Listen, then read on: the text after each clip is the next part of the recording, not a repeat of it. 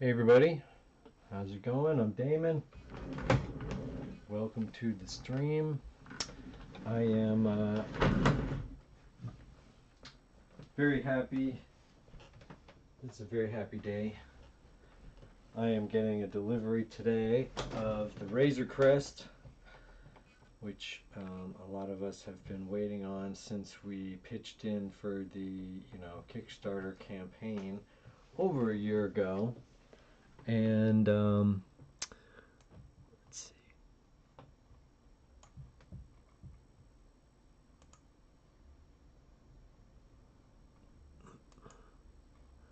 All right, hold on. So it hasn't come yet, and just going to be straight with you. It might take a long time before it arrives. My FedEx app here has no real information other than that a label has been created, and most likely the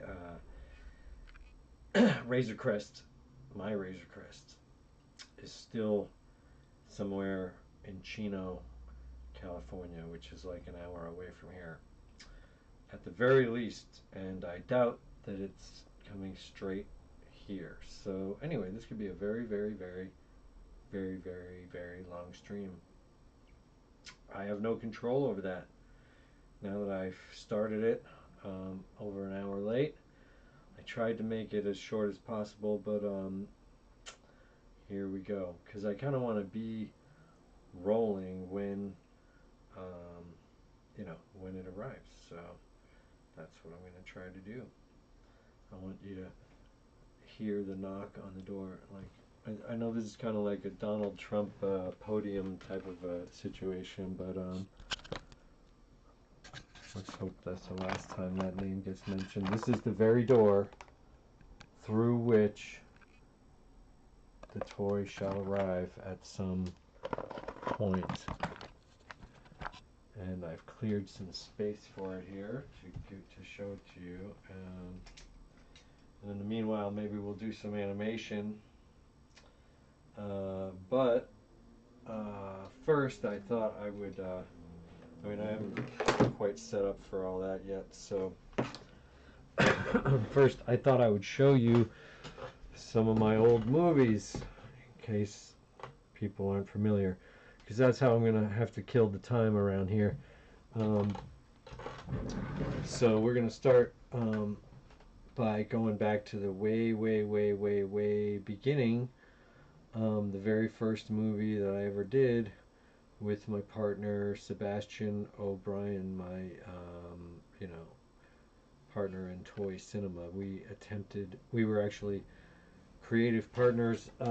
Previous to that, Sebastian and I was in Sebastian's band called Obey. Way back in the day, like 25 years ago. And then we became, I mean, we were friends before we were in a band together, and we were both super nerdy and collected action figures, and so it seemed like a fun thing to do to, like, try to make a little movie. Which first movie that we made was we started in March of 1998 and finished in September, 6 months later, and aired a little movie called Alien 5 on local cable access, and that was March of. There we go. Just making sure we were live. So yeah, September 1998. Alien 5 Squared debuts on cable access, and this was a video that we made with just a VHS video camera, and I didn't have a computer or any editing equipment at the time. And this has been re-edited since, because the pacing on the original edit was just so hard to watch. I had to edit it down. But anyway, this maybe a lot of people have seen this here and there. It gets passed around or something, or a lot of people have. I mean, the reason I'm starting with this and showing it to you, going all the way back to the beginning, is because somebody commented on it today on the video on YouTube saying that they remember it from their childhood and the sequel. And you know, stuff like that really warms my heart, because I guess there's some people around who've been watching my videos for a really, really long time, and you know, maybe they've long, you know, a lot of people have long forgotten about it, and then remember it in the back of their mind, and then look it up online, and oh, there it is. And you know, so it's wonderful to hear from fans who remember my stuff. The sequel to this, Alien 5 Squared, was a big hit on MySpace way back in the day. But as was my Star Wars in 3 minutes. But anyway, we're going to show this. It was made again with a VHS camera, so that means it's not stop motion like my stuff I do nowadays.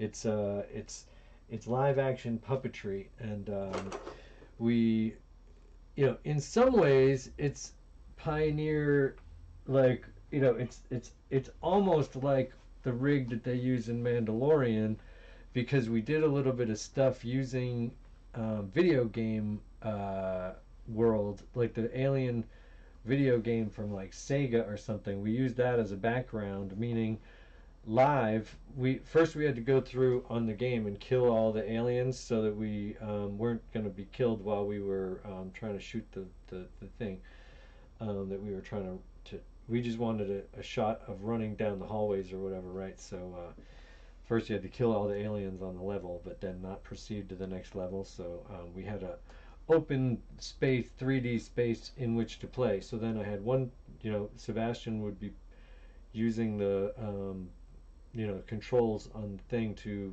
make the 3D environment. I would zoom in on the TV set to make that the entire background, and then hold up an action figure in front of that, and kind of do the puppetry as somebody was moving, as you know, Sebastian or whatever was moving down the hallway.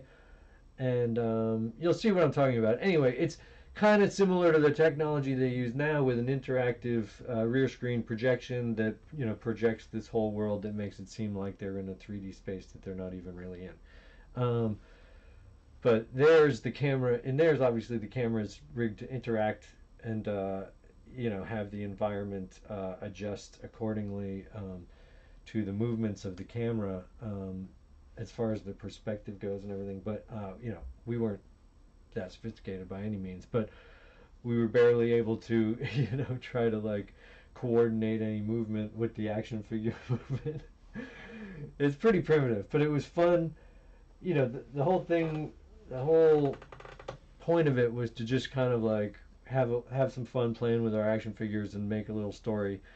You know, because to me, right, the spark of the idea really was that they were making these toys back in the 90s of alien figures from Kenner, the same company that made the classic Star Wars figures. They got that Kenner license. I mean, they got the Aliens license or something late in the mid 90s.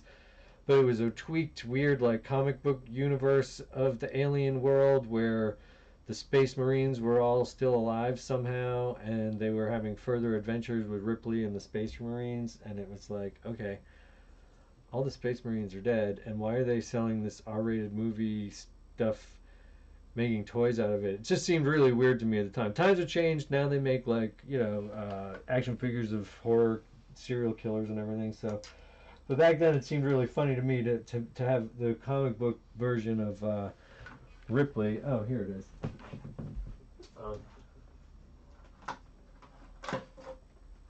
So yeah, the spark of this video that I'm about to show you is this right here, which is the box from the Aliens Kenner.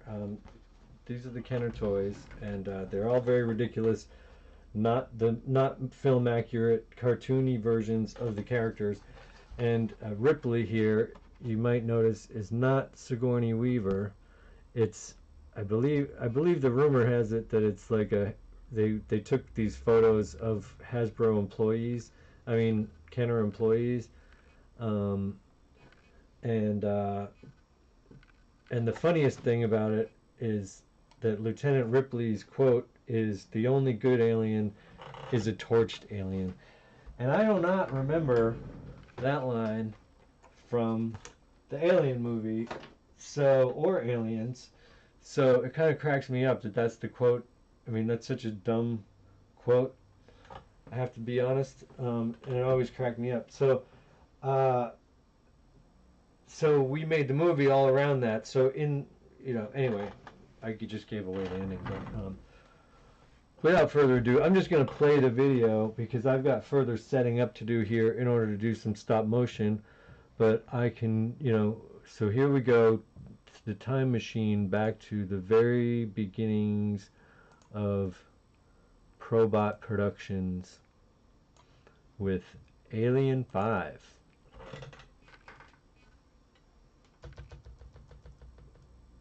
Our original logo right there.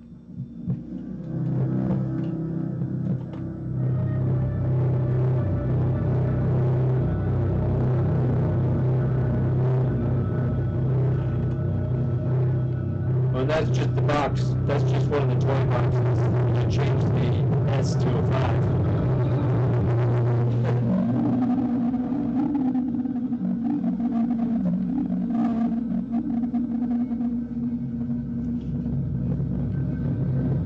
Happy to answer any questions anybody has. Happy to see that we've got some people watching. Bishop, are you reading this? Of course I am, Ripley. It looks like a distress beacon. Can you verify? Verified. It's coming from a nearby pleasure cruiser.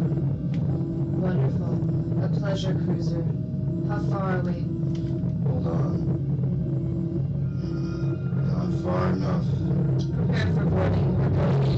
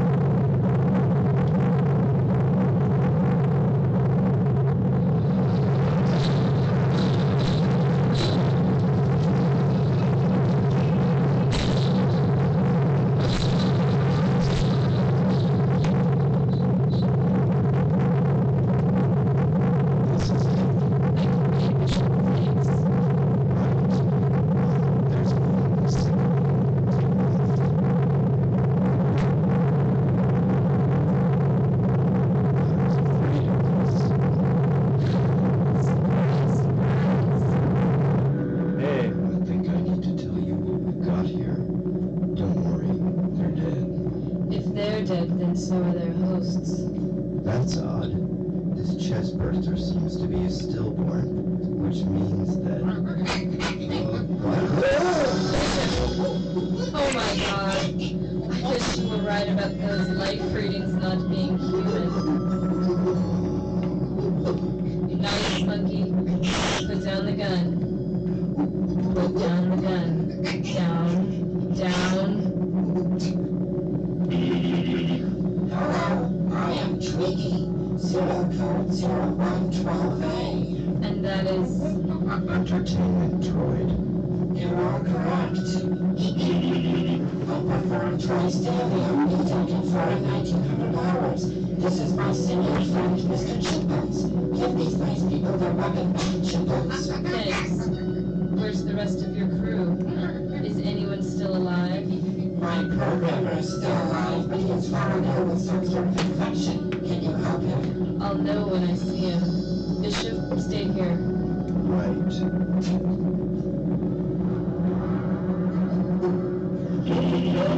My trained physician. Do you possess any training? Not exactly. How long has he been ill? Since 400 hours this morning. Does your companion have training of a medical nature? Bishop can't help him. He's as good as dead. The best thing I can do for him is to kill him now. Save him the suffering. No, do not kill my poor member, please. Have it your way, but no infected survivors leave this ship. Come on. I may have a use for you.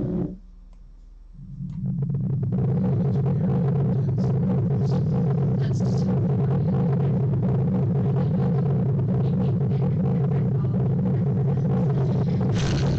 I really don't have time for this.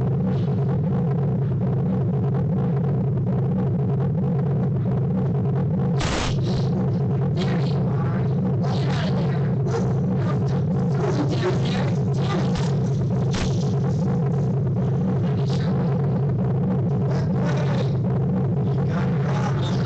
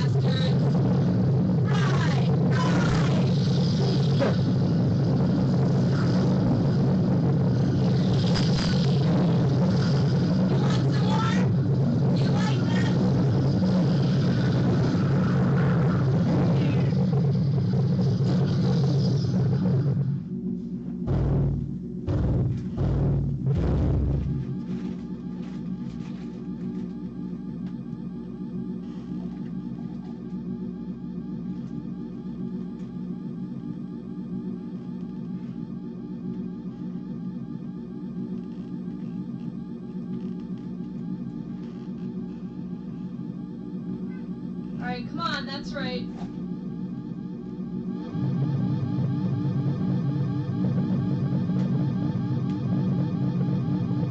Bishop, how do I disconnect you from the power loader? Just grab those wires and pull. Are you okay? I think so. You've got to be kidding me.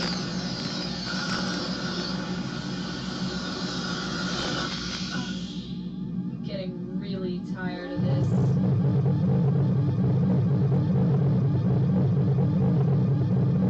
The docking bay is dead ahead.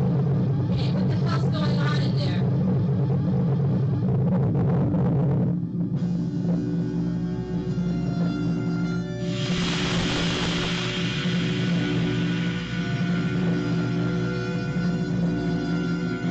Hello, friends. I should have known. You're just in time. I'm providing you secret access codes to program your ship's autopilot. Unfortunately, you are still alive. Yes, you're sending this queen back to Earth for research. My programmer wishes to breed these creatures. I'm carrying out his orders. Ugh.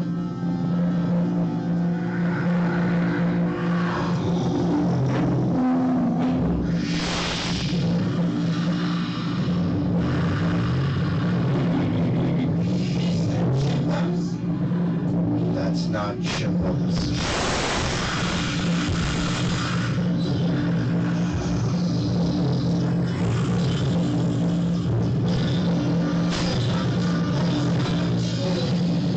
It's not your precious monkey, Tweaky.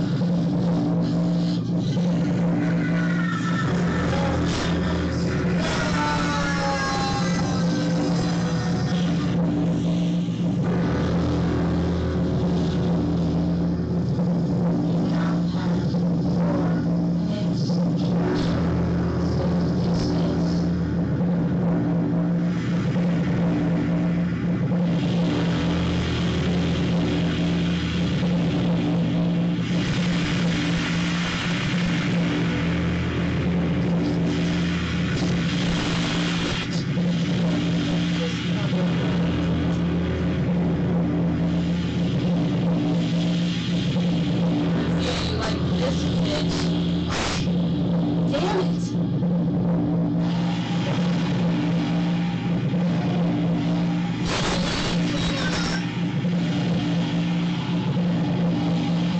You two, go for the hole in the floor.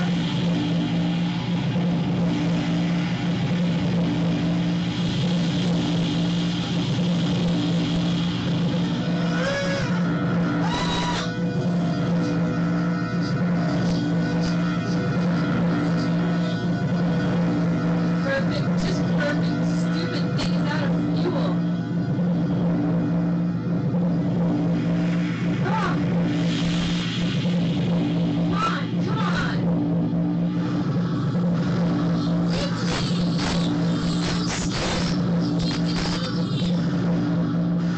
Bishop, distract the queen.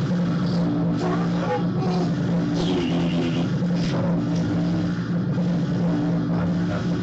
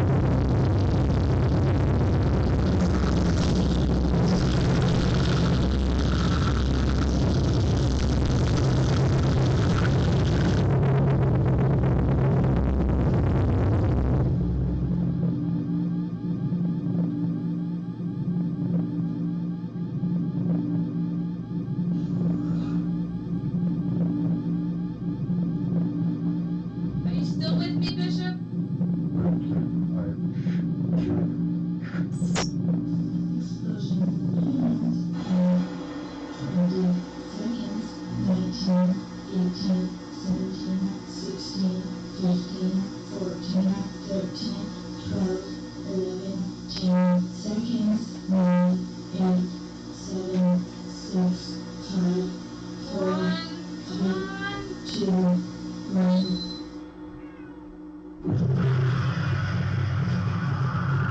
Hey. Hey, Brian, how's it going, man? Good to see you. We're clear, Bishop. We made it. Bishop? Bishop?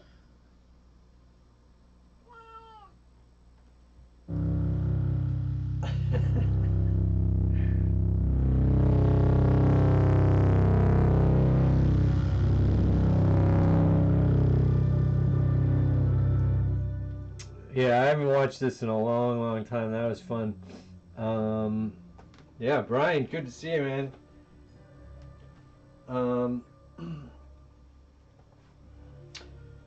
So yeah, I love all the cheesy dialogue that I think Sebastian. We basically,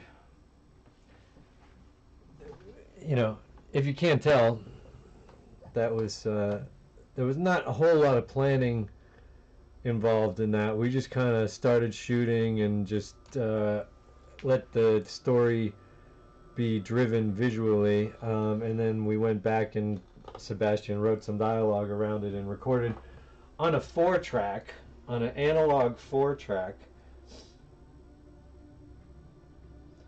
Yeah, the Crest, yeah, I'm waiting on the Crest. We could be waiting until long after dark. I have no idea. When I look on the FedEx app, there's no information. It seems like it hasn't even left Chino. So we might be waiting a really long while. Oh, there's a trailer for the sequel. Let's watch that. Oh, no, wait, this has copyrighted music.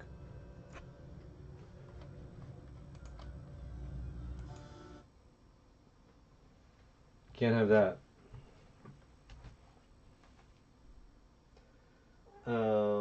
Yeah, well, we might get around to watching Alien 5 Squared if the ship doesn't come. Because right now all I've got to do here is play videos because I'm not even really set up to do stop motion. And I thought about the stop motion thing, but I don't really want to set up a shot that I want to complete, because if I do that, then I'm not going to want to clear it when the ship comes. My cord only stretches so far. I'm going to be able to bring the camera a little closer, but I'm going to unbox the ship right here. So, and this is where I do my stop motion. So, anyway, I thought I would maybe do some kind of a fun play around with the Ahsoka Tano figure. I don't have the Rosario Dawson one yet because I don't think it's out yet. I think it's going to be a long while before we get that one. But I do have this one from Clone Wars, and it's really great figure. So I thought I might have her battle against Darth Maul here with lightsabers, and that might be a fun thing to try. Again, I don't know how it's going to turn out if I don't plan anything ahead. If I just kind of do a lightsaber battle that I'm not really thinking through ahead of time visually, I don't know how good it's going to be, but it'll be practice. That's all it'll be. It'll be a fun practice. Oh God, FedEx tracking. Yeah, it could be any time. Yeah, I know. It's it seems like, well, I mean, I don't really know how. I know that tracking other stuff. I didn't have the app before, but tracking it before, just using the tracking number, doesn't seem to really give you any real information. So I was hoping the app would be better, but right now all it says is label created, and the box is on the very first dot, and there's 3 more dots along the line before it says delivered. So could be waiting a while. You know. Anyway, back to how do I like the Book of Boba Fett? Well, tell me how you like it too. I think it's good, you know, but you have to forgive, obviously, a lot of stuff. You know, um, if you're willing to go with just the fact that Bib Fortuna and Max Rebo are alive, you know, I'm willing to do that. I'm willing to make that stretch and believe that they, you know, escaped on a skiff. Um, by the way, I just got a skiff. I got this skiff as a gift skiff, from my friend Lior. So I can't wait to do something with this. But yeah, I'm willing to believe that those guys escaped out the back as they saw that the crap was hitting the fan, the poodoo was hitting the fan, as it were. Yeah, I'm supposed to get it today. That's what it says. But what I'm wondering is, how did he get his gun back? Because didn't his gun get severed by Luke? His gun, I believe Luke chops off the barrel. So they need to show him, like, getting a new one, like going to the, you know, gun store and buying that exact same gun again, because he clearly has the same gun. I've been enjoying it, Brian says. I know there have been some complaints. Oh wait, I need these glasses are for a reason. Complaints, I understand that. I've just been going with it all. I don't really know what other people's complaints are. I don't really pay attention to any of that kind of crap, really. It doesn't really. I'm kind of done with caring about what other people think about the things that I like, because, you know, I mean, at least there's some effort by some people to try to tone down the hatred a little bit, because I think we don't need any more of that. There's plenty to, you know, my philosophy on Star Wars and all of the shit is that there's always been stuff to cringe at. There's always been bad parts of even the best movies. So you take the bad with the good. And there's good in all the movies too. And yeah, I mean, I don't really want to get into the last one. I really don't watch it. I really don't care for it all that much. But the rest of them, I think, have plenty of amazing moments. So, and I think all these shows are pretty, like, much better than I expected them to be. So I'm kind of willing to let it play out. The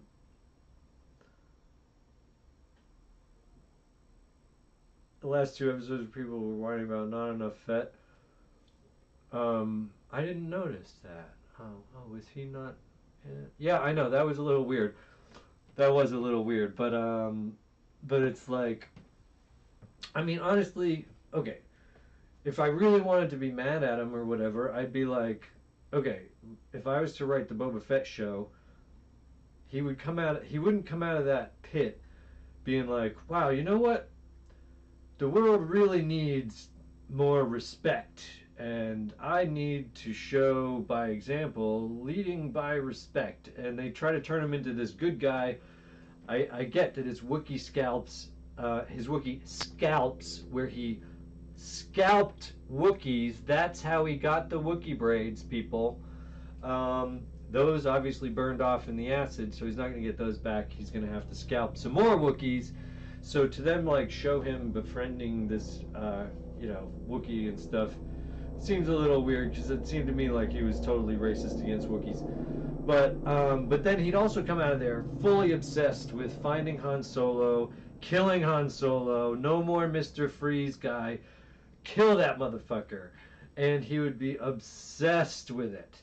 And that would be the show that I would really want to see. But this show's fun too, so whatever the hell, I'm just going to let him go with it, and I'm not going to complain too much. I don't have any action figures to play with it because Hasbro's kind of being weird about, like, not keeping up with stuff. Yeah, to me the series has saved the franchises from the last bad movies. Yeah, I agree.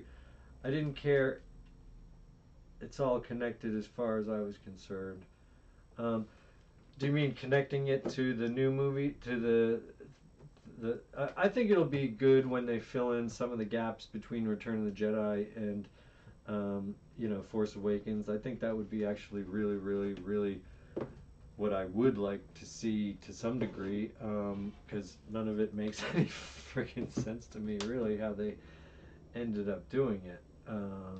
But because it doesn't really, I don't really get how. Okay, so if Mandalorian was following some signal to find R2D2, that doesn't make that planet the most unfindable planet in the galaxy. They must have to get Doctor Strange in there somehow and make everybody forget that this planet exists, because it doesn't seem all that hard to find at this point. He's got to, like, I don't see how they just do that, but the Boba Fett stuff in Boba Fett show is the most disappointing stuff, really. Well, yeah, Cad Bane reminded us he worked with the Empire. All the stories this series are all connected. Oh yeah, all the stories in the series are all connected. I think that'll be, and look, it's like they're getting a lot of the details right. So, and to me, what I'm feeling from the stories from the Mandalorian and stuff is that they care a lot about the toys, and it seems like they are making reference to toys and whatever. So it's to me, that's more what I care about in some ways. Like when they get the troop transport and things like that. Like they're gonna win. They're gonna be able to win me. Like I've been worried ever since Disney took over that they're gonna be sneaky. They're gonna start sneaking mouse ears into everything. They're gonna have like and like just have that silhouette with the mouse ears somewhere in there, and that's really gonna bother me. I bet it's gonna be in there somewhere, but they haven't done that, so whatever. At least that hasn't been their priority. And most of the stuff that they've done has been pretty cool. So I just take the good with the bad, but it's getting weird. It's there was so much in the Clone Wars that was a little off, that I don't necessarily want to see every single person from Clone Wars brought into this new live action world, but I like Cad Bane. He's cool. Well, I think he had some kind of a I think he had some kind of a beacon or something. I don't know. They don't explain it, but yeah, it doesn't make sense that he would just be able to find them unless they, establish some way for him to do that. But they, I guess they just don't tell us everything about what is happening. Oh, the Star Tours droids. Yeah, I don't have. I have one of those. I think, but I don't have a lot of the Star Tours droids. But like occasionally some of the design of the new show bothers me. Like, I guess I can. Okay, the robot has the green visor, which is a reference to classic 50s and 60s casino dealers or something like that. But and those kind of design things are tip of the hat, whatever, fine, art department.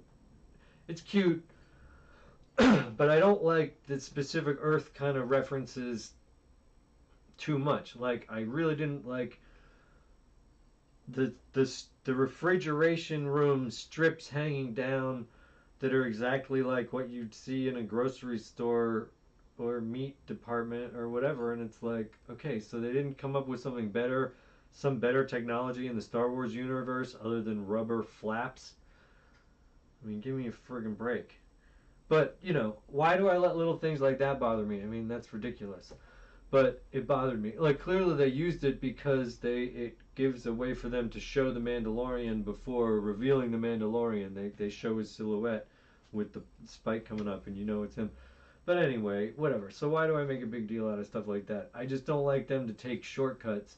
But to them, they think that's cute. Like they think everything that they do like that is cute. Like, look, it's just like a meat locker in on Earth, but it's, I don't know. To me that's I want it to be more. I want it to be its own thing. Uh, I never watched Rebels, so I don't know. I don't. I don't know that show. Some people were hoping at some point to see the. Gosh dang it! I forgot to read with my glasses. Some people were hoping at some point to see conversation between Luke and Ahsoka. Yeah, I mean, clearly they're just giving us a little dribble of that. Like, okay, so the question is, are they sleeping together? No, no, I'm sorry, I shouldn't even go there. But I'm always asking that question. But they, I mean, considering they're both, there's no Jedi Order anymore. There's no real reason to follow those rules anymore, and she's not even a Jedi, so um, she doesn't have to follow those rules. She can sleep with whoever she wants. Um, yeah, the meat locker fight in Black Rain. Wow, that's an old school reference, man. Or but like okay, but or like the Mon Calamari wearing the suspenders on the dock, and it's like, oh wow, so whatever planet develops, a kind of um, a culture around the docks, and all end up wearing the same kind of sweaters and overalls and stuff, even if they are lobster people. And it's like, oh, their first meeting. Oh, I see. Yeah. um, yeah, but I guess they're probably saving that for, saving that for some other thing. I don't know. Because it's kind of weird to try to figure how they're going to shoehorn Ahsoka Tano into this universe because she clearly was an afterthought. So it's but some of the ways that they're doing it is fine. I hope it all turns out all right. I mean, I'm looking forward to that show.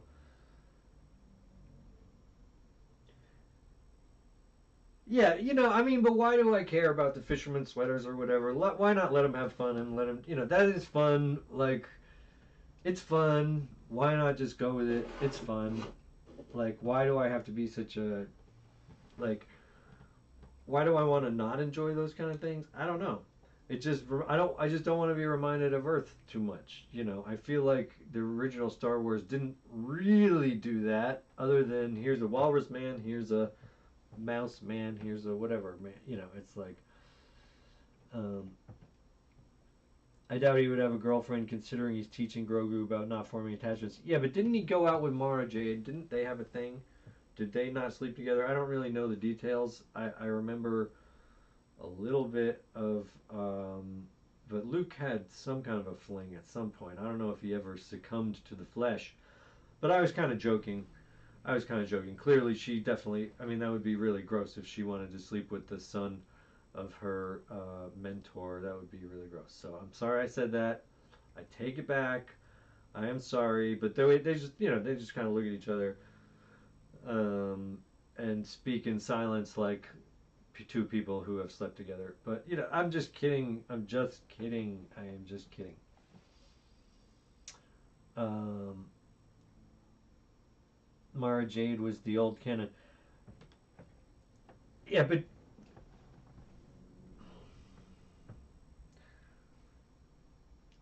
uh, okay. I but he married Mara Jade. Exactly. All right. No, no. But I mean, would you want to see James Dean? Would you want to see Mara Jade brought into this new universe? Do you want all that old stuff jettisoned? Because they're bringing Thrawn in.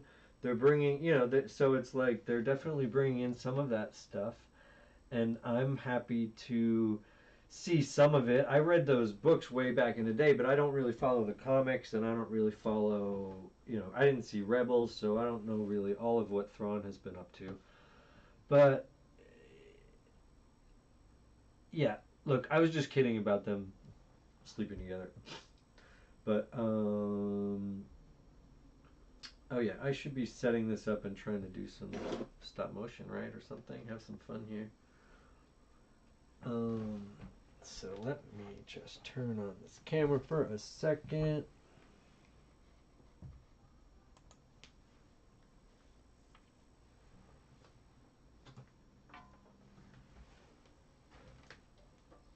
Okay, so fine. We've established that Luke wouldn't be sleeping with anybody. He's a very good boy. But what about Ahsoka? She can do what she wants, and she probably wants a girlfriend at this point. So what do you think? Should she have one? What am I doing here? I'm turning on my software. Create new scene. Call this one Ahsoka. Oops, how do you spell Ahsoka?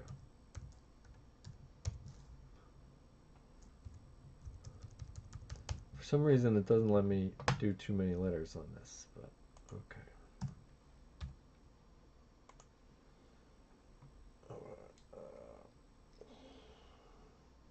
The Rogue One movie changed the whole story about the first Death Star plans.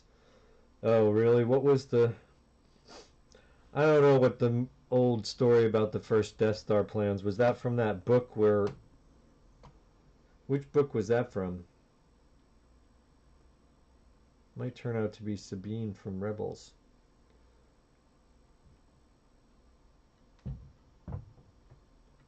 Who might turn out to be Sabine from Rebels? Her girlfriend?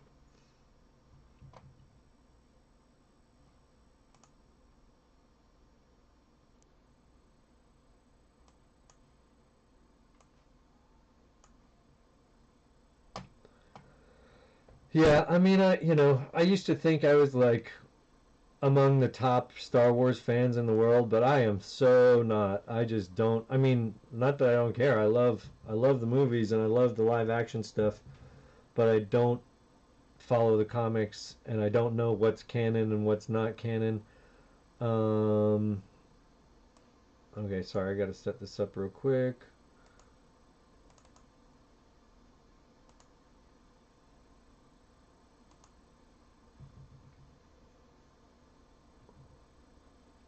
Oh wait, no.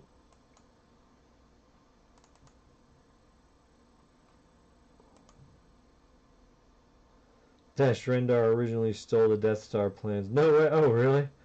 Kyle Katarn. I mean, I remember those names, and I had Dash Rendar action figure and stuff, and I had the ship. I don't have those anymore. I had to purge some of my stuff in previous bouts of poverty. I keep trying to find. There it is. Here, let me try this.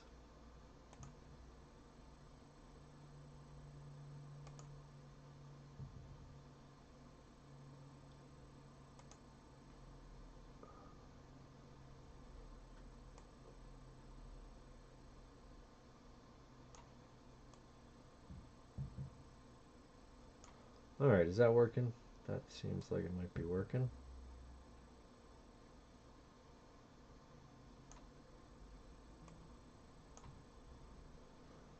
This is hard to do. Alright.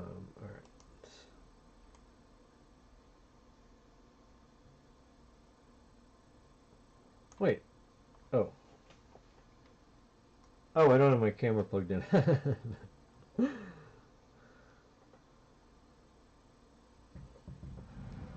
Sabine is going to be in the Ahsoka series. Who's playing Sabine?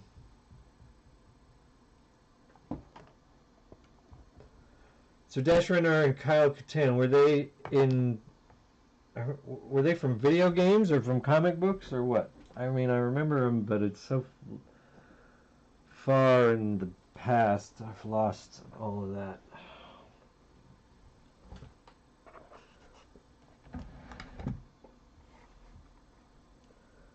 Sorry, I don't have this set up properly. 1 second.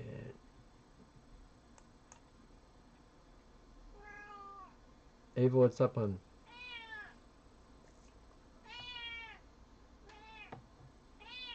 Ava, wow, you're freaking out. What's going on?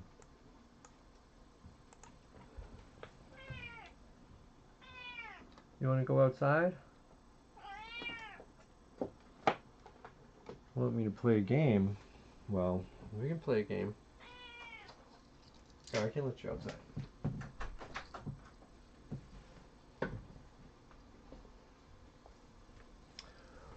Alright, now we're talking. I think comics. Yeah. I mean, I've liked some of the Star Wars comics I've looked at. There's just so many. Yeah, I had some of the toys. I just saw Dash Rendar spaceship at Blast from the Past, but it was in the box, so I wouldn't want to get that because it's too much money. Okay.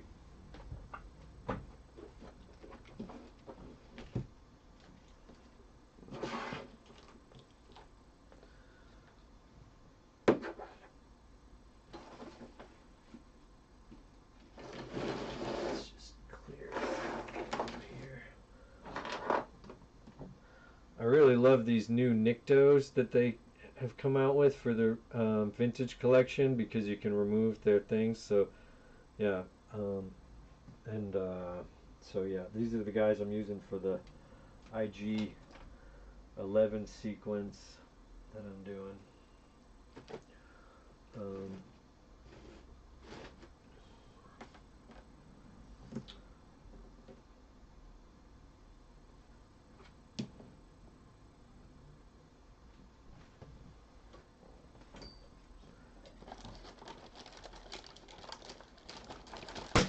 Uh-oh.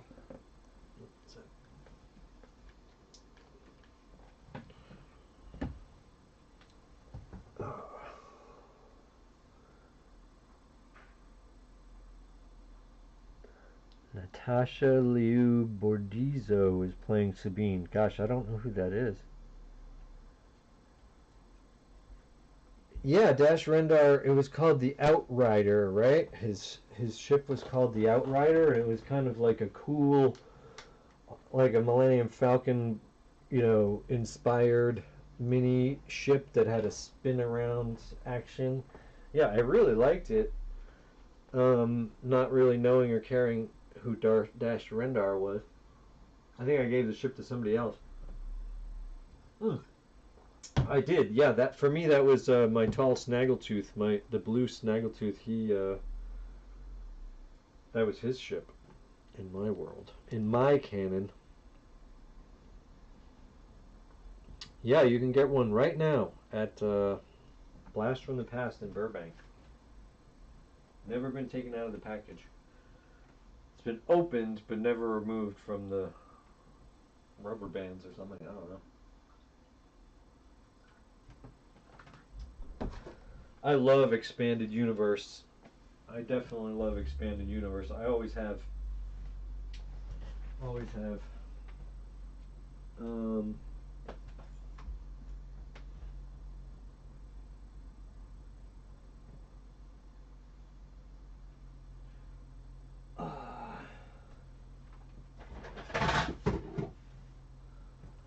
So let's just set up a little background here. Just for fun. Just so it doesn't look like total shit.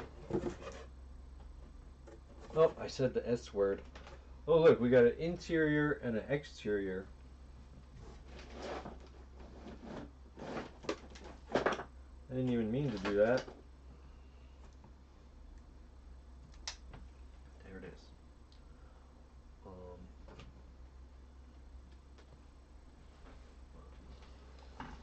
Alright, this lighting is terrible. Hold on.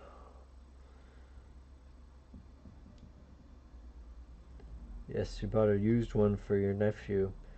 For your nephew? Yeah, no. I gave a bunch of toys to my nephews as well, and now I'm kind of craving to get them back because I don't think either one of my nephews cares a lick about Star Wars anymore.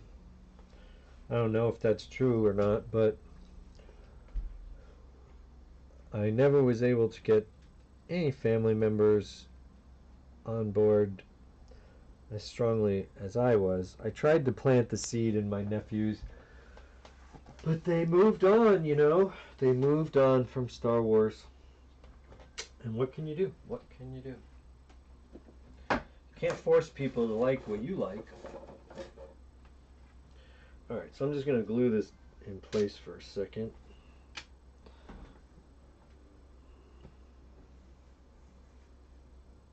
Yeah. So, but James, do you have like your own canon that you care about? And Brian, anybody can chime in on this. Do you have like your own rules that you've set and you don't let Disney tell you what to believe about what really happened? It's so silly, the whole thing. You just can't think too much about it. He did back when he was 8 when I got it from. But he loves Grogu. Oh, good.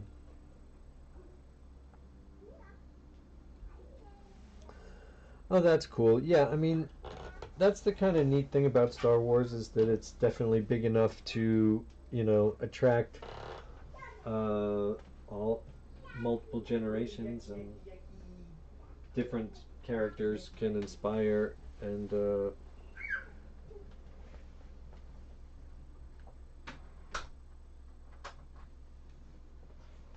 you know, I think a lot of people are mad because there's all these new characters that are trying to obviously appeal to different kind of people than, you know, who were prioritized to, you know, back in the 70s and 80s. So I think it's a great thing. I think it's a wonderful thing. I love all these new characters.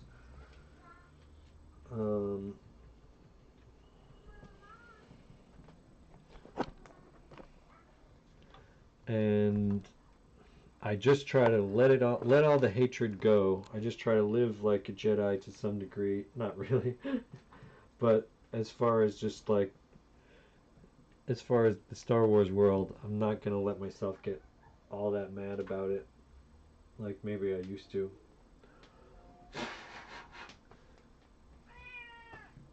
Ava, what's up, man?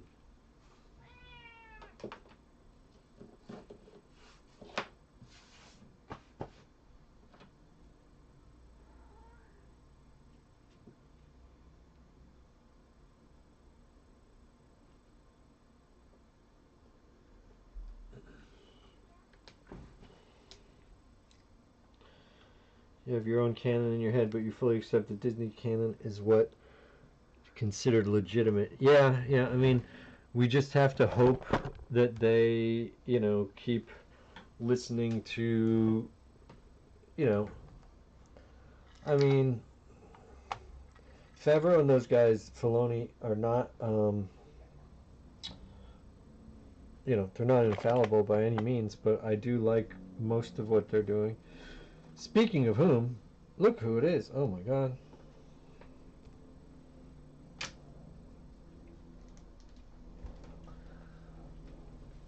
We have guests visiting the set. It's director Dave Filoni. Dave, what's up, man? I can't believe you decided to drop by my humble unboxing of the Razor Crest. What's going on, Dave? I'm excited to have the Razor Crest available. Finally, two fans of The Mandalorian. I don't know what he talks like.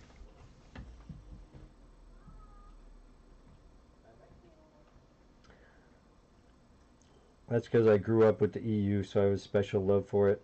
Yeah, so I guess you grew up in the sort of, in the times, you know, what many of us consider the dark times, when there was nothing, there were no like videos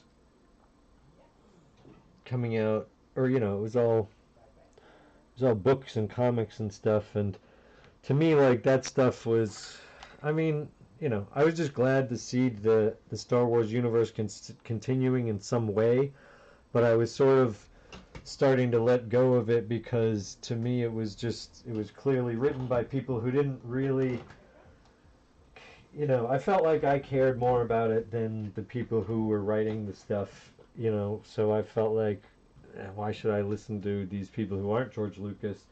He's sort of out of the picture. And I just remember reading the books and being like, having this part where Luke was like, oh, and it made him think back to that time when he was hanging from beneath Cloud City. And it's like, well, no shit, you'd probably have PTSD and be reminded of that shit no matter what you do. It's just ridiculous, like, I don't know, just kind of silly in my opinion. Like, I just felt like they were just trying to take my money at some points. Oh yeah, here. So we can do a scene where Dave is directing.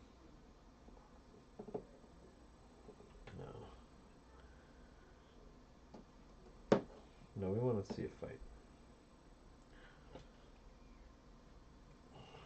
Hey, look, it's Jon Favreau, but he's really big.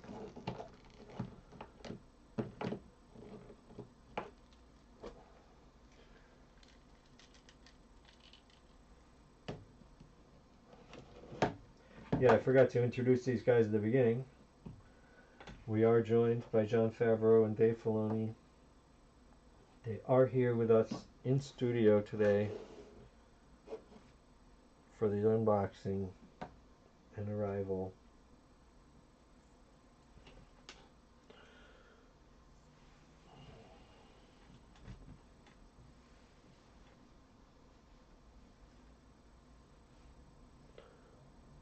Alright, so what are we doing here?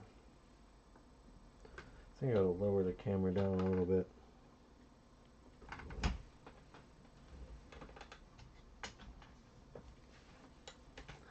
So James, tell me something from your headcanon that Disney wouldn't agree with. Like, okay, for me, my headcanon is that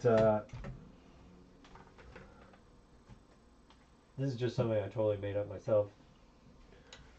That Qui-Gon and Shmi definitely had sex, and they got together right after the pod race, and they were all excited and obviously very amped up from the win. He just freed her son. There's nothing basically more enticing for a lady than freeing her son from slavery. So I can't imagine that she would be able to resist, and that he would be able to resist. He's like, we might never even get off this planet Tatooine, so I might as well.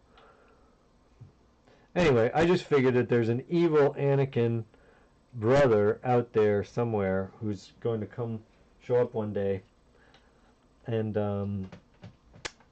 before Anakin turns bad, and he's the long lost brother. And of course he's got super powers, because it's, Shmi already had force power within her somehow for giving birth to Anakin. And then you've got Qui-Gon. So then, Qui-Gon's evil brother would obviously be twice as powerful and super pissed off, and have a axe to grind with his brother, who got to be a Jedi Master. And he probably had to be a slave and never got freed. Anakin said he was going to come back and free the slaves. That's what I would love to see. Like, what the hell ever happened with that? It seems clear to me that George Lucas originally planned to have Anakin come back and free the slaves before he turned bad on Tatooine, but then he never does. So I think he definitely needs to do that at some point. I was going to film a scene where Darth Vader comes to Jabba's palace and starts killing everybody and saying, like, slavery is outlawed, even though, you know, he's with the empire or whatever. But even under the empire, slavery is outlawed because, you know, he personally has a grudge against it.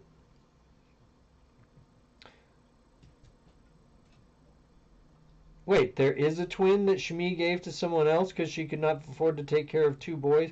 But wait a second. Whoa, wait a second. What? In what? Is that a comic?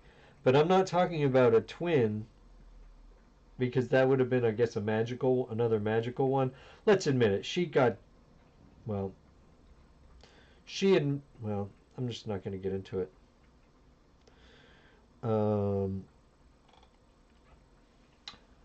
I think it would be better if it would be Qui-Gon and her having a kid that's younger, 10 years younger, or however old Anakin was at that time, and you know, younger and more powerful, and pissed off.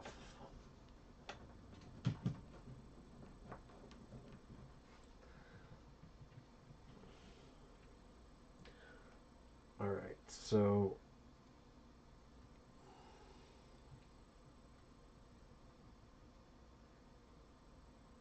oh, that's your canon. Oh, okay.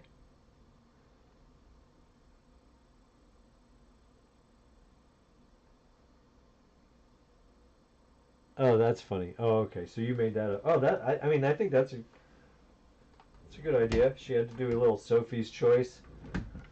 It's Sophie's Choice meets Star Wars. And there's definitely a history of twins in the family, so they've got that gene going. So could be. But is she female? Oh, you think it's a male?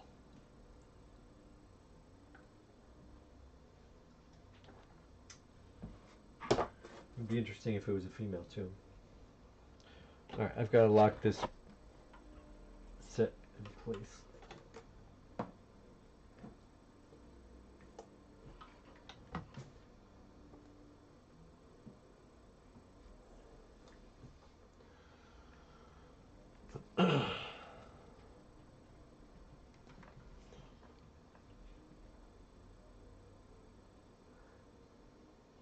Yeah, I get the George Lucas idea is Shmi is the Virgin Mary. Yeah, but I'd say that both of their stories are a little hard to hard to swallow, if you ask me. I think a lot of questions need to be answered on both of those stories.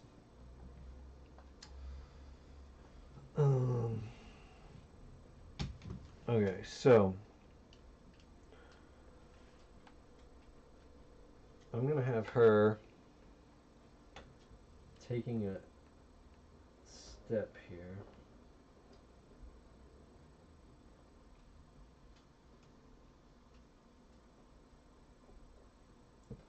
No, first of all, wait, she's gonna drop in, so I shouldn't have glued her down.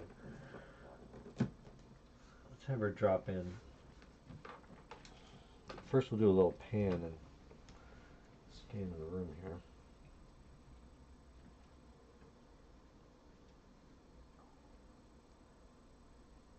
Oh, you know what would be cool? Oh man, I just got a good idea.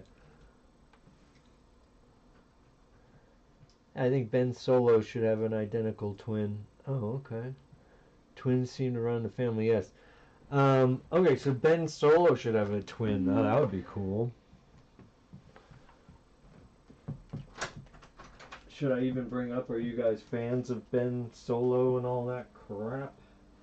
Because there's stuff I like about it, for sure. Other stuff I don't like quite as much.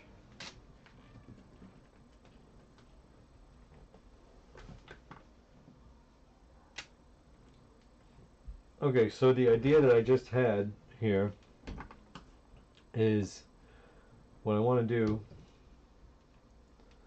Yeah, first let me just give this camera a rest because it's already overheating here. 1 second. Yeah. So, as many... What? Okay. As many ideas that I get come to me just from sort of looking at what I have to work with and deciding what to do visually. Since I created these doors, this is a door. This, by the way, is just a. Here, let me just turn this off for a second. This set. Oh, I'll just use it here. This set. No, we're giving this camera a breast. That's what we're doing. So, yeah, let me just turn this off for 1 second. Yeah, so this set that I have here is just a frame from Mandalorian, season 1, episode 1, from the Nikto compound, and I just took the screen grab, printed it out, or I just had to touch it up a little bit to kind of remove. There weren't any characters in this particular shot, but the doors were closed. But then I printed it out, posted it on foam board, and then I just took a blade and cut through the foam and did a really clumsy job of it, to be honest. And then colored in the areas where I cut with some brown Sharpie. And so now I have the doors independent and just taped to the back. So since I'm going to do a fight here between Ahsoka Tano and Darth Maul, and first I'm going to have her drop in. Not sure where she's dropping from, but it doesn't matter. She's a Jedi. She can do that. And I'll have her like take a step or two, and then she'll like get a sense, that she'll feel the dark side of the Force, right? And so she'll like drop down into a sort of a more of a crouch, and at least prepare her blades to be ignited. And but then what'll happen is these doors will close, because Darth Maul is using the Force to close them, and then he will like flip in to the shot like that, and then their battle will begin. I don't know how they were both hanging out in the rafters and didn't notice each other, but who cares? We're just having fun here, right? Oh, let's have her just walk in, right? She'll just walk in. Yeah, that's normal.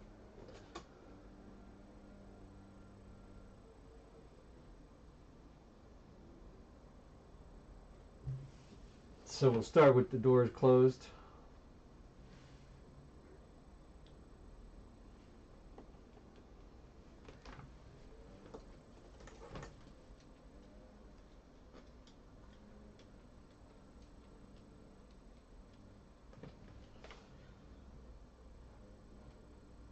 Alright, so I'll glue her in place out here.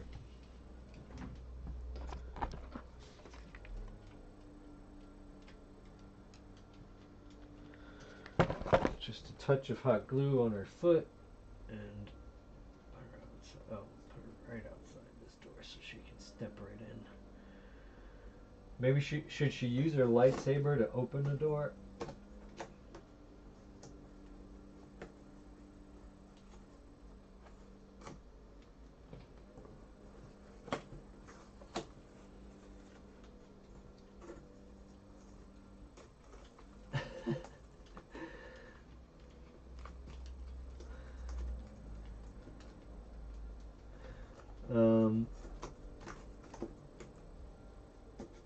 So in order to close this back up, it's going to basically, geez.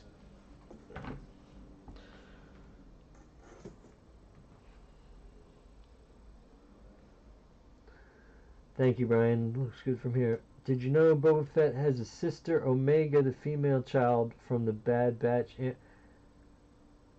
Oh, yeah, right. Yeah, I forgot about her. Right. Oh, so you think they're going to tie in that story? That'd be interesting, I guess.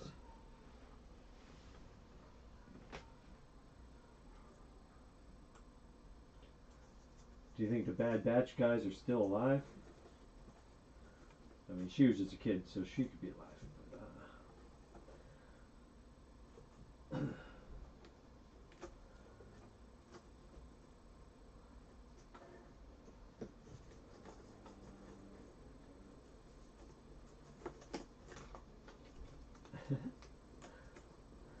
I don't know if these. Alright, that ought to work for our purposes.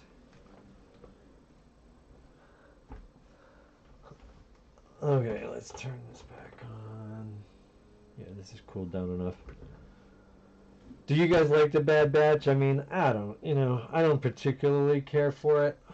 It's really just a little too much aimed for kids, in my opinion. I'll watch it, whatever. Watch it.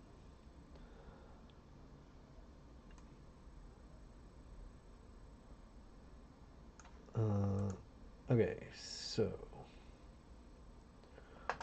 what am I doing here?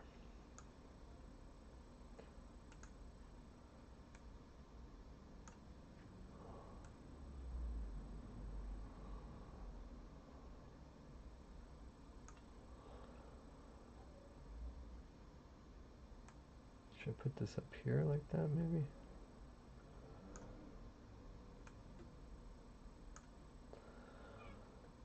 Wait, that's what I should do. All right.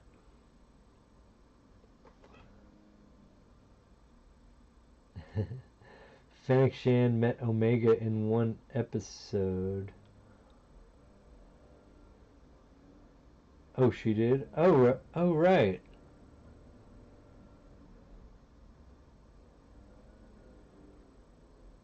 God, I forgot about that. So Fennec Shan was around. So wait, and Bad Batch takes place like right after the third movie. Interesting. I like Fennec. She's cool.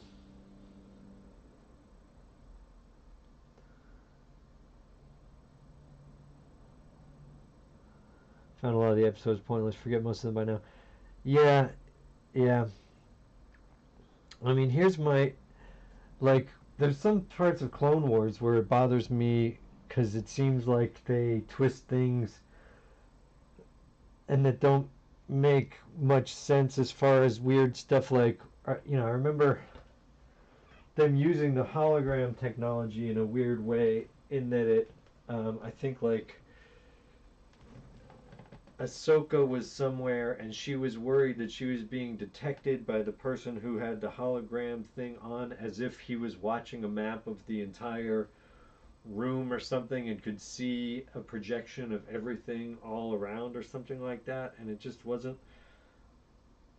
didn't make any sense the way that how we were supposed to understand holograms. Anyway, whatever. Stupid stuff like that. I let stupid stuff like that bother me. Bad Batch, that actress who plays.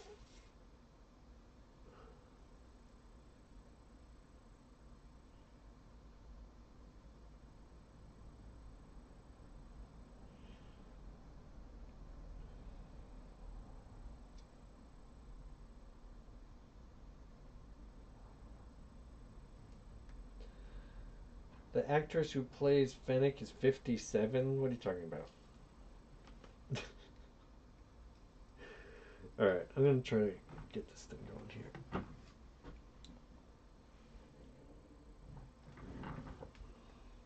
I love Ming-Na Wen. I think she's really great.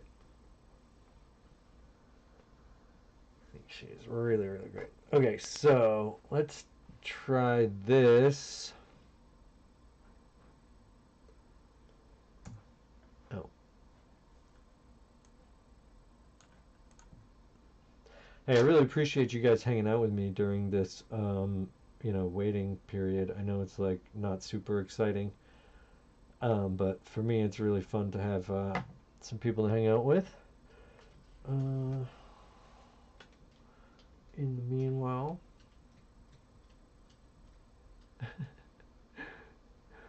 Okay, so the problem with this is that it really reveals my that the doors aren't really very solid.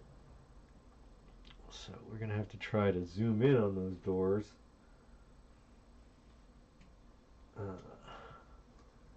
So we don't. Oh, it's really, yeah. Okay. Oh, I know what to do. I just need to block the light that's pouring through them by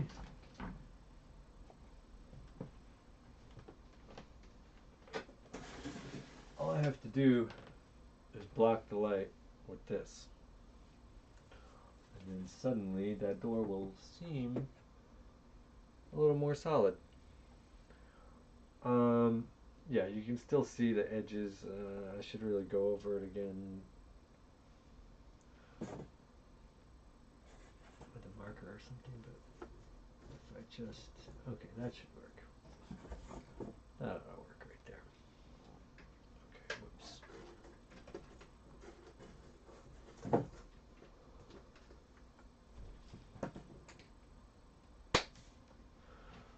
All right, tilt up.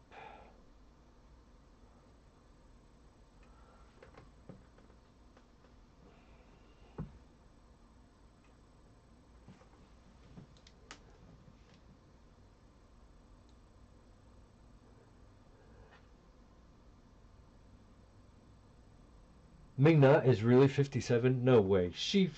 That even makes her more kick-ass. Are you serious? Tamura Morrison is 60. Wow, yeah, well. They better hurry up. Before I even get any older.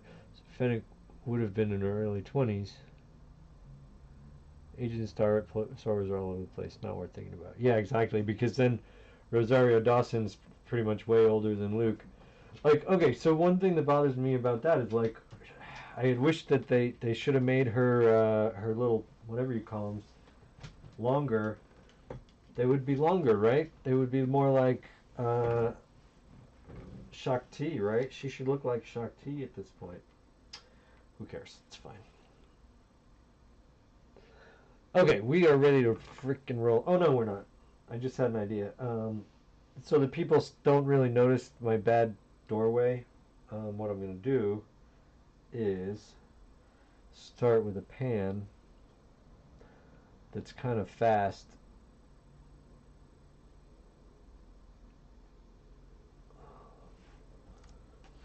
Oh, I didn't do a test shot.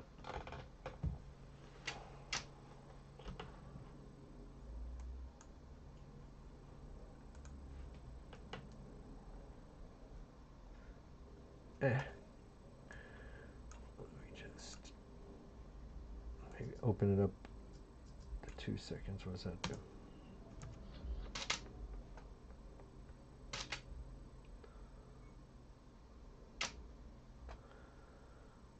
Yeah, that's pretty good. All right. So I'm on ISO 200, f16, 2 second long exposure. Let's roll on this sucker here.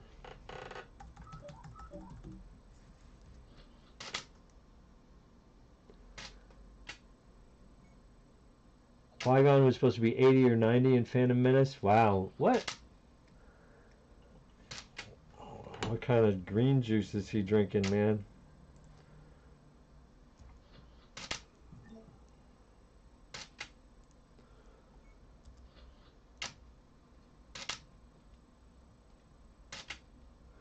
Yeah, in Rebels. So right. In Rebels they made him longer and then they made him shorter because yeah, it's okay. I hear you, I guess. What are they going to do? It's hard to actually do that kind of thing. And it would be terrible if they were CGI. Let's just be thankful that they're not doing some weird stuff like that, I guess. But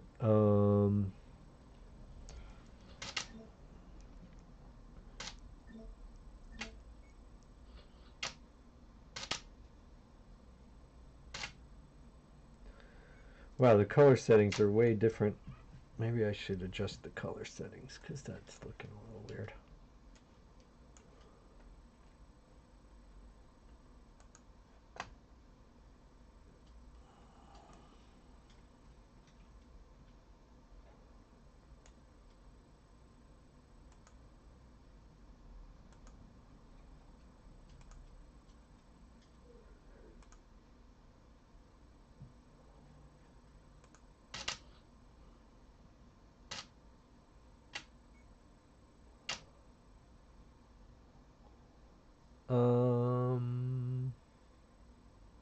Do I like that better or do I like the other one better?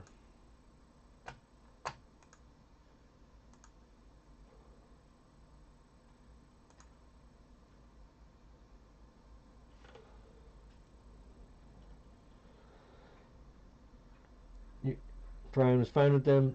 Rosario did a good job. Yes, I think she did great. I mean, I maybe would have been happy if they'd used the original actress. For Ashley, what's her name, Eccleston or something like that. But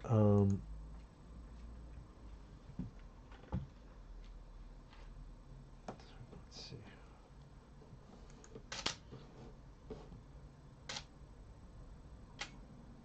Oops.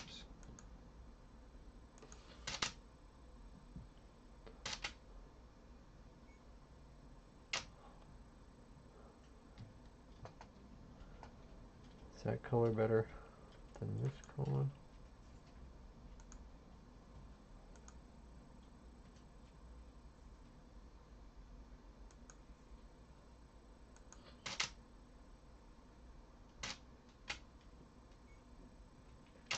Ah. Uh-oh. Cat barf. Alert. Alert. Alert. Alert. Alert.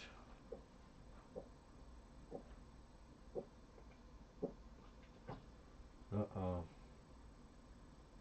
Ava, did you have some grass outside that didn't agree with you?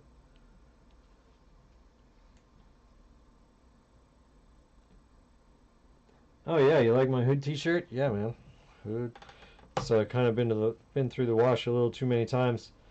And unfortunately this design got taken off of the I have a TeePublic account, which is, I believe it's just Probot is the name after. It might be zeros for O's or something. I don't know. There's a link to it somewhere.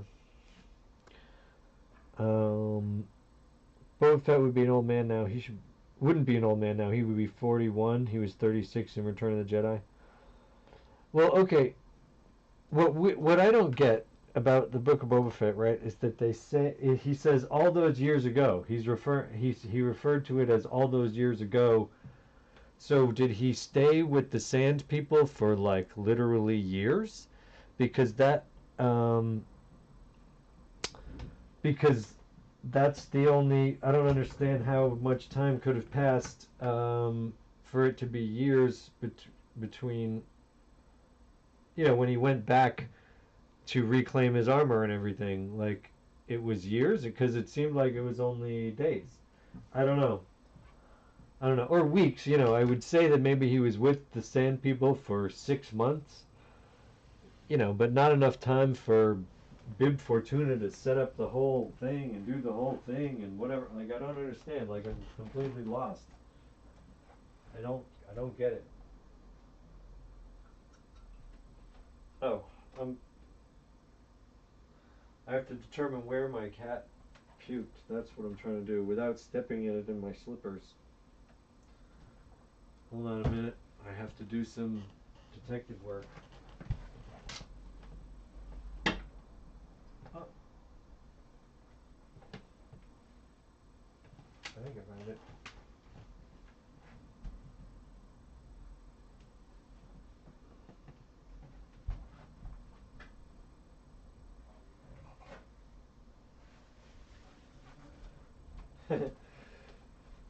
So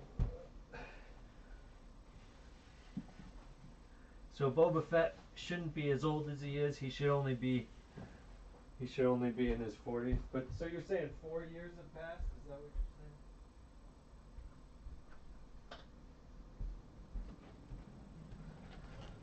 you're saying? Are you saying he stayed with the Sand People for 4 years? I miss Jabba. Yeah.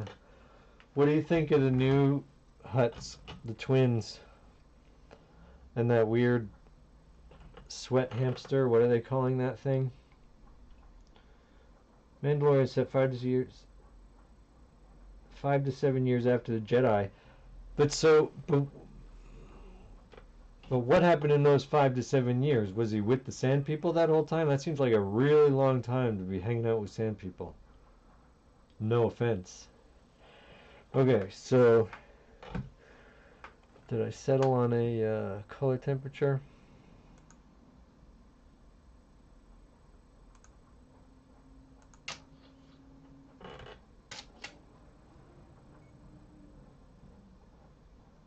It's too warm.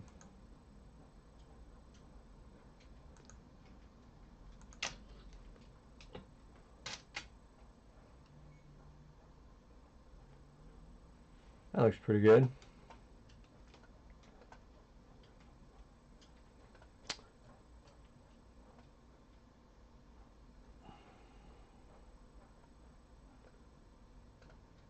Okay. Ready to do this for realsies.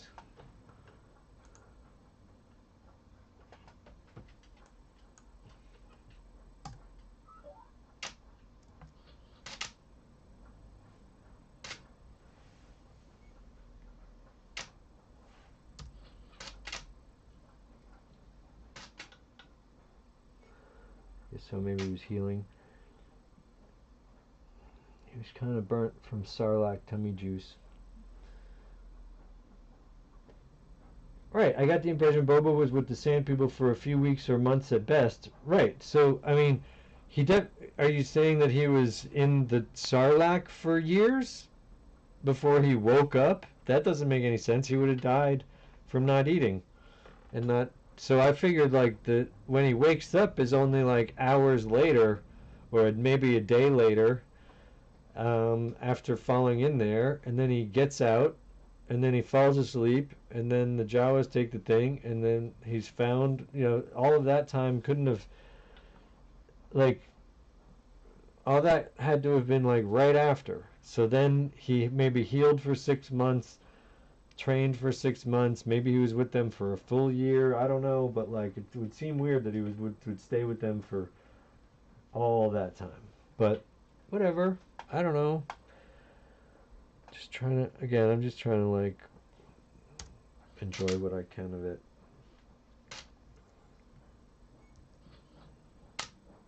Alright, so I'm going to do a little, oh. Right.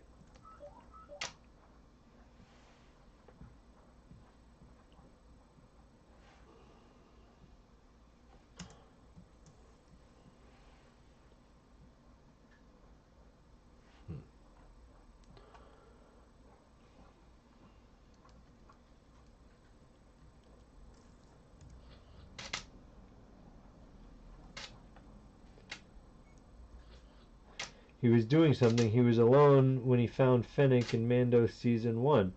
Right, but that was after. Right, so you're saying so there was a time between when he left them. No, but it shows him basically leaving, going on the bantha after the people are killed, after all the Sand People are killed, and then he pretty much immediately sees the signals from when they were doing the flares. And then he goes and finds Fennec, so that would have been right after, to me it's, it would really be pushing it if that was a year later. But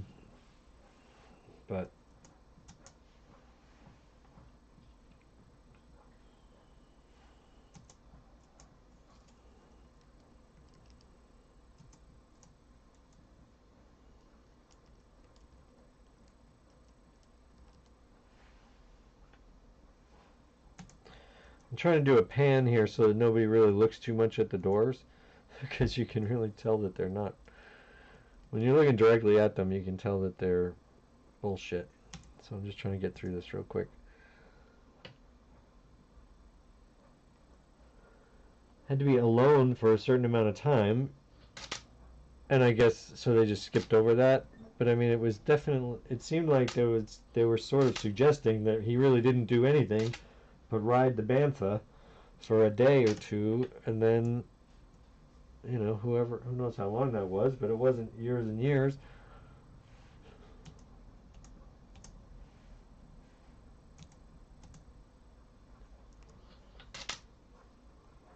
So you can move the clock pretty fast because they only have 7 episodes to tell a story. Yeah. What? It has to be he was stuck in the Sarlacc pit for years? I mean, what are you talking about? I mean, you don't live for more than a couple days without water. I mean, it kind of shows him waking up, you know. And what's with the Sarlacc having eaten some stormtroopers recently? That's a little weird. Because he seemed to need to get air from, like, he was out of air, right?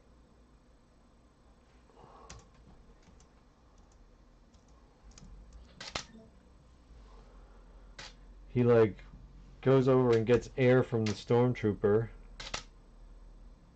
who he was lucky wasn't using it, hadn't used it all, I guess. But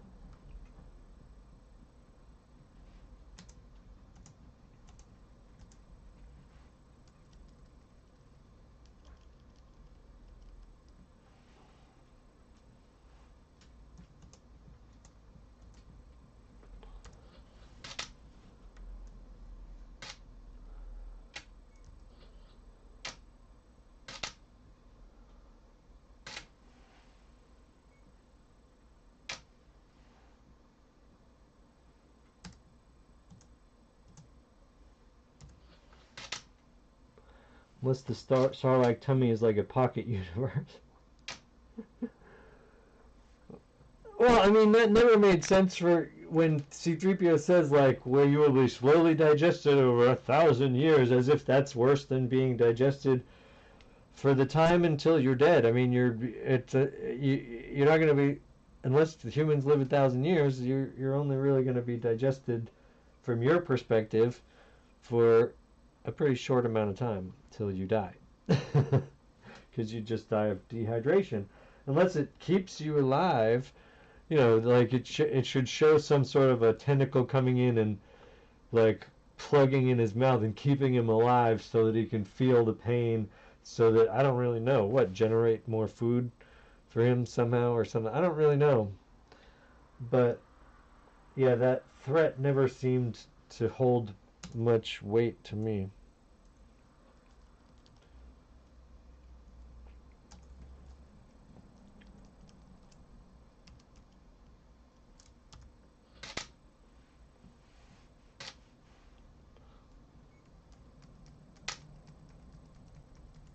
Yeah.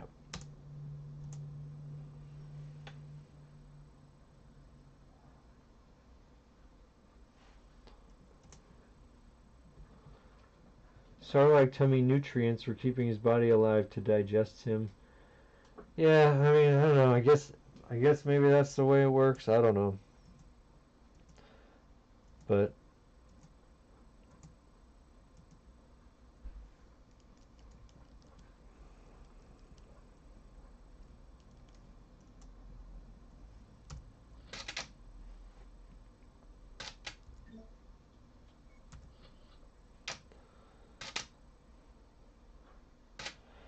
what I really like about Book of Boba Fett is the what do they call him, the Hammerhead mayor guy, oh man, what are those, it, Ilthorians? Ilthorians? Am I getting that right? I love Ilthorians. They're my absolute favorite. Always have been my favorite. So, you know, I hope we get a lot more Ilthorian action. I love love the Ilthorian Jedi in that episode from the 2D animated Clone Wars series, where they are taking where General Grievous tries to kidnap or does kidnap the Chancellor, but they keep him at bay for a while. Oh my god, I love that guy. Must be some write-up somewhere about the Sarlacc pit that goes into detail. Yeah. Right. But it's just like, who's writing that? At this point, I don't know. Do we trust those people? I don't know. I guess you have to. You have to trust your Wikipedia, I guess. Just deal with whatever they're saying and doing. All right, we're about done with our pan here. Door's gonna open.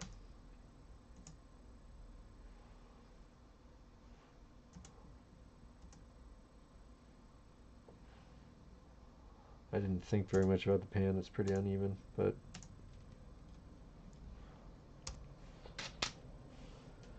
they say the digestion is thousands of years, so for that to be punishment, it has to keep you alive so you feel it. But I mean, would it be powerful enough to I mean, I could understand that if it was going to digest Grogu, it could enjoy him, even though he's a small morsel. But somebody who had his metabolism that was going to keep him alive for 1,000 years, but humans don't have that, so like I wouldn't imagine he'd be able to keep humans alive for thousands of years, but maybe they can. Seems a little weird to me, but okay, so what do you guys think about, like, I kind of had to give a tip of the hat or whatever to the way they kind of have it both ways with the special edition beak on the Sarlacc, where it's sort of can be, it can be sucked in, or like hides within the body until it is awakened and comes out to bite something. So then they kind of have their cake and eat it too, and show it without it and show it with it. In Yeah, I love that. James Dean, you're not a scientist. I know you're not. You're a long dead actor. That's why I'm just so especially glad to have you here. I didn't know James Dean was a Star Wars fan. Alright, so we are good here. One more.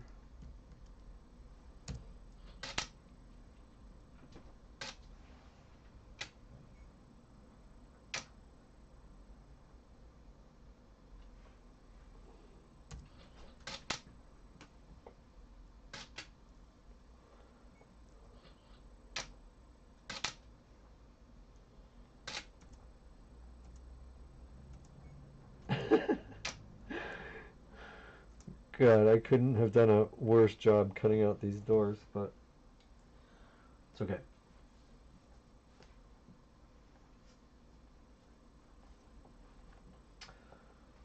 Let's see what it looks like for her to jam a lightsaber through there.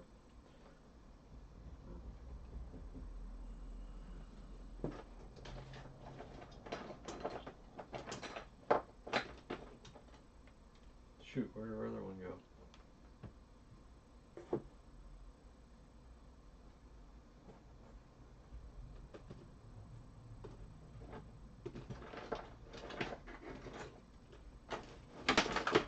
Oh, there it is. Okay. I'm going to use these white lightsabers. Even though I think this one came with the blue ones.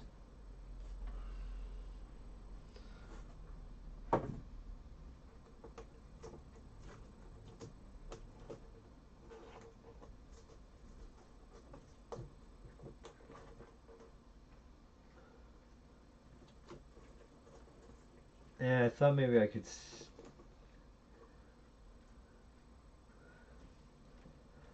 Yeah, I mean that. Yeah, there. That works.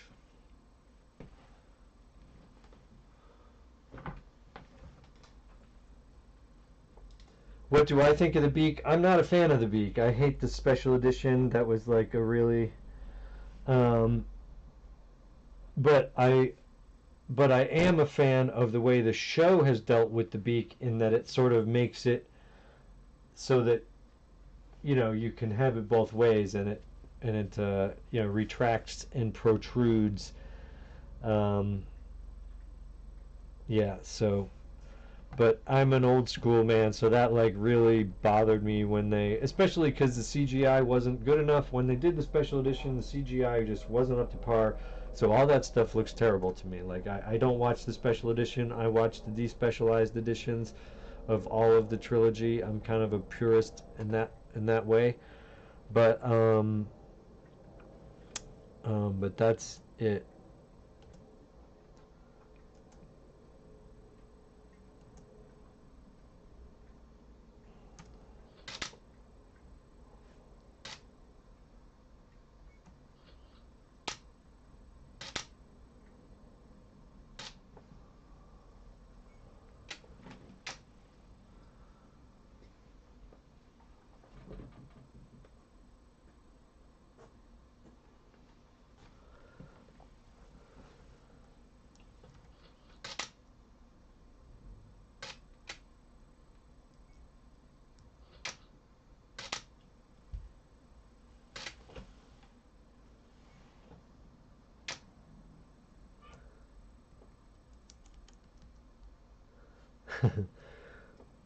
Maybe I don't know.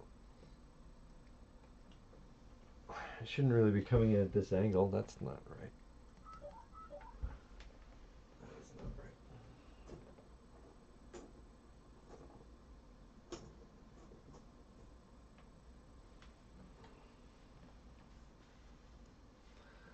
right. Yeah, I screwed that up. I gotta try to reattach these doors real quick.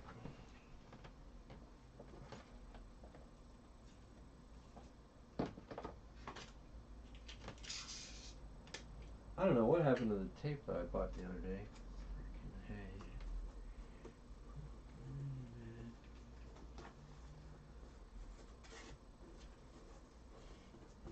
hey.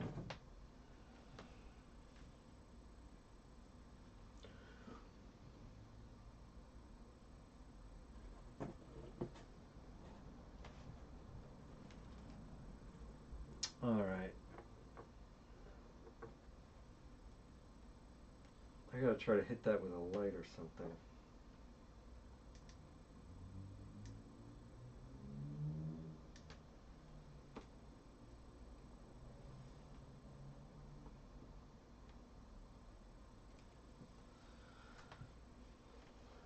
Okay, so.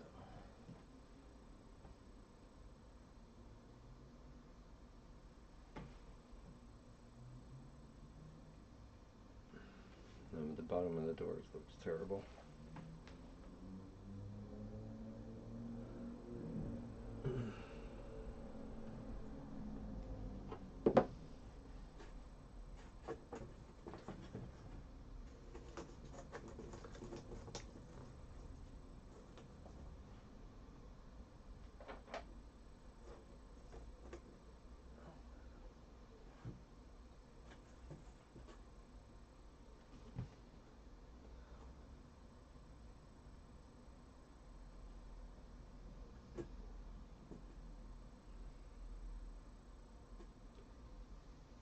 What? Okay. What I'm trying to do here is hit the. Might be impossible, but I'm trying to just sort of hit the lightsaber blade without letting too much other light leak in that door. Oh, shoot.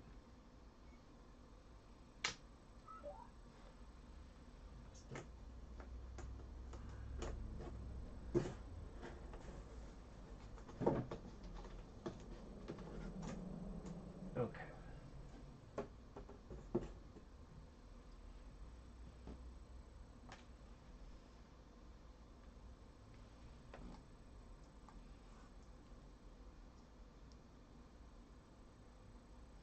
It's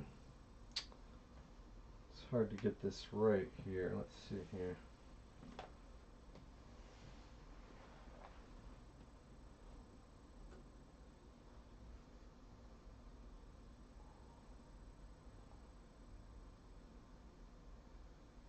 Why isn't it?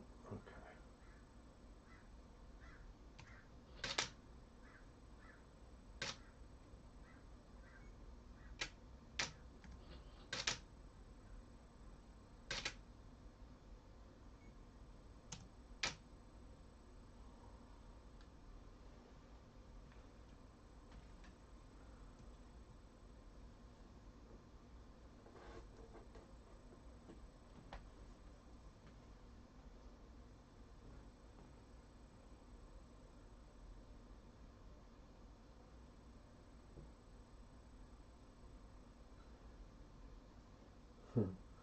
Kind of hard to backlight it. Oh, there you go.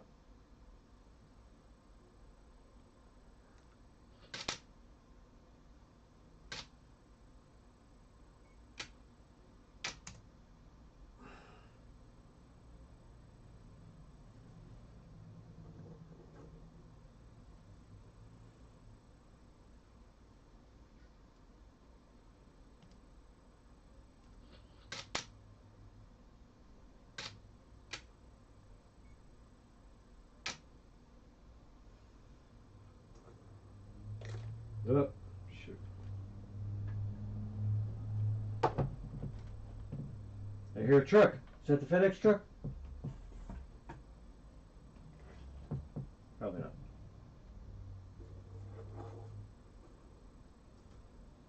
Ah!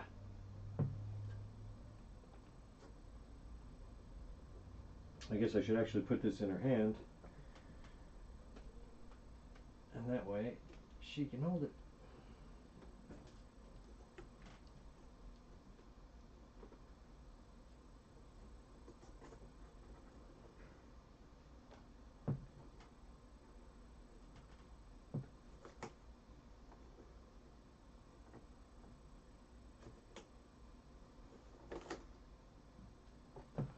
Alright, let's see what that looks like. Oh, that's a little too fast. Yeah. That is too fast.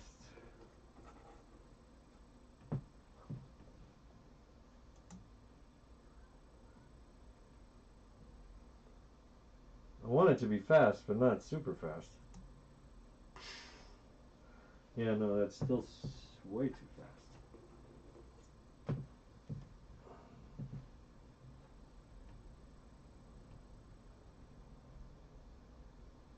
Oh.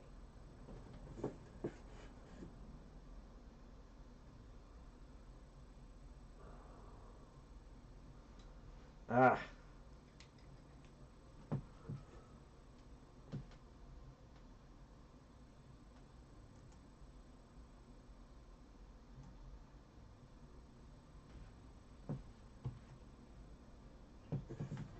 Can't get this quite right.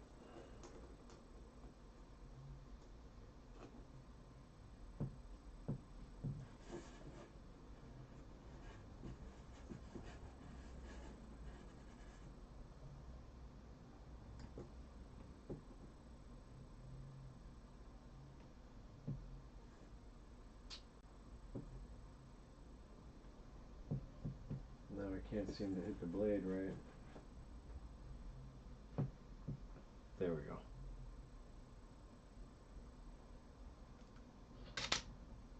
Whoop, no, I missed it.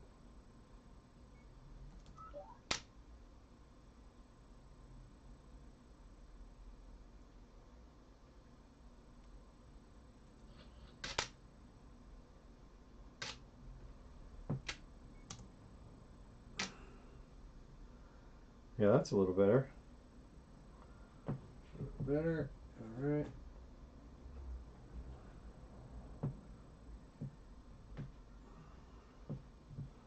I don't want to give people a whole lot of time to think about what's going on.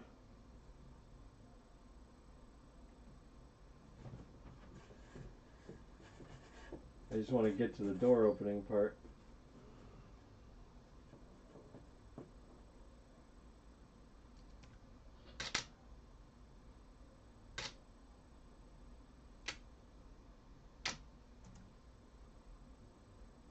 Oh, right. I think I've only been doing single shots where I should have been doubling it up. Yeah, I gotta double these frames up real quick. That'll help the timing a little bit. Oh, yes, I'm waiting for the Razor Crest. Yes, I am waiting for the Razor Crest. Let me just double check to see if there's any updates on my FedEx app.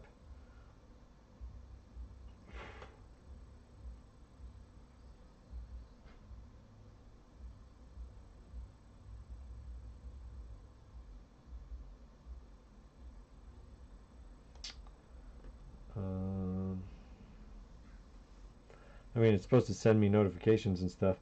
Yeah, nope, still on the first. No.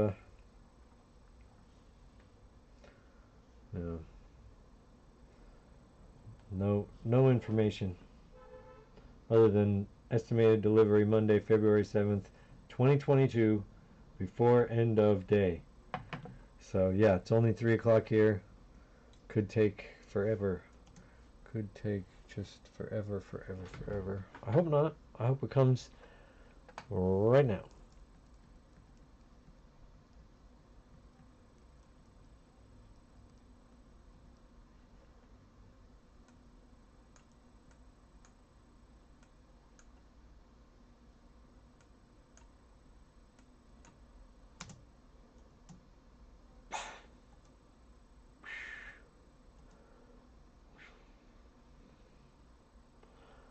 Yeah, I mean, I think this looks like crap, but I don't care. I'm just trying to have fun here.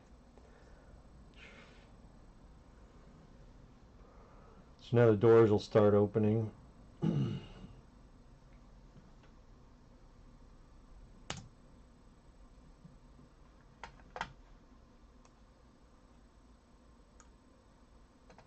Oh.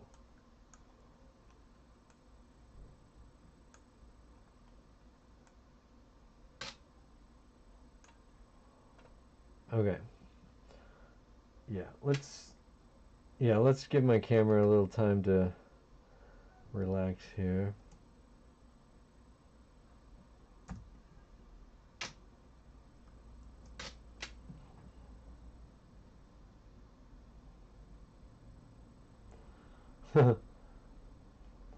What if it doesn't come for hours? Yeah, I know. Well, then it'll be the most suspenseful stream of all time.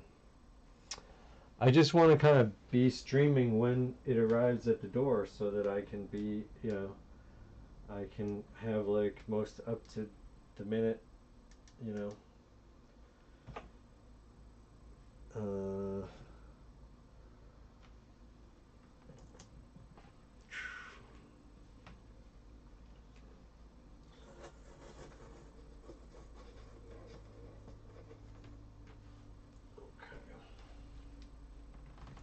I know, I could be streaming until like 7, 8 o'clock at night. Who knows? I don't know. I've had FedEx deliveries come pretty late. They seem to come pretty late, tell you the truth.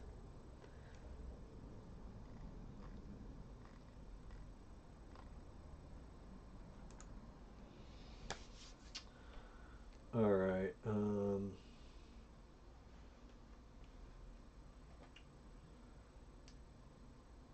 yeah, I gotta let this camera cool down a minute. So, bear with me for just a second. I think I gotta make some coffee.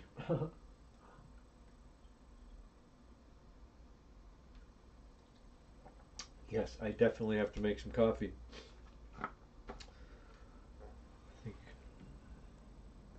How long have I been streaming now? For like 2 hours already? Alright, let's put this on a little loop here.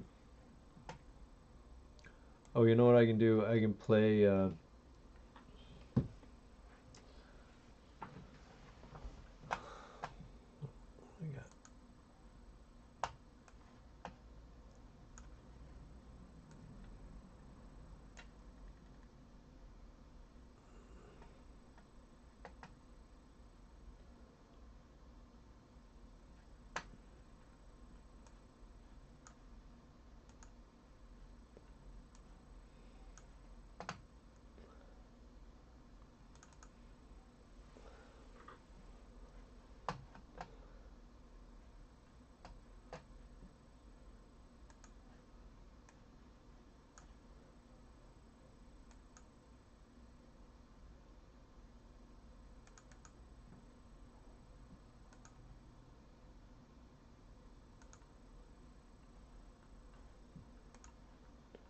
All right.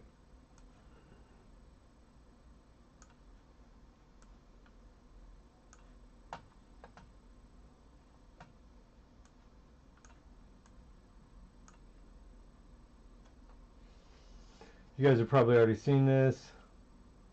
What's my favorite video? What's my favorite what kind of video? What do you mean?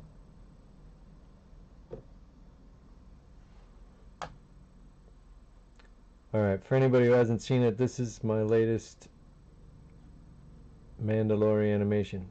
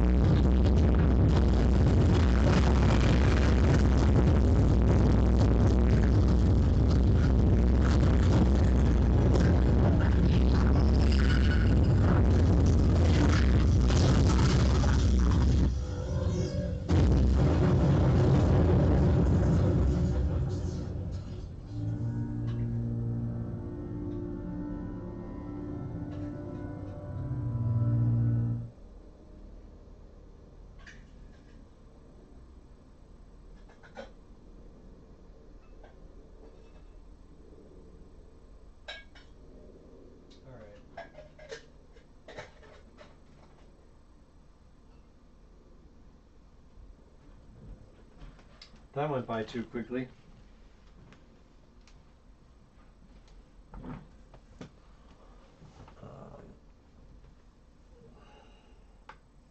Oh, what's my favorite video I've created? Oh man, I don't know. I've got a lot of favorites because you know everything I do is perfect. No, I love Hood is probably one of my best or favorites, basically, because I feel like that's the best, most concise balance of comedy and effects and everything that I like to do, and it just all turned out a lot better than I expected. And but I love I love every project. Every project was close to my heart, and I only did it because I loved doing it. So you know, it's hard for me to even pick any favorites. I really love the Shock the Monkey music video I did a couple years ago for Low Octane, and I really like my Rogue One scene for scene, and I like all the scene for scene or shot for shot ones because those were especially challenging and satisfying.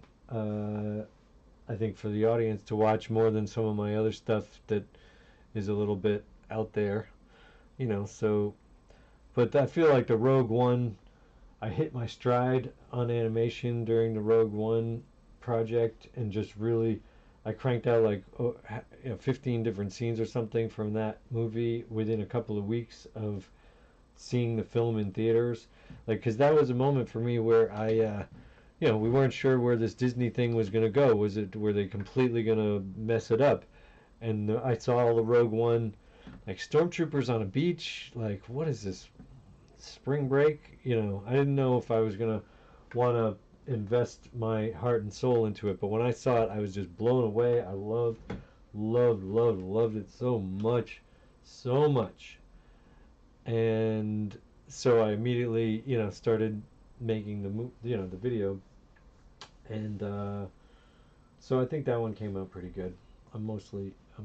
And Alien 5 Squared is another one that I'm just really, really proud of because, that was our sort of original story, and Sebastian wrote it. We kind of wrote it together, but he wrote the script, and it came, very happy with how that came out because that was probably our most successful long story. So that was super fun. Maybe we'll watch that in a minute. Why does this still seem hot? It's not supposed to be on. Right, let's just do a couple more frames anyway.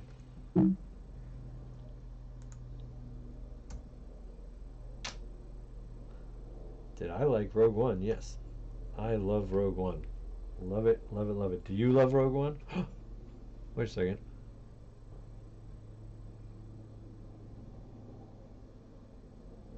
I just saw a box being delivered, but my neighbor gets a lot of boxes, so I think think it was for her and not for me.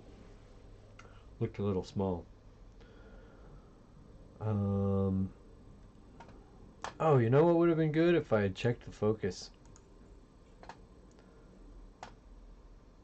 That would have been a smart thing to do. Yeah, see how off it is? Oh well. Now we're in focus, sort of. I don't really want the doors to be in focus because they're so bad.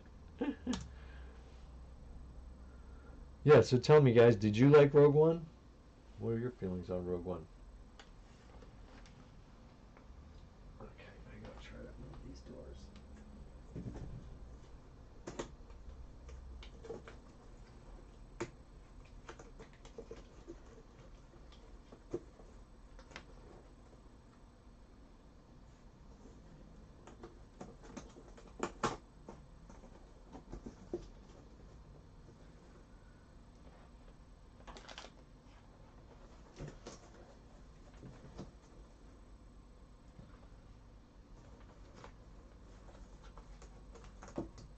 Just a tiny bit open first.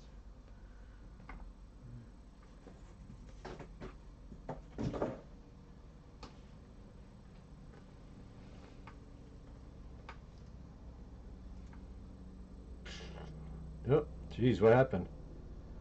What, did I bump the camera or something? Looks like I bumped the camera.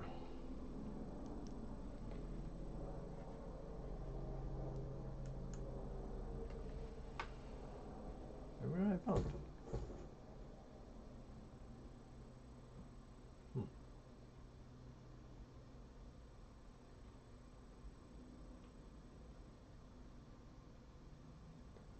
How did I screw this up? What happened?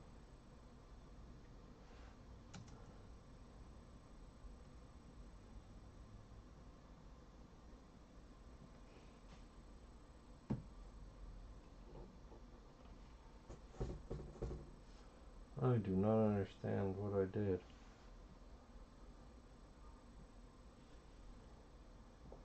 Loved Rogue One. James loved Rogue One. He was surprised by it being so, what, dark? Yeah, I like managed to see it on opening night and didn't know, that what, where they were going with it. And yeah, I just really glad that they went that direction and let it be dark and, let it tell that story. That's a great story. What's going on with these doors? What did I do?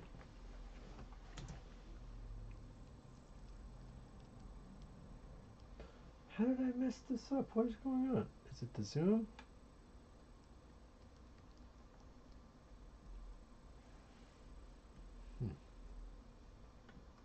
Oh, surprised by it being so good. I didn't see that. Yes, I was surprised by it being so good as well.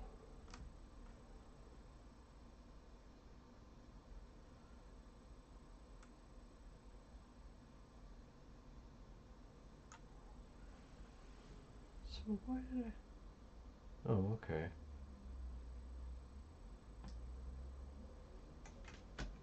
Oh, I see. Oh, I just bumped the tripod, I guess, huh? Yeah, that's probably close enough. Yeah, see, I didn't glue down the tripod, so of course I'm gonna knock it and ruin everything.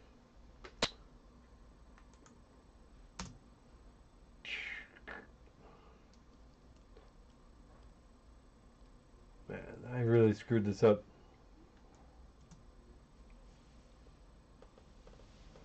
Wait, they killed the characters? Oh my god. Spoiler alert. Ah, shit.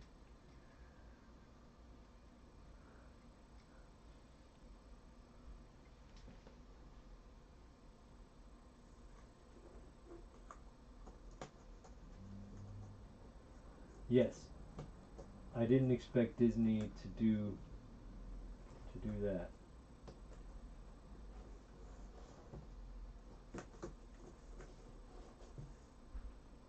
Man, I cannot seem to get this right.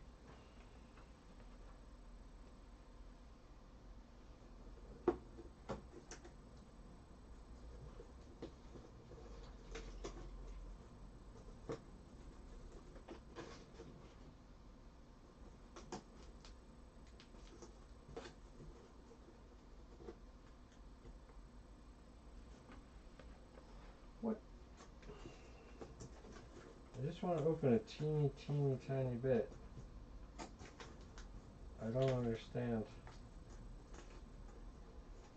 why I can't get it right. Yeah, I want it like that. Ugh.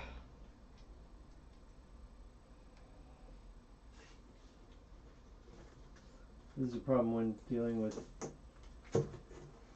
badly cut out foam board doors. Okay, there we go. That's looking alright, right? Something like that.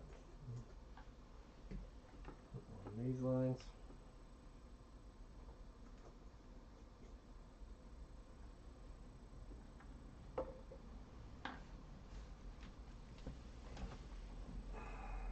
Still a little crooked, huh?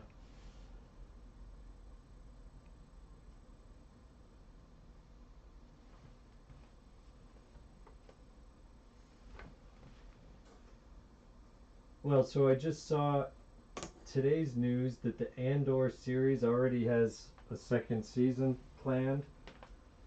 So I'm excited about that.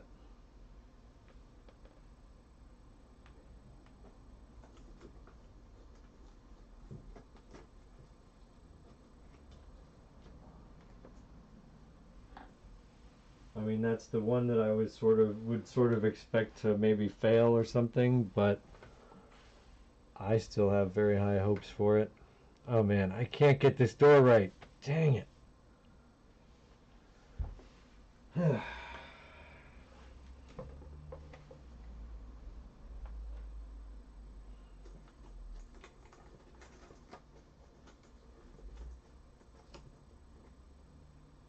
just want it to be just barely open.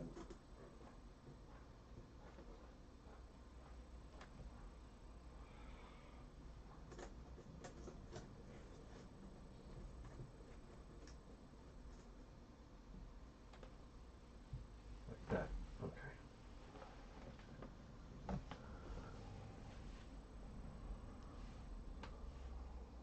Oh, I see. I just still need to block the light.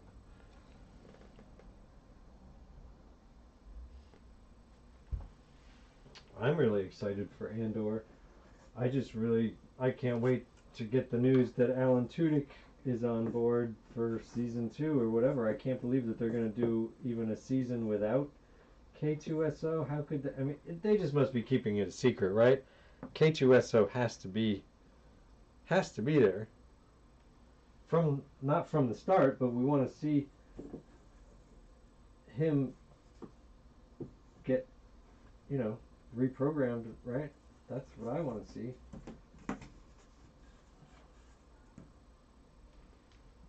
There we go. There we go. That's what I'm talking about. Still jump. There's still a jump there. What the hell, man? What happened? What happened? What happened?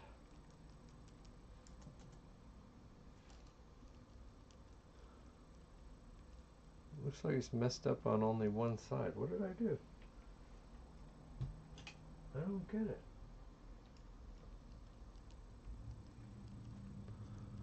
Well, I really screwed that up.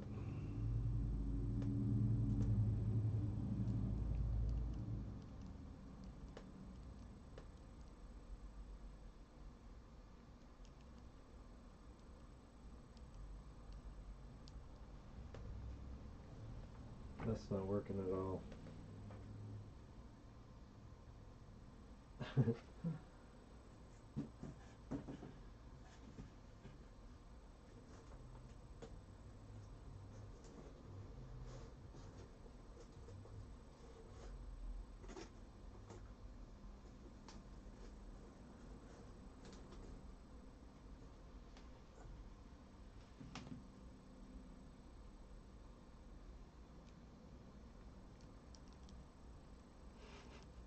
Unbelievable. Alright. Just gonna have the doors open a little faster.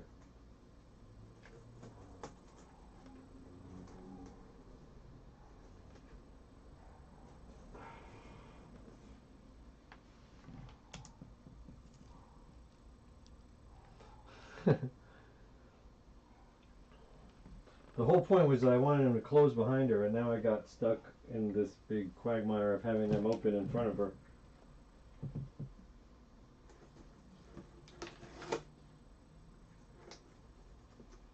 All because this was never planned in any way.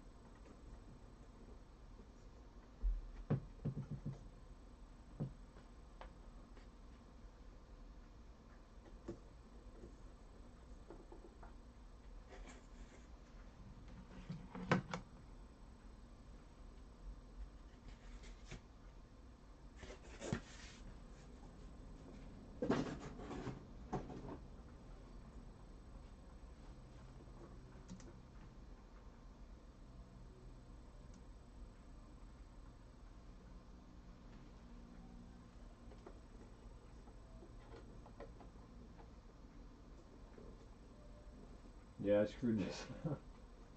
Who cares? Who cares? It's fine. We're just having fun. This animation is just for the heck of it.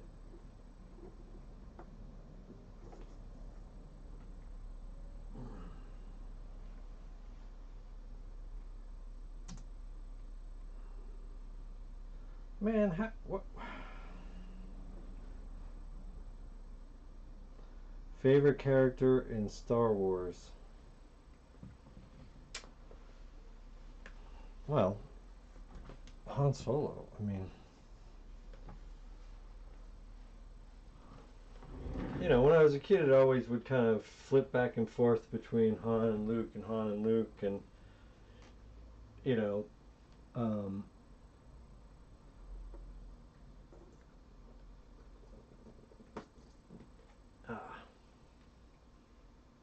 what about you guys?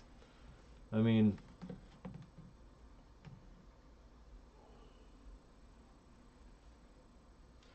for me, you know, for me, it comes down to Han, you know, having a ship and having a buddy, and I don't know, he's just a better character than Luke in some ways, as far as just about having further adventures, I guess, or the pre-adventures. I want to see more Solo. I don't care what anybody says.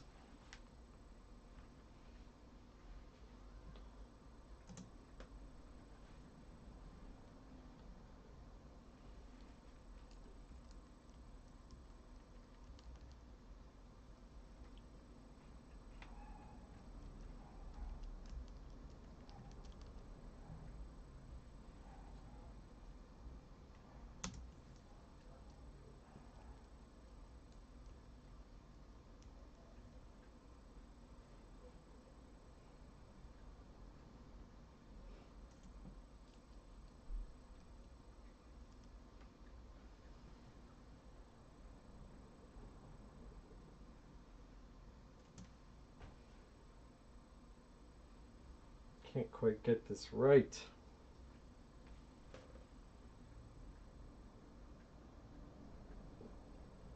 Put it in another hand.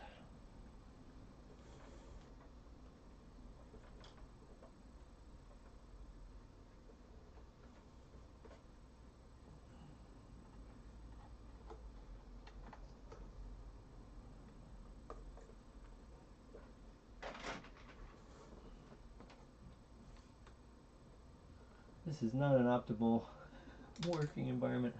Oh my god.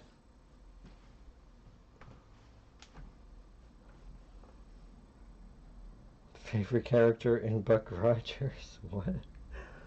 Tweaky? Are you kidding?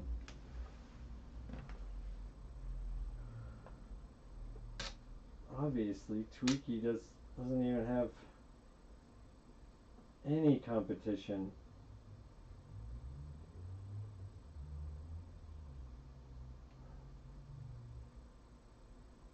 I really have no memory of the Buck Rogers show. Just none at all, really.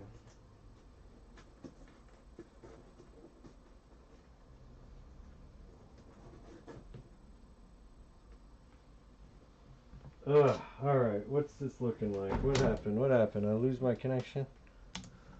I think my camera's getting overheated.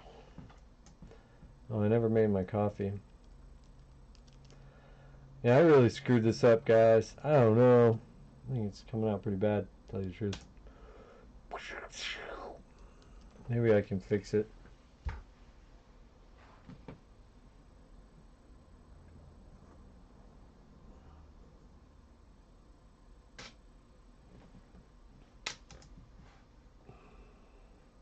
Oh!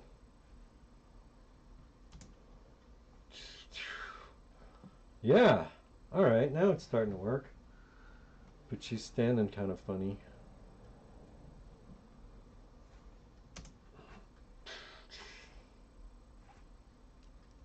Oh, and the other door didn't move at all. What the heck? Oh, this is driving me nuts.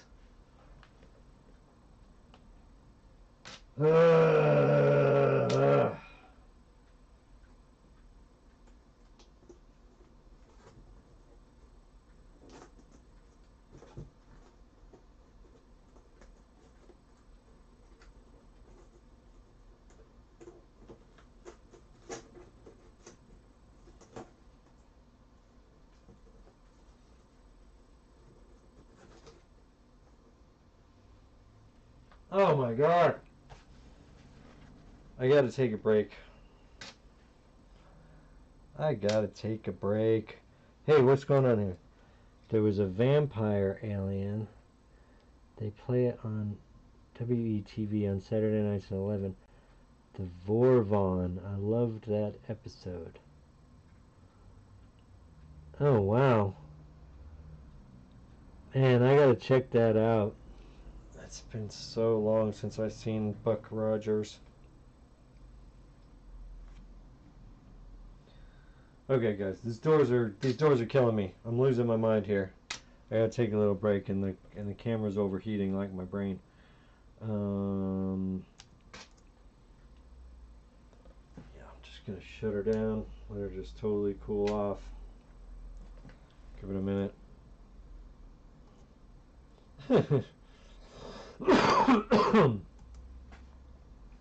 I'm just gonna have to make these doors open pretty quick to just sort of save this disaster. But yeah, bear with me. Oh, let me put on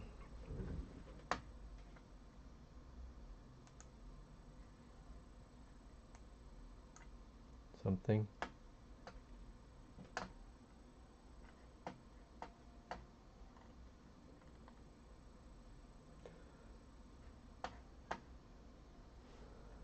Well,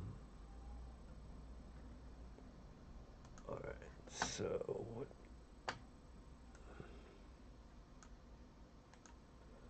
are we gonna watch?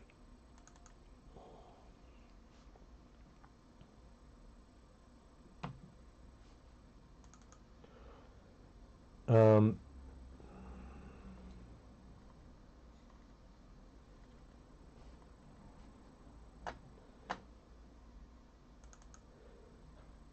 Here's one I don't know if you've seen.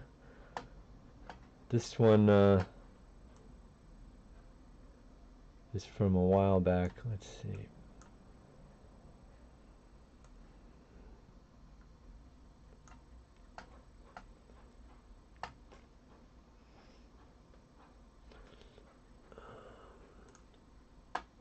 This one's called Darth Vader Gets a New iPad or something like that.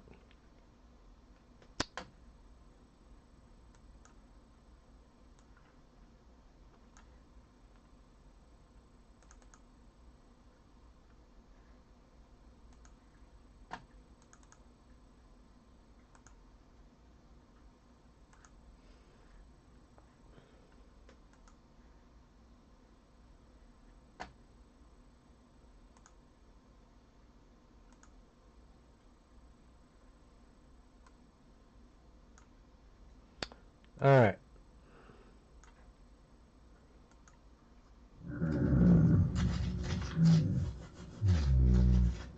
Be right back.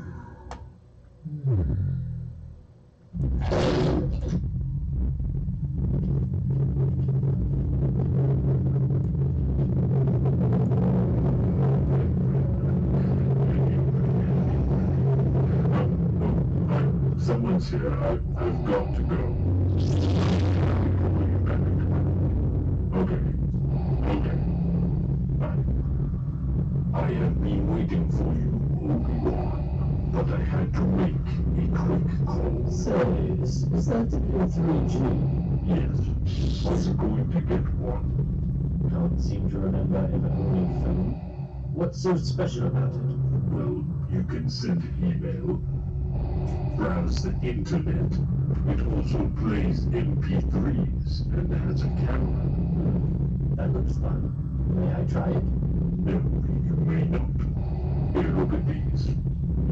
When I left you, I had just switched from PC. Now I'm a Mac master. Here's one of me choking an insubordinate. They hate that.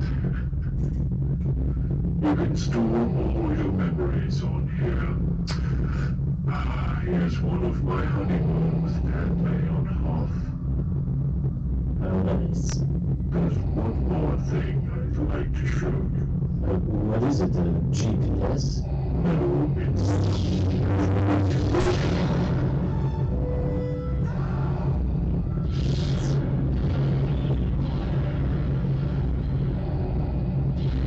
I love this phone.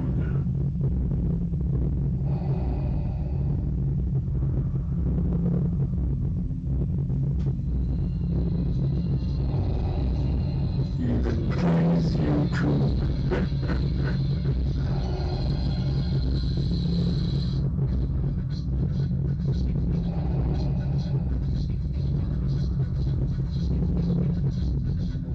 Now that's the way to run a detention block.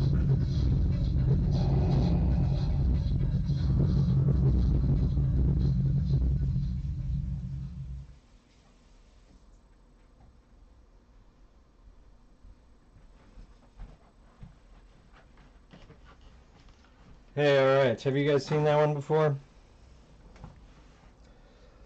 That one's like deep in the bowels of Probot on YouTube.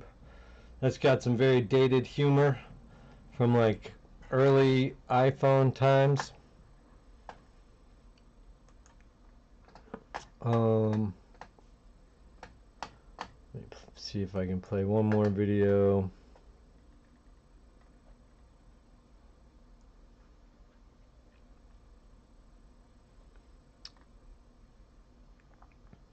Oh, here's something.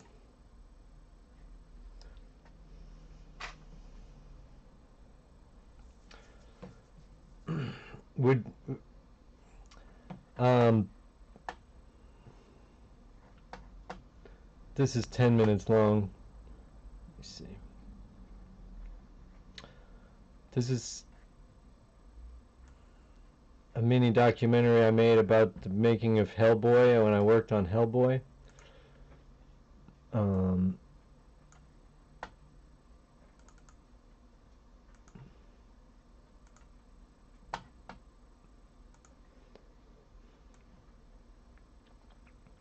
I worked for a company called Fantasy 2 Film Effects.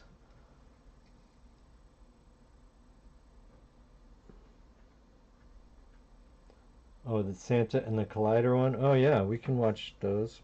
But here, let me just play this a little bit, because I worked on Hellboy, the original Hellboy from 2004, and I took some footage from the pyro department. You know, forgive me if you've seen this, but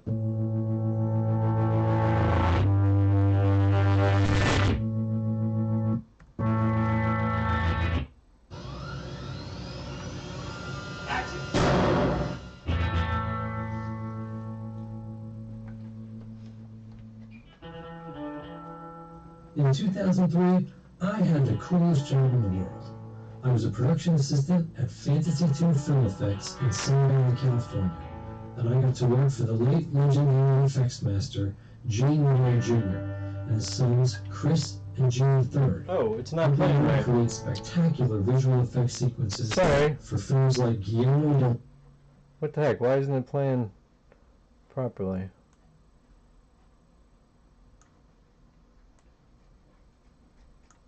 There we go. Toro's Hellboy. Thanks.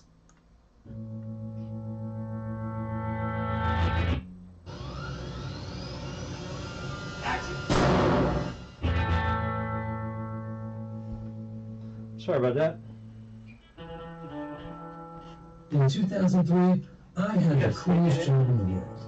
I was These a are the production makers of assistant at Aliens Fantasy 2 Film Effects in and San Diego, Terminator. California, and I got to work for the late legendary effects master Gene Miller Jr. and his sons Chris and Gene III, helping them create spectacular visual effects sequences for films like Guillermo del Toro's Hellboy, Resident Evil Apocalypse, and The Punisher. Along the way, I got permission to bring my video camera to work, and I collected some truly incredible, never-before-seen footage of the behind-the-scenes work to produce these breathtaking effects the old-fashioned way. By blowing stuff up. The Warren family is truly a dynasty of practical special effects wizards. In 1960, Gene Warren Sr. won the first ever Academy Award for special effects for The Time Machine. Gene Jr. followed in his footsteps, bringing a time-traveling cyborg to life in the original Terminator, and then winning his own Oscar for Terminator 2 in 1991. Gene's special effects work had been a huge influence on me going back to my early childhood. He brought the dinosaurs to life in Razor Crest's Land and Lost TV show from the 1970s. As a PA, I swept the floors a lot, but also assisted every department, helping model makers fabricate tiny set pieces in Dixie Cup molds to build incredibly detailed miniature sets, and also helping pyrotechnicians lay explosives and blow those sets up. Fantasy 2 was busy that entire year, mostly working on Guillermo del Toro's Hellboy, but also for a couple of effects for Resident Evil Apocalypse.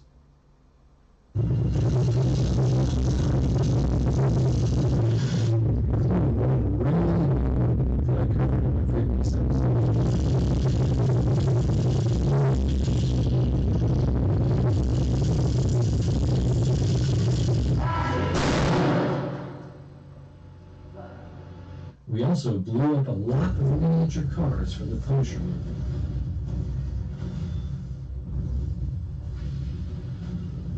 But I don't have a lot of footage to share of that, so for the next few episodes, I'm going to focus on Hellboy and break down all of 6 different practical effects that were combined to create one of the film's most important sequences. Liz Sherman, played by Selma Blair, has a nightmare flashback which triggers a pyrokinetic episode that blows the roof off Bellamy Hospital. This was such a crucial sequence because it's essentially the heart of the film, which is why Guillermo del Toro entrusted it to Gene. Because to execute practical effects like this, you have to understand not just the physics of explosives and detonation down to the millisecond, but also all of the technical aspects of filmmaking. I remember one time when Guillermo dropped by the set, and upon meeting me, the lonely PA gave me a huge bear hug. That's how happy he was with Gene's work on Hellboy. That said, things didn't all go as planned. Yeah, he's... She's looking around going, what the f***? What just happened? Fantasy II was given the task of 7 total VFX setups, 6 of which were executed flawlessly. However, the final and biggest effect of all, the flashback, for which an enormous miniature set was constructed over the course of months for an all-or-nothing, must-be-perfect pyro detonation, unfortunately had unexpected problems that led to the footage being cut from the film. Which means the footage that I have is the only footage you will likely ever see from this pyro effect gone wrong.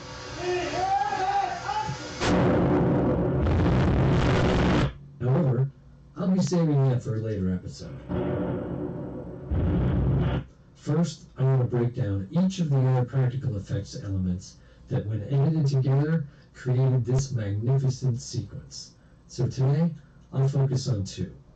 First, you might think the blue fire engulfing Liz Sherman in the bed was created entirely with CGI, but it was actually filmed as separate elements of real flame, which were then composited digitally with the footage of Selma Blair.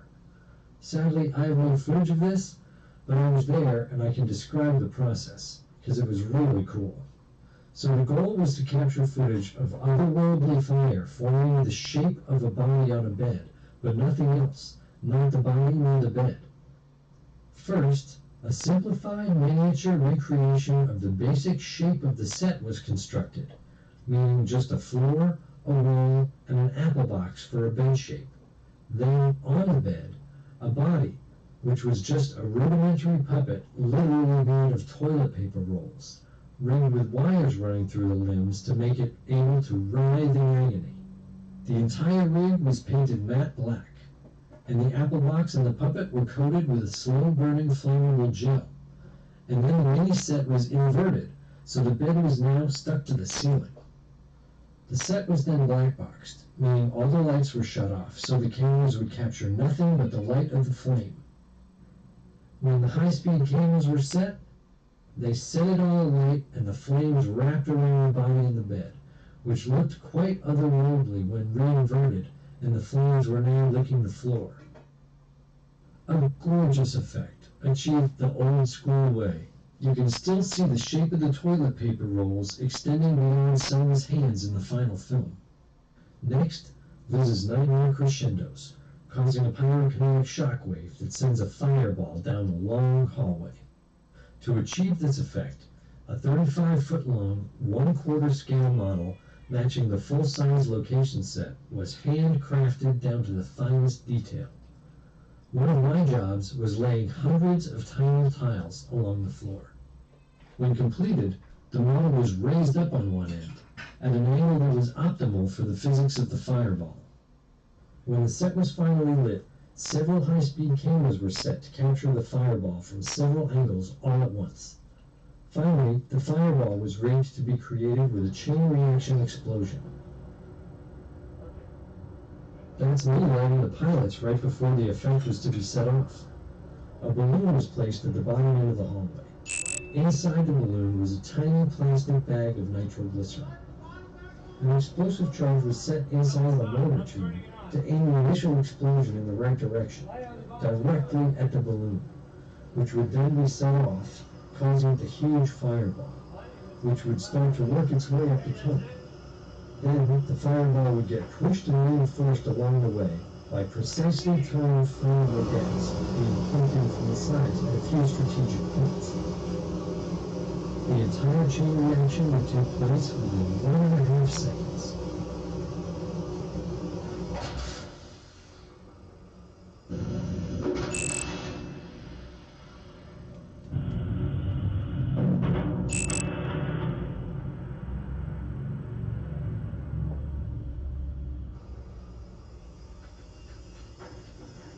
As soon as the effect was over, several of us had to jump into action to put the flame out. It all went off without a hitch. But a second take was done for safety. Believe it or not, the whole process didn't damage the tunnel too much other than singeing the walls a bit. So it was done a second time with just a slight adjustment to the explosive content.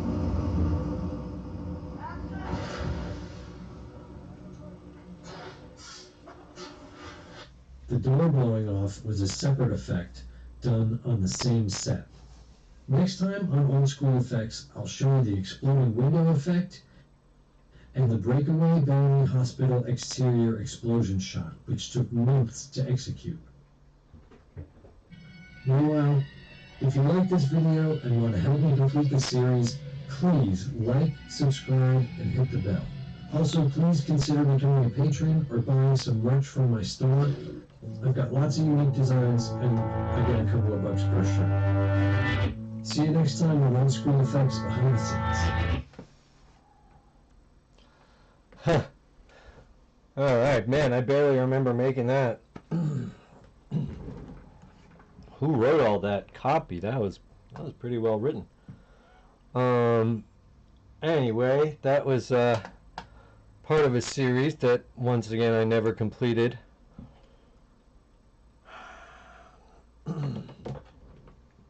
Would you like me to find the footage of the that I never showed of the explosion that went wrong?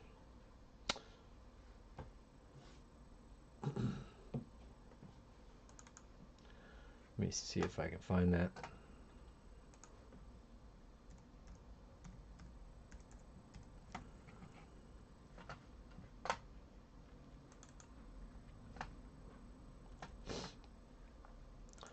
Alright, so what I'm going to show you right now is literally never been seen before by the world.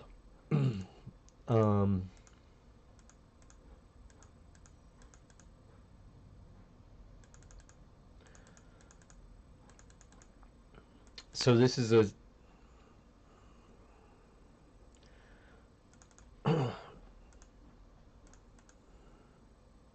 okay.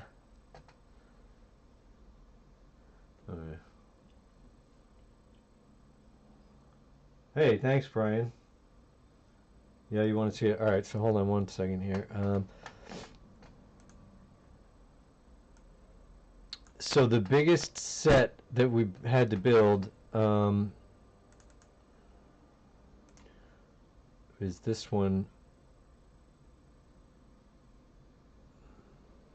What's going on? Oh, here it is.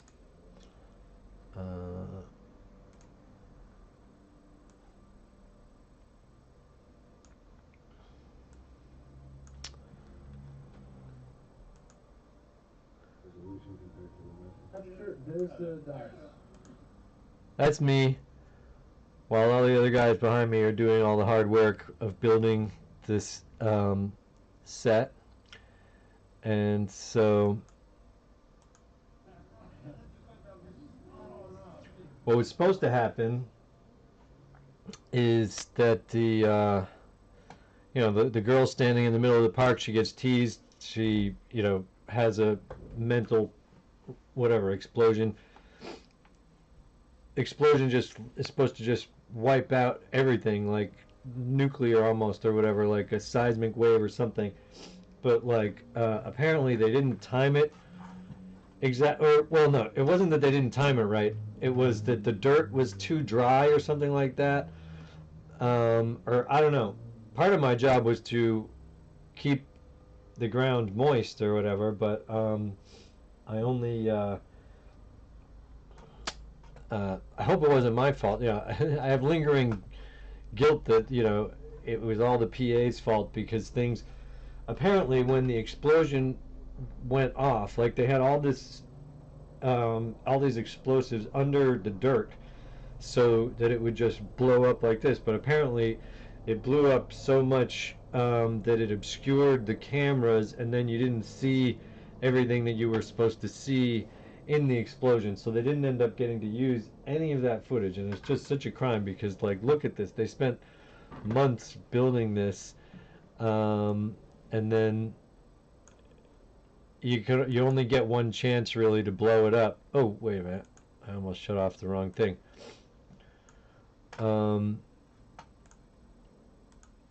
So let me find the here, let's watch the interview with the person laying the det cord in this set that you're looking at right there. Let's try to find that one for a second. So this is all the raw footage that I do intend to edit into more episodes of old school effects, or whatever that show's called. Okay.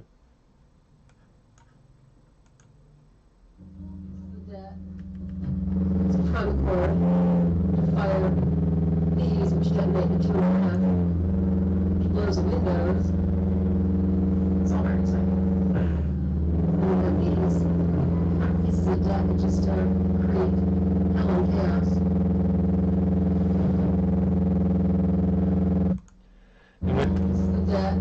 What she's referring to there, det is detonation cord. Det cord is what is called in the pyrotechnic world, and what I guess I don't really understand explosives all that much, but from what I understand about det cord, when something detonates, that means it explodes at a certain speed or something like that, and so this cord, while it's explosive or whatever, it's not really all that dangerous, because the only way to make it explode, it can only detonate oh, I don't know. Anyway, it was explained to me in a certain way that I can't remember anything about it right now. Oh well. But I did some of that work. Like, I laid some of that cord. It was crazy. I can't believe that I did that. I cannot freaking believe that I did that. Okay, so here it is. Is this it? No.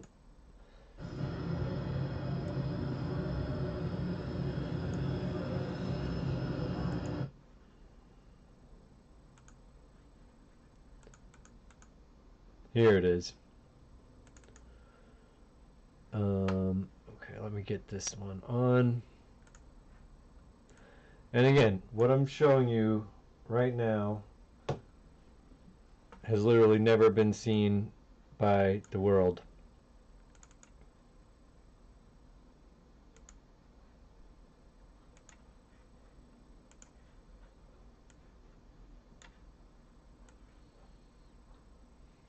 So talk about exclusive fucking content. Oh, my language. Okay, ready?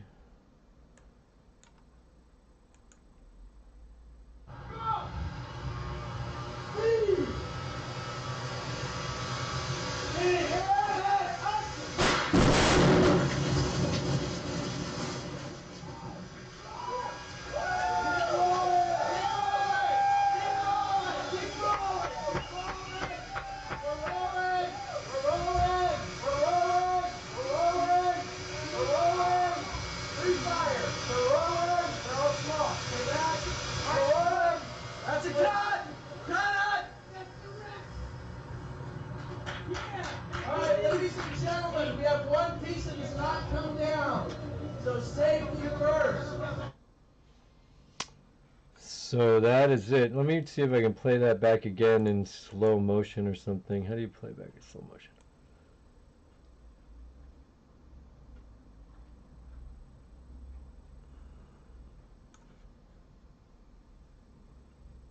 How do you view in slow motion? Well, I don't know. Oh, I'll just put it through frame by frame.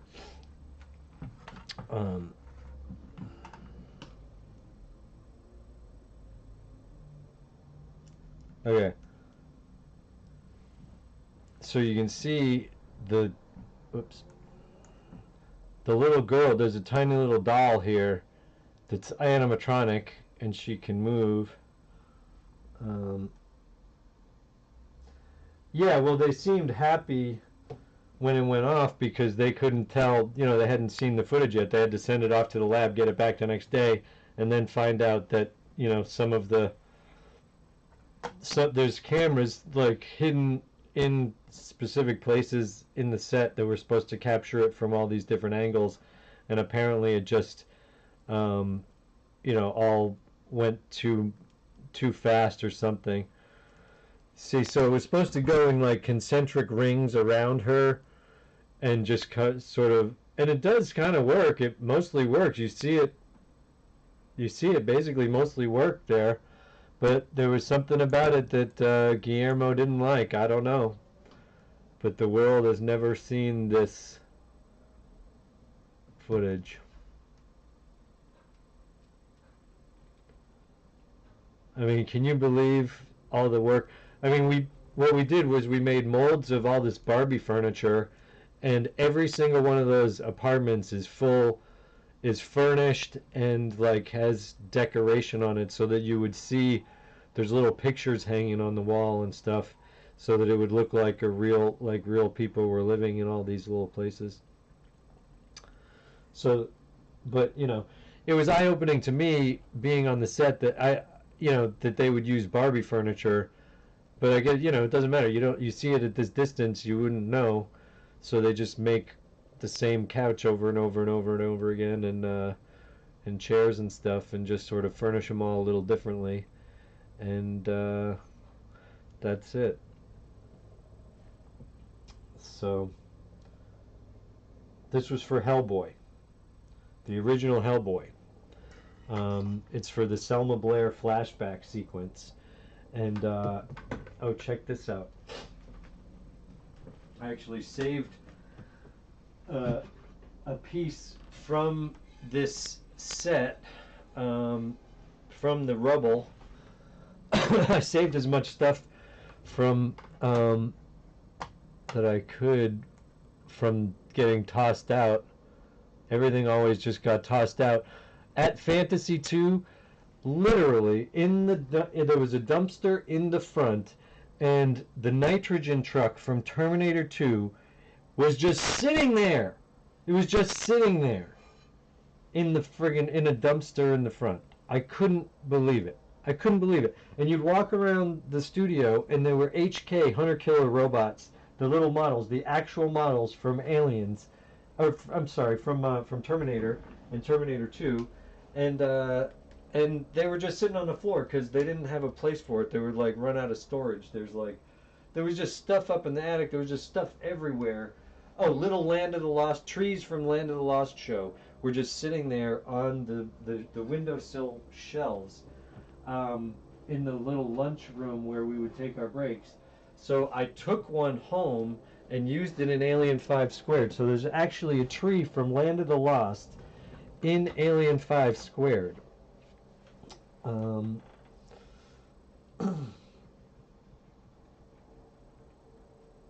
Almost too nice to destroy. Yeah, but literally pretty much everything that they build over at Fantasy 2 was made to be destroyed. So, it serves its purpose. As much as you'd like to just sort of like move a bunch of Barbie families in there and let them like sort of live happy lives, these were it was supposed to be sort of ghetto slums, like, or something like that, like kind of. It wasn't real. I guess there's a park in the middle, so maybe it's not that bad, but I think, anyway, I'm not really sure. Oh, but see, she's supposed to be, there's actually a little bit more footage. What was the scale of that apartment complex? I guess it would be Barbie scale, so I guess it's that 1/12. I think it's 1/12. But here, check this out. You'll see a little bit more of the scale here. Oh, this was apparently before. I don't know how. Oh, okay. So hold on one second. Let me get that one online here.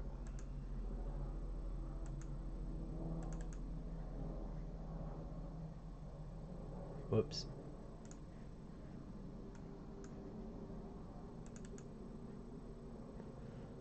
Nope.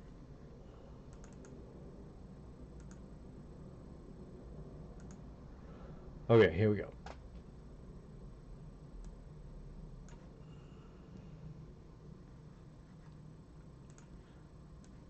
appreciate your patience while I try to find all these clips. Oh, it's not showing. Oopsie.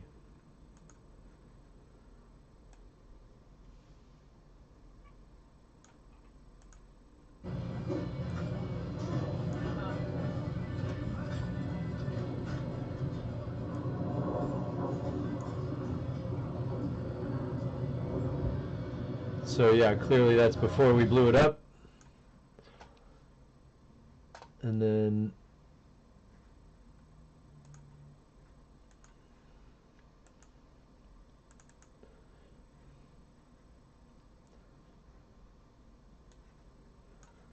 here's some more of the detail.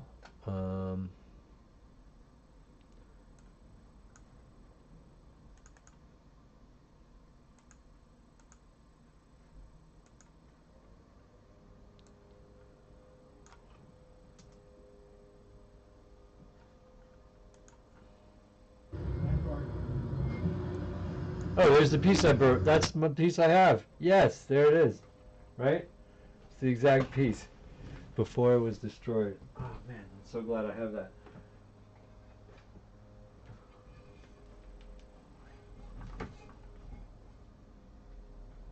There it is.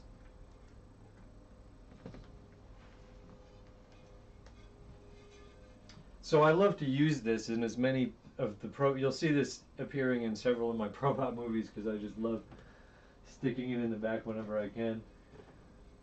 Let me show you another piece. This is from Hellboy, but I had one of the artists paint all this graffiti on it. It was blank. It all looked like this, but I took it from the dumpster and had one of the artists paint on it for me for Alien 5 Squared. This was made for Alien 5 Squared, but that was made when I was working on Hellboy, and so I got to use some piece of Hellboy in the movie. See, look at it. It says, "This belongs to Damon. Please do not throw out."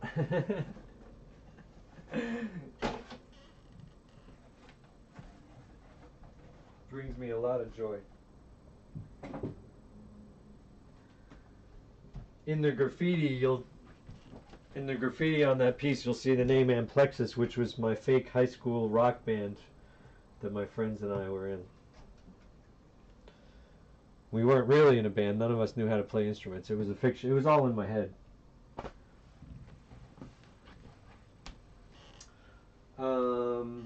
Man, when's that thing gonna show up? I don't know. It's 4. We've been streaming for 3 hours. Okay, so what was I doing? No, there was one more.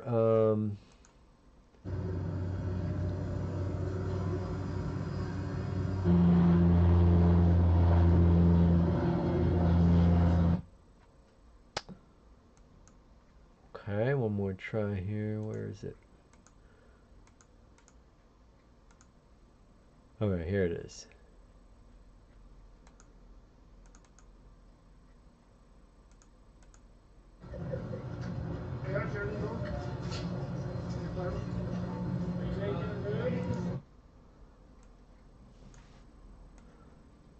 Yeah, okay, so there was a little bit of a clip of this in that documentary, but I'm just going to show it to you anyway.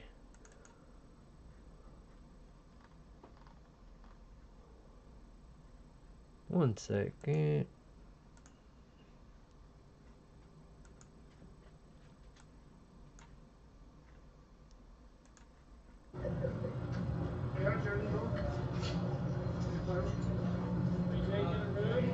Yeah, he's. She's looking around going, what the fuck? Exactly. Wow, you have a great memory, Brian. What just happened? That's exactly where it was used, where the alien traps the little girl.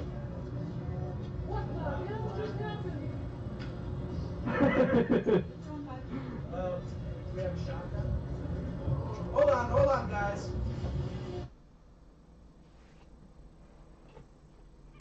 Man, I cannot believe that. I just cannot believe that. All this footage just blows me away.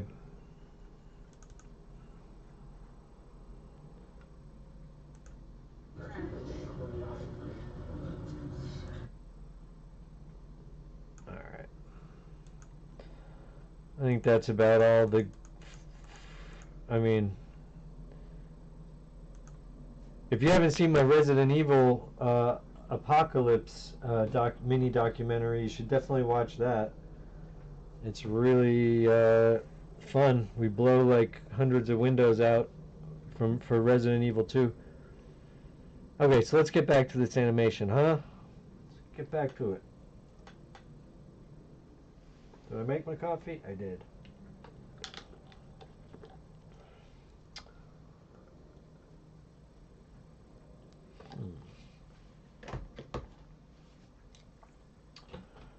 Alright, before I turn my camera on, I'm going to get these doors.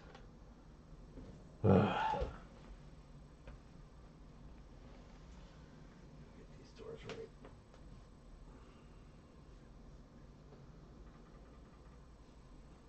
Alright, wait. No, wait. Let me do one more thing before I dive back into this. Give you one more thing to watch. Have I seen the new Resident Evil movie? I haven't seen any of the Resident Evil movies. I didn't even see the one that I worked on. Oh, the funniest part, well, of the documentary that I'll show you right now is the when I refer to it as I thought it like took place in Detroit or something like that, when it's supposed to be Raccoon City or something. I don't know what Raccoon City is. So, yeah, I've never played the game. I've never seen the movies. I don't know. I don't know any of that. Okay, what am I doing here?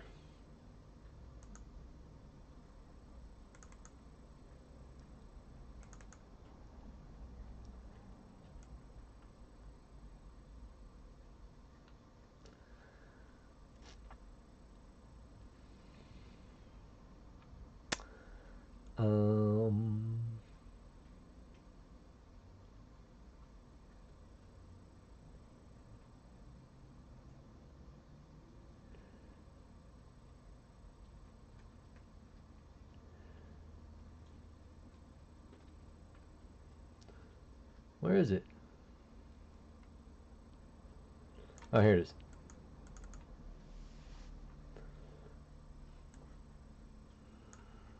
Five minutes.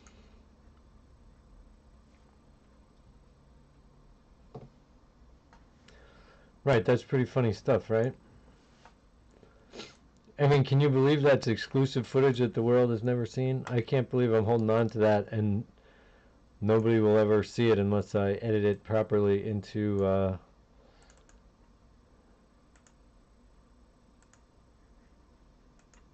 okay. I gotta finish up that documentary series. I mean, what the hell? I got 2 more episodes to do. I gotta do.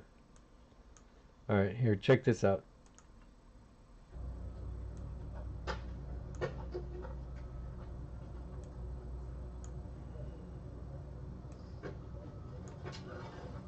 In 2003, Fantasy II Film Effects was hired to create miniature pyrotechnic visual effects for the film Resident Evil Apocalypse.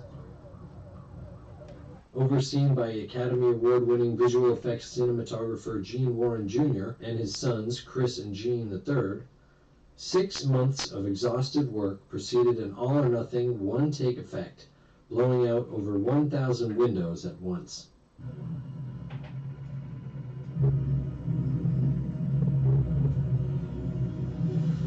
One of the film's climactic moments called for a nuclear missile to explode in the sky above Detroit City Hall, for which the Twin Towers of Toronto City Hall building was used in the live-action sequences.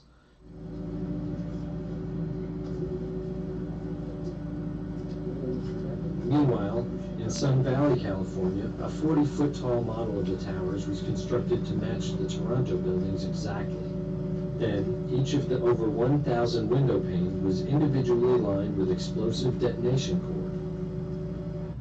The script called for a nuclear missile to burst in the sky, causing a concussive wave that first shatters all the windows of the towers in a curved pattern from top to bottom, just before the entire area is completely destroyed by the blast.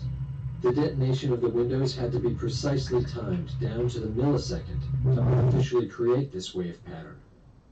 Pressure was high after months of preparation for the one-time detonation to be filmed by several high-speed cameras all at once, because re-rigging the model with 1,000 new windows and explosives would take weeks, if not months, if things didn't go exactly right the first time.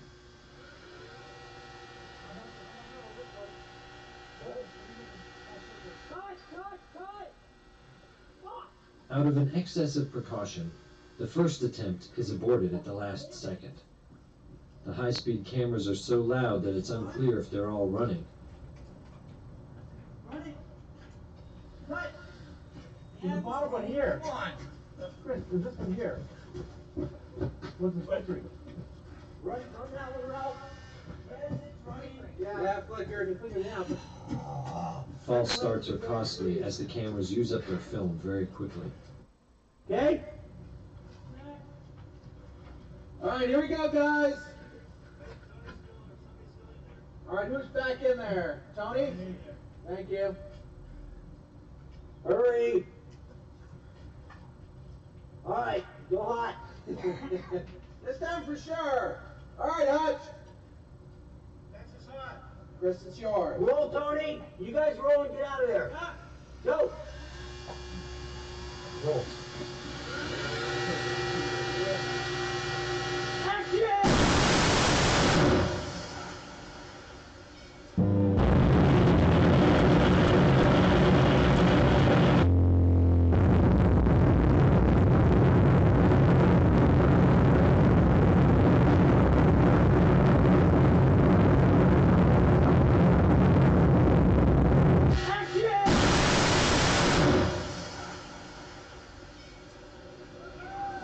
The effect is a success.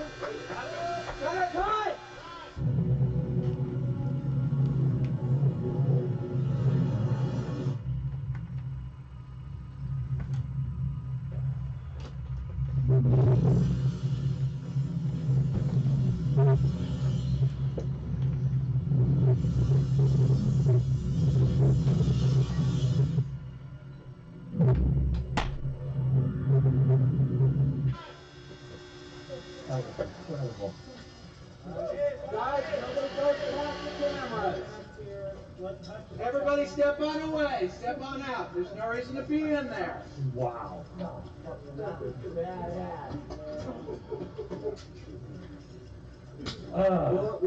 Nice job, Hutch.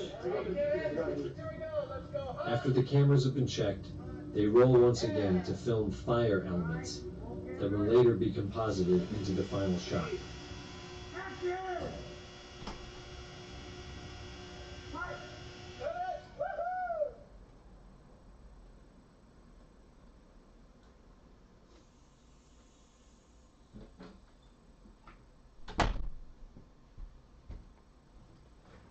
All right.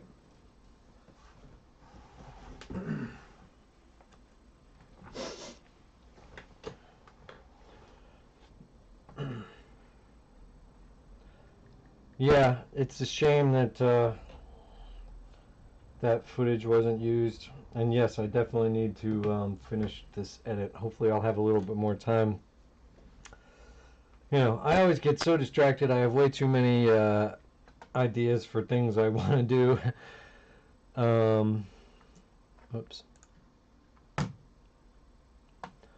Oops, I just closed the chat over here. Oh no, I didn't.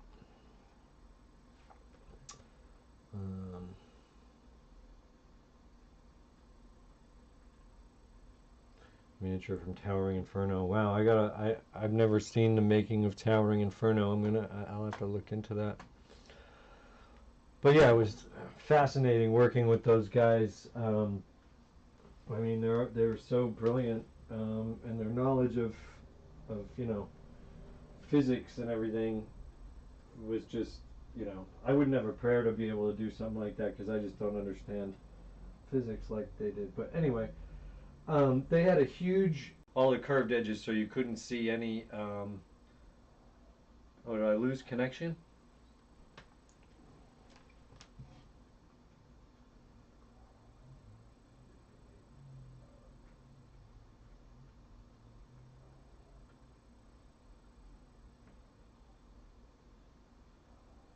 Sorry, did I lose connection there? I don't know what happened. But anyway, what I was saying was that at Fantasy 2 Film Effects, they had this tank, a wave tank in the back that was designed to, you know, make giant waves that were somewhat controllable, you know, to some degree, right? So they have a big pool with contoured, curved edges.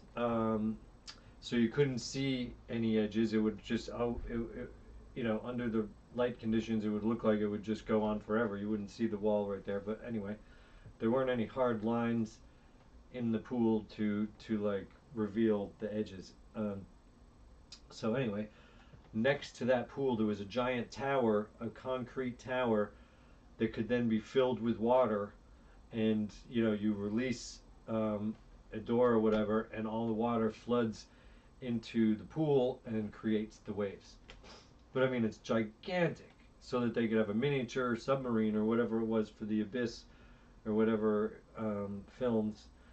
And so, I mean, these guys are just geniuses. To be able to construct something like that, just to be able to create waves, I mean, it's insane. It's insane.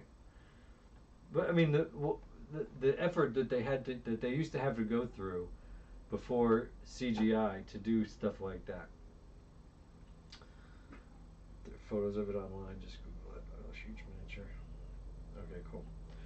I'm gonna have to look up, yeah, the Towering Inferno, because I mean, sometimes I can it's pretty easy to spot miniatures sometimes, I guess, and you know, it's bad when it takes you out of the movie, when you're like watching a movie and then you're like, oh, I'm looking at a fake submarine. You know, I guess, you know, it always used to bother me sometimes when it would switch back and forth between live action and stop motion and stuff, because it was always sort of detectable in like RoboCop and everything. It was great. I loved the stop motion, but it would also just sort of like just take you out of it for just a minute. So, you know, things are better now, but I don't know. Anyway, stop motion used to kind of bother me because for those reasons. Yeah, yeah, exactly. Batman 1989. Yeah. Oh yeah, I remember that. Those balloons, man. Those balloons. Were those balloons CGI or what? I think those balloons are CGI. Okay, right. We're gonna get back to the animation now.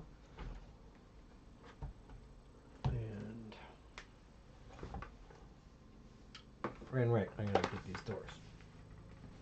Damn doors.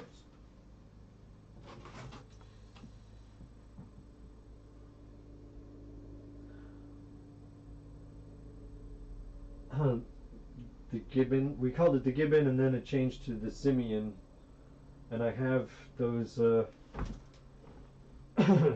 Brian asks, what did I do with all those cool city models for my movie? I have some of them right here.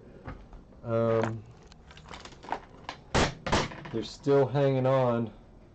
A few of them.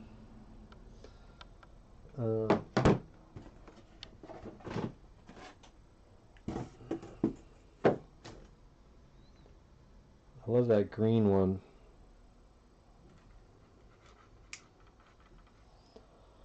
See, we had all these had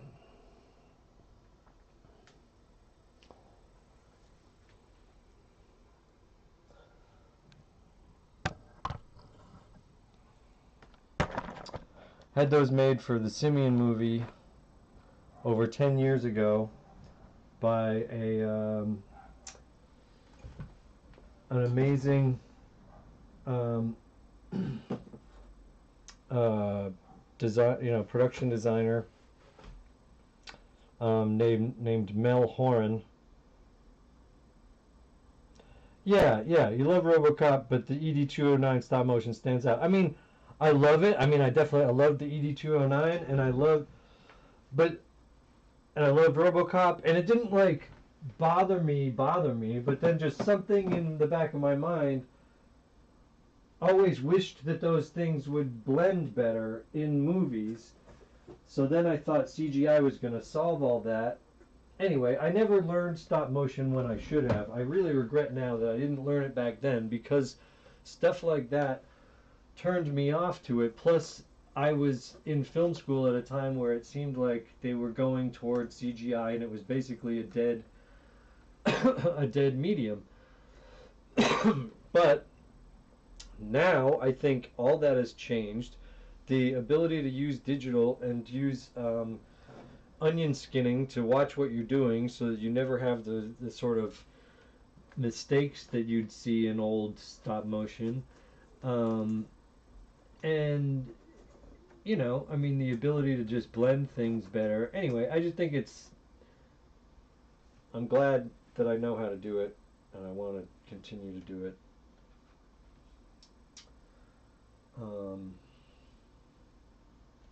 Yeah, anyway, maybe if we get really bored, we can watch the Simian. Yeah, if you look too closely at those buildings in the back there, they're all dilapidated. They're all coming apart. I mean, he was very creative in the way that he constructed them.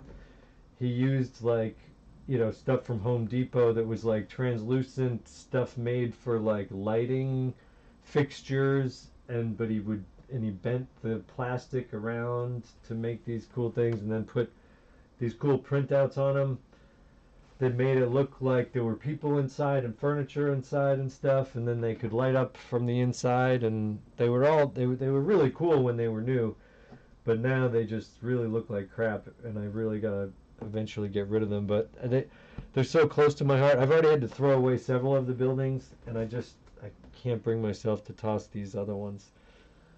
All right, this still looks crooked.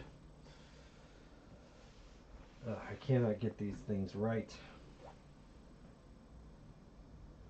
because I'm looking at them from a high above angle, and I can't really see what I'm doing. All right, come on.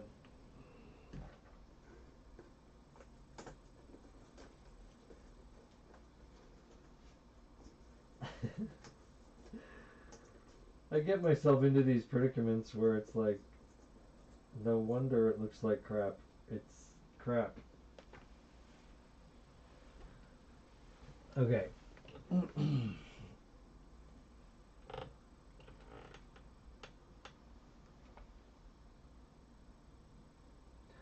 Well, thanks, Brian. I appreciate that. Yes, they did. They did really look great when they were new, and I was really so happy with them. I was so, that was a time in my life when it seemed like things were going my way, and we were making a feature film that we were going to own. But the truth was, when we originally made those in 2008, I was in way over my head, and I mean, I was pressuring the guys who I was working with to let me keep making like the Paris Hilton videos and other videos, because I felt like we really needed to crank out topical material and stuff. But then the film wasn't getting done as quickly, and anyway, it all became very difficult to sustain the whole thing, and it all kind of collapsed. So that was tragic, but it was, we were very ambitious. I don't regret being very ambitious, and all the stuff managed to last us long enough that I was able to use most of it and recycle it for the Shock the Monkey music video. So it's all there.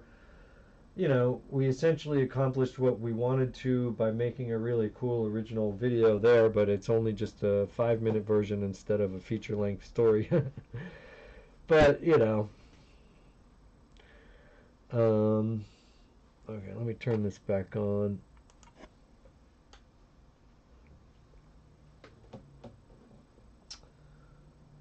But, you know, everything was a lessons learned. So I can't regret too much of the past. I regret, you know, Sebastian and I didn't talk for a while because everything was we were both very bitter about having put so much work into something that then sort of fell apart. But, you know, we both got over it and didn't let it ruin our friendship forever.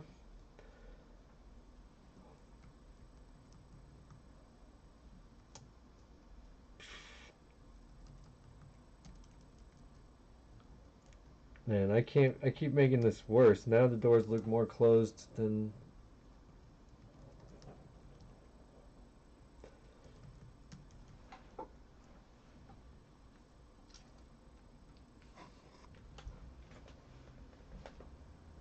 I wanted to just be a crack open, but...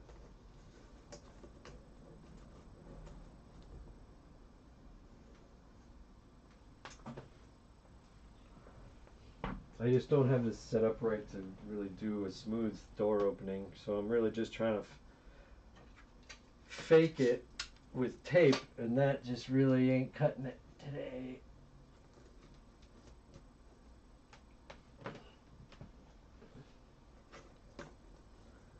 Because I'm not paying attention to what I'm doing. I'm just talking to you guys. No offense.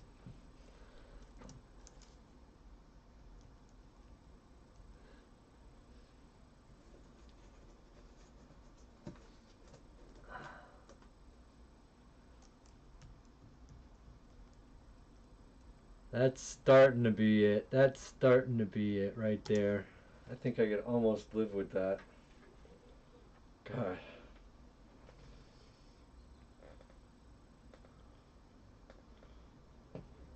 I don't know. I mean, it's all water under the bridge, man. I mean, yeah, we wasted some money to some degree, but we, you know, we all lived and learned and continue to love, so it's no problem. You know, Sebastian and I both got over it. It wasn't a big deal. I mean, I appreciate that he forgave me for my fault in it, in messing up the initial thing, because, you know, there was probably some narcissism going on and some ego going on that, you know, I felt pretty good about myself. I just can't get these darn doors right, damn it. I need them to look like they're both opening evenly, and I just can't quite. Why is it so hard? I don't know. But just open like that, just a little bit. I don't want to see the blue, thank you very much. Come on.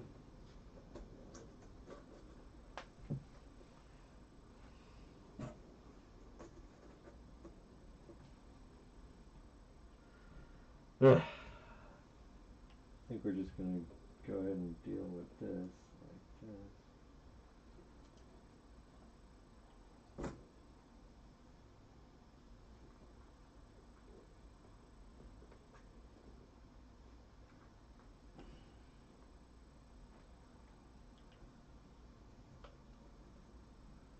All right, what's that look like?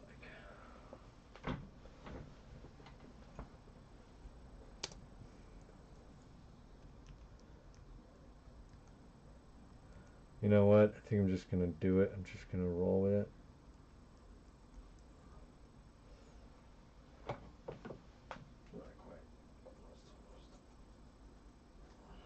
We're so close. We are so close. All right, that, nope.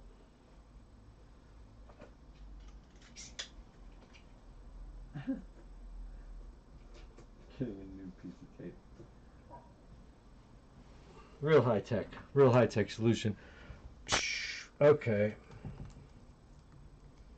There, that's pretty good. That I can live with.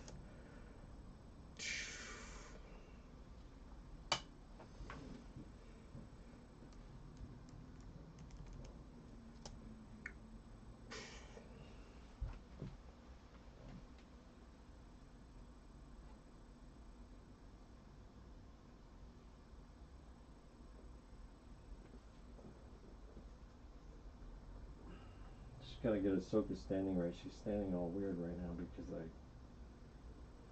didn't think that through. Alright, hold on.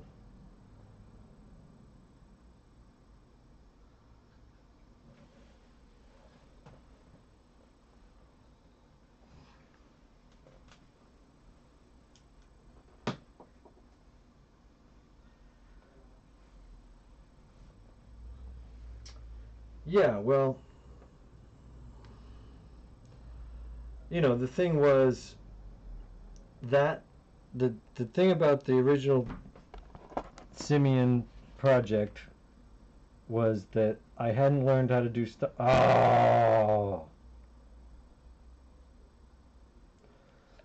Okay, so the thing about that project was that I hadn't learned how to do stop motion yet, so I was trying to do it all with puppetry. So there were a lot of ambitious ideas that we had that I don't know, looking back on it, how realistic it was to think that I was going to be able to actually accomplish those lofty, cinematic, climactic goals for like the, we filmed one fight sequence that came out pretty good, but I can't say it was great, because it was, it was just, the puppetry was okay, but we didn't have real puppeteers, we didn't have money for, so it was just me and my friends doing the best we could, and it was okay. But the stop motion version that we did recently, I think, came out way better. So I think everybody, like, they were initially telling me I should do it in stop motion when we were doing it back then, but I hadn't. Oh, hey. Sorry, we got a new viewer here. Hey, rolled our blues. Really? Do I have the Razor Crest TVC? Where is it? Dude, you're asking me. I know. I'm waiting for it. If the title says arrival and unboxing, and we might be waiting here a long time. I don't know. Let me just real quick check to see if there's any update on my FedEx app. Hold on one second, please.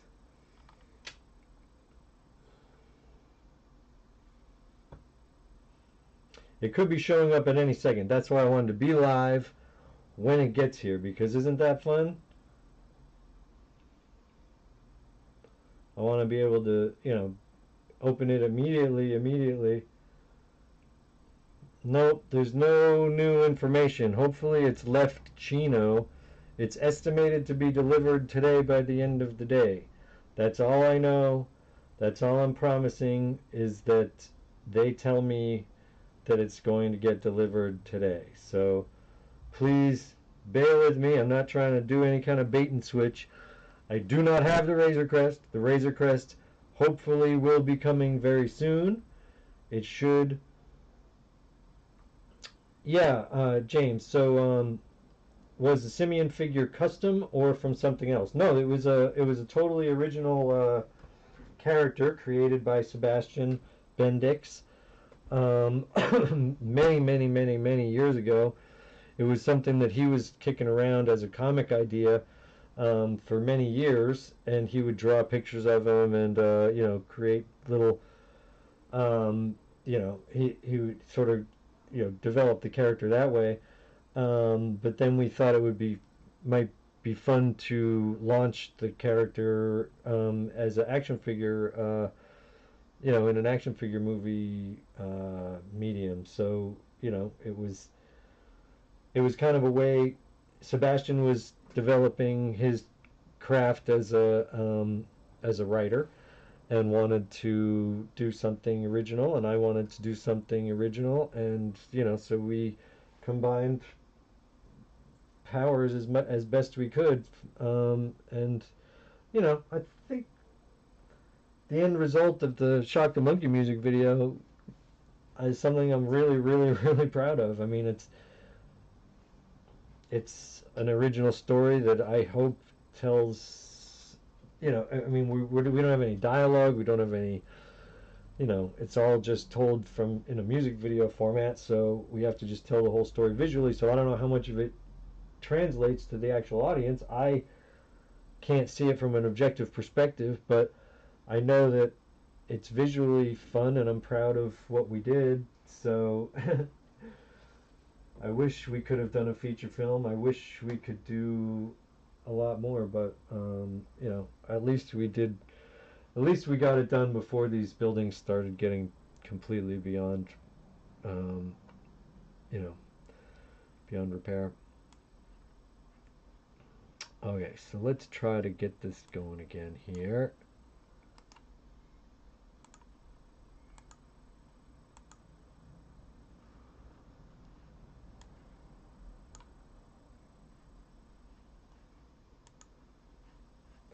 What's going on here? Why is it? Oh. No, that's not it. Oh, I see. That's the other one. Alright, so this is it.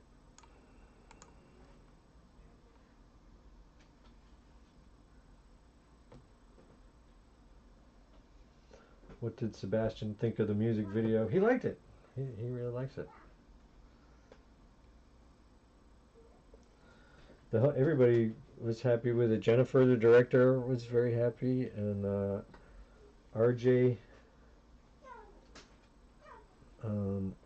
co-director, everybody I think was very happy. I think the band was happy. I think everybody was happy.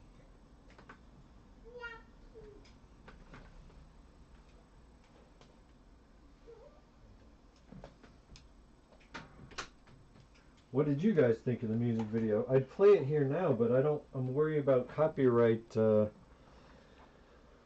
guess they would just mute it for those couple of minutes, but if there was a copyright problem, should I play that music video so that anybody... No, we gotta get back to this goddamn animation. We'll play it later.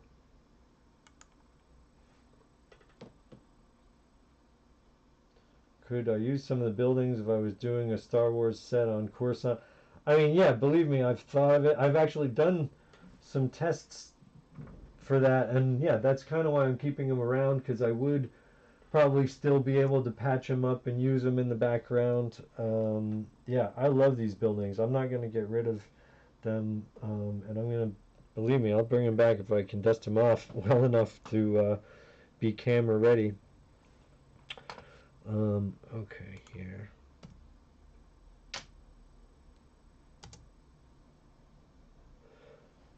Alright, so I gotta get a light on her blade, and then we're golden here. Finally moving on. Jeez.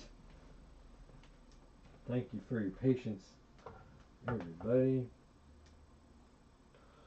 Alright, so, I just made the mistake of looking directly into the light, so now I'm not gonna be able to see anything. Okay.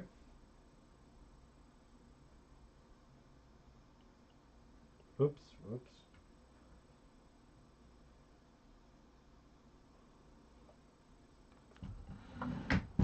I can barely reach my button. Oh. That was not right, I don't think. Trying to find the right angle on the blade with my special. I don't think I'm getting it.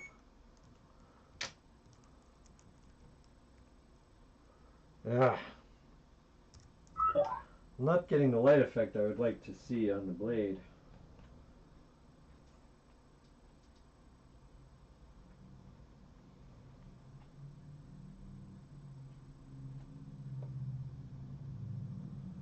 I guess the backlighting is screwing it up.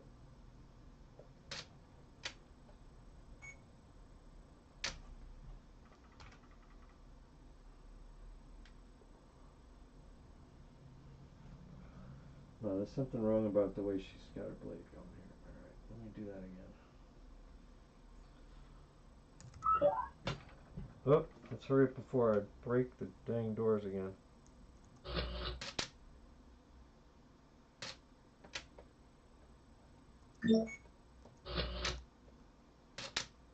Whoop.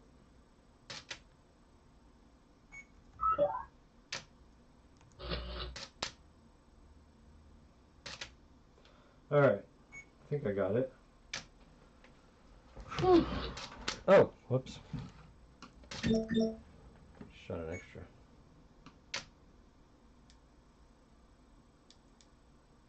No. Want it off. Okay. Let's see how we're doing here.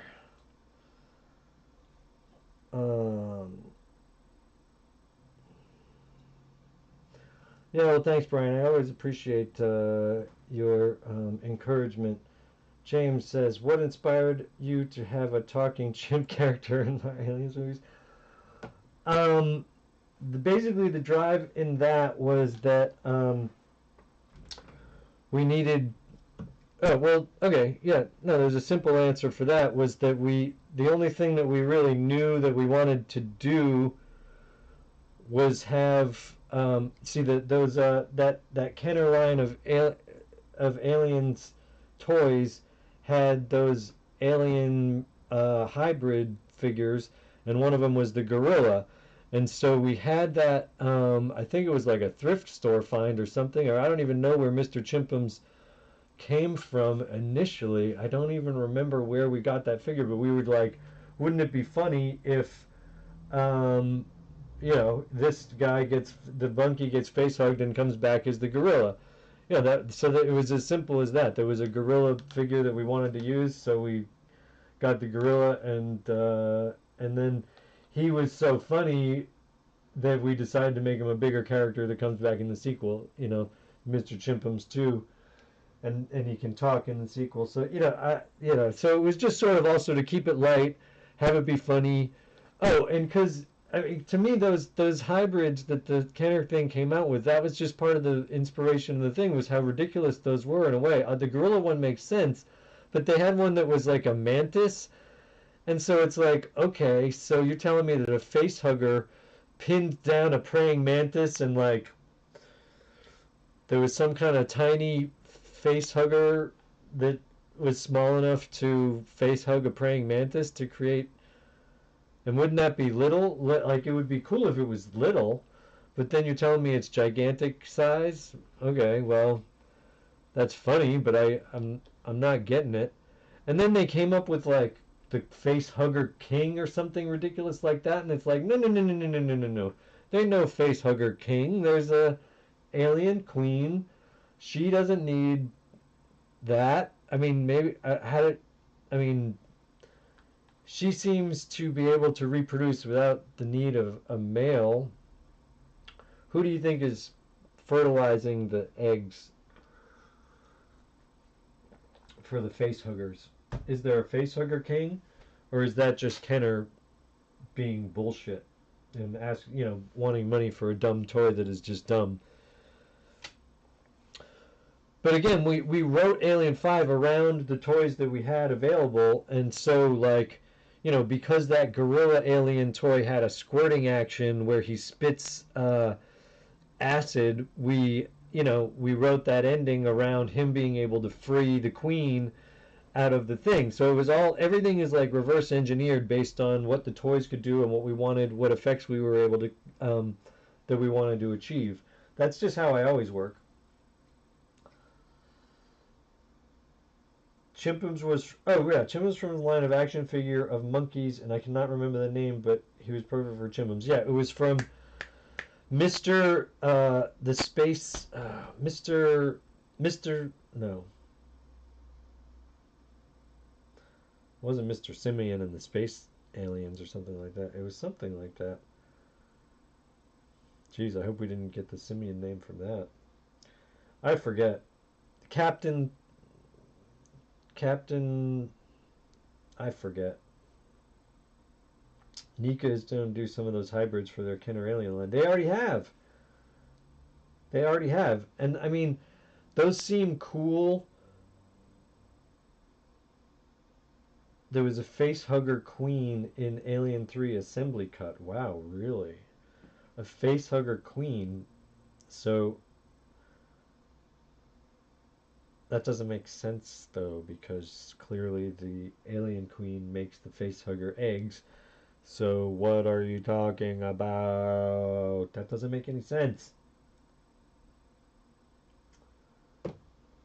But whatever. I guess they could have a complex, could be multi branches of the species trying different things.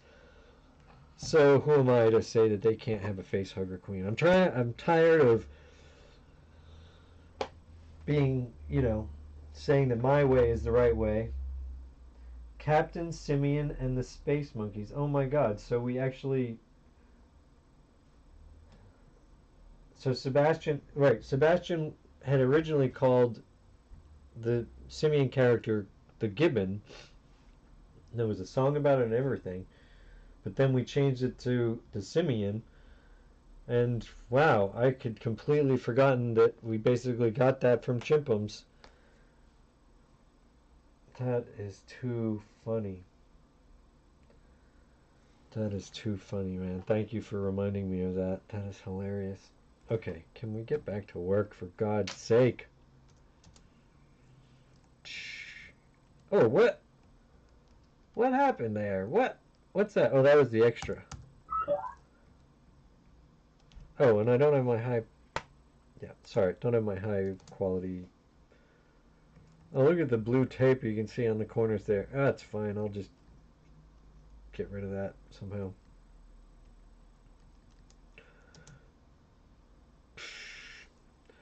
Alright, good enough. Moving on. What the hell? Who cares? We're just having fun here. Let's get these doors open.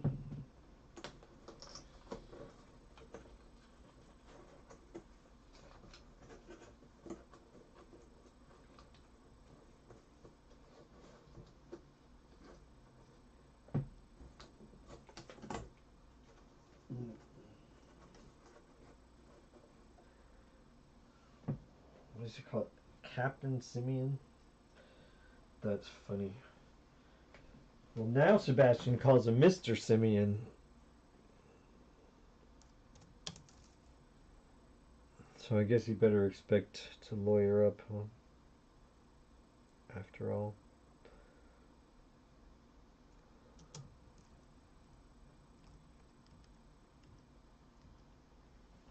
Okay, something's wrong.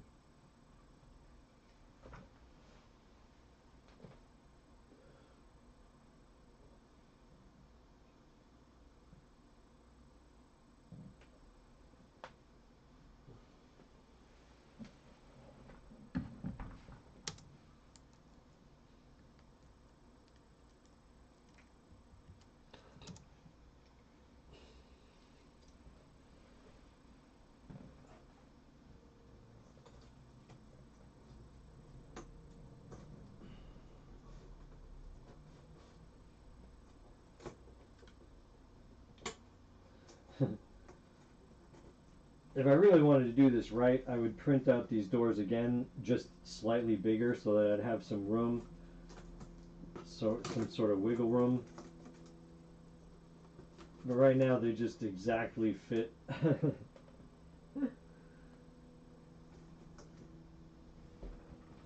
Alright, what's that look like? Hey, that's looking pretty good. I kind of like that.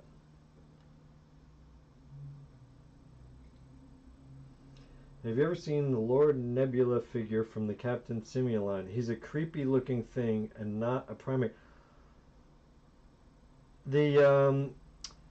Was it kind of a robot? I think we had one or two of the other ones from the line at some point way a long time ago, but man, I've lost track of all that stuff. And it's, yeah, it's no longer in the memory banks even slightly. I mean, I vaguely recall, like, from the pictures back then and things like that, there wasn't even like a online pictures of it because nobody really cared about that line or anything. But I remember like the back of the package, seeing the other figures and wanting to get them all. We were getting a lot of what we were getting back then was straight out of the KB Toys clearance bin. I don't know if anybody remembers KB Toys, but they had big bins in the front where they were to get rid of all the stuff, and that's where we got a lot of the Aliens figures because nobody. I don't think the line was very popular, so all the Aliens, everything was just marked down to, we just bought a bunch up.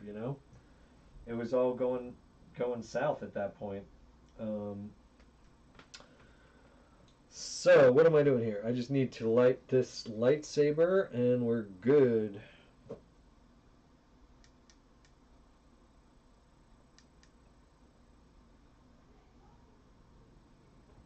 Come on, what's going on? Okay.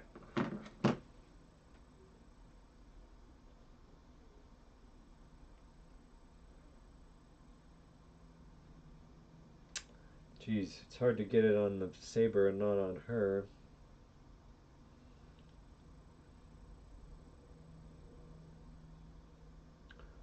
I mean, it's fine if it bounces a little on her. I just wanted to get it on the saber. Come on now. Doesn't seem to be doing much.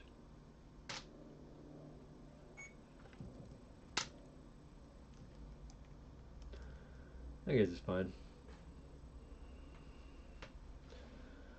Alright, I'm just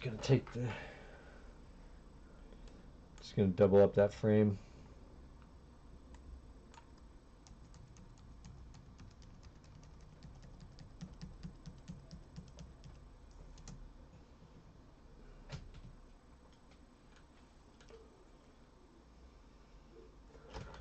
So what I'm going to have her do right now is, it's a creature in dark blue or black suit and glowy looking blue head.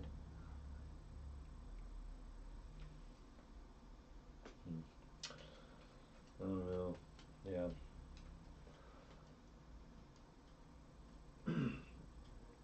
I'll have to look that up. Okay, so I want her to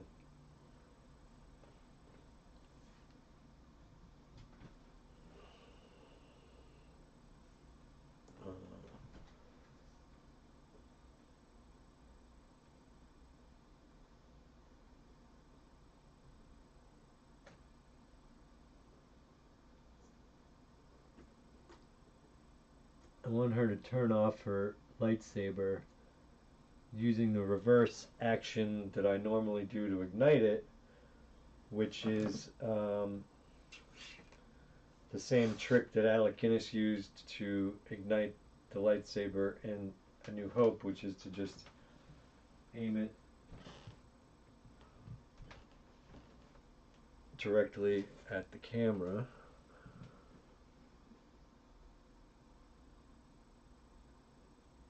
Like so, and then ignite. So we're going to do the reverse of that. Did I pay a lot for the Queen Hive playset? I don't remember what I paid for it, but I still have the box. I believe we got it at a convention, and probably paid like $100, but it hadn't been jacked up the way that maybe it is these days. I don't know what these figures are going for now. But yes, I love the Alien Queen that we used for the second film. I have it right up here. It's up on my... Well, let's get her down. Let's just get her down. Yeah, it's just real quick. Oh, shoot.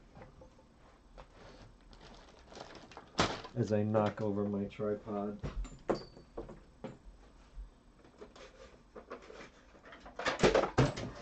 Oh, she just fell to her death.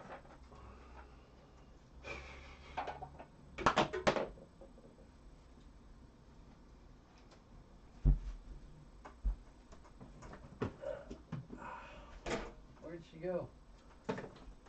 Oh, here she is.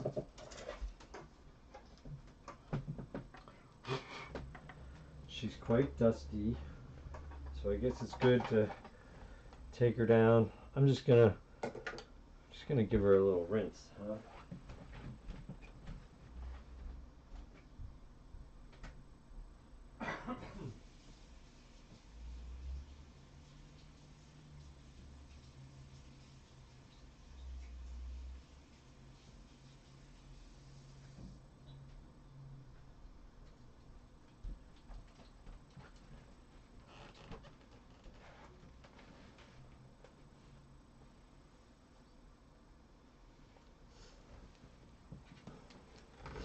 So I guess that guy didn't hang around once he realized I didn't have the toy yet.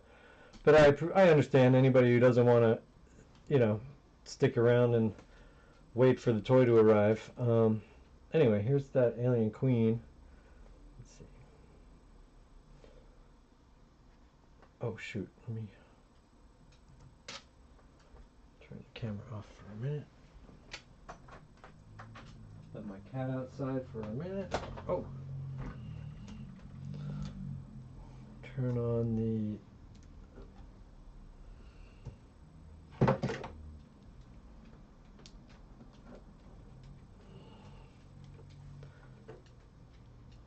this alien queen. She's amazing. I love her high heels.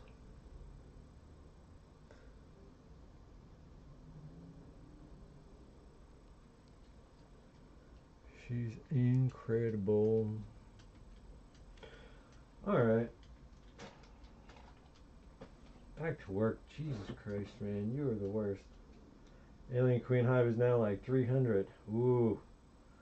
I could use 300.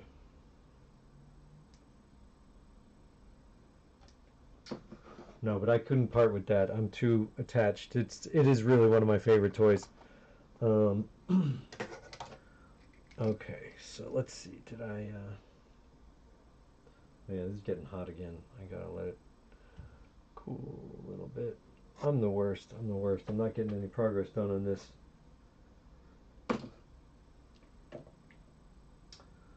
Let me look up Mr. Simeon for a second. I mean, Captain Simeon. Oh, shoot. No, no, no.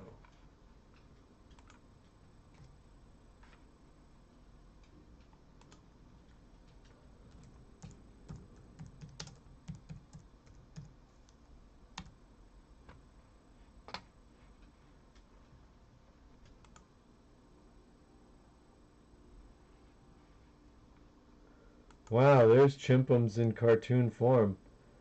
Crazy. That is crazy. What's up, Dawkins? And there he is, Captain Simeon and the Space Monkeys.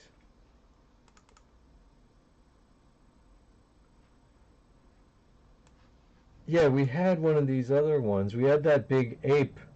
We had that guy. God, whatever happened to that guy?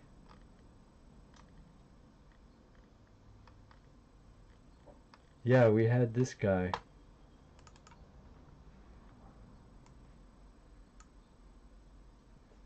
We had this guy. I don't know what happened to him.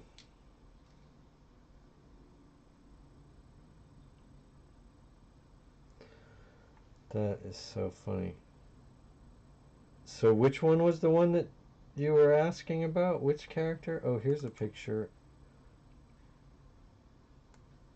What? Why is that? What's going on with this?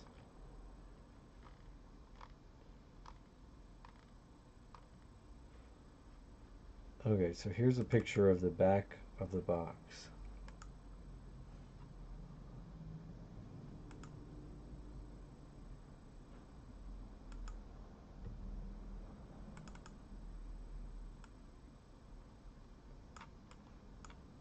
Ah.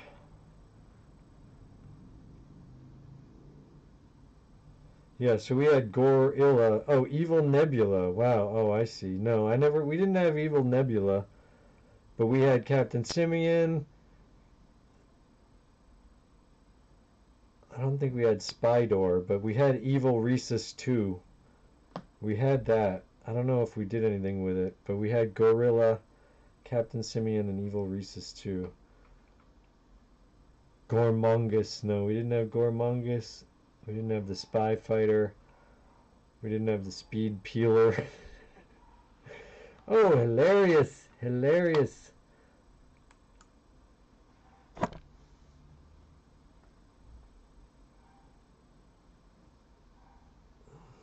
That's a hilarious toy line. And yeah, we did have some of those guys. I do not know what the heck happened to any of those, man. I got so many bins full of toys that I like haven't looked at in 10 years that you know, they're probably in there somewhere. But, you know, Mr. I mean, Mr. Chimpums has done his, you know, he's served his duty and doesn't need to be. A lot of people ask me to continue doing the Alien series, and I don't see it happening. If I did, I would have Ripley and Mr. Chimpums emerge from the underground bunker that they've been locked in for 20 years now, and I would have them emerge with a child from the Planet of the Apes toy series, and have that be like the you know, something happened between them. Even though she could barely stand Mr. Chimpums in real life, she eventually warmed up to him. Let me just check that the gate is still open so that the FedEx guy can definitely get out.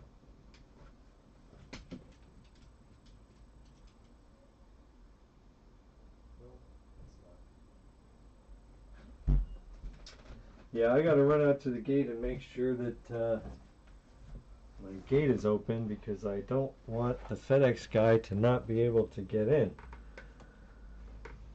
Chimpums is a better name. Those Captain Simeon ships should be over on Rock Gut Station. Yeah, man, that guy, oh man.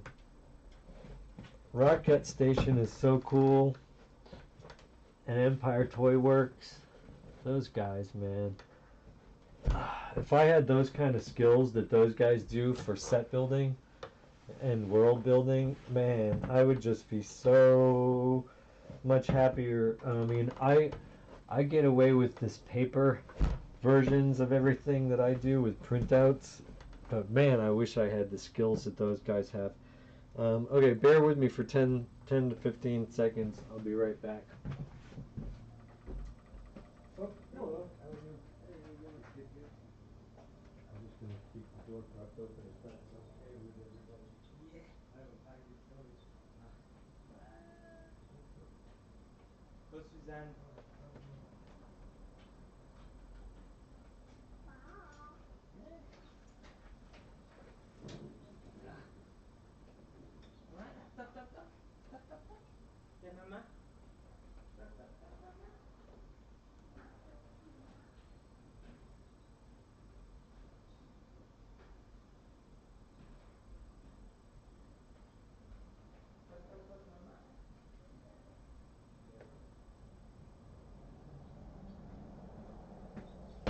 Okay, sorry about that. I left my gate open, propped open, but somebody closed it, so understandable. I wouldn't want to have it left open if I wasn't getting a package.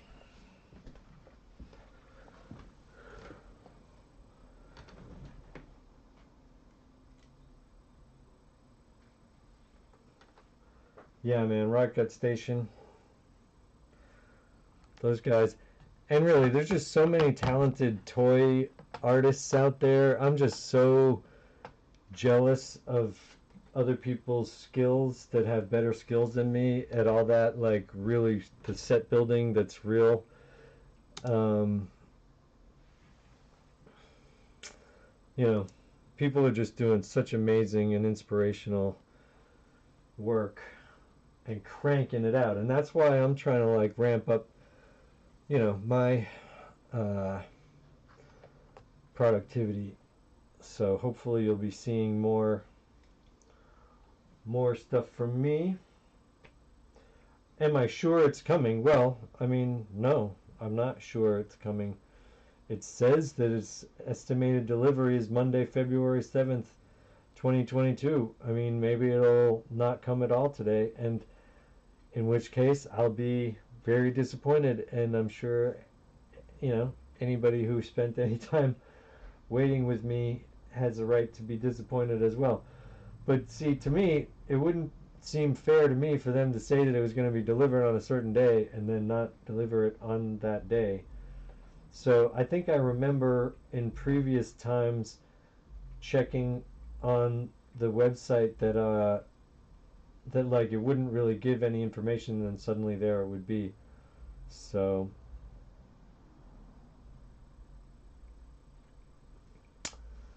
yeah.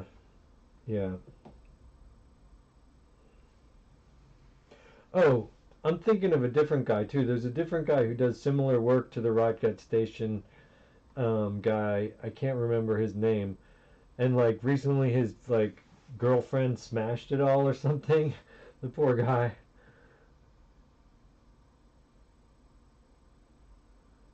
Wasn't the sail barge delayed? I don't know. I don't have a sail barge. I wish I had a sail barge.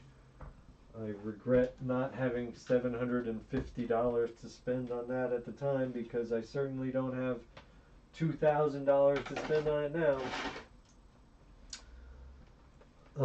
I really wish I had one. If I had a sail barge, I would be filming a soap opera, a Star Wars soap opera in it. It would be the Love Boat, but the sail barge. You get it? You get it? The Love Barge. We actually made a Star Wars Love Boat crossover parody. Well, I didn't really make one, but I made a spec thing that I was trying to get Olivia Munn to do a voice in it. So I made a whole credit sequence in the style of Love Boat, but with Star Wars figures in it and Olivia Munn.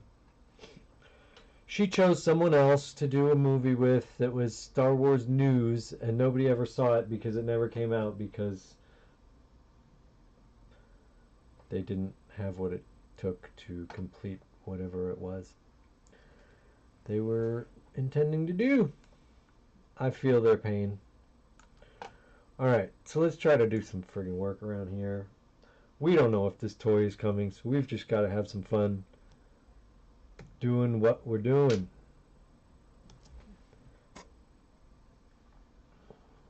Let me check the focus, because it looks off to me.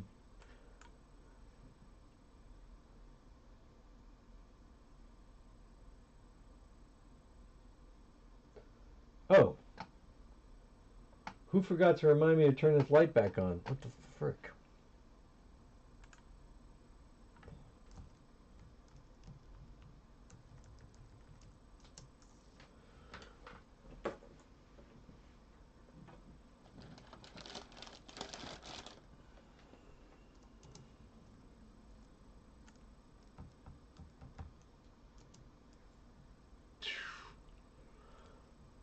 So what?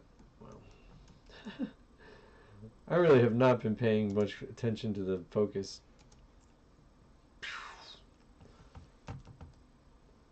That looks pretty cool.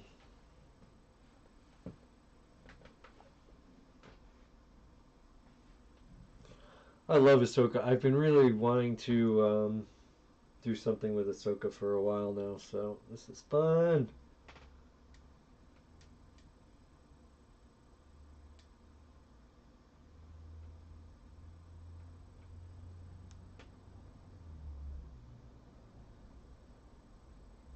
I don't know if this is doing anything. Maybe I should be hitting it like this now.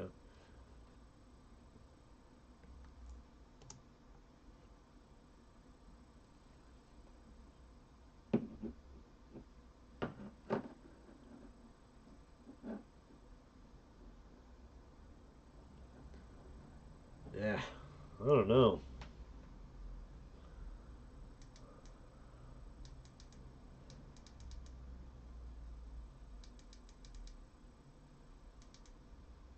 Oh. They make a 1/12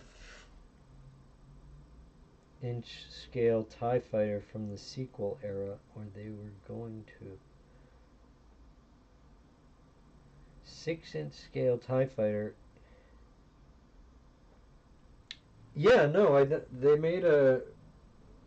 Was it a TIE fighter or was it a TIE interceptor? I forget what it was, but it was, yeah, the Black Series. I don't collect the Black Series because, I mean, that thing, I remember seeing it in the stores and it was like, are you kidding me? I wish, I wish. Wish I could.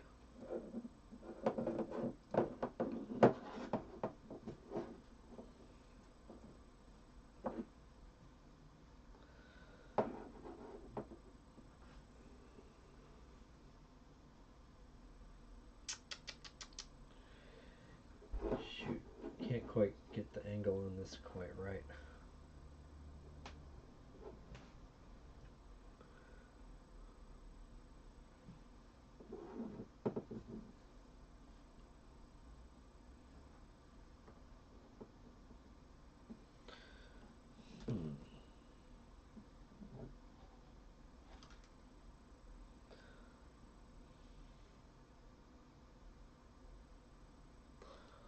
Alright, I guess I gotta do something like this. Whoops. Something like this.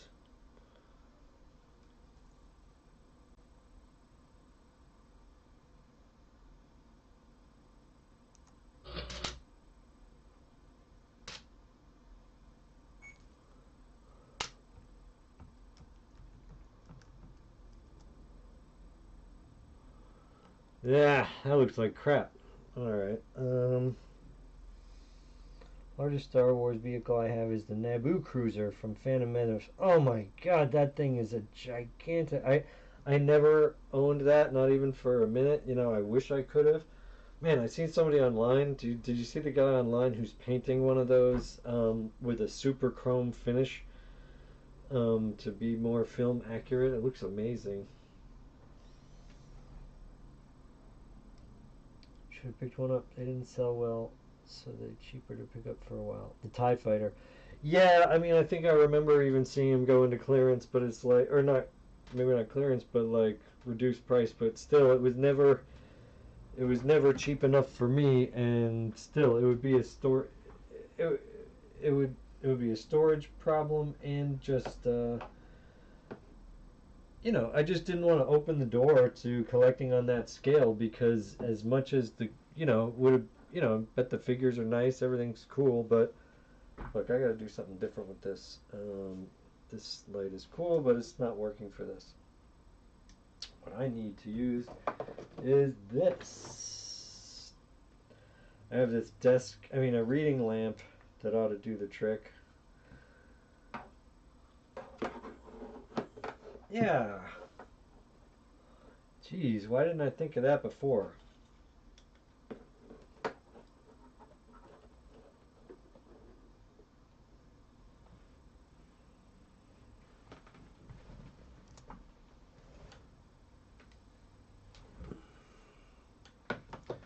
Alright, I gotta get this right.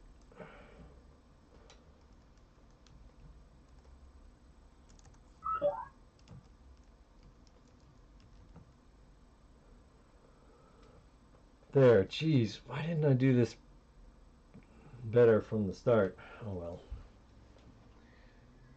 Oh well.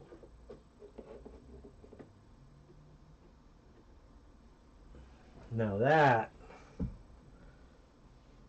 looks pretty cool. Oh, nope. It's in the shot.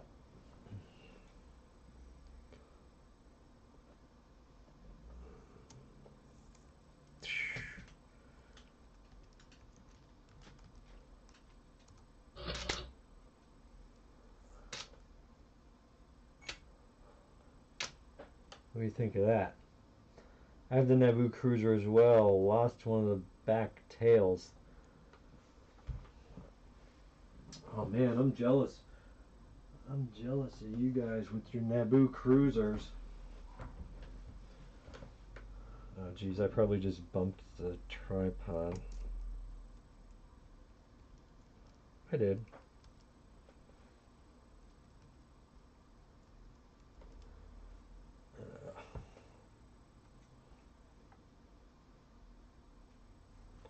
Why didn't I glue it down?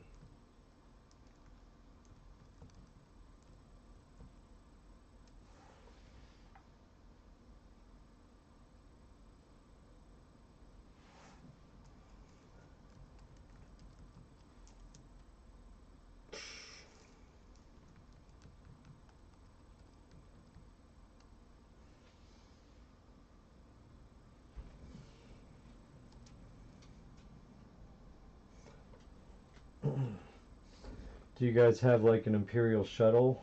I got to borrow. Yeah, a friend of mine let me shelter his Imperial shuttle, his vintage one, his Kenner one from for a while in my early in the mid 90s, I guess it was. That's a fun toy. Alright, so what do we do here?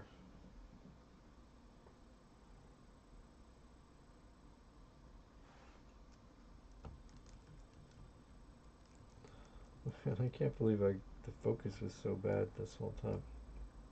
Alright, let me see if I can fix this. Get this back.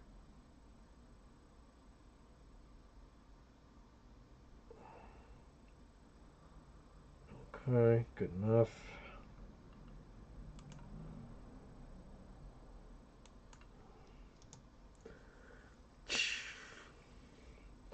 I kind of like that. So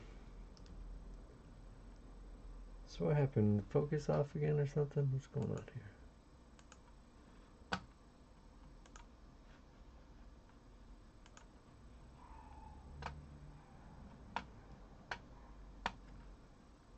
No, my mouse is not behaving. Okay, no, that's fine. Alright.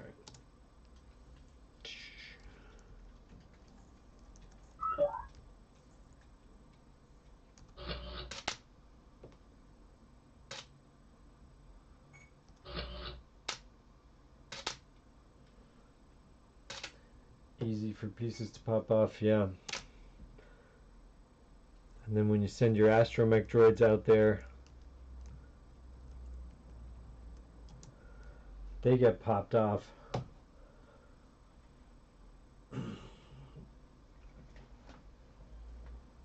Had a bunch of ships, but someone threw them out thinking they were old junk. Some nameless person who is dead to you now, I assume. That's just terrible, man. That is just terrible.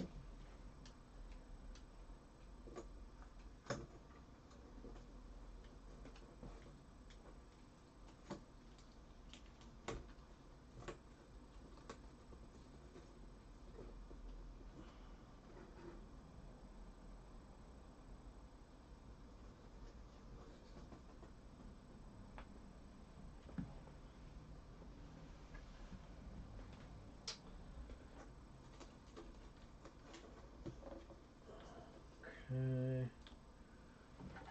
Good one. I found these freaking doors, man.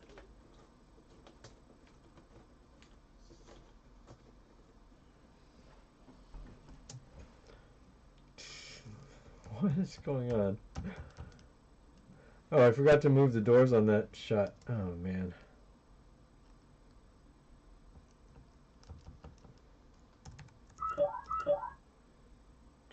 Yeah, there, that's better. I knew something was off.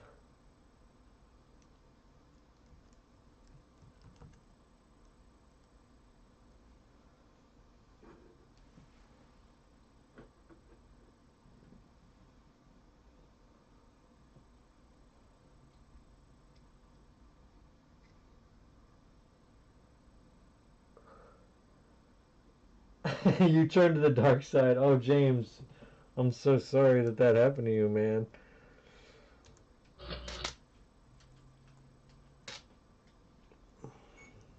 Did you ever turn back to the light, or are you currently Sith? We don't judge here. Everybody's got their dark times.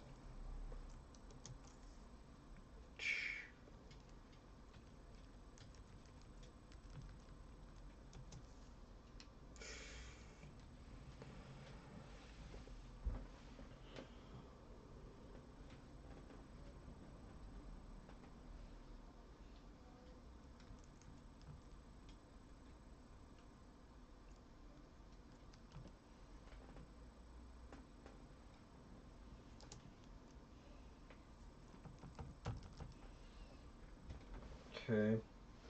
So now I want her to turn off her blade. So she's going to kind of angle her saber more and more toward the camera. Eventually, anyway.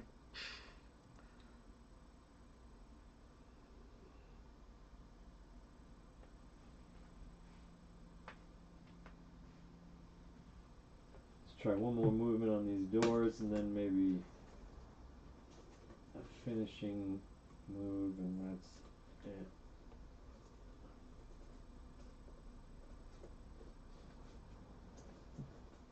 Like one more big move and then a tiny move.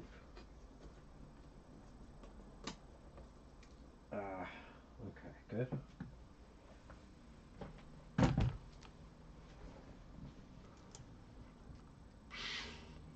Yeah, that's pretty good. Except it showed that that last one was bad.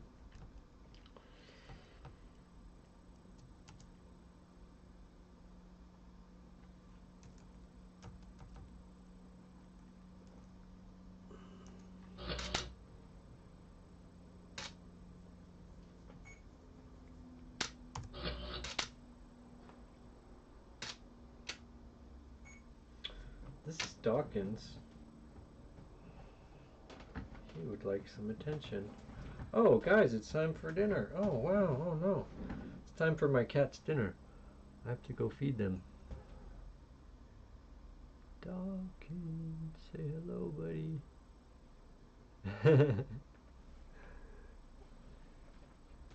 Oh, all my cats are inside. Okay.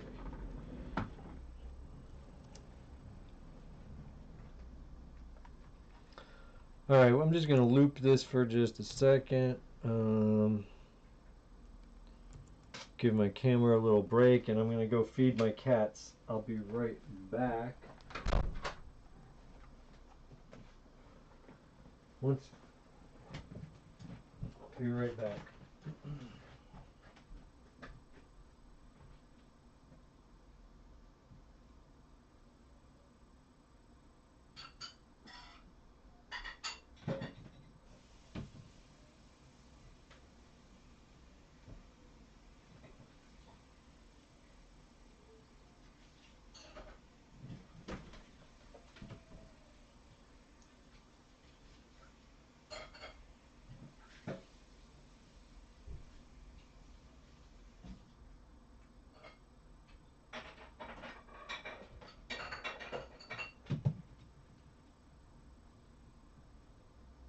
Hey, kitty cat.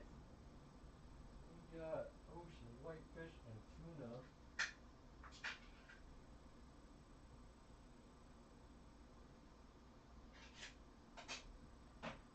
stuff. Good stuff.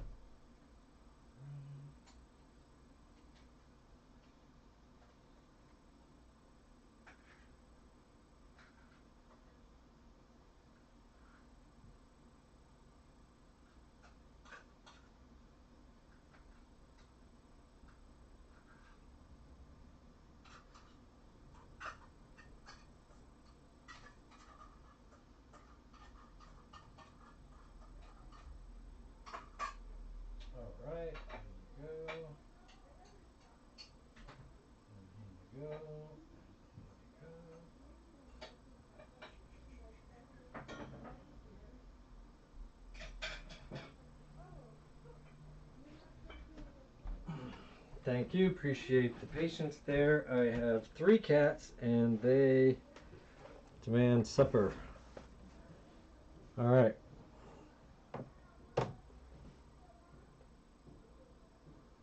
Camera's still a little hot.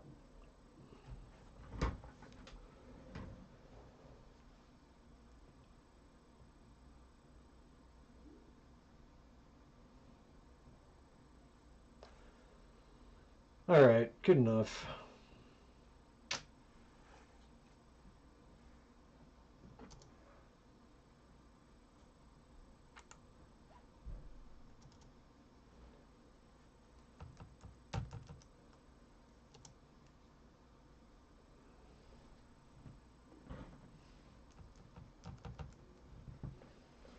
So I'm just going to do one more finishing move here on this door.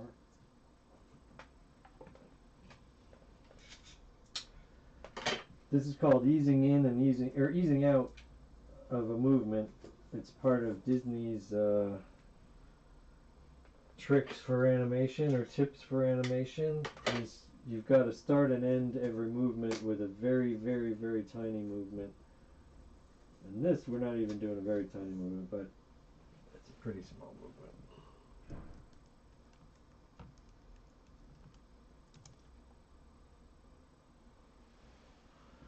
Uh-oh, what happened there?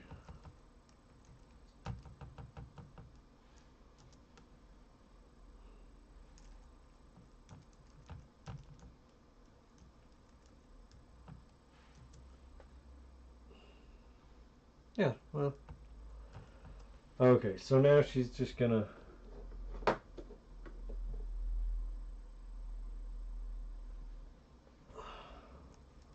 turn that blade.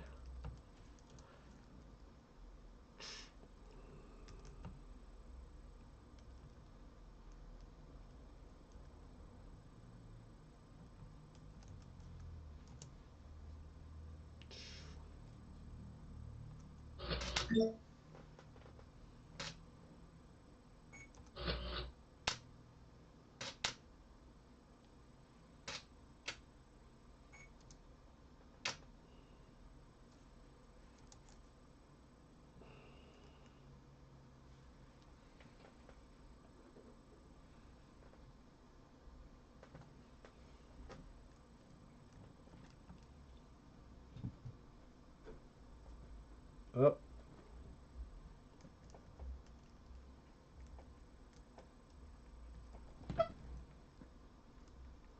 Oh, I kind of screwed that up. Yeah, delete that.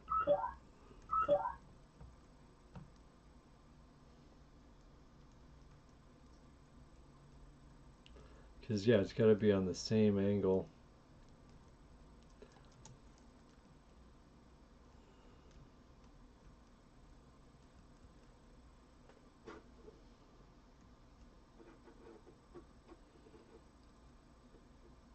Hard to hit the blade without hitting her hand and revealing that the light is not coming from the blade.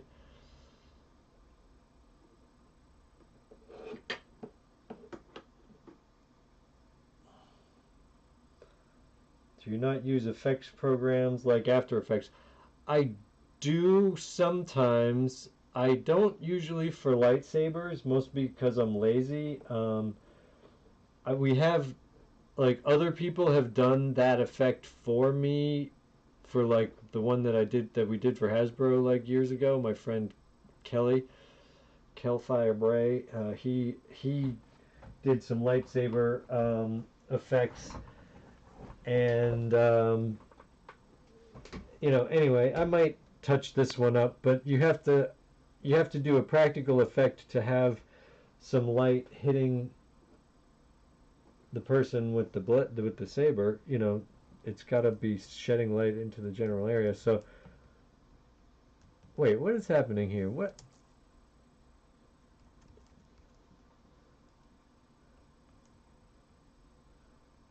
How did I? All right, this is terrible.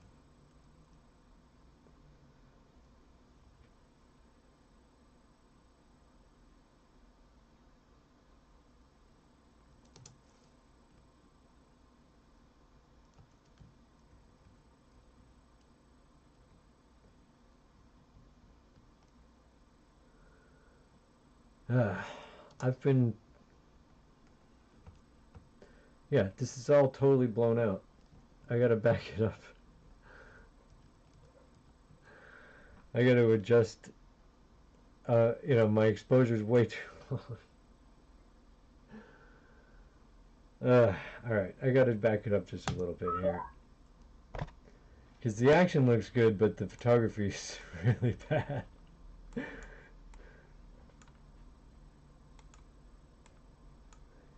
Whoops, give me a second.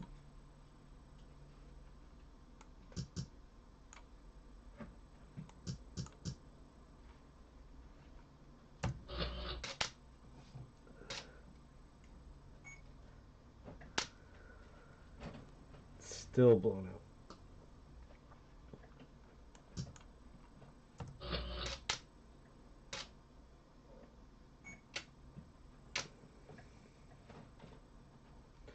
Alright, that's better. A little better.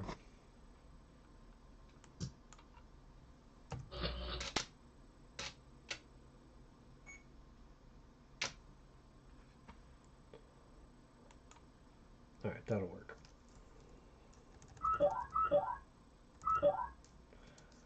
But anyway, I really, even when I do use even when I do use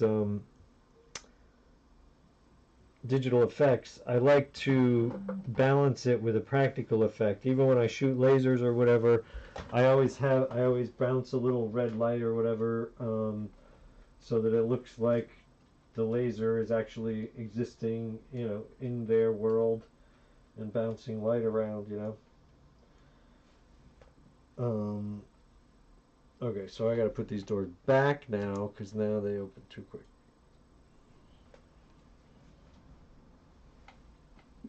Gosh dang it.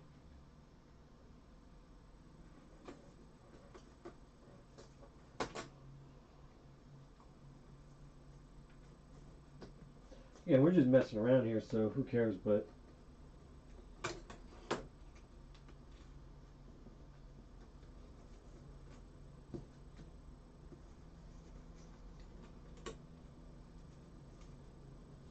okay. Something in that ballpark? Oh, come on.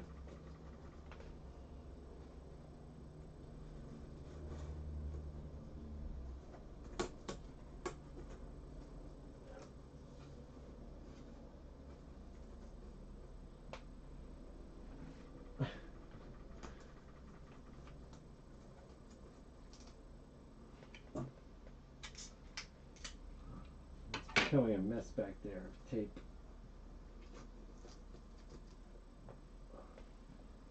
Jeez, I can't get this right. Okay, come on. Alright, better? Sort of?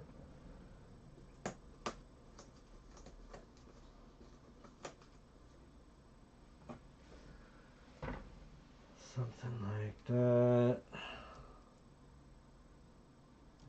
Sure. I can live with that.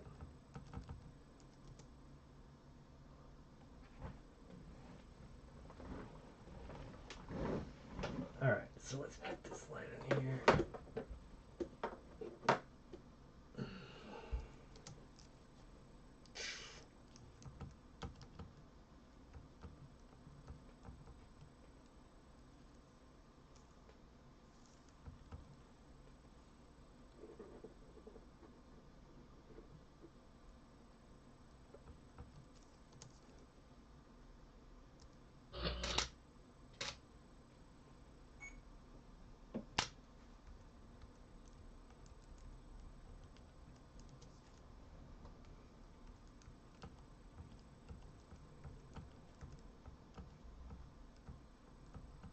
Yeah, that looks alright.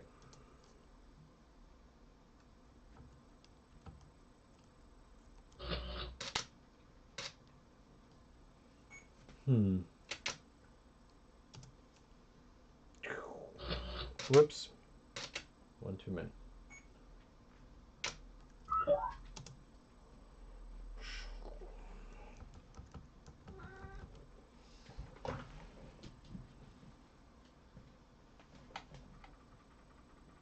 Okay, one more time with the movement.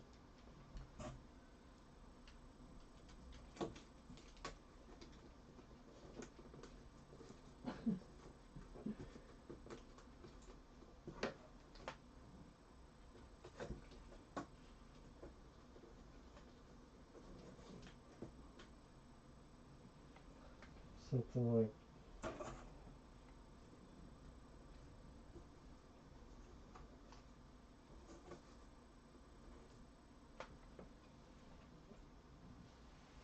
what's that one like?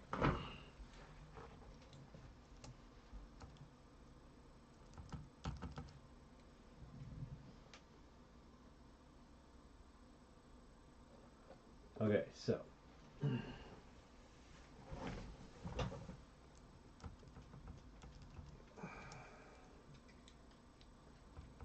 yeah, I'm liking the look to this.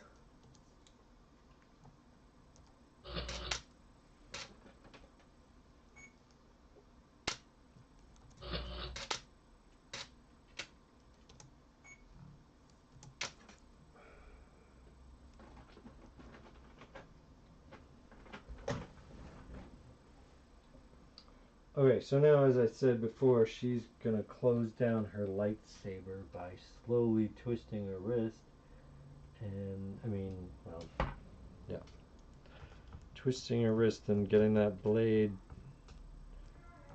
pointed at the camera.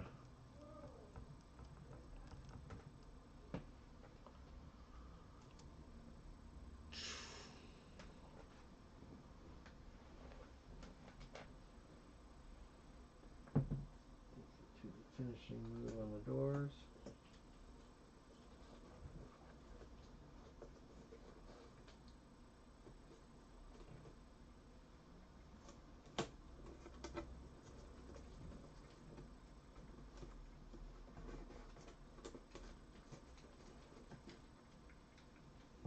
Okay. Now let's.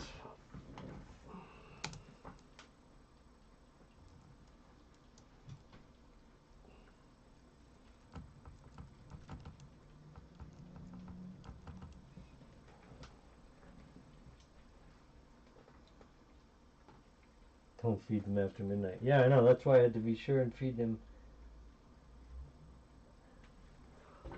at 5:30.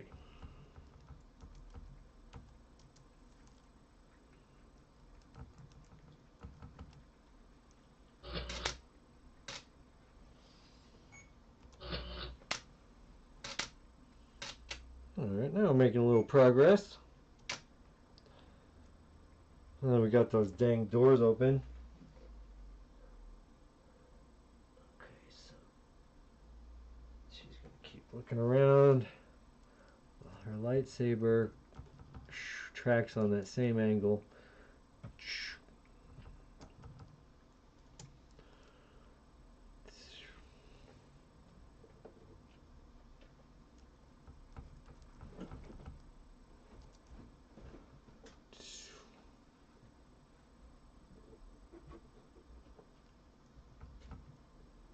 Oh. See, the problem with lighting your lightsaber is that you can't have the shadow hit her like that. So anyway, it's kind of like a, kind of have to deal with it. Not always looking perfect. But again, I like to leave my lightsabers unedited because I like just bouncing the light through them. I like using the toy. The toy is meant to catch light from behind, and I think these lightsabers look amazing when they're lit from behind, so that's all you have to do to make them look awesome on their own, really. I mean, pretty darn cool, you know. And they're, anyway, I don't know, I just kind of prefer it, even though it's not as film accurate. Okay, so again, I am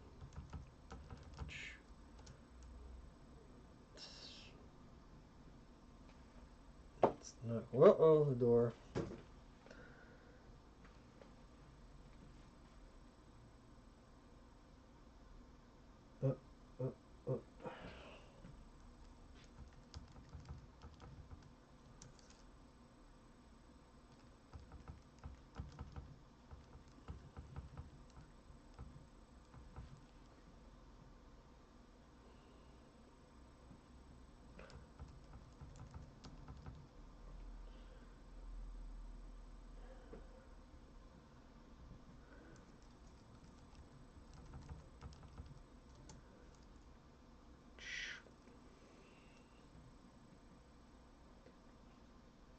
See how it's starting to look like the lightsaber is, whoops, turning off, retracting, as they would say. I don't know. It's hard to get it just right.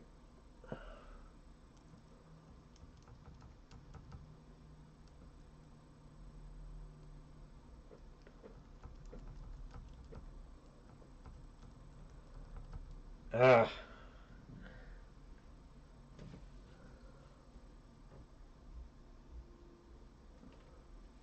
It's not looking exactly like I want it to. It's hard to get it at the exact angle that you need it at. Plus, I don't want her body to move. Ugh. Alright, excuse me for just a second. I gotta just do a little stretch. Cause see, yeah, I forgot to put down my mat. I usually do this with a mat on the floor so that my back doesn't down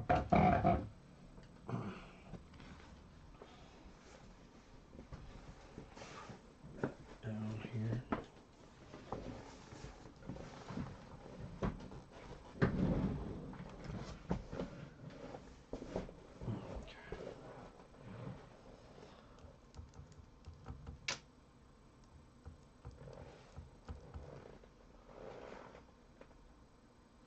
I had it at nearly a perfect angle, but oh, there we go.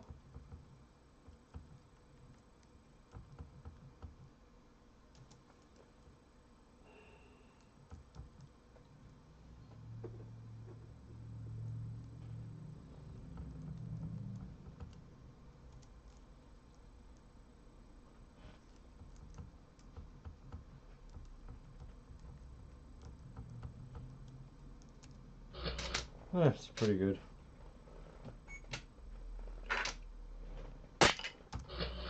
Oh, the door. Gosh dang it. I forgot the door fell off.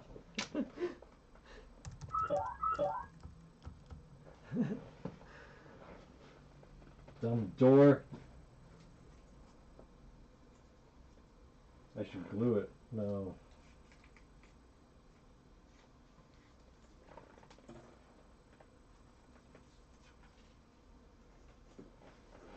Oh, shoot. Alright, so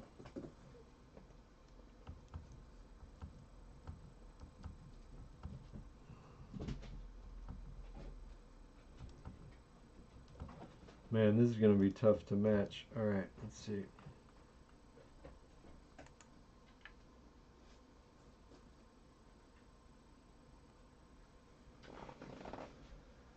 Okay.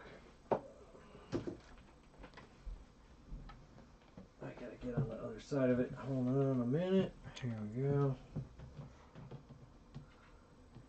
Darren, I need to go. Hope you get your package soon. Look forward to seeing the unboxing and playback. Good night. Hey, Brian. Thanks for being here, man. I'm sorry that it didn't come yet, and sorry to everybody who has to sit through all of this. You don't have to. Yeah, just fast forward in the future until I get the box.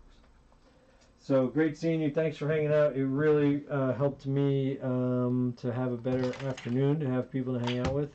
And it was great hanging out with you. You've been one of my best supporters for the longest time, so thank you for all your support, man. I will talk to you later, man. Have a great night.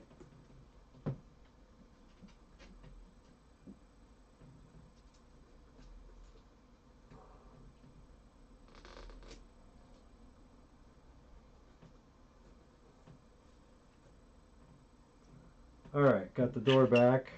Let's try to lock it down with some serious tape.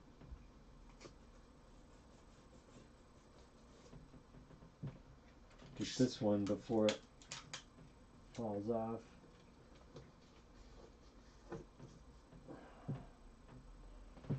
Alright, that ought to work for now.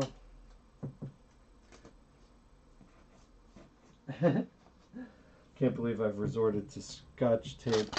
I don't usually use such bad tape.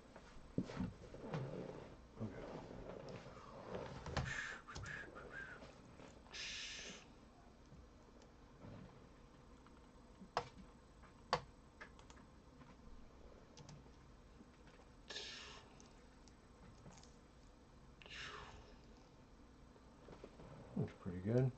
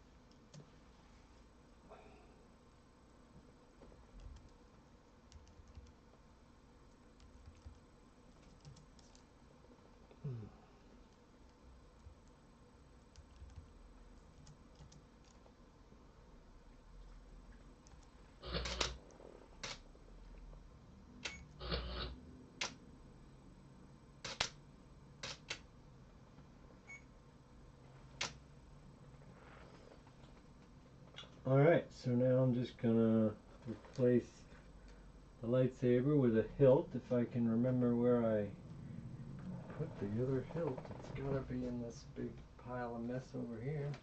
Oh, here it is.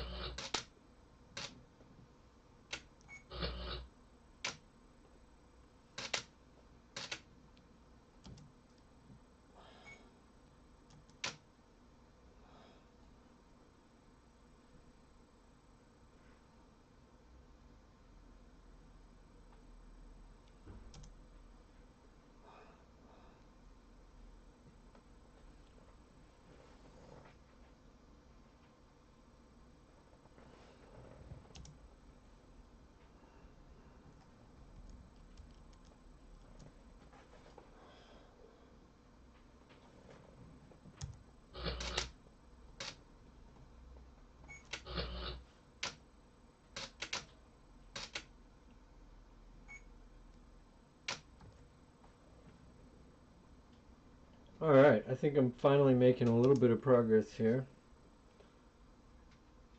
So, it's time for a break. No, I gotta let this camera cool down. And, oh, whoops. No, that's not what I meant to do. No.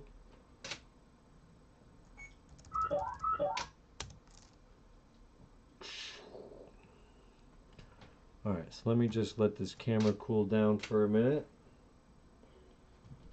I am going to grab a snack. I'll put on another one of my movies for you guys to watch.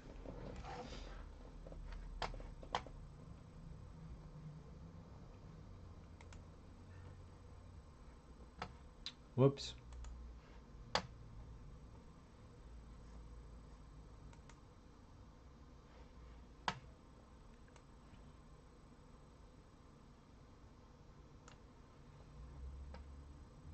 Ah.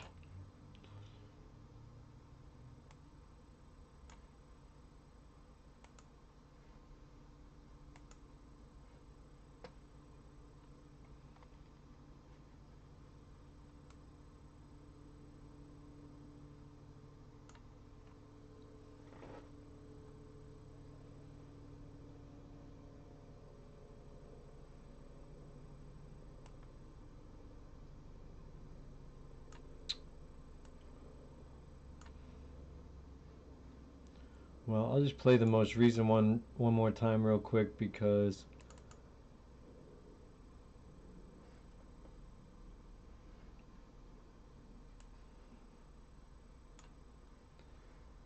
it turned out pretty good.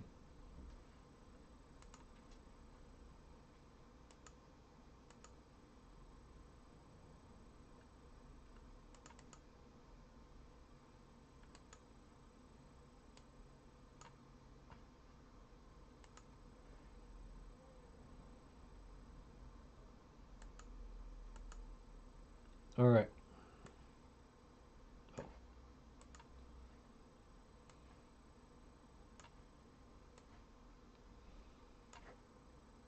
So this is what I've been working on and what I need the Razor Crest to complete.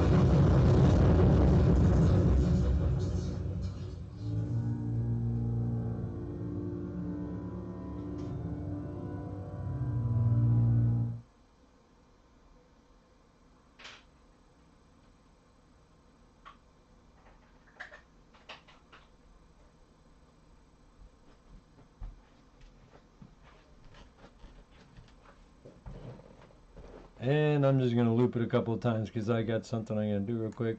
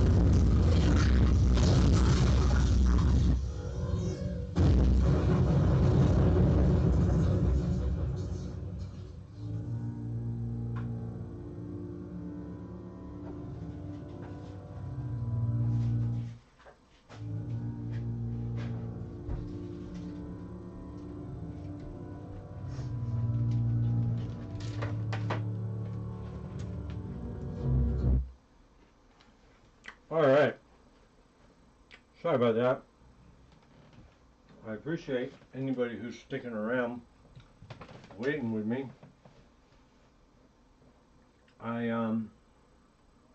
Once again, I am waiting for the Razor Crest. It could come any minute. They have until 8 o'clock to deliver it. Hopefully it won't be that long. But there doesn't seem to be any new information, so I do apologize for that. I was not intending to stream endlessly with no Razor Crest to show, but you know, that was the gamble I took, and I'm having a really fun time doing this animation and hanging out with some people who have been fans for a while, so this has been fun for me regardless.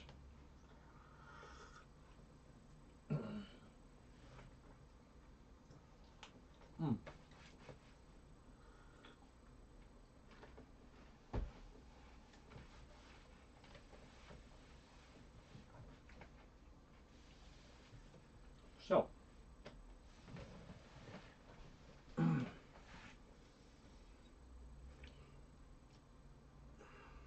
still feels hot. I'm just going to let that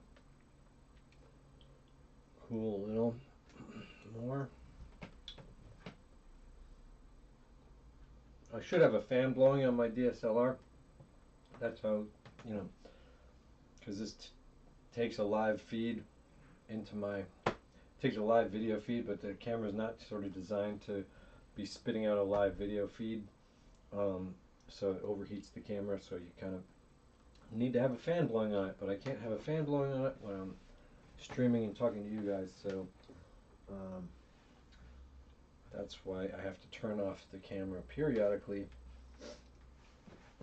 to let that cool down.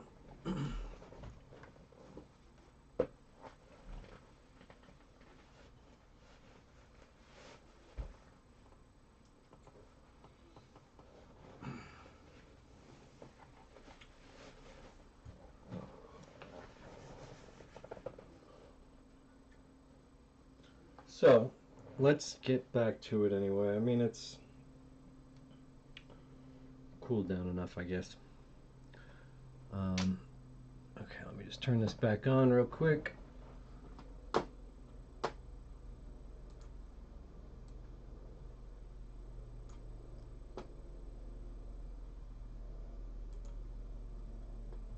this one? Yeah.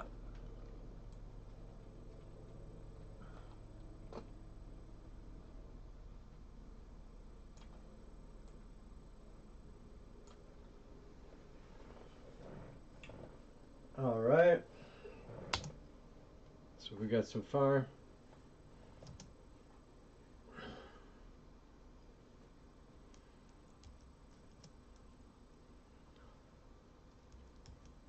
So I want Ahsoka to look around a little bit and then take a step inside. Door will close behind her, which will be a surprise to her. But then Darth Maul will reveal himself. Hey, it's been fun. Good progress so far. Hey, cool. Thanks, James. I thank you for still being here all this time, man. You guys are amazingly supportive, and I really, really appreciate it. I feel like I've been very sporadically entertaining with a big, giant periods of extremely boring content here. So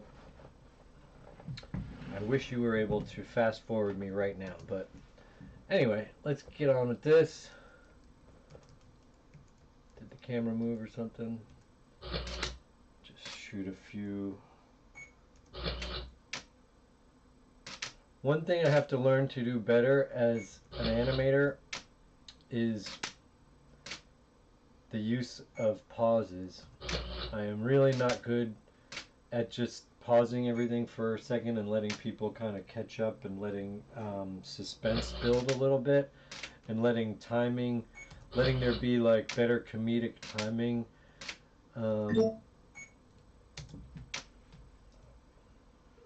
With the use of appropriately length appropriate length pauses. All right.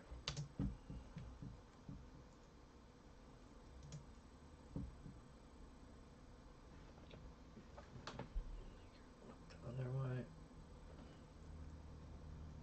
What? What are you toggling? Why are you toggling? What do I do here? I don't want the toggle.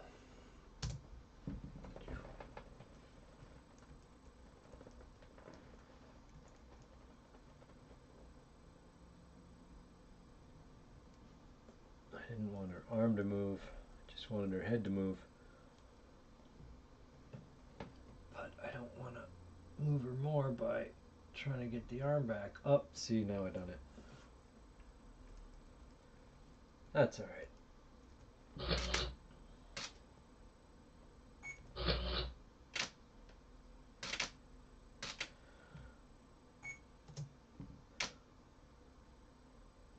So once again, I'm easing into this move with a really, really tiny movement of her head, but now I'm going to do a really big move, and that little move is all you need to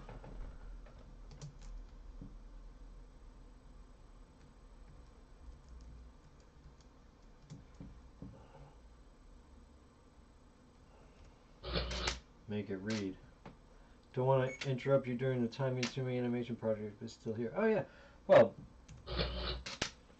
interrupt me all you want. It's fun for me to know that somebody's there, first of all, and to interact is, you know, it's always fun. So don't hold back. That's all I'm saying. Don't force yourself, but don't hold back.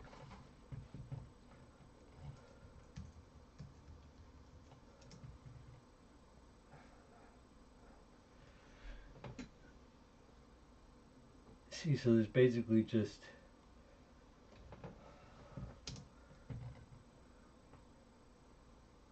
a really quick turn of the head.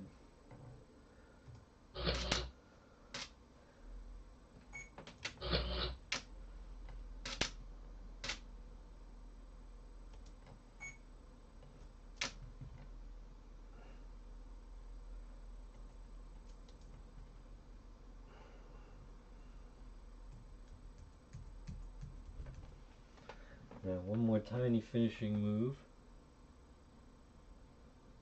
Teeny tiny. Ease in, ease out. That's the rule. It's pretty easy, actually.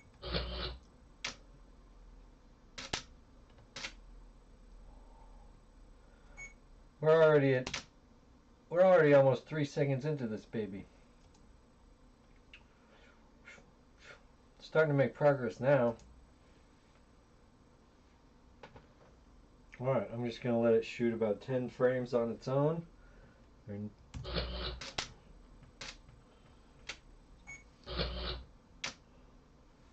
Oh yeah, I forgot to stretch. That was one of the things I was going to do.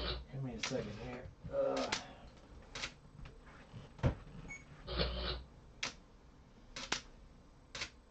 Oh, I don't have to stretch on camera. That's something I can do over here.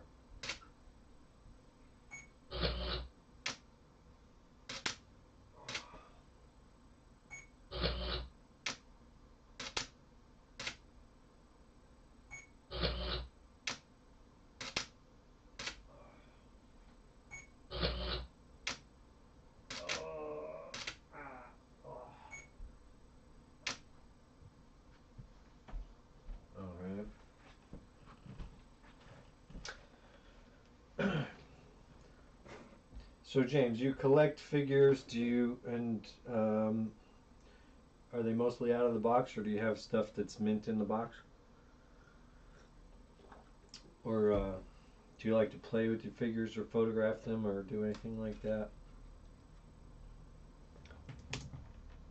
Also, how did you hear about my movies or find my website or my YouTube channel, if you don't mind me asking?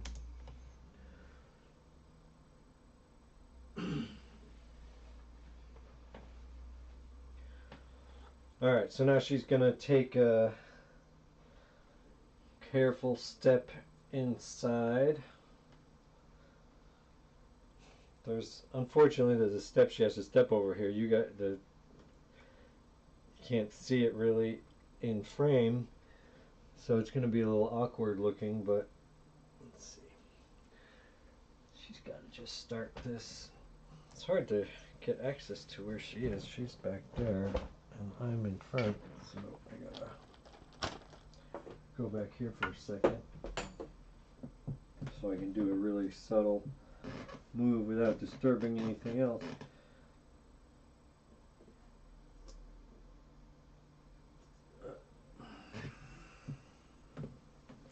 See what that looks like.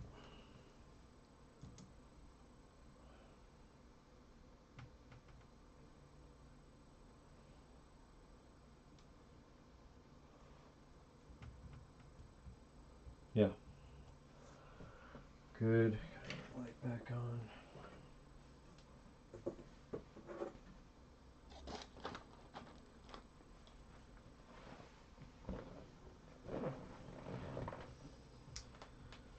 Ah, God, these glasses pull out more of my hairs. God.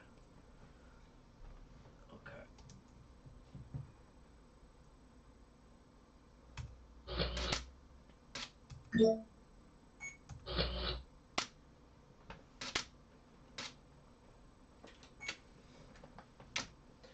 All right, so now she's made that tiny move. Now she can make a bigger move. She's she's not rushing into this though, so she's got to kind of take it real slow here. Hey, Dawkins, did you just... Oh, okay. Dawkins is known for stealing people's seats.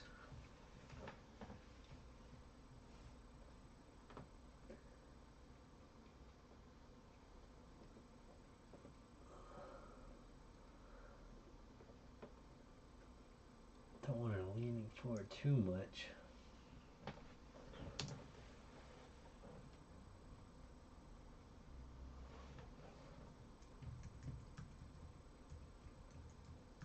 Yeah, that's pretty good. Found a way back in the day starting with the Alien movies. Wow, man. Well, sorry I made you sit through it again. That was the case. Alright, so now she's ready to pretty much get into this step and move here. Oh, man. Alright, we're basically going to have to fake it because when she lifts up, she doesn't... Uh-oh. Just bumped the door. Okay.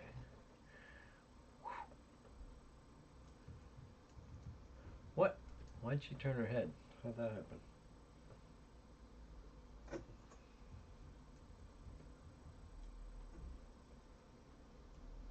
I guess she should look up a little.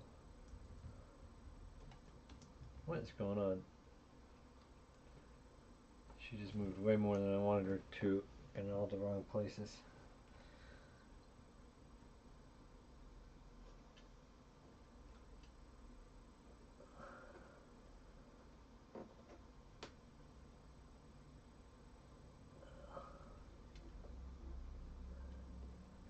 See, I'm not using any rigging. Like normally, like people would probably use rigging and like have the action figure so that they can, you know, or the puppet, they could just make it stay rigidly up and down.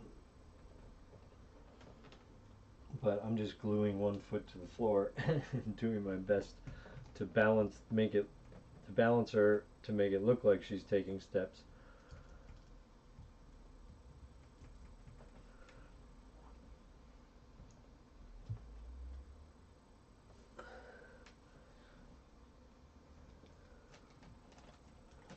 Whoa. What is going on with this arm?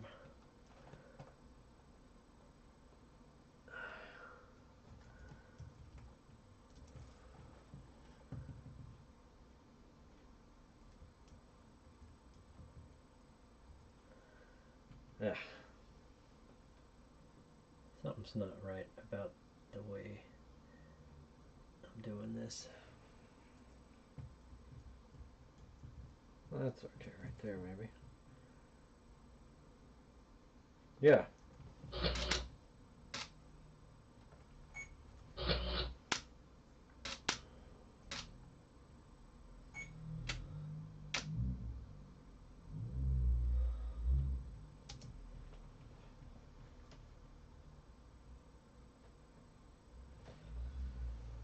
Okay.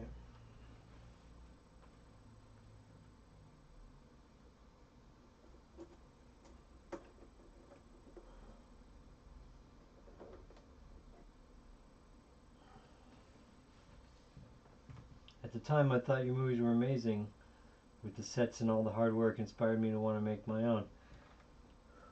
Yeah, so did you?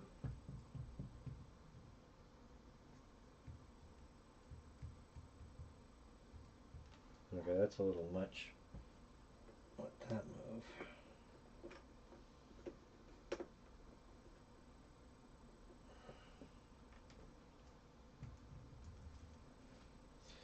Okay, what's going on here?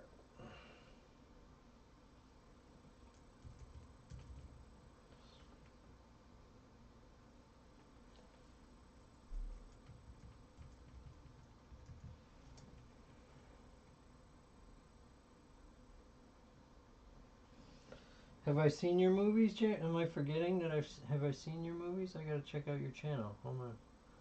Let me real quickly look at your channel.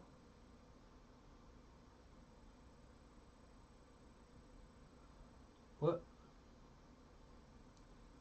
the hell?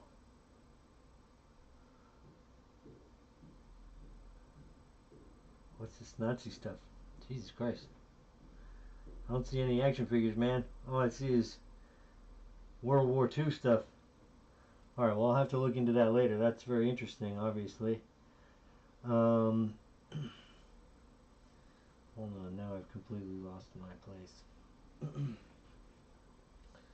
But you look like you have a really interesting channel there, James.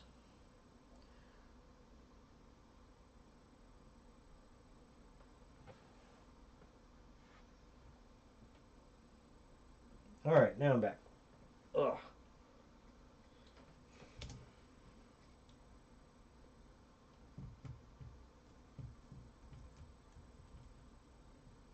I don't know about this move. I think it's too much.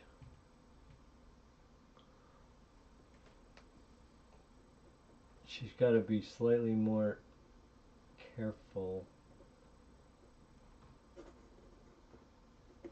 It's just hard to get her over this thing.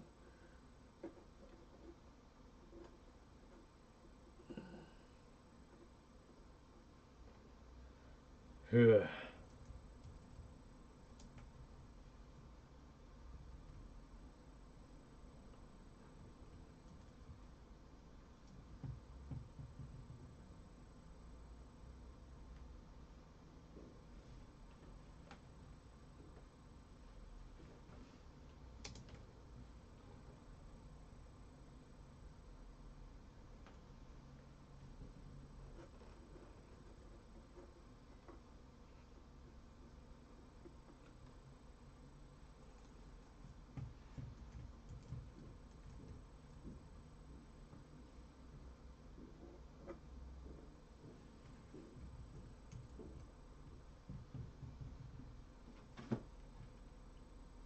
No, man, I'm so alternative history videos, documentaries based on if German won World War One. No, I never had the resources you did making convincing sets, so never went past animation tests. Well, man, I'm telling you, the resources that I have making convincing sets are mostly $3 printouts. It's not that hard, but I mean, you know, I don't want to, you know, obviously if you've tried it and don't enjoy it as much as I do, just trying to work those things out, then, you know, whatever. But, I mean, I don't mean to make light of the stuff you have on your website. I gotta look at it, I don't know anything about that sort of stuff. I've heard of that type of thing, but it sounds interesting. All right, so, but again, regarding resources, man, that's my message to everybody: is it doesn't matter what resources you have, you can do something with whatever you've got. You can kind of make it work with a $10 budget. You can get started, print out one background, that you can then whatever. I mean, again, this is like two different printouts that fool the camera into thinking that there's a structure here and an outdoors, but it's all just BS. It's nothing. There's nothing that costs $4. All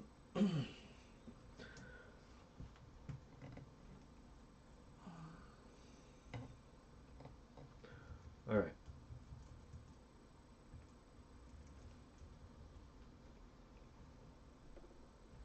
So I've got to get her.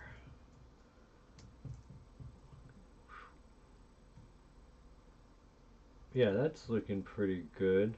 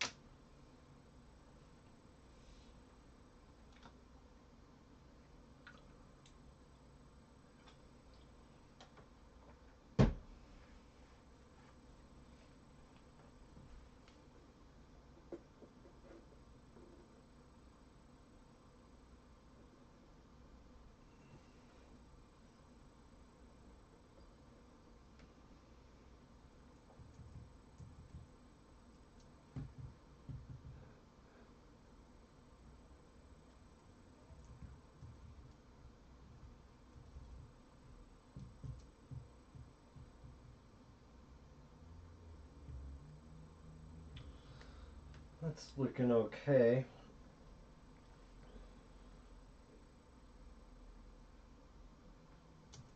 I think I'm just going to go with it because I'm not going to.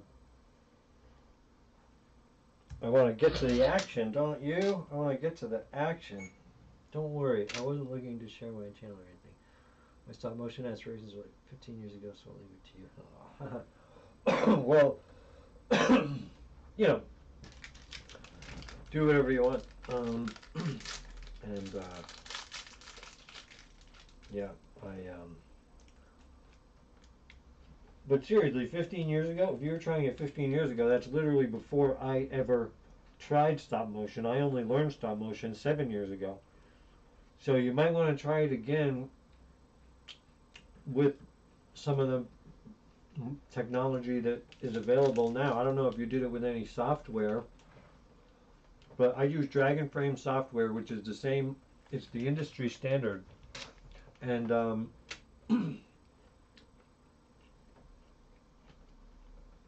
but it only costs like $100 for the full version, and it's the same software that Robot Chicken uses and Stupid Buddy for all theirs.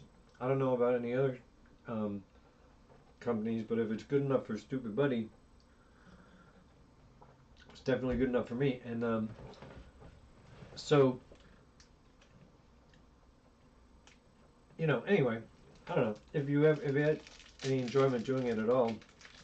You might want to give it another try. You can do it with any kind of old DSLR, basically. I mean, most of them would work. All right.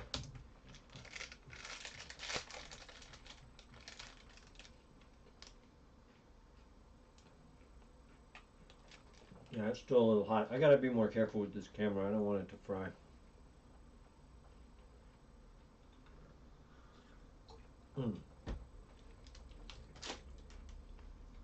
Anyone just joining us, still waiting on the one of my 5.5 hours into this stream, I'm still waiting on the Razor Crest. I guess that was predictable as soon as I set my goal of trying to start at noon. Good thing I didn't start at noon, huh? I started at 1.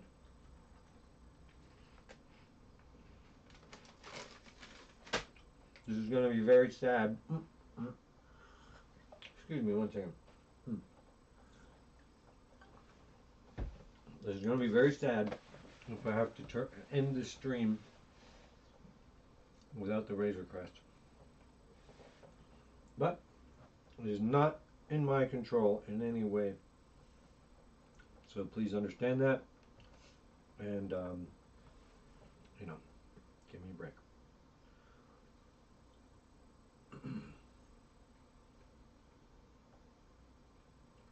I'm going to really quickly make a live video for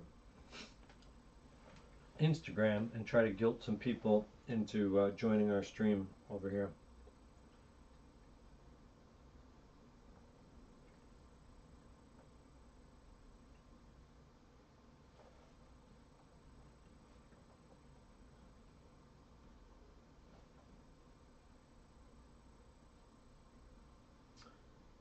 Guys, ladies and gentlemen, we're live. It's hour 5 of my live stream, and no, the Razor Crest has not shown up, but it might any minute now.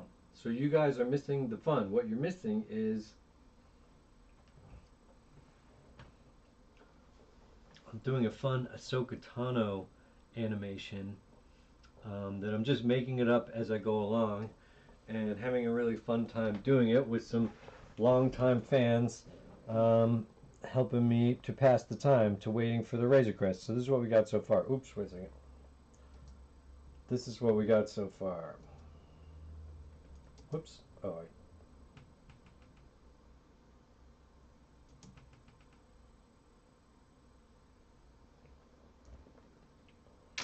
one more time.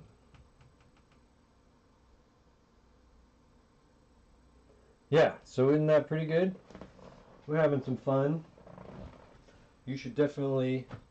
Hey, Nitro, what's up? Nitro 201, how's it going, man? Brute Slaughter, what's up, man?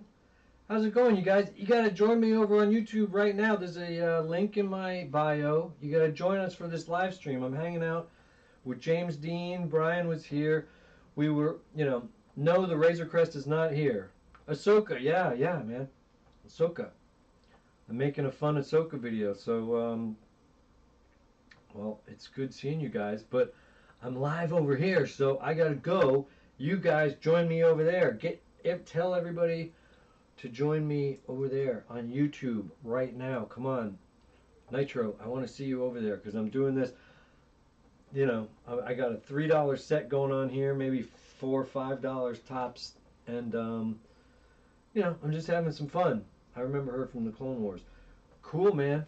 Well, I gotta go, but join me over there. All right, be there in a sec. Oh, awesome.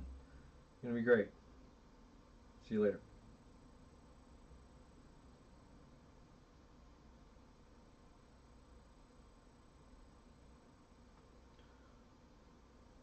Join me live now. Bing. Oops. Link in bio. No, the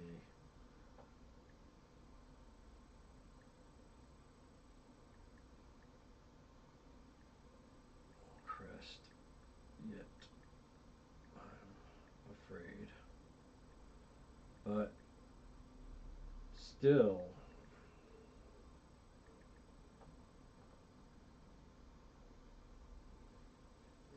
Okay, I'm back. Thank you for your patience.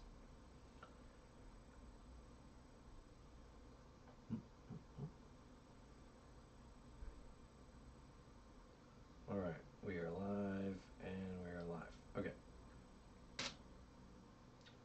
Message retracted. What happened? What? Oh. All right, maybe you don't want to talk about your stuff. I'm sorry, man. I don't mean to be, I didn't mean to make light of it or anything. I'm just here having a good old time, and I've got to check out your stuff when I have a minute.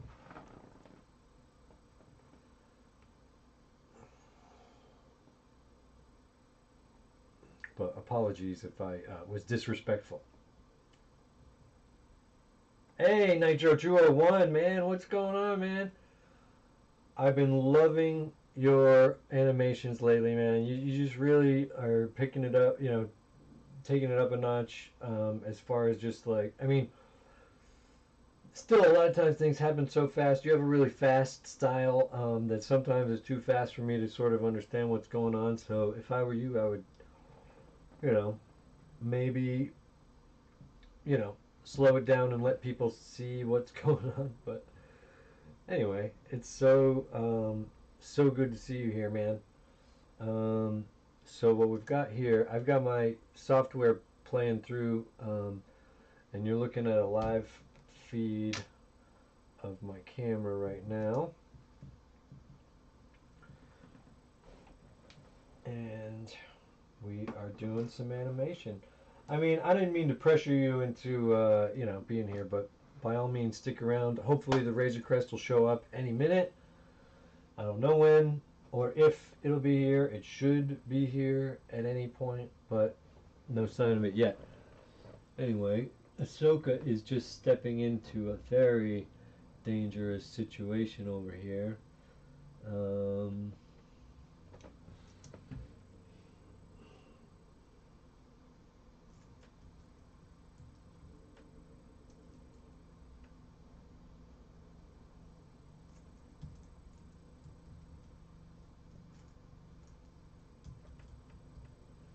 Nope, that's not right. Yeah, those tentacle things do cause a little bit of an issue making her move the way you might want her to move. But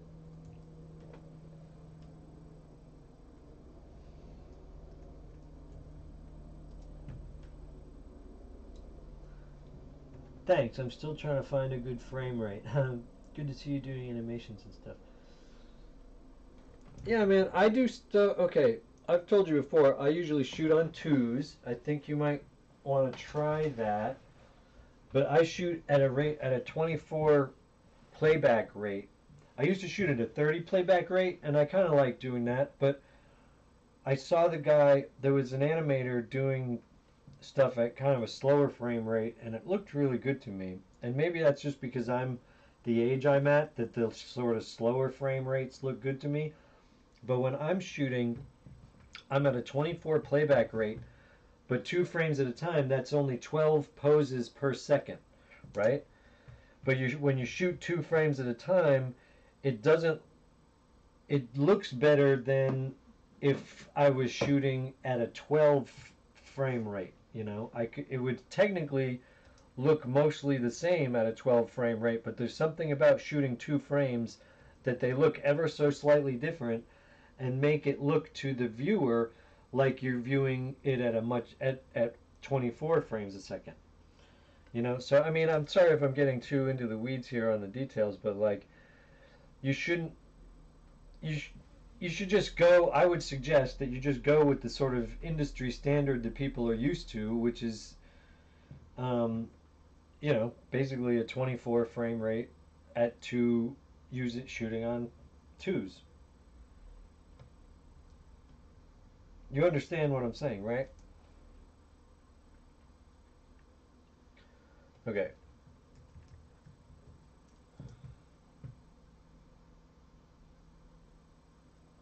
So you see, as I played through this, I clicked twice. Well, yeah. Anyway. Yeah, I was actually thinking about going back to 2s. Yeah, I mean, again, it's pretty much the industry standard, so you might as well do it the way that everybody else does it, to be used to doing it that way. Oh, I forgot. Speaking of which, I totally forgot to shoot the second frame on that last one, so I got to double that up. 1 second.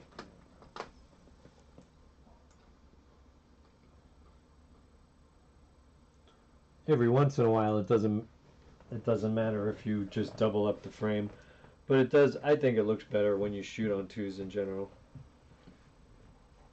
And again, sometimes you might need to shoot a different element that's on a different frame rate. Like when I was shooting the flames, those seemed to look really good on 3s while everything else was on 2s. Using something like this, which is just a plastic flame, and I was moving it around just slightly between shots, but if I did it on 2s, it looked too fast. You know, I was like flipping it around, flipping it upside down, just flipping it any way I could to make it act like flame, but it looked good on 3s, like every third frame while I was shooting everything else on 2s, but I wouldn't be able to do that if I was shooting at a 12 frame rate, because then I wouldn't be able to alternate that third. You know what I'm saying? Is it making any sense to you? I don't know if I'm articulating it properly. But do whatever looks good to you, obviously. There's no real rules that say it has to be one or the other. You know what? There are rules that say you have to focus. So I have to delete that frame and check my focus.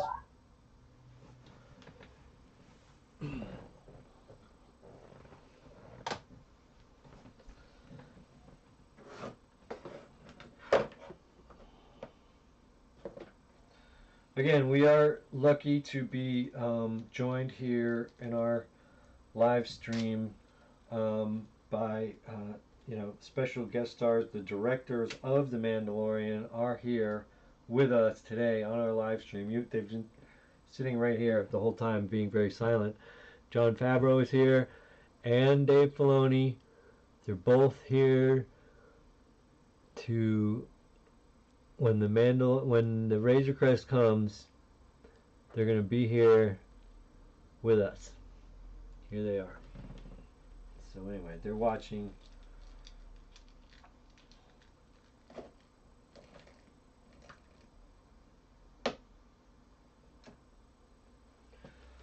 Okay, let's get back to this.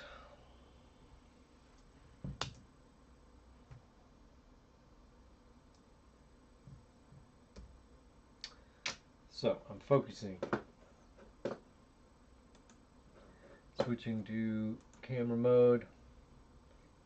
Dialing it in a little bit.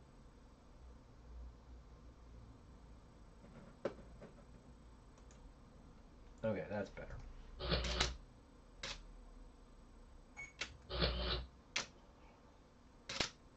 So how's it been going, Nitro? I saw you were selling some Transformers. Is that because you're sick of them? I hope you're not having to get rid of stuff that you love. Just trying to make room for new ones, or I hope everything's okay. Not to pry into anything personal, but just hope you're doing all right. I haven't been able to catch up with you in a while because I've been super busy, but hope things are good.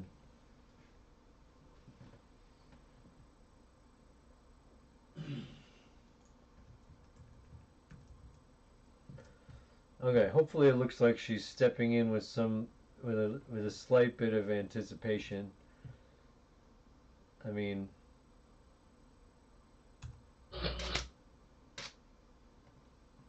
anticipation of danger.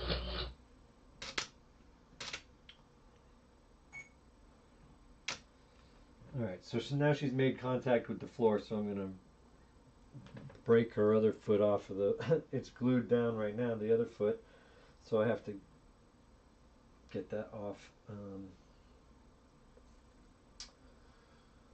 But first I'll glue the other one down so that I don't lose the place.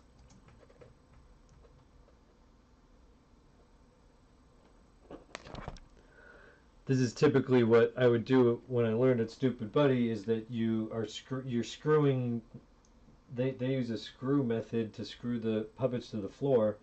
So you literally were drilling holes in the floor where they were going to step, and then when they step down, you secure that foot to the floor and unsecure the other foot. pretty crazy. I do it with a little bit of glue.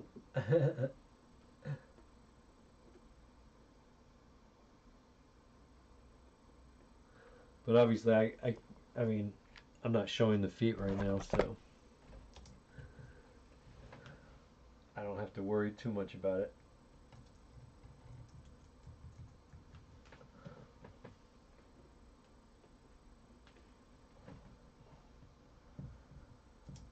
I know I'm just planning some things out. I'm still collecting them, but not as many. Okay, cool, cool.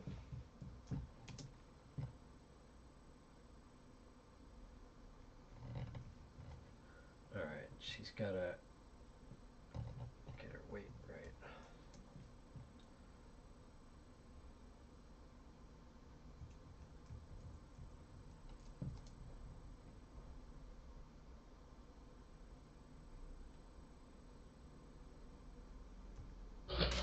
Good enough.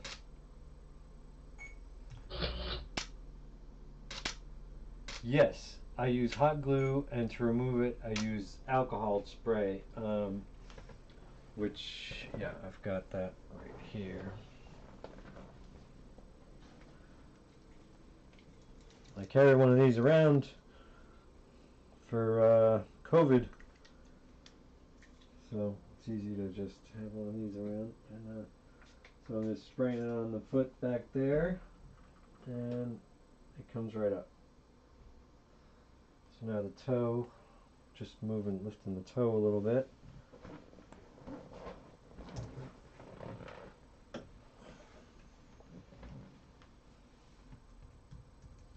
Oh yeah, that's nice. That looks nice. Looks like she's, but see, okay. See, I am screwing something up here because see her silhouette? One of the rules of Disney is silhouettes. You've got to be careful of the silhouette of your character.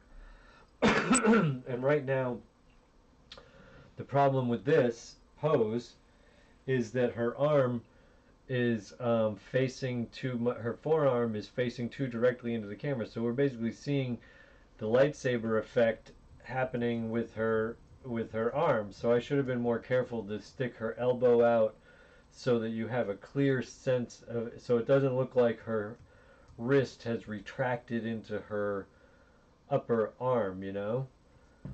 It just looks weird when you do that, so you've got to be careful to not do stuff like that. See, I gotta like jut this elbow out a little bit.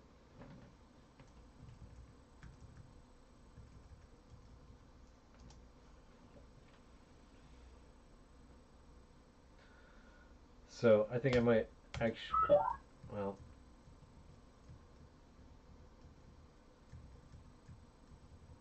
no, it's fine, but I'll just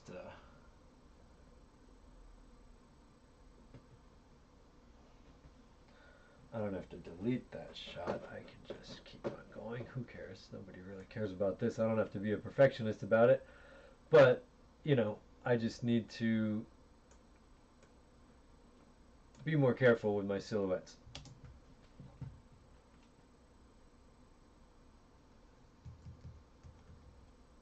Maybe I do need to be a perfectionist. It's always worth checking to see, I mean, not always, but sometimes it's worth checking to see if the shot that you did before, the frame that you did before, is actually necessary, because sometimes it looks better when you just get rid of it and move on to whatever pose that you're on. It sometimes it ends up more smooth, and it's easier to get rid of it than to try to match the previous pose or whatever.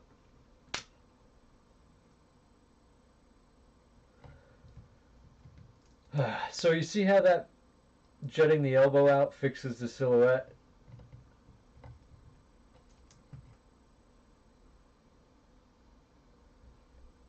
And when I say silhouette, you have to imagine that that she's just a cutout, a flat cutout, a black shadow on a white background. And what do you see? Do you see the limbs? Do you immediately understand exactly where the body is, how the body, you know, the silhouette. Very important rule.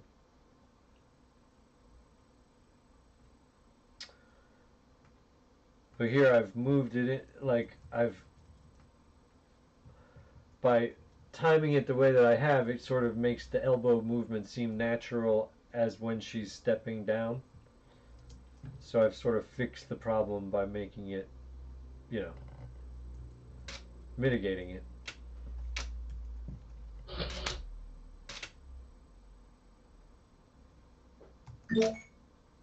Okay, yeah, my camera's starting to overheat again. I gotta give it a rest.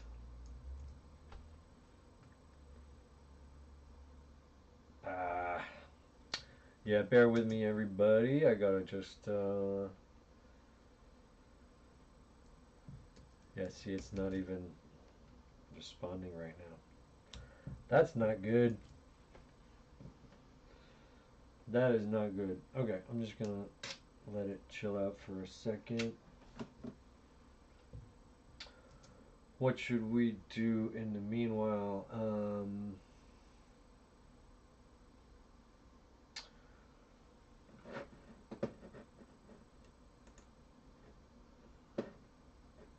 Nitro, have you been watching any of the Star Wars shows? Are you watching Book of Boba Fett? One more episode coming up.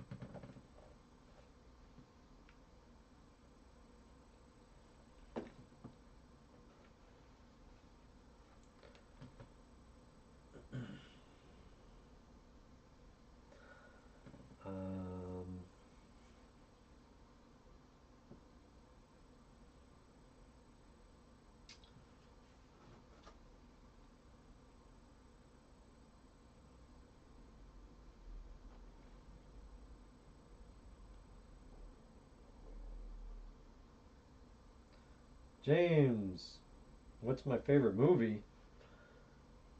Guess. For me, it's a tie between Star Wars and Empire. They're both perfect in their own ways, but obviously neither one of them is quite perfect. But for me, that's the absolute pinnacle of cinematic experience. I can distinctly remember the feeling of seeing, experiencing those movies for the first time, and it just from the first time I saw the making of Star Wars, I knew I wanted to be a filmmaker. That's like I've never wavered from that. I was a paparazzo for the last 10 years, but that wasn't by choice. I always wanted to be a filmmaker. I never knew what a clear path was to accomplish those dreams, and I no longer want to be a filmmaker that works with people. I don't really have any interest in working with live human beings. All I want to do is animation of some kind or another, and stop motion specifically. But it took me a long, long time to find that path. But ever since I saw Star Wars and the making of Star Wars documentary, that was absolutely it. And so, nothing else ever lived up to. No other movie ever lived up. Like the Alien franchise started to live up to that. The Terminator franchise started to almost live up to Star Wars, but then they all completely are disasters. So nothing has ever, and I wish, I don't wish, but, I almost worried that I would become a film student who starts to love films over movies and be a film snob or whatever. And I'm sort of the opposite, where I'm just kind of like a Star Wars snob, and I feel like nothing else has ever really come close to how awesome the Star Wars universe is. It's so vast that they're still just basically scratching the surface, like digging into this, the Tusken Raiders, the Jawas, all the things that we've wanted to know more about for all this time. And that the, I mean, while we've had this discussion already today of how much they've changed of the old canon and the EU and everything, there's so much rich territory that hasn't even been tapped into that was settled then of like how the Tusken Raiders and everything are, that that it's just still so, it doesn't even seem dated to look at these designs and to like have to be experiencing this world just ever expanding. I just love it. It's just I never can get enough Star Wars. Like I never can get enough. So I have to be forgiving of the stuff that I hate to to enjoy the stuff that I love, and there's just plenty of it. So I don't feel like I have to forgive all that much. And I kind of like some of the retro fitting that they do to try to like make it all fit together in the stuff that doesn't quite fit together. What's your favorite movie, James? And Nitro, what's your favorite movie? I'm guessing maybe Nitro is Transformers. I haven't even watched The Mandalorian yet, but yeah, plans to watch it. I've been looked at some scenes. Well, I enjoy it. I don't know. I mean, I think it's only for super Star Wars fans, really. I don't know that. I think that all of Star Wars is mostly just for fans only, because it's, if you don't, you either like it or you don't. And but obviously there's a lot of people with a lot of nitpicking I have a lot of nitpicky problems with it, but they're not the same problems that other people have. Usually I have my own very, very specific nitpicky problems.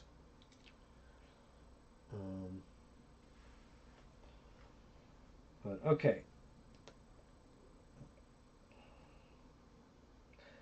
still feeling a little warm. I really don't want to push my camera too much here.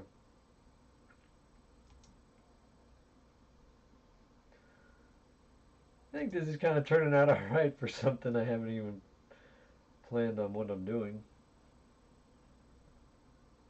Don't really have a favorite movie. Well,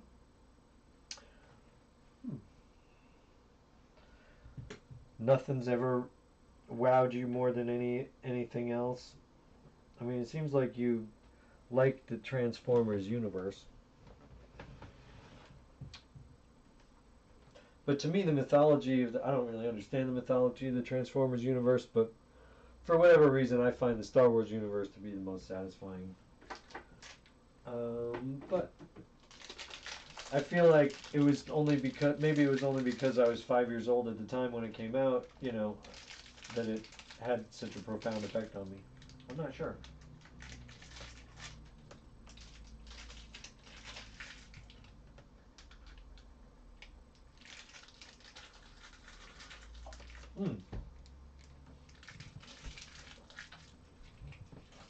So James's favorite movie is Aliens. Okay.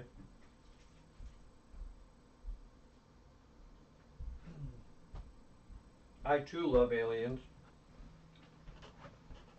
Do you prefer the extended cut? I love that extended sequence with the machine guns. Oh my god, I love it. I love that movie. Alien and Aliens are both perfect movies, and in some ways they're better than the Star Wars movies. But, because they're more real. They're more, Ripley was so kick-ass. But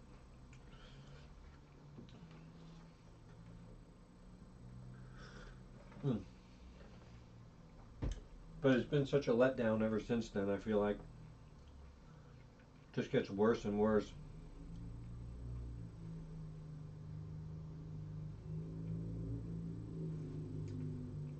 Oh, James says notoriously Transformer fans hate the Transformers movies. I didn't know that. You mean collectors of the toys don't like the movies? Then who's watching the movies? Everybody who doesn't collect the toys? That's weird. I don't collect the toys or watch the movies. I don't have any. I don't know. For some reason, that just leaves me cold. I don't know why. coming from a fan of the Transformers toys, not the movies, you're saying. Very interesting. Very interesting. Nitro, are these fighting words?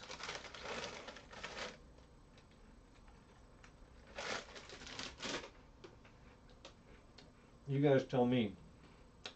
Oh yeah, Michael Bay and live action, LOL. Yeah, man, Michael Bay sucks, right?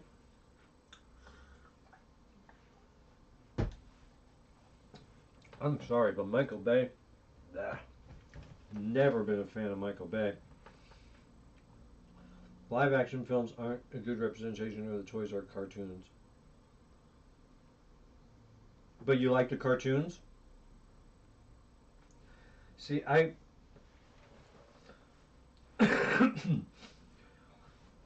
my deal with the Transformers is this. It's like, okay, Ronald Reagan came in and lifted the laws. There used to be a law that you couldn't have a cartoon show and a toy line that was just feeding into itself, and like cartoons designed to sell toys and cartoons designed to sell toys. And I mean, in some ways that's not really fair, because that's exactly what Star Wars was conceived as. So why is it fair to make movies that are just designed to become toy lines that then feed into the movies that become toy lines? But at the same time, I do feel like the Transformers cartoons, I mean, it seemed so, and like the He-Man, I guess, is maybe the pinnacle of that, where it's just like, I feel bad for the people who watched those cartoons and enjoyed them, because the cartoons that I loved are Bugs Bunny and things like that, and like the quality of the animation just like went way down in the 80s, and then it was just all about selling these toys, the Transformers, the GoBots, and the whatever, and the He-Man, and the cartoon. I mean, blah. I was just too old for it, and I was into Star Wars. So then, for you to go from Star Wars to Transformers and be like, come on, man, these are just cars. I mean, I don't know. It just didn't. To me, it didn't grab me at all. I mean, I bought like one Transformer when I was a kid, but I was kind of too old for it. And I was getting too old for Star Wars, but I didn't want it to end. Star Wars ended before I wanted it to. But then,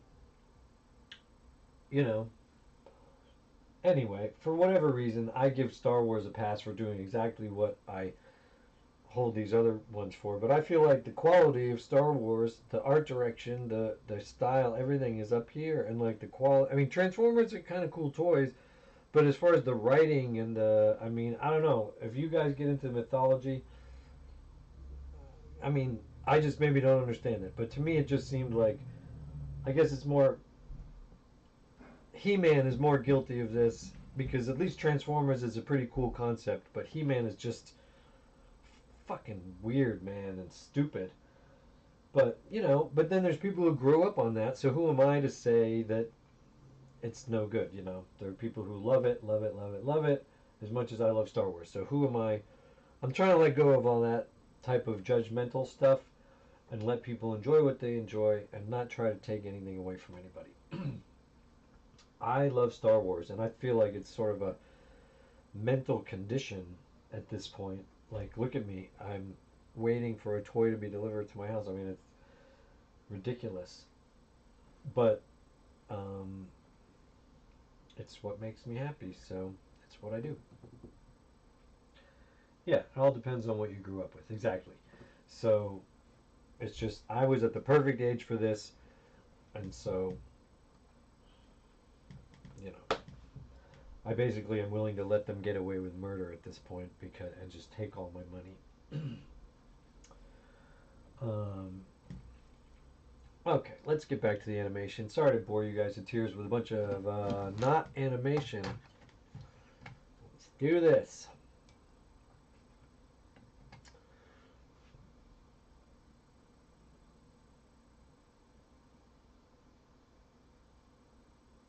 Oh, I can say the live action was a part of my childhood, and I'll always have love for it. Like how Travis Knight did the Bumblebee movie. I like how Travis Knight did the Bumblebee movie. Oh, okay. I haven't seen the Bumblebee movie. For a second, I thought you were talking about that Seinfeld movie. No. The Bumblebee movie. Yeah, I heard that that one was good. I actually started watching it, but then I stopped watching it because it didn't. I didn't give it time to really, you know. I'll go back to it at some point. For me, it was a mixture. I had Bugs Bunny, Woody Woodpecker, yeah, Yogi Bear, Top Cat, and Huckleberry Hound, Nitro. At your age, you saw all those? Wow. Okay. Well, good. I love all those. Top Cat, man. I haven't seen Top Cat in so long, but I used to love Top Cat. I used to love all that Hanna-Barbera stuff. Have you ever seen Herculoids? Herculoids. Now there's a Hanna-Barbera show. Freaking love Herculoids. All right, let's do this. Oh, I gotta restart the software.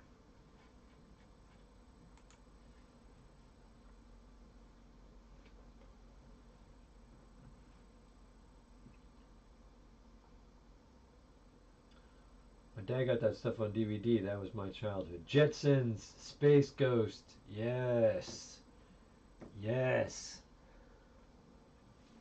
I was just describing my life to my sister as feeling like George Jetson getting sucked into the treadmill when he's, what is he, walking the dog or something in the closing credits, and just sort of getting sucked through the treadmill over and over and over again. That's how I feel like my life is. Herculoid sounds familiar. Yeah, you should look it up. It's totally trippy and just really, really strange and fun.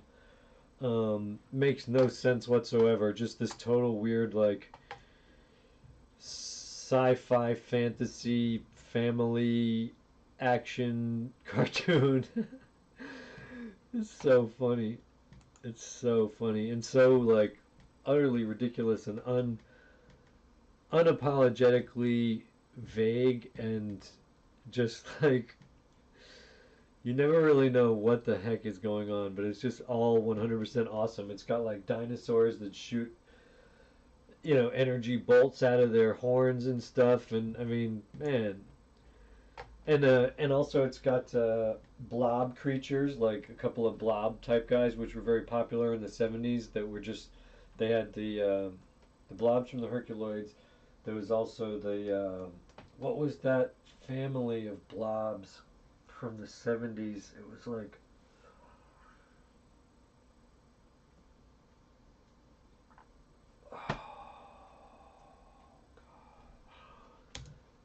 do you know what I'm talking about? The family of blobs. Shoot, I'm gonna kick myself, but Jane, stop this crazy thing. Yeah. Oh man, that's bringing back memories. Okay. Okay, I gotta restart this over here.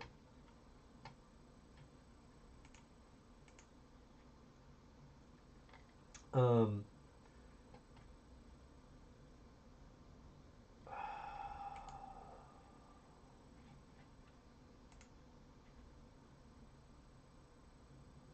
There we go.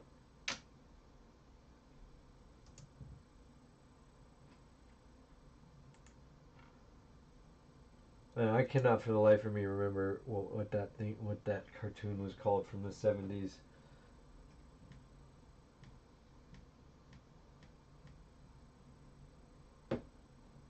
They would like make their houses by like, the dad would, they would just like pour some sort of a concrete over the dad, and then he would slip out the window, and they would have like a molded room to live in. What were they called? What a weird name. Alright, so she's stepping in. Did I bump the camera or something? Probably.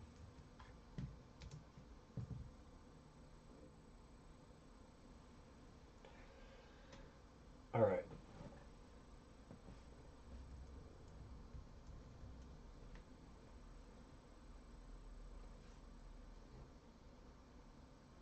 Oh, shoot, I think I was supposed to shoot a second frame on that last one or something. Yeah, oops, I gotta double that one up now too. Whoops.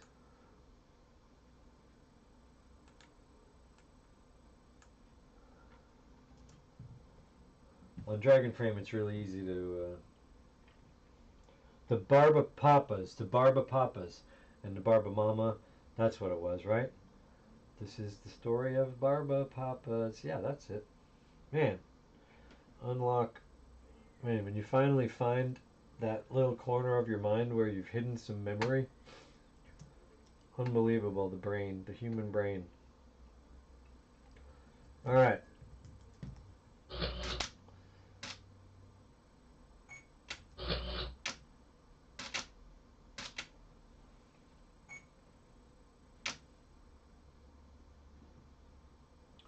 Message retracted. Jeez, I wonder what that message was.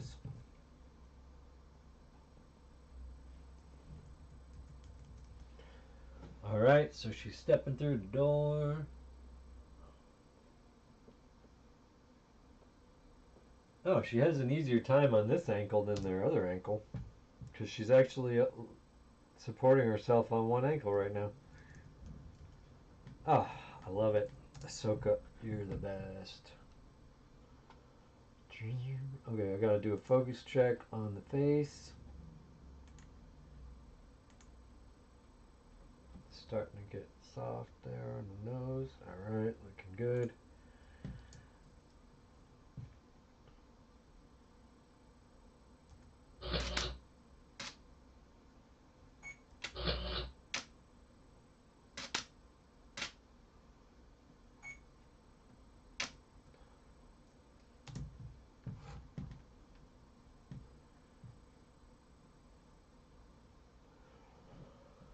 Okay, stepping through the threshold.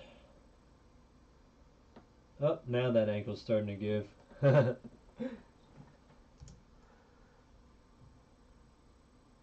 I mean, these are not stop motion puppets, you know. So they're not meant to do what I like to make them do. Oh, see? Oh, I'm screwing up with that silhouette again. Her arm is retracting into her.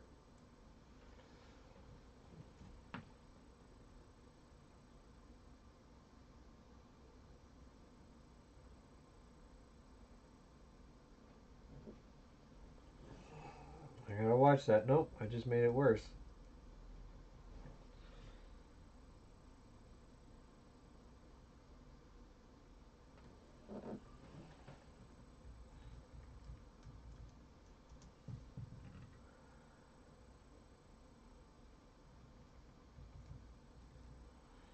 That's not quite right.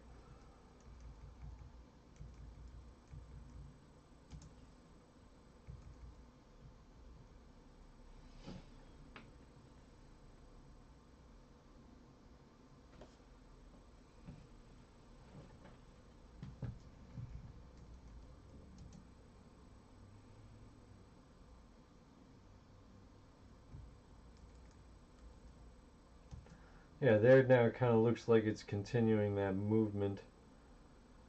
Because it should be, that arm should be kind of moving behind her if she's stepping with that other foot. So I'm not really following the laws of walking very well, but well, we're just having fun here. We're not worried too much about rules.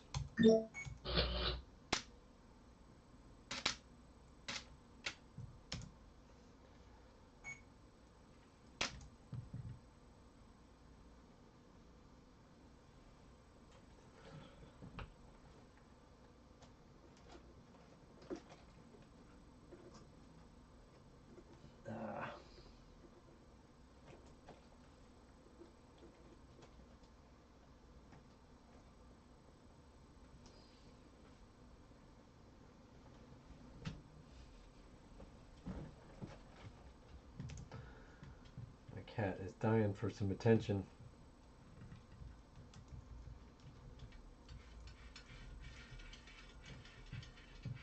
pretty good.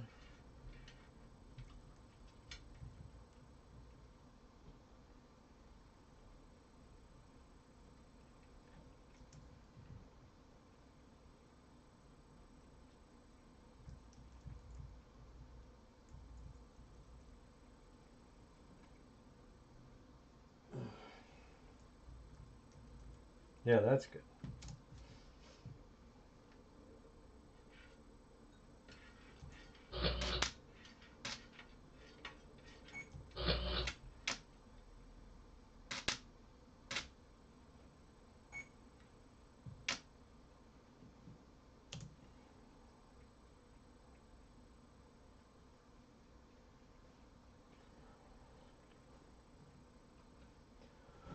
All right. These movements got to be pretty small, but she's at a tough spot here where it's hard to get her over the threshold gracefully. Luckily it's cropped because it looks pretty funny if you were actually looking at her foot. Oh, well, that's not right. Oh, well, well. Now she's...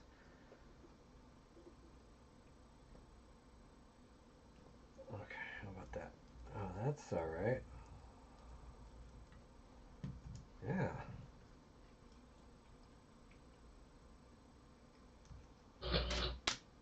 Oh, wait. Her left arm's a little messed up. Let me try to fix that. What if I raise it up?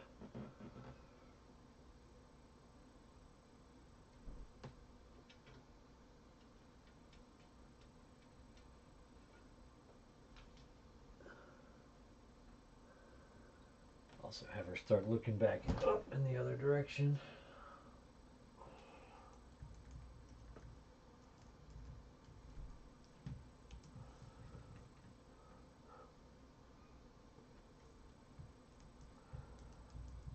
No, that's not right.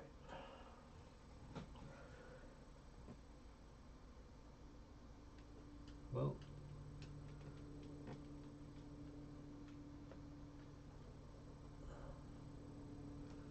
oh, hello. It'll be easier once she gets back to stepping on 2 feet. Hey Dawkins, what's up, buddy? Alright, so we're almost there. I just gotta get her head right.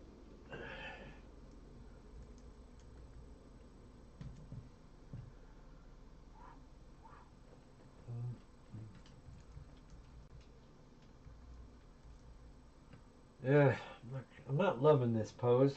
Let me see.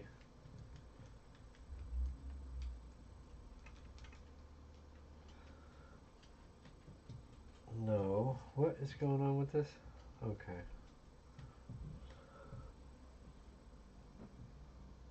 Uh-oh. Whoops. Whoops. Whoops.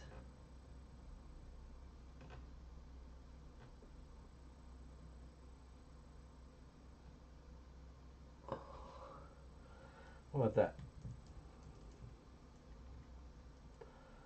No, I'm still not loving it. Something's wrong with this.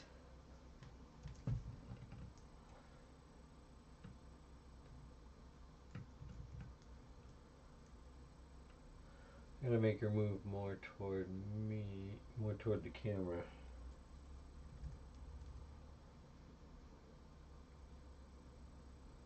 Oof, this is tough.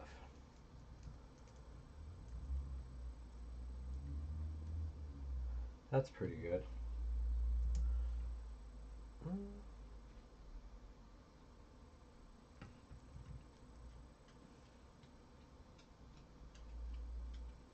There we go.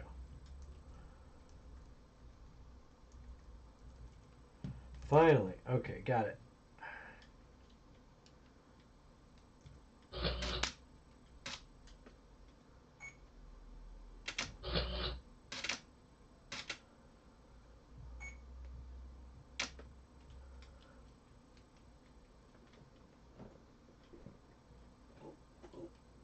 Over that door threshold there.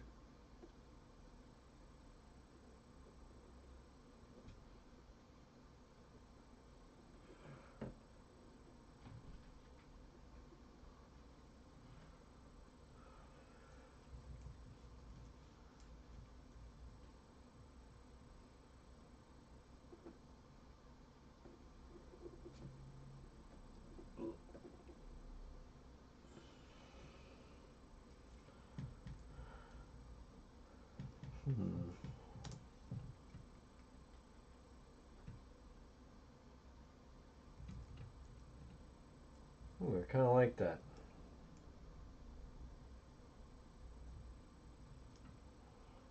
But I want her to continue looking this way again.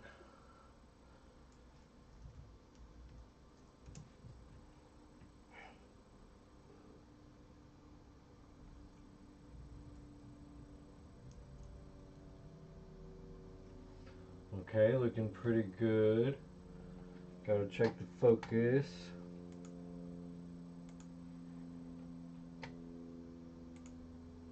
Oh my god, it's way up.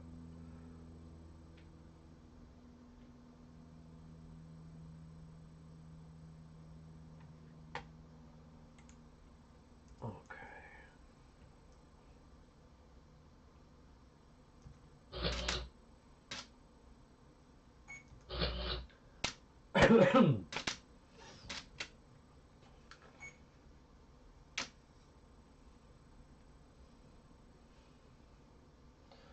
Alright, she's almost stepping, almost in the room. See, this is reminiscent of, anybody want to know what I'm trying to reference here?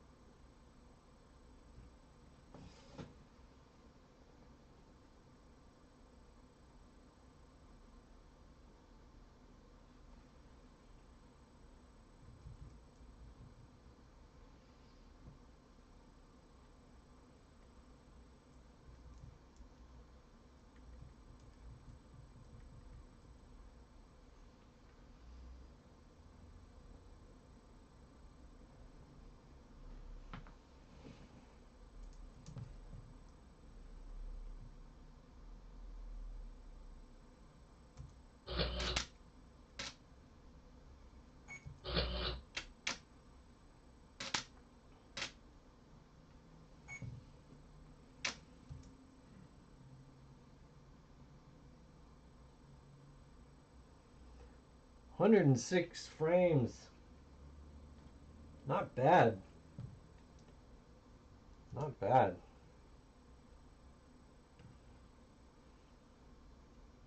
I think we've established some pretty good suspense here.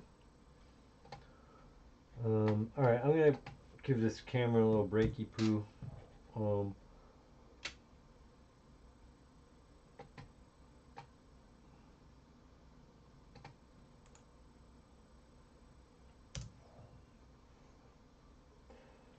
I gotta double check that the gate's still open, because if they couldn't deliver the package because the gate was closed, that would just break my heart. So let me just double check on that. Be right back. Be right back. Whoops.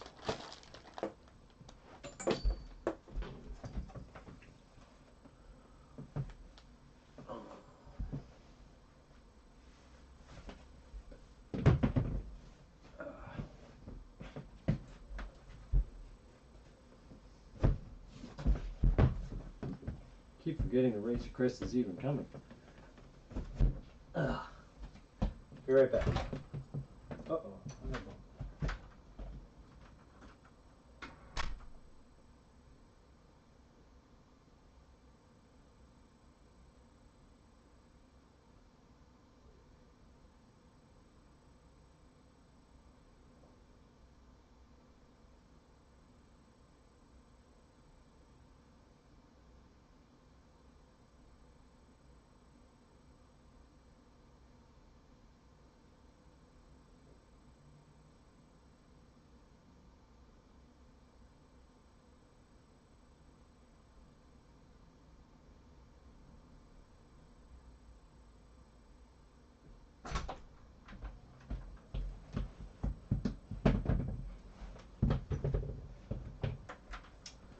As I suspected, it was closed. So hopefully they didn't try to deliver.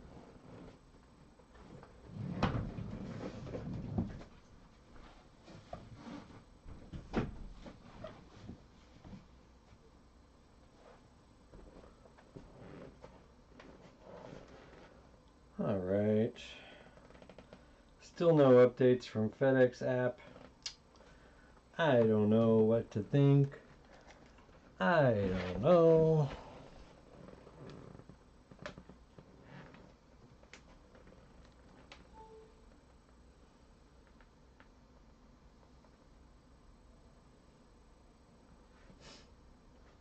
Look, everybody, I have no idea if the toy is even coming. I would be very disappointed if it does not come. I need to take a short break to give the camera a break. I don't think anybody's watching anyway right now. Let me know if you are watching. Oh, somebody's watching. A couple people watching. Hey, let me know if you're watching, where you're watching from. I'm still waiting on the Razor Crest. It hasn't shown up yet. Another 30 minutes, it should probably get here. But I've been working on this new animation just for fun. Just passing the time. Playing some animation. Hopefully your figure comes. Oh, Nitro, you're still here. Oh, cool, man. Thought maybe you left. Yeah, I hope so too, man. I'll be real disappointed if it doesn't come. Says 3 people are here. Yeah. I mean, it went down to 1 for a while. No pressure. If anybody has to go, you got to go do stuff. I don't mean to pressure anybody into hanging out here, but I am much happier when people are here. So please, by all means, stay. But I do have to take a real quick break myself. So wait, should I put on an older movie or something? Is that would that entertain you guys for a minute? Put this on.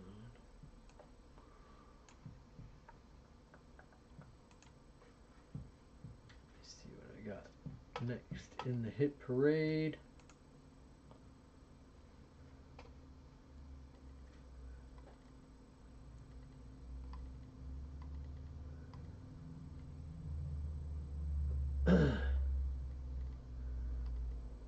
How about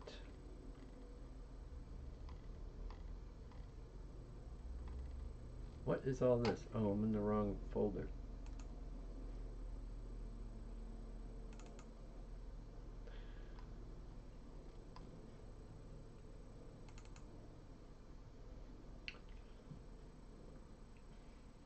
I'm just gonna put on Shock the Monkey, damn it.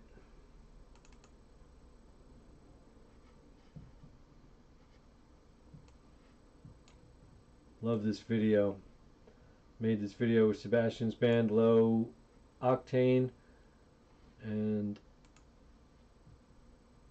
this was an incredibly low budget video.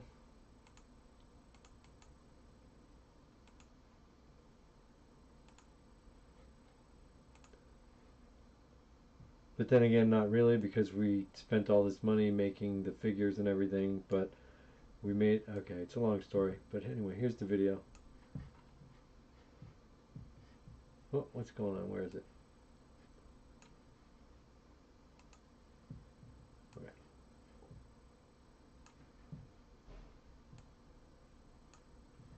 Oh.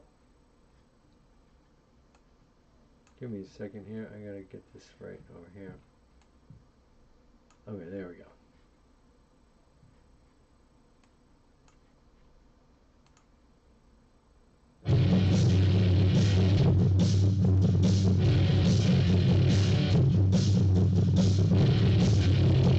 Be right back.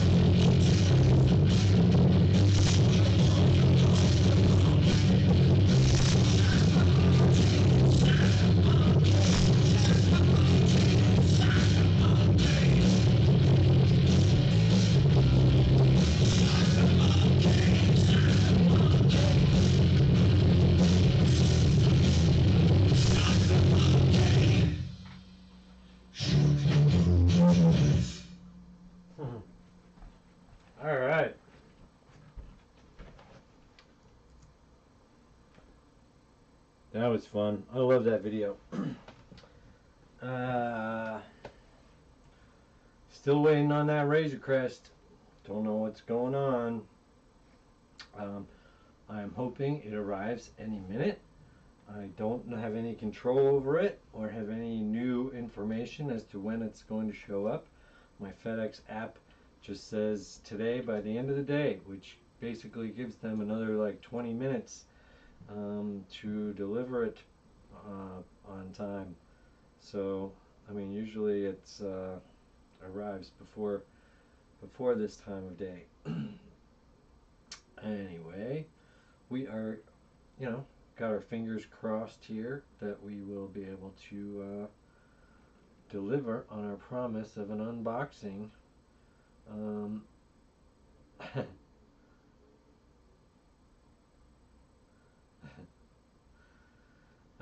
Alright, so my camera has cooled down, so now I am ready to resume my stop motion. 1 second here. Get everything right. 5 people were here at one point, I know, and that was right when I was taking a break. I noticed that 5 people were suddenly here. So yeah, I think they left. I think people are stopping in and noticing no Razor Crest. What is this liar doing? And I guess I'm just a lying liar. What can I say? I promised a Razor Crest and there is no Razor Crest. But maybe it'll come.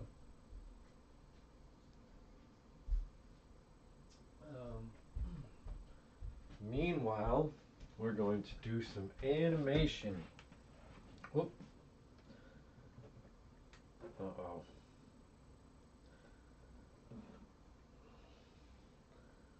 My phone went into low power mode, so it's going to start. Hopefully, it'll come this week. Sometimes that happens with my stuff. But do you get yours FedEx? This is FedEx. I figured you could trust FedEx. It doesn't, it's not the USPS, which is obviously under a lot of strain. Oh, I gotta put this on not low battery.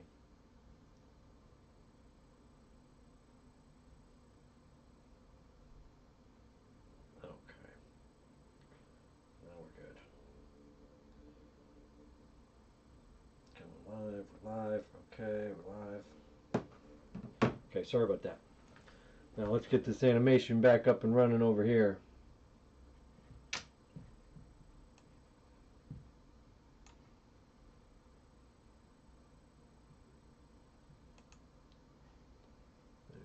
Is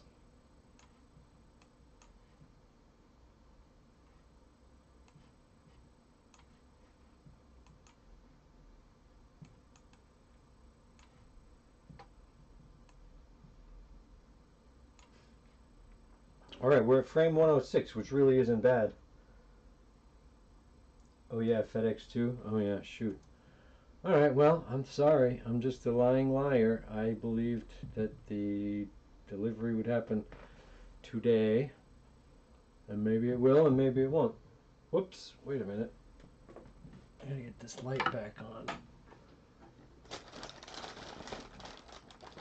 And I gotta turn this loop off.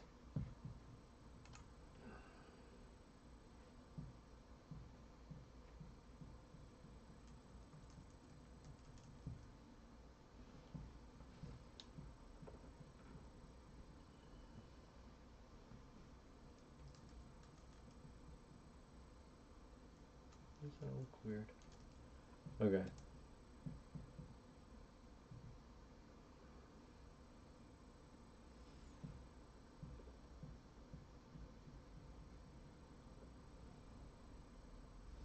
If I remember correctly, that's what Hasbro Pulse uses to ship out their stuff. Yes, that's what I'm getting, Hasbro Pulse. But usually the date, I mean, again, I haven't used the app before, but when I would track it on the website, it would seem to give me this same type of lack of information, and then it would suddenly show up.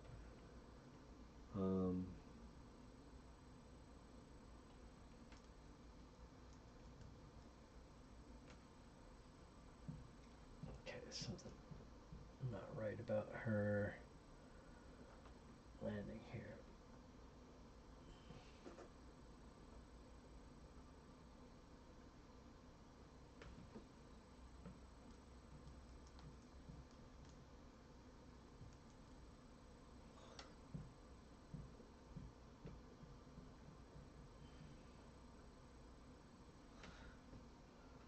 She seems to...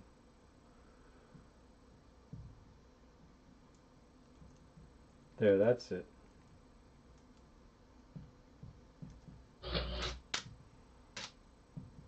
Oh, whoops. I just dipped my hair down into the frame.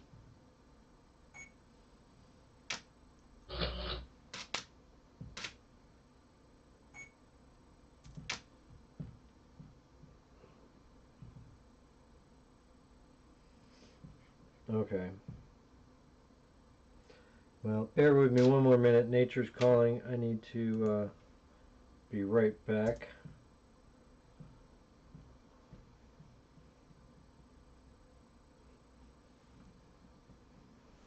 Be right back.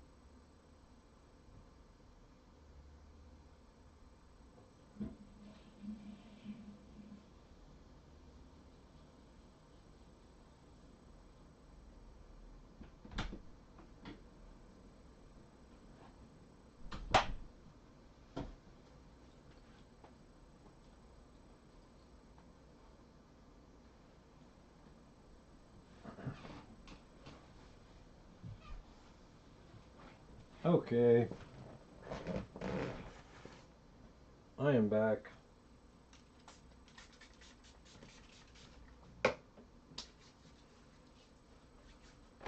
Hands clean. Alright, let's end this loop.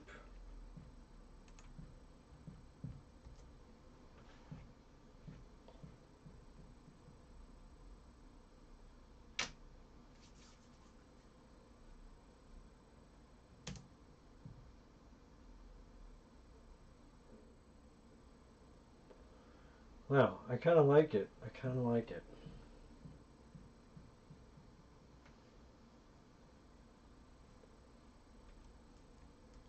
What? What just happened with the doors?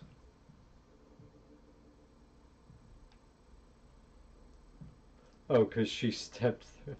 Well, I don't know what happened with them, but they're going to start closing now, so.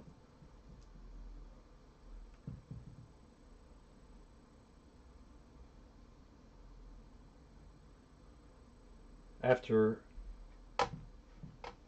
yeah, I'm going to capture some frames. Be right back.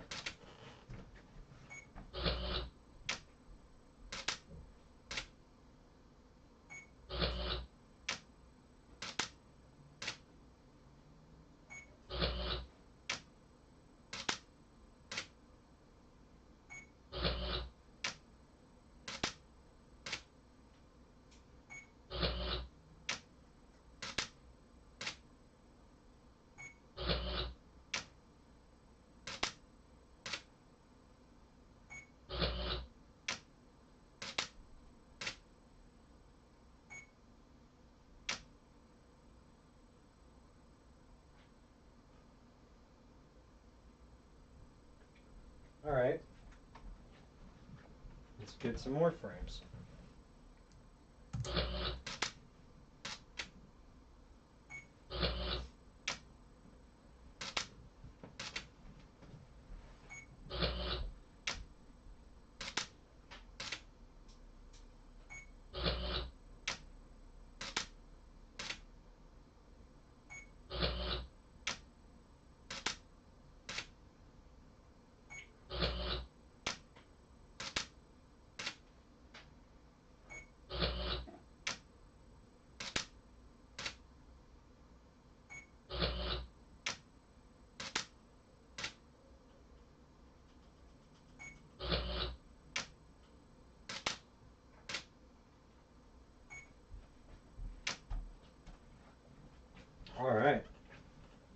Wasn't that fun?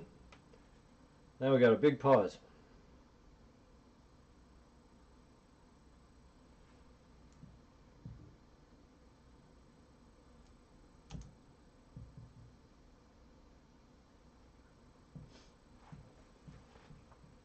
Now I'm just going to have her do a tiny little look to her right without moving her head all that much. Just a teeny little look. And then I'm going to have that door slam behind her.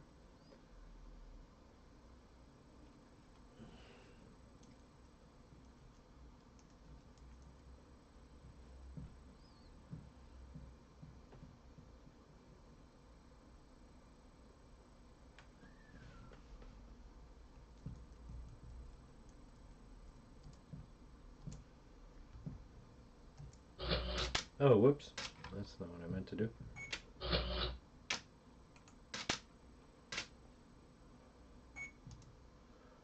Alright.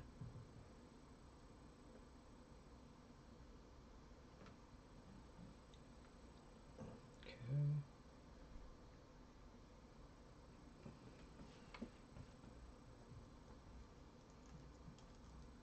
See, I start with a little tiny move and then a big move.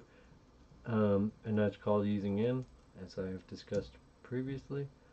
Let's just check that focus, make sure we're good. Actually, it looks pretty tight. Just want to make sure.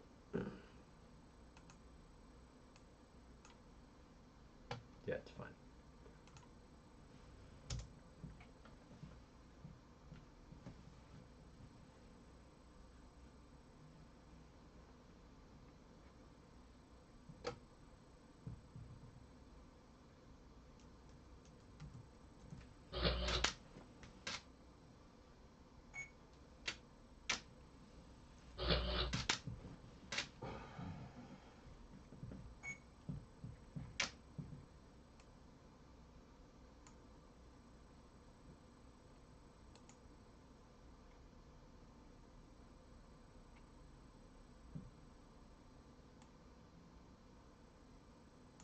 Whoops.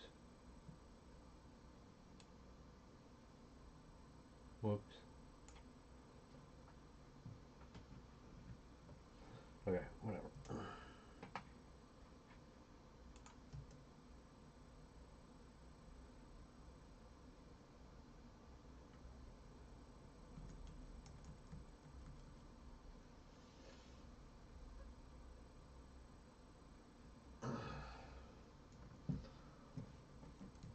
So again, a tiny move, a big move, and then a tiny move makes a nice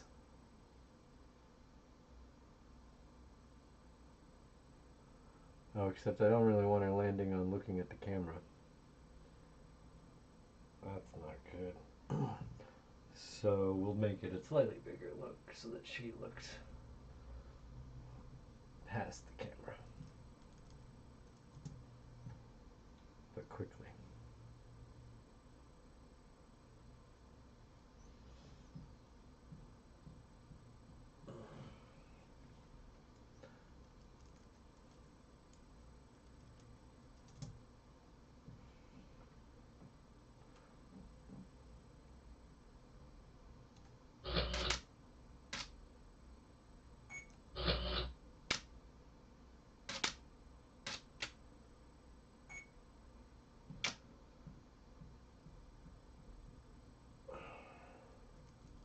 Now a tiny move to finish it off.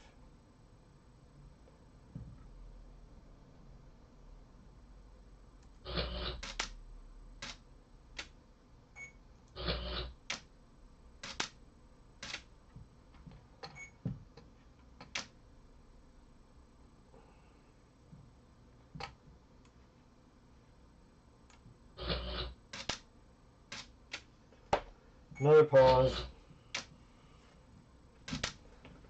Be right back.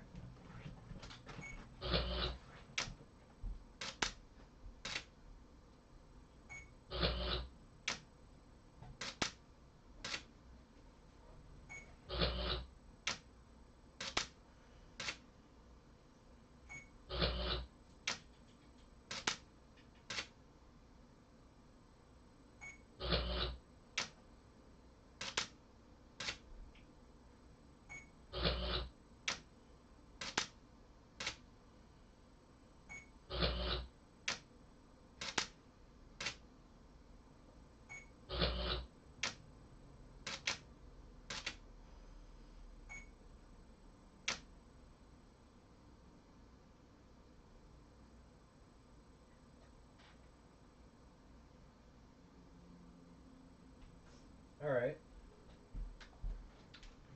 So we got about a half a second of pause there.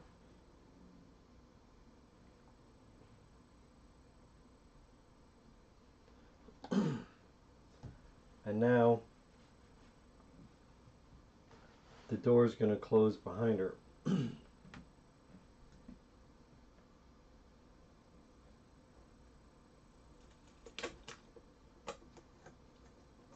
Pretty quick too.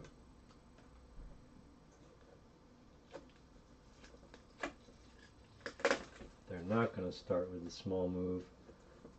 They're going to start with a fairly big move to startle the audience, except that you've been anticipating it because you've seen Empire Strikes Back.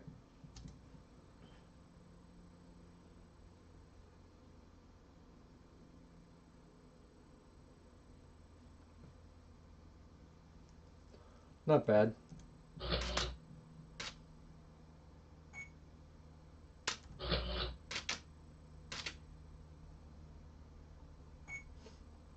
Okay, now I'm going to have her react to it.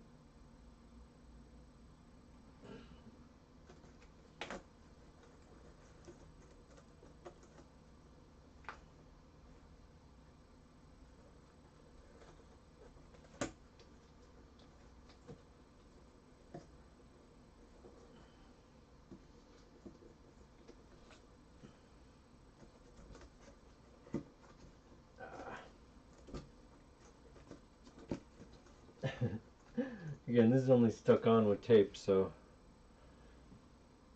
I gotta try to do that a little better. Hold on, give me a second.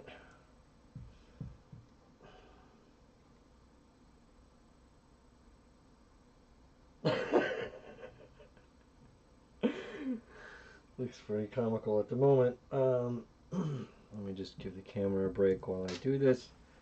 Every opportunity I have to let it cool down is good.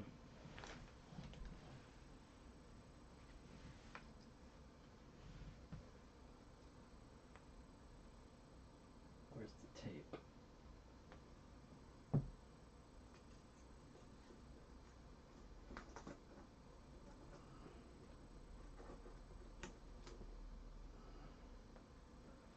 Alright. Almost? No? No, that looks bad.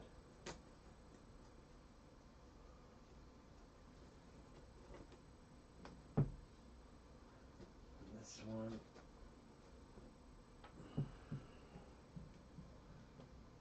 What's going on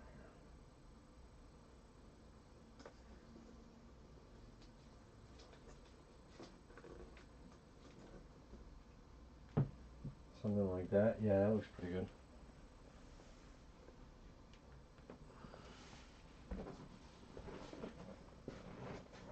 Try that again.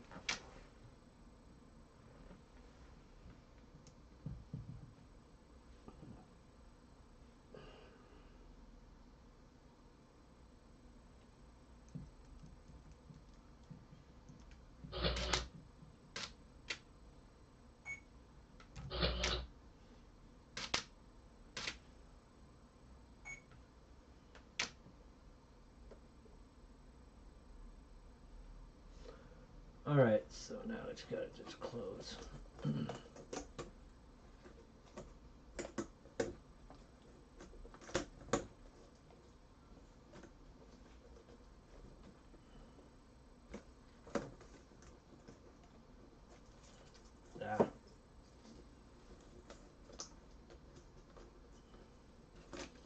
I gotta do that from the other side. Hold on one second.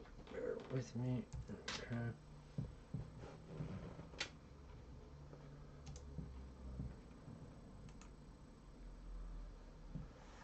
Okay. 2 minutes till 8. Is that gonna show up on time?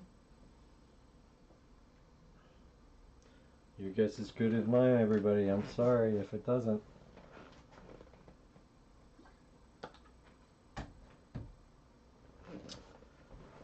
really would like for it to come today. I hope it does.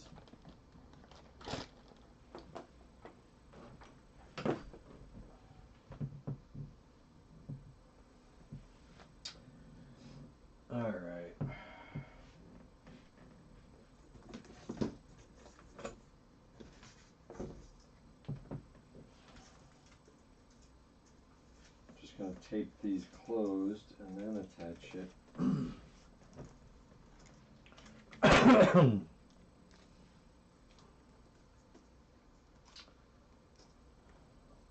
Maybe it won't.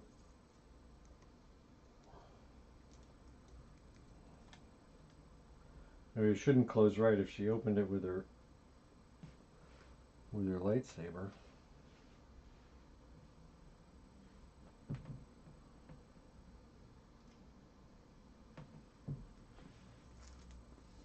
Hell, I'm just gonna close it.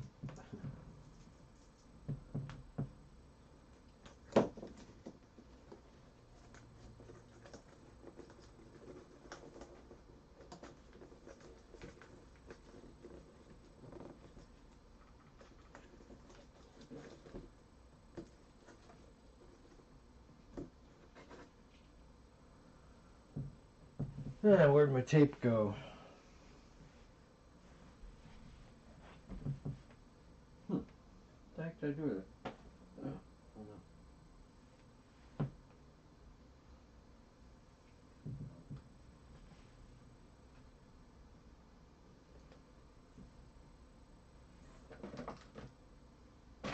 Oh.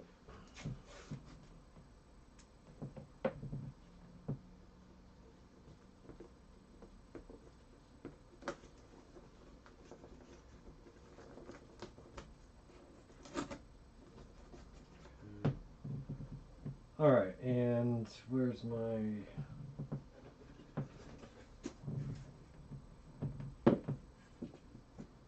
Okay, that'll work.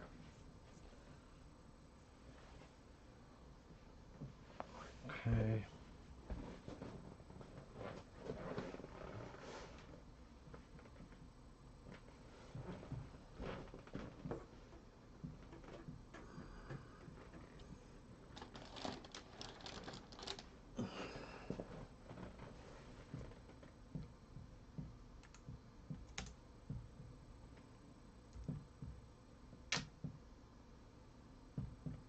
Uh-oh. Hold on a minute.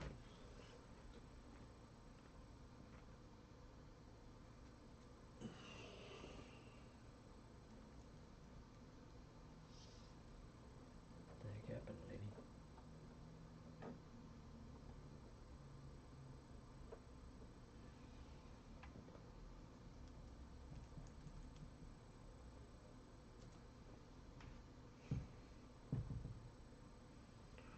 Okay.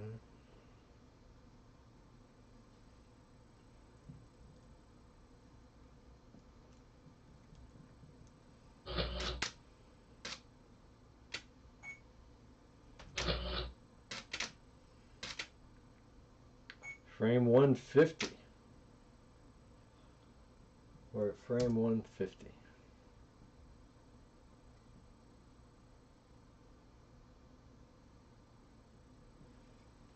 All right.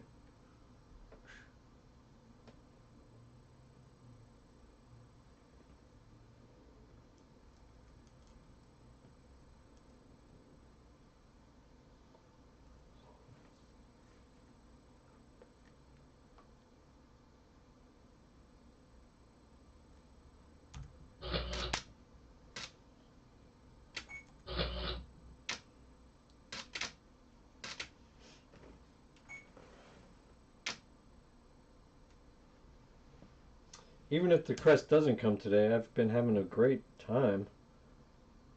I mean, wow, I can't believe that it's been like 7 straight hours of streaming. But look at this, we've got a lot done here.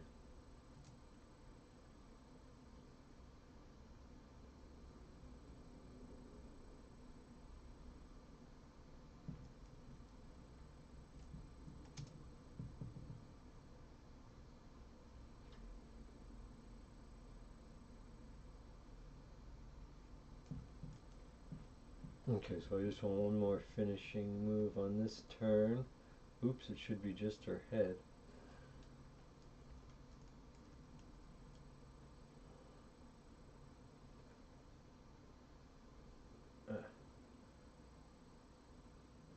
Her tentacles do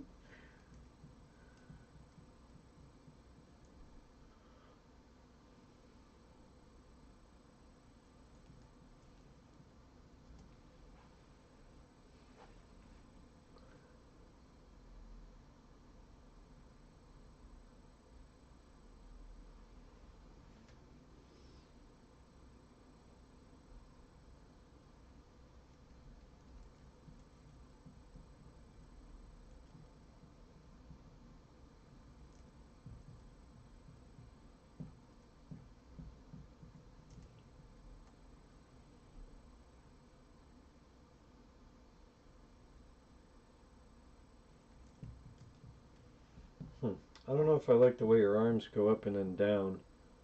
I don't want her to look too scared.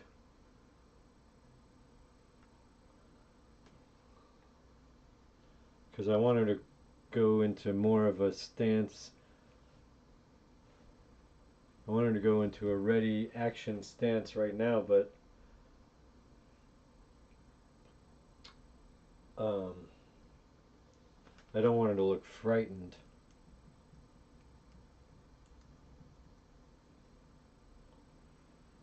Let's just see what it looks like when the arms go up. She's a Jedi, you know, she's had a lot of training, so she's not going to necessarily be a little scaredy pants over a little door closing behind her.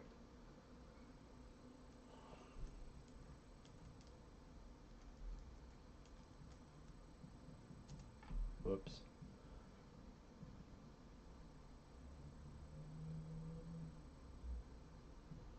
Yeah, I kind of like it, if as long as she...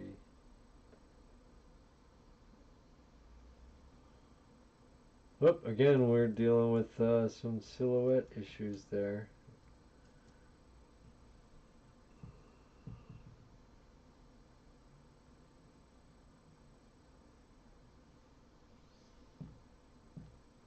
Let me see if I can adjust that a little better.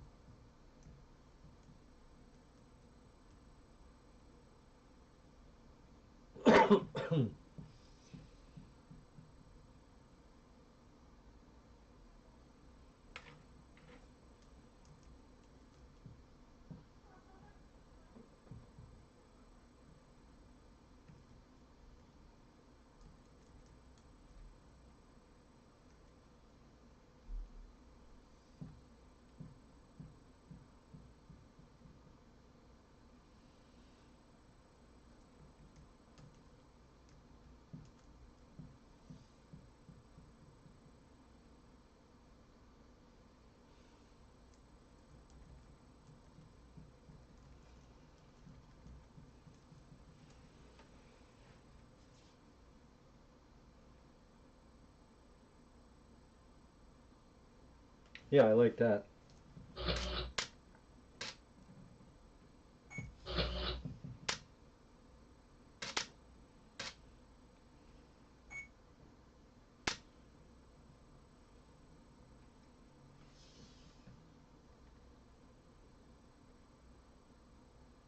Now the arms maybe go down.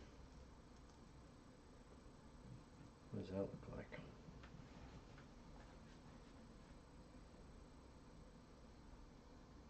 No. Screwed it up.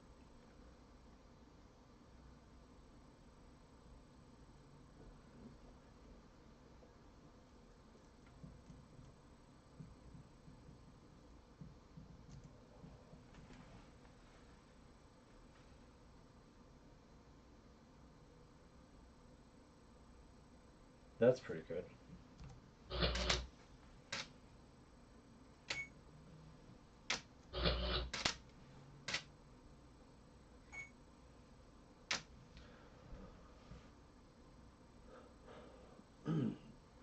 I think I need another pause. Okay, 10 frames. Be right back.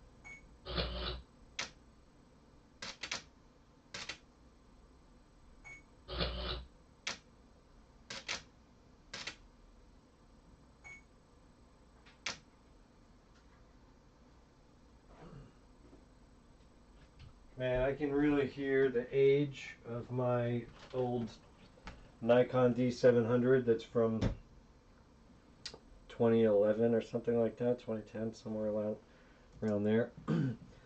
This camera has taken so many pictures, and it's an old school DSLR that has an actual old school shutter that opens and closes to expose the you know, the whatever it's called, the cell or whatever.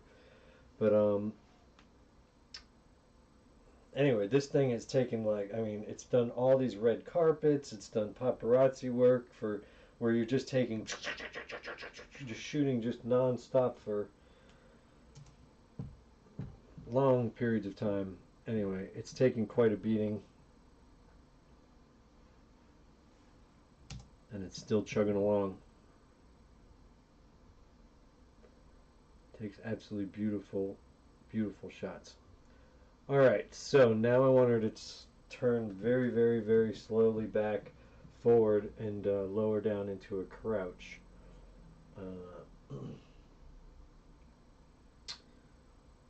But her feet are still glued to the floor in this awkward kind of way from when she first stepped in.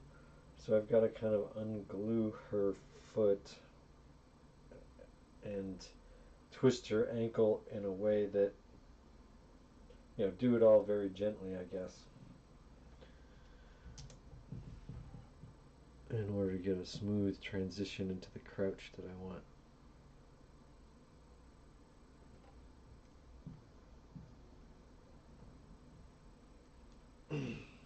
Oh, she's such a great character, is she not? She's so good.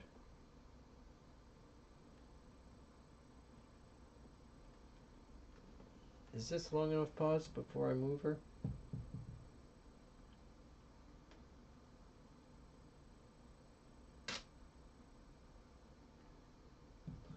Let's just do a few more, I guess, huh?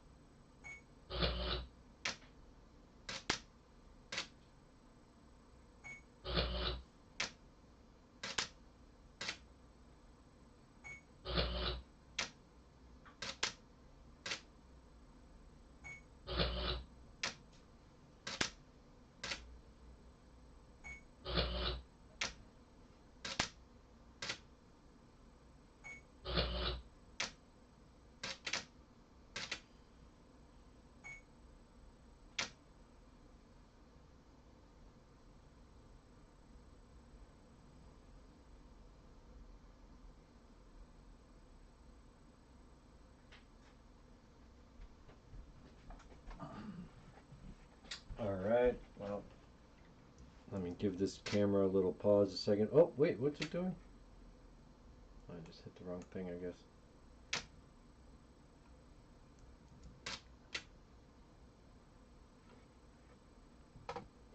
Frame 175. Oh my gosh.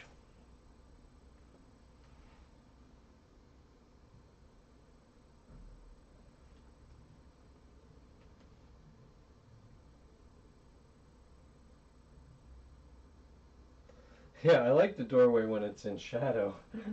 A lot better than when you can actually see it.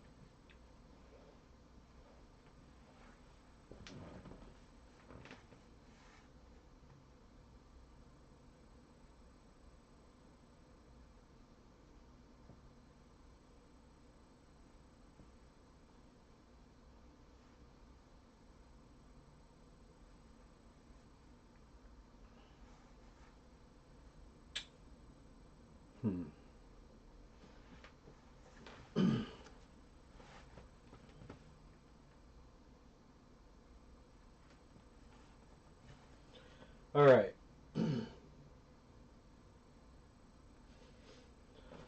Oh, I could stretch. I gotta do a little stretch. Okay, FedEx is officially late. Screw those guys. What the heck? What the heck? Let's see if there's an update on the app here.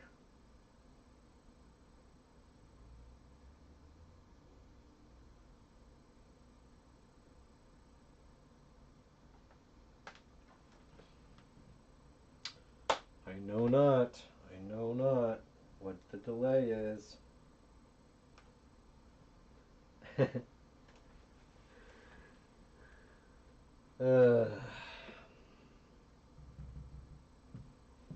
I'm having a ball making this video, though. This is hilarious. I mean, this is super fun.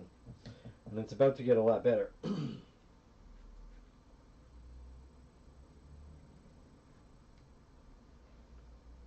Oh, I know what I can do.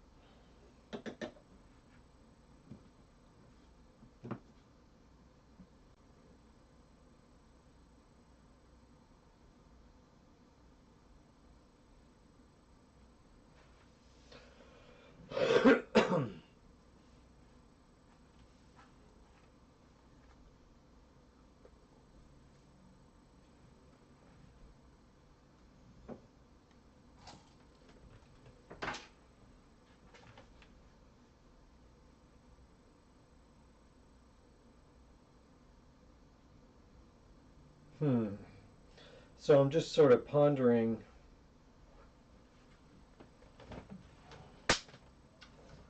at this moment what I should do next with this action, because I kind of want her to turn back around slowly and ignite her lightsabers slowly before Darth Maul reveals himself, or have him attack now that she's turned away briefly. Just have him like come in.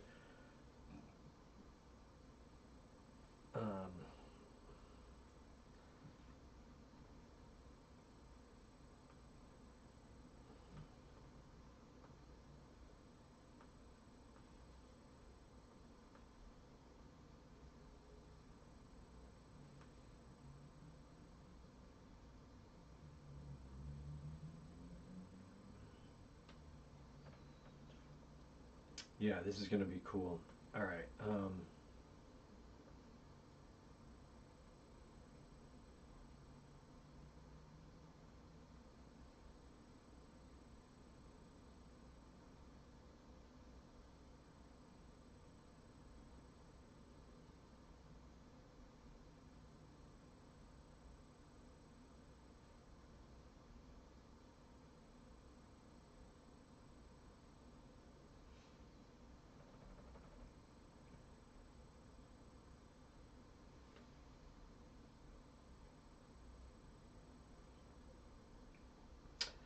It's like Darth Maul.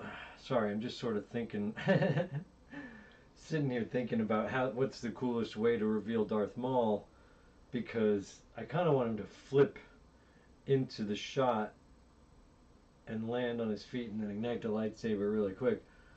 But, or, you know,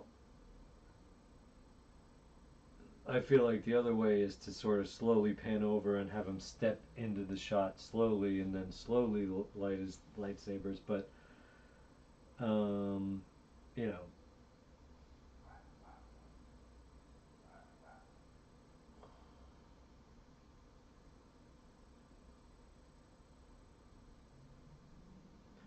let's just do it the more fun way instead of the more slow and dramatic way. We've already done slow and dramatic up until this point. It's time for the action to start. So that means I want to see if I can combine the camera move into this whole business, because right now she's sort of, oh, well, you know what?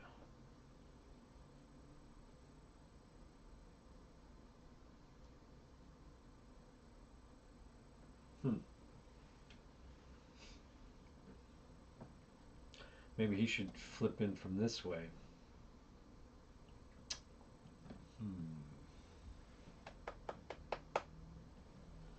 Let me see what looks best.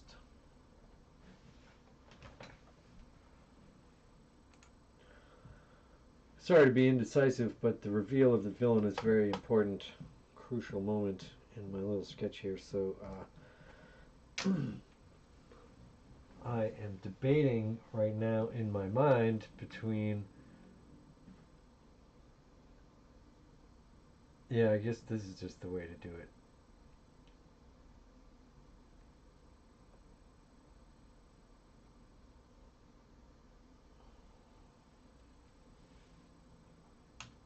Whoops.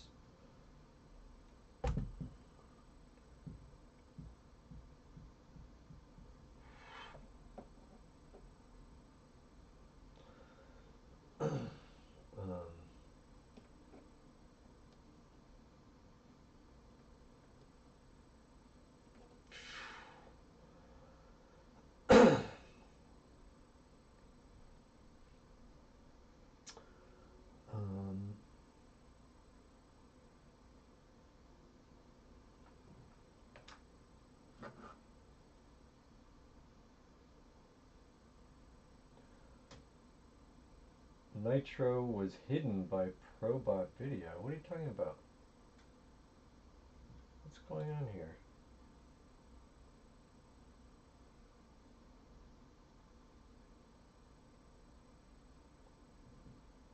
What's going on?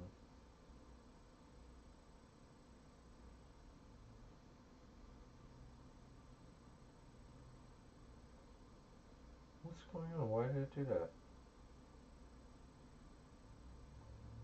Nitro, I didn't hide you or delete your messages. I don't know what's going on.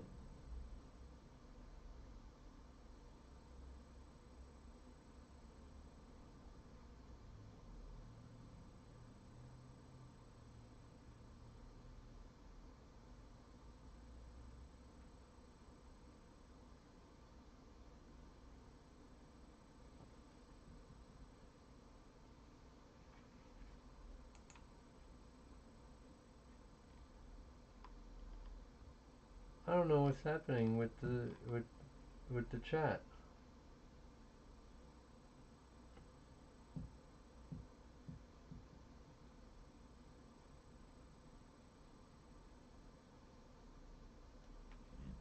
I have no idea what is going on here. 821, 823. Nitro, it says that I hid you or deleted your messages or something, but and made you time out. I didn't time anybody out.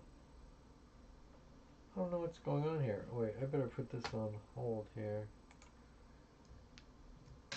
What's going on over here? What's going on? Let me just, what?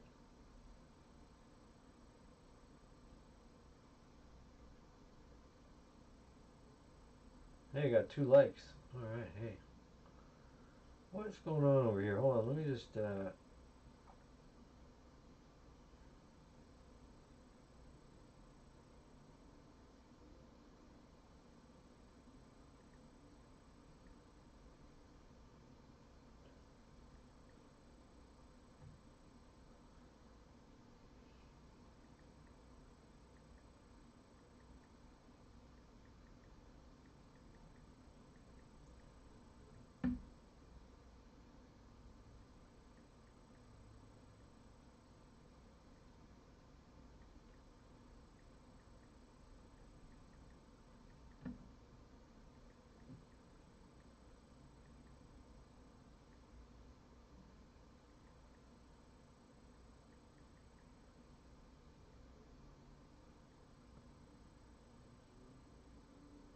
I don't know what the heck's going on.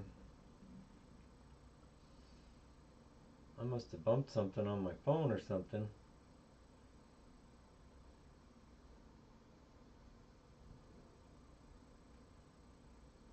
Unhide, oh, yeah, unhide user on this channel.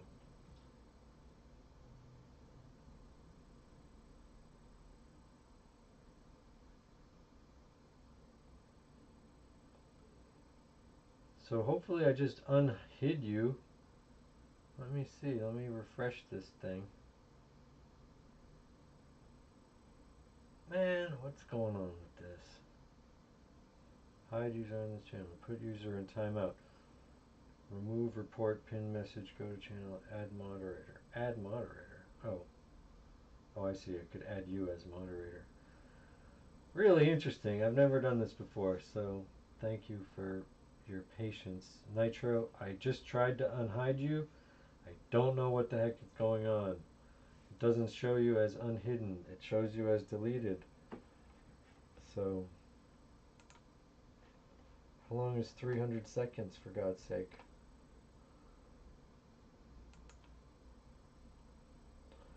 I do not know what is going on. I am sorry. All I know is my hair looks really gray under this light. Maybe it's under every light. Okay. Hopefully you can come back, Nitro. I don't know what's going on, but I gotta get back to this. Seems cooled down enough.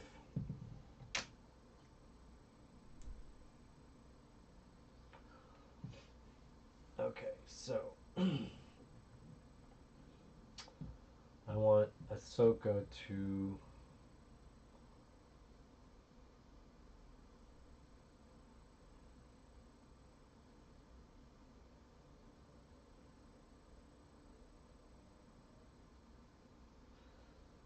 okay. I don't know what's going on there, Nitro. Sorry again. I really don't know what's going on. Okay.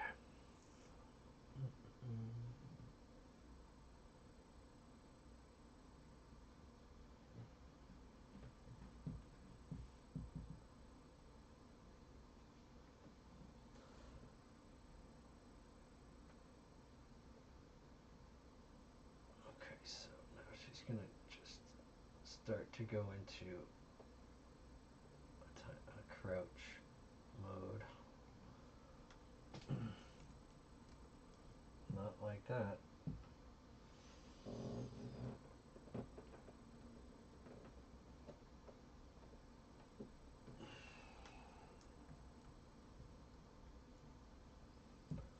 That's a little much.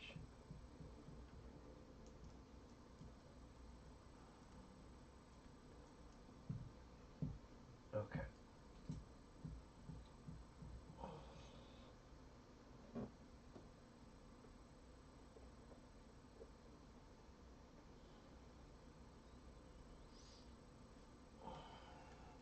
So again, I gotta get her to, oh, that's looking good. I've got to get her to, wait, I've had her,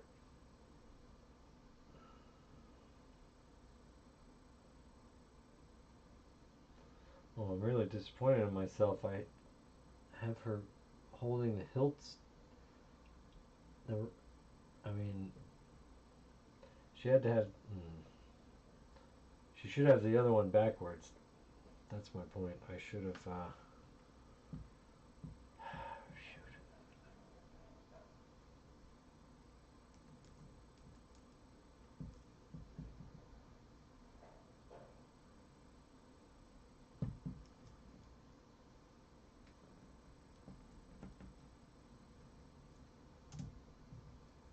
How did I not realize that? I thought, I mean, I specifically, oh well.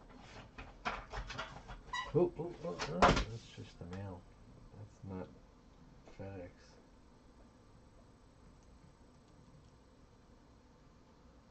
Oh well, I have to deal with my mistake here. But I'll make her do a cool flip around or something with them.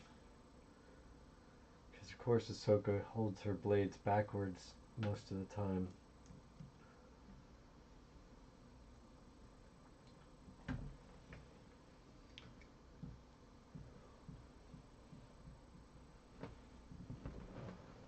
check my mail here. Hold on. Is this just junk or what? Yes, junk.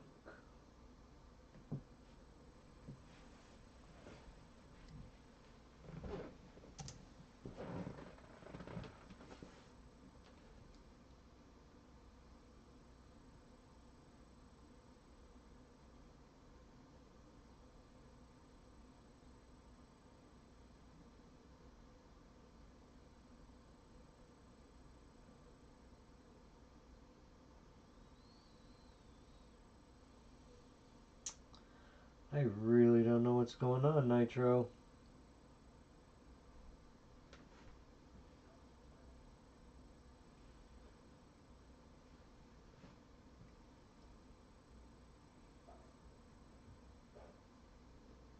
I gotta make sure that that gate's still open. Let me put this on loop. Frame 175, pretty good, pretty good.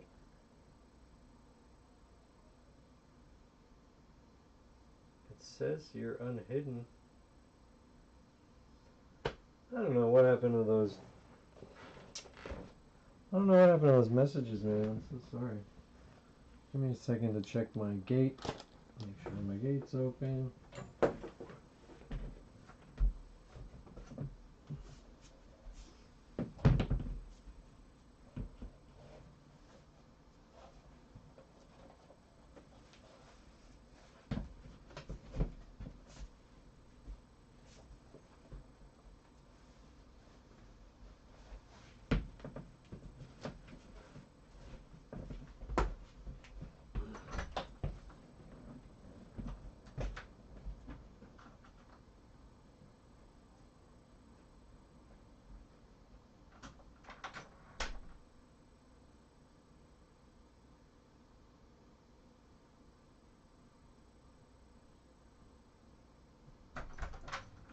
Alright, gate's still open.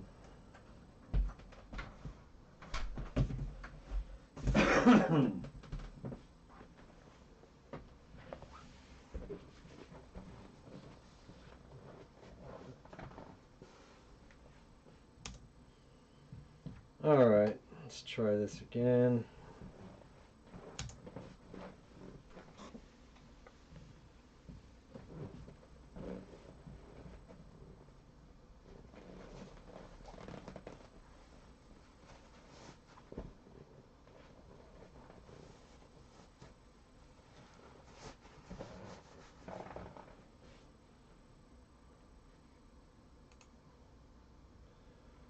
Oof, I'm getting a little hungry. It's been 7 straight hours, 7.5 straight hours of streaming good times. This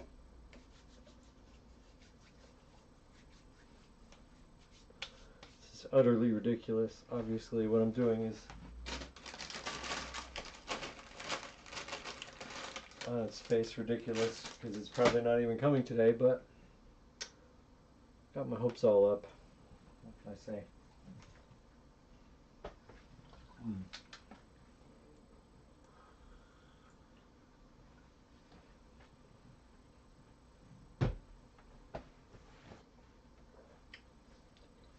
But at the beginning of this stream, I didn't have even one frame of this shot. The set wasn't even built. And now we got 175 frames and the action's about to begin. And I can end this at any point, but basically I do want to get one more thing in there, so let's do it.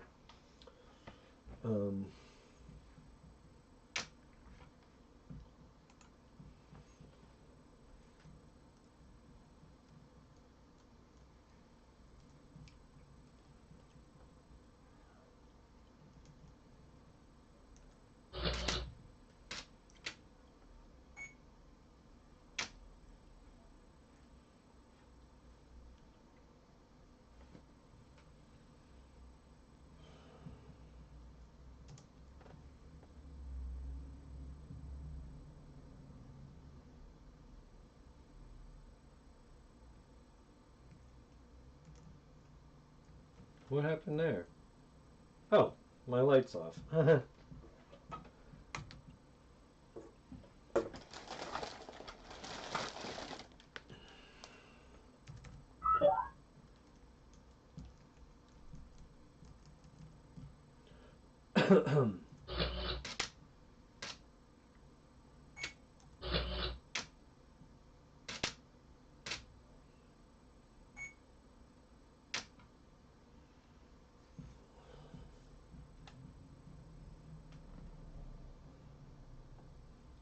Okay.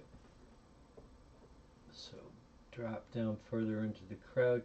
The head starts turning this way. Now this hand I am going to replace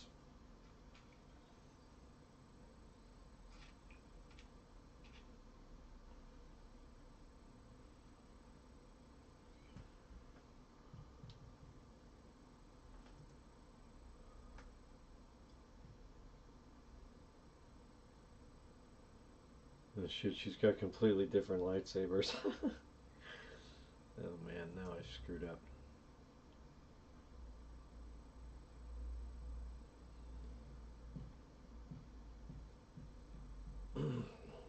Do I not go with the white ones? Because look, this one has a bent hilt. I guess I go with the blue ones. I wanted to go with the white ones.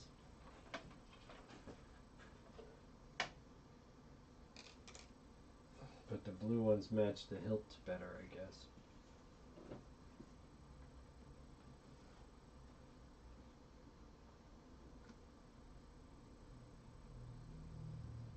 Oh well, I wanted to do it with white, but looks like I'm doing it with blue.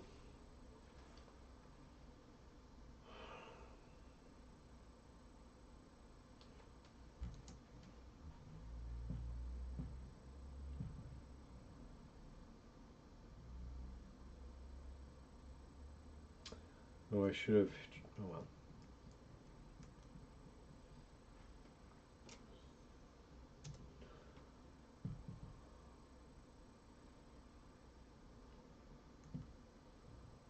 I mean, what I switched it out that before. So what did I use before? Oh, before I used the smaller one. Oh well. You can't really see it. And it looks kind of blue anyway, so now it's going to be super blue.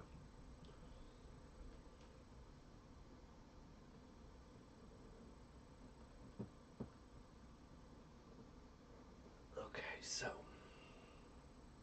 once again, this is just the same old trick from A New Hope that Alec Guinness did on the first time that, well, not the first time, but when he ignites the lightsaber on the Death Star when he's about to face off Vader.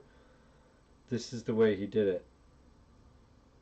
It's just a simple tricks and nonsense, as somebody once said. Where this is called forced perspective. This is a little forced perspective trick where when the blade is directly at the lens, you know, you can't see it. And then you slowly turn to ignite the blade.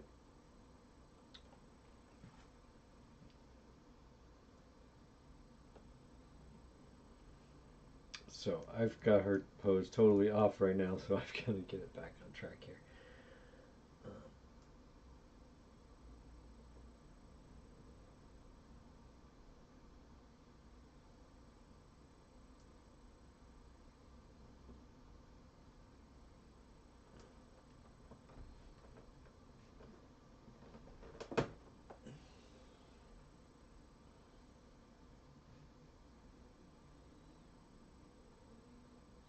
Man, she's got these amazing rocker ankles.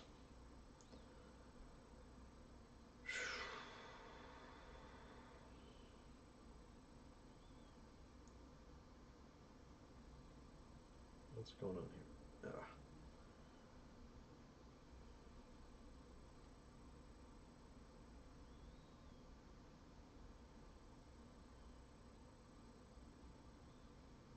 Okay.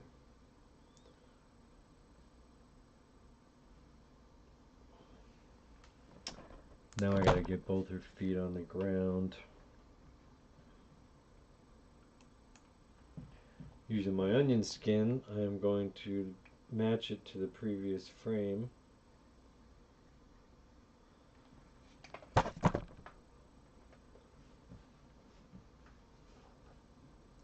where I put her down.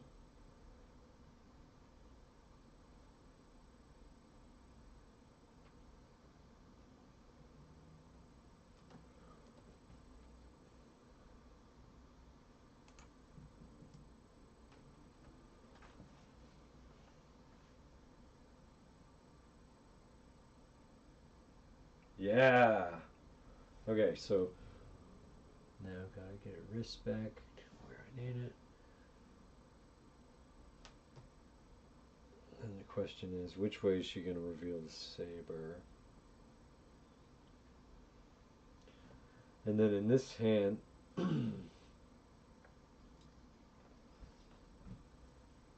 for the other one, since it's not anywhere near facing what it's supposed to, she's gonna do a little flipsy doodle and flip it the other way and then ignite it, because I want it to be true to her style.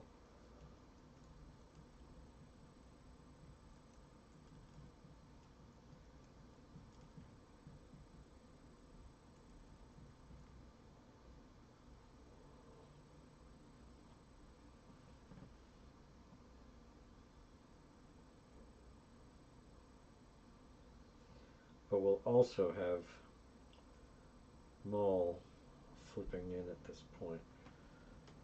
But do I have the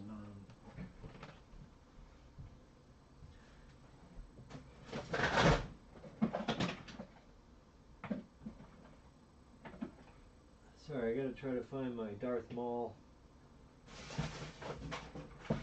hilt.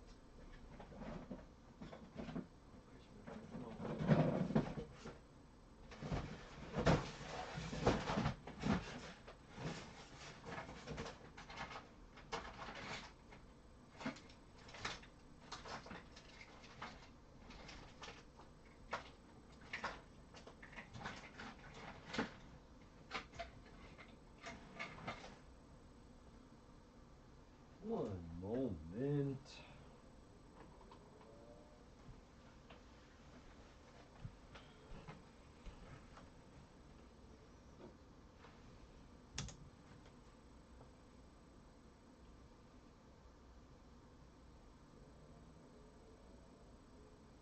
Nice. Okay, so let me just give that a rest for a minute while I find what I am looking for real quick. Oh. Put on your loopsy.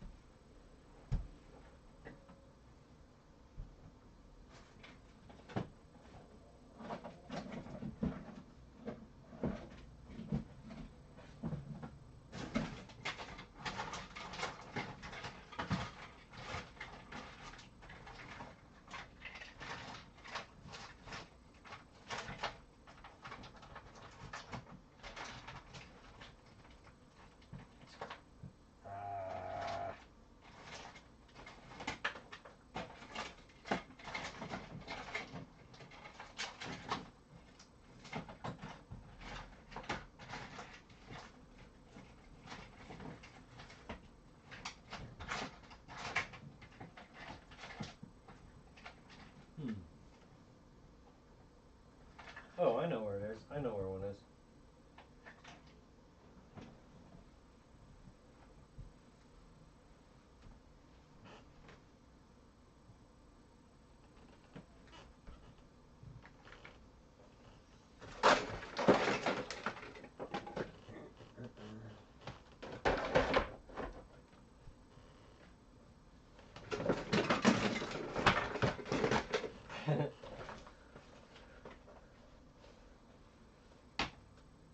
Look at me, all organized.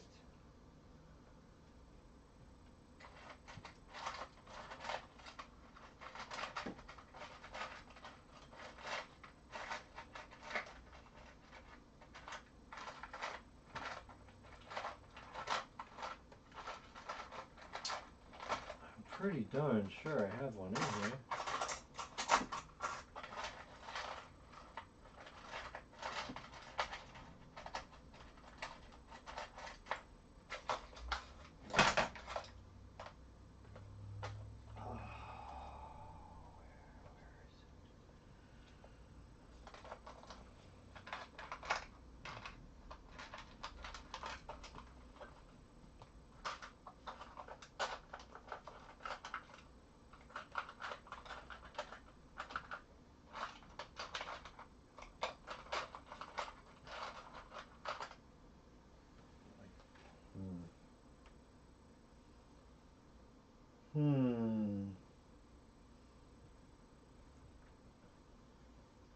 Alright, give me a couple more attempts to find this thing.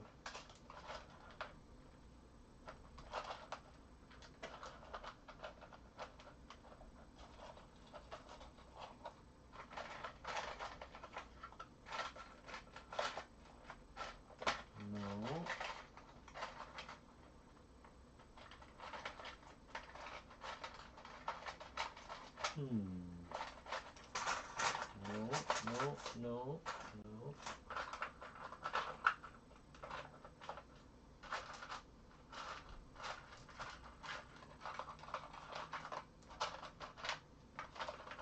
Okay.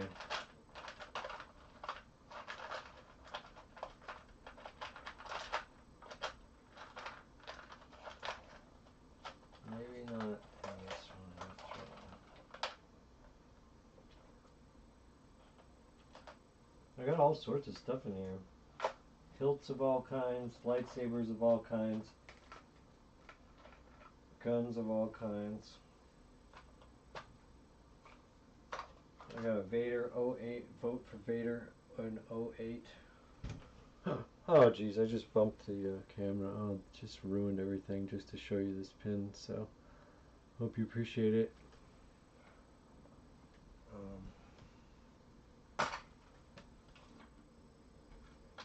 Somewhere I have my Darth Vader patch that was given to me by my friend Dave Tan that's got a misspelling on it of Darth Vader. I don't know where it is. It's somewhere. It's somewhere. Okay. So give me another second. I gotta find this thing. Otherwise I just, you know, yeah.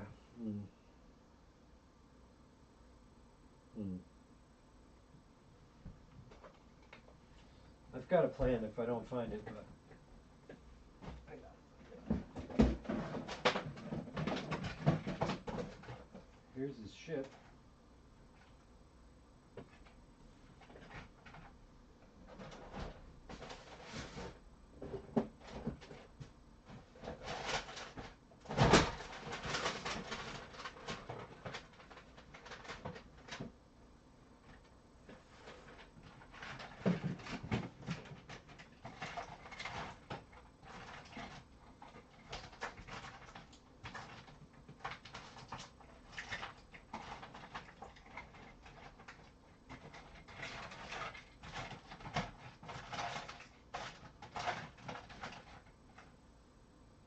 Oh well.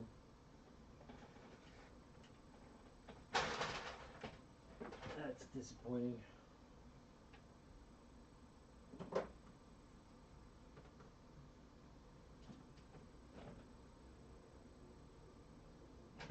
That's alright. I can still have him flip in and just ignite the lightsabers real fast.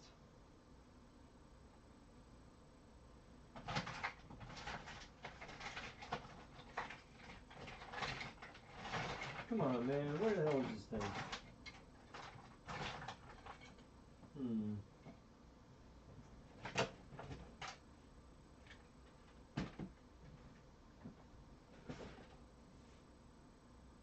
Oh, what do we got here? No.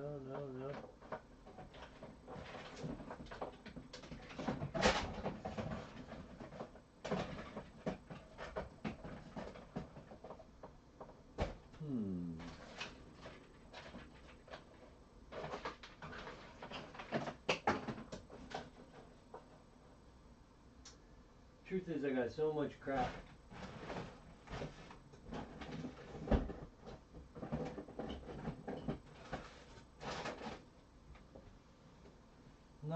super surprising that I would find myself in this predicament.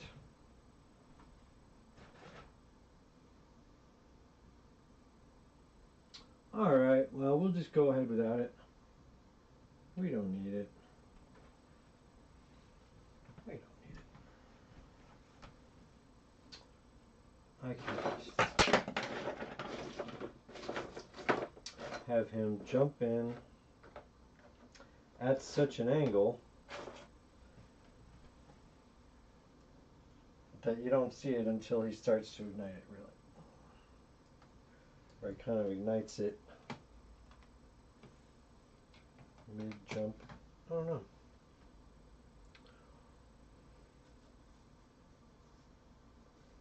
Man, I'm so disappointed.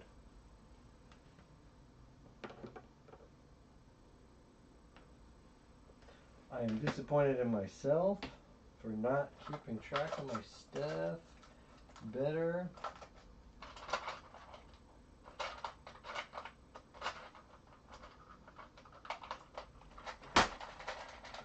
Just my Clone Wars era stuff. I really don't. You know, I don't play with it that much, to be honest. It's not really my priority.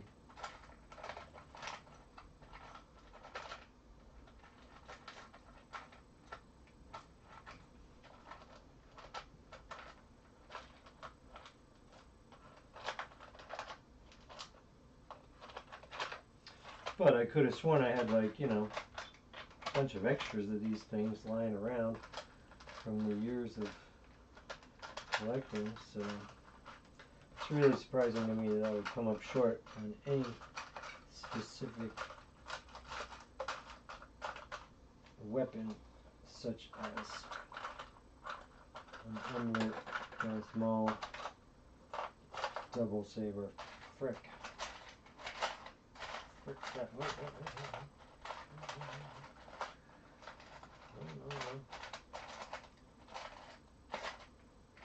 Oh well. Ugh.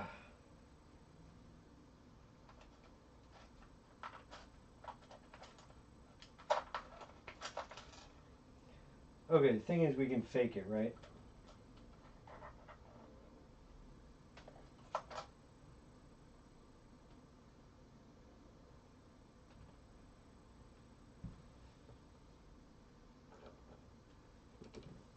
Fake it with some other hilt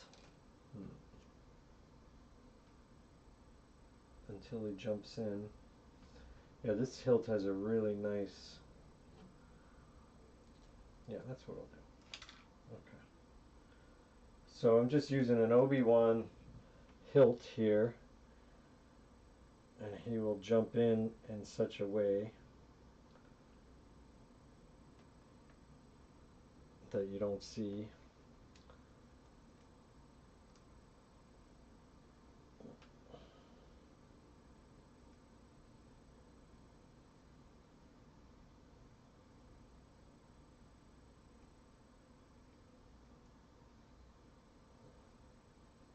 Yeah, this will work. Okay.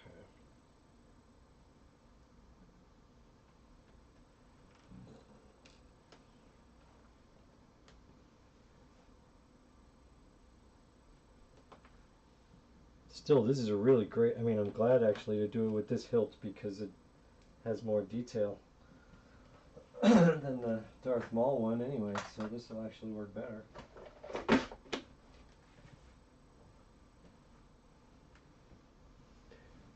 Okay, so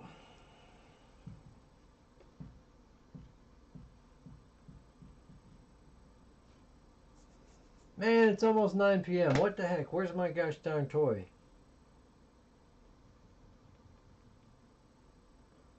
Wow, I really didn't expect the time to go by like that. Disappointing. Very disappointing.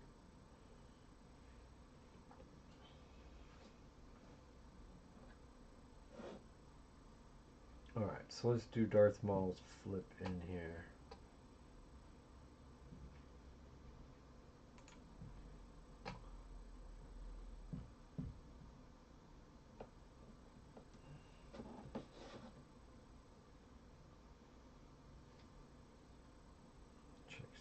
here.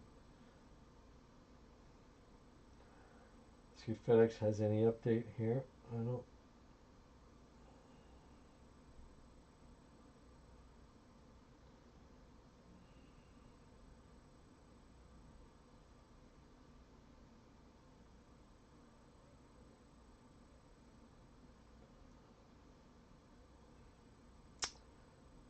February 7th, Monday, before end of day.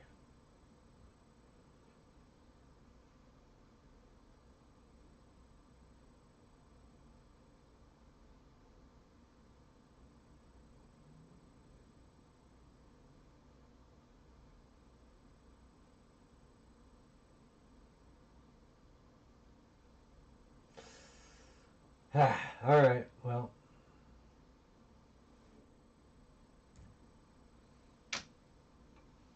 Oh, yeah, see, I bumped the damn camera.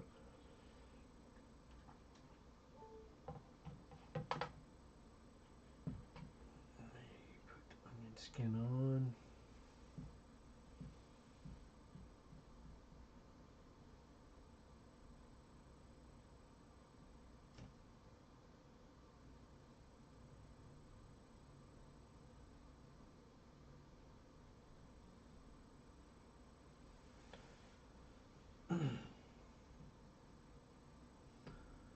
All right, did that fix it?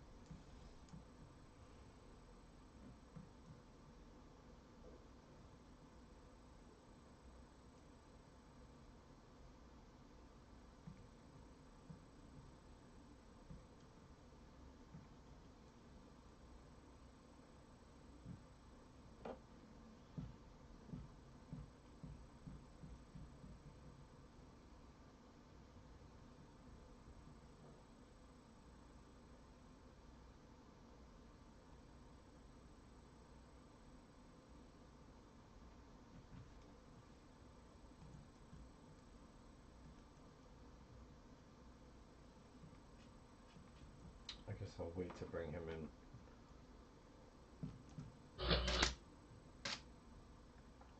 Oh, wait.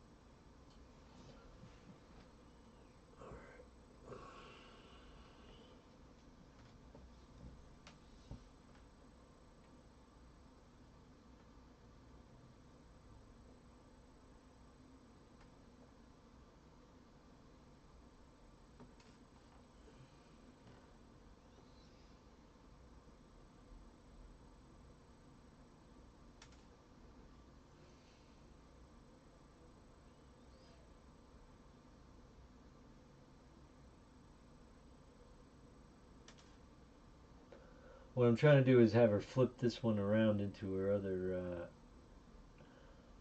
Oh man, it's hard to get her to grip it in.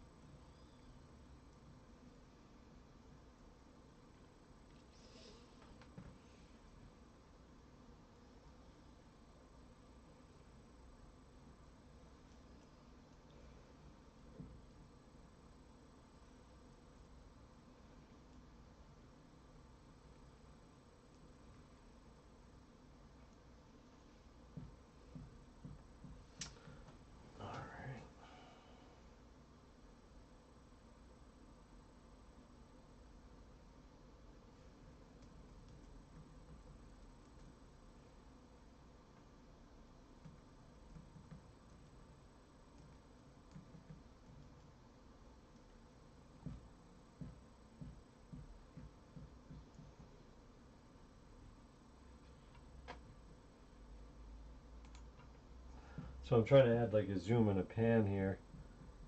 So I have to match her a little better.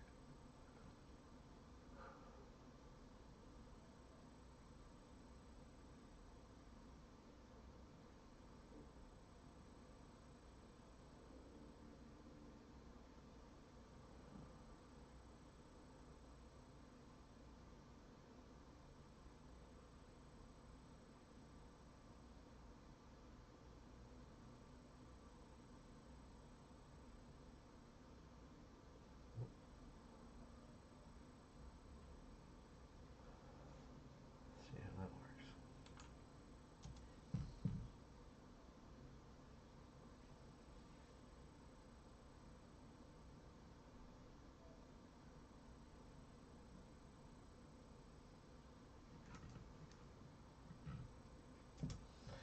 Ay, ay, ay.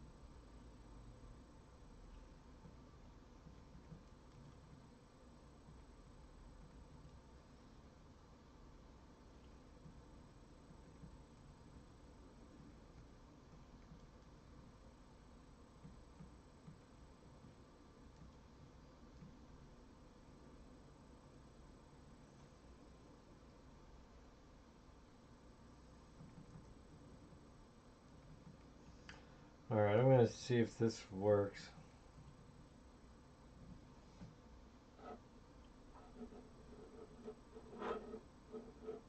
Oh man, it's hard not to get that shadow on the wall behind her.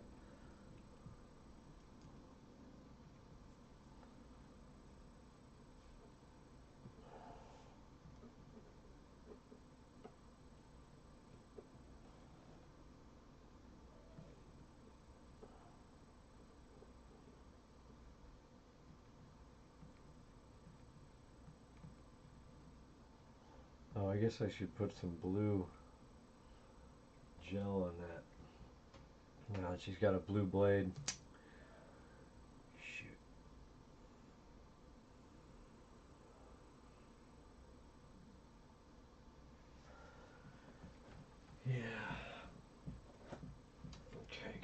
gel right here.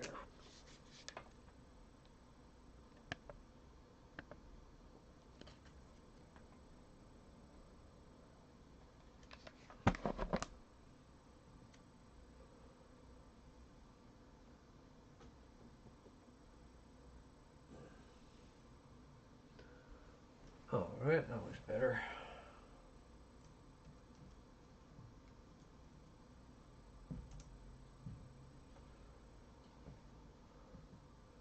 Should have really had the gel in the last frame. Oopsie.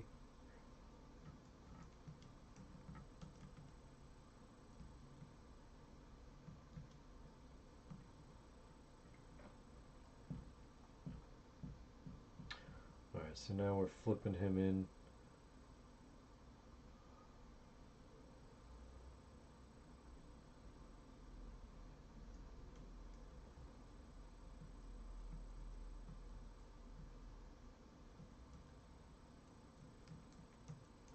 Horns first.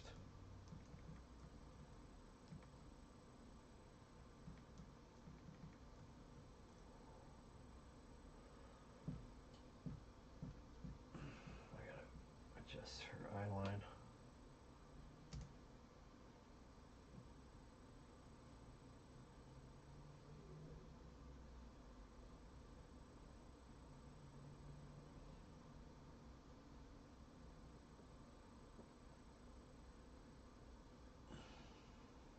No.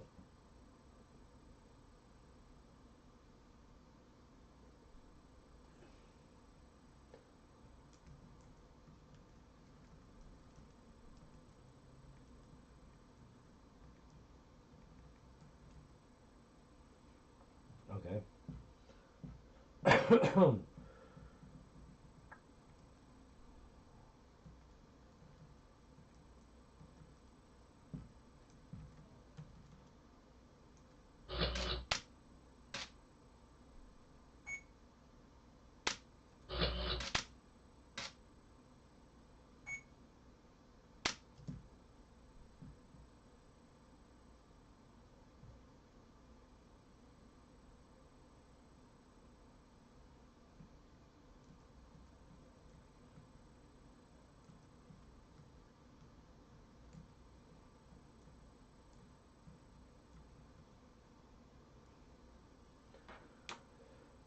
Alright.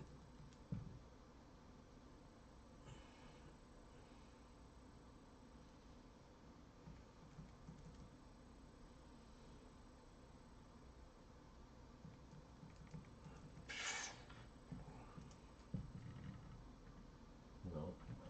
What's going on here?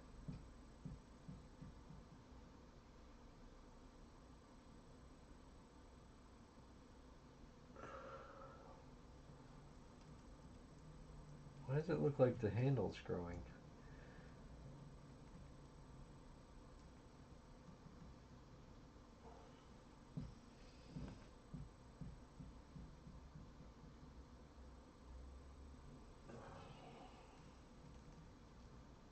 Whoops.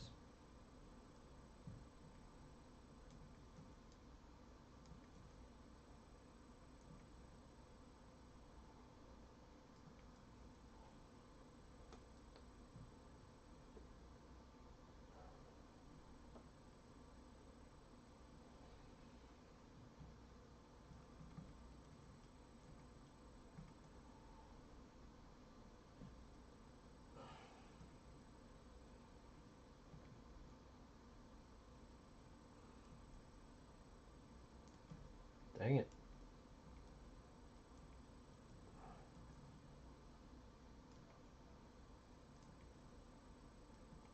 This is the crucial frame for the ignition to look right.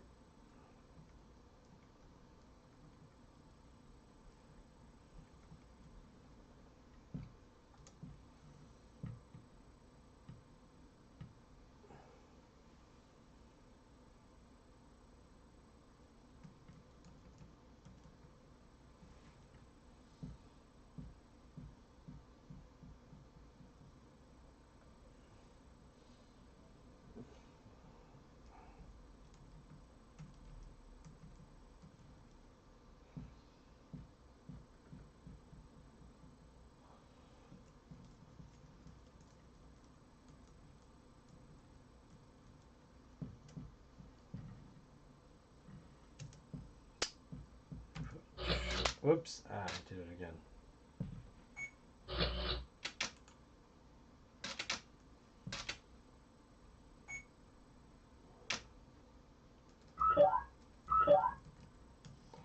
See, again, I'm trying to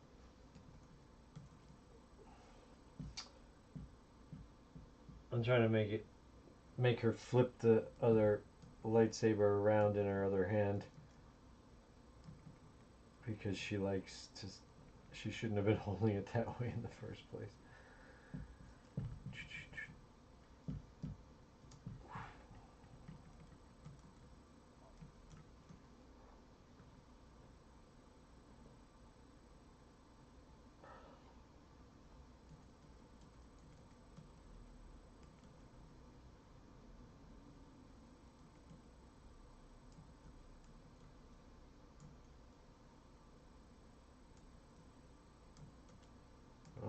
Come on, there we go.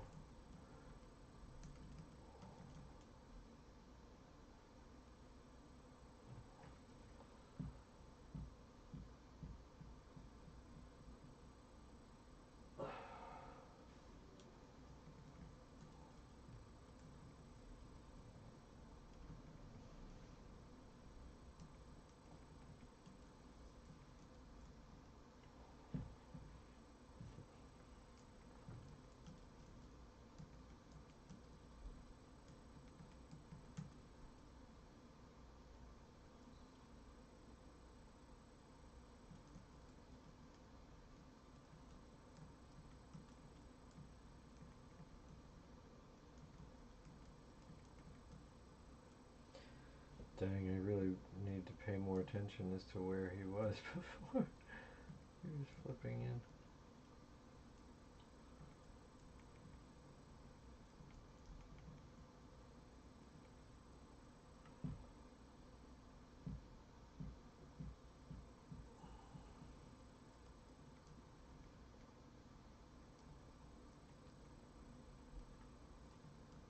Alright, I gotta do the zoom out. Oh shoot. Yeah, that's right.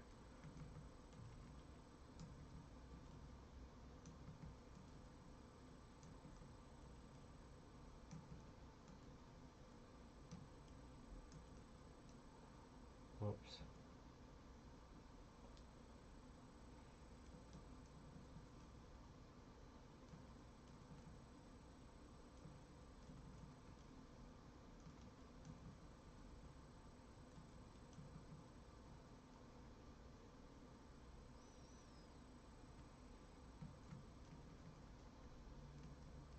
There we go, that's looking good.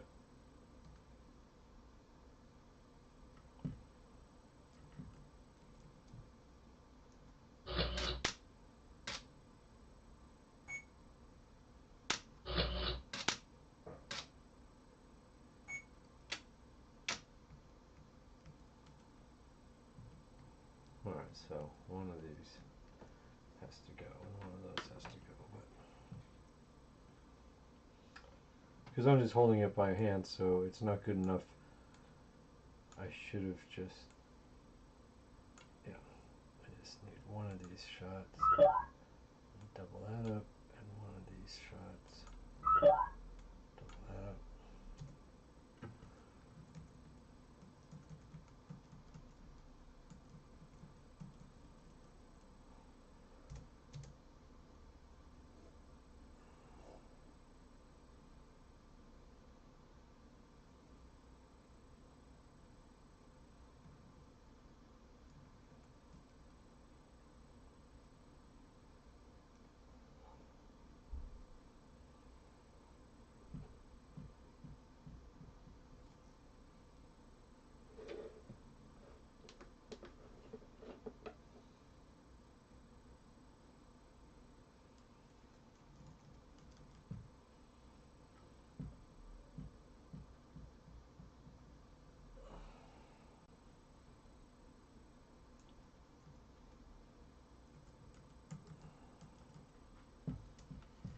Oh.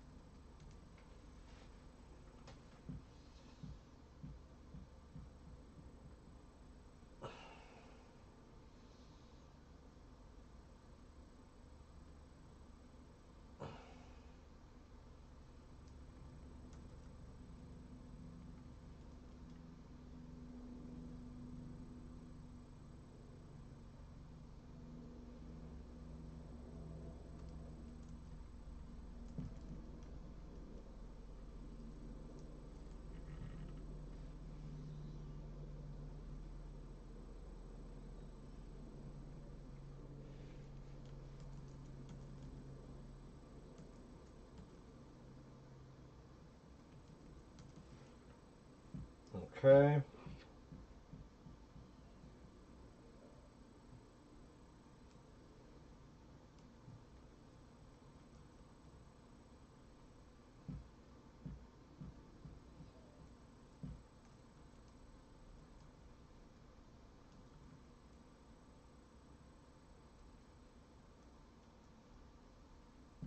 How am I going to do this?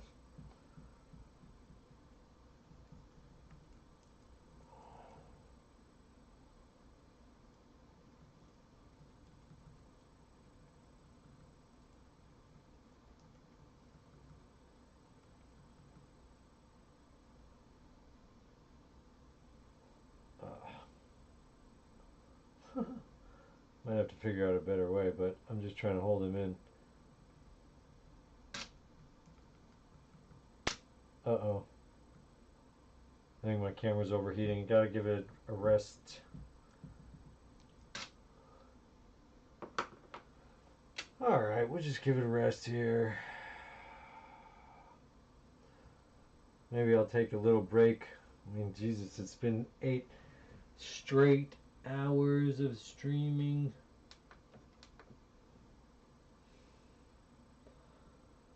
A couple people have been hanging on this whole time. I really appreciate it.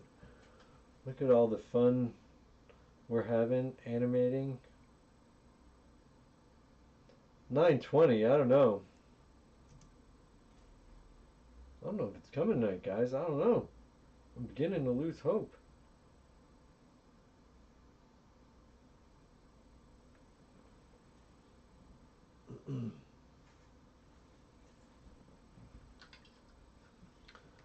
Pretty funny. Pretty funny.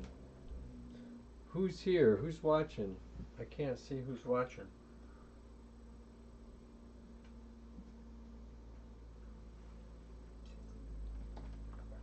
I think I gotta put on a movie for y'all for a minute or two. But I'm afraid I'm gonna miss the knock on the door if I put on anything too loud. So what I'm gonna do is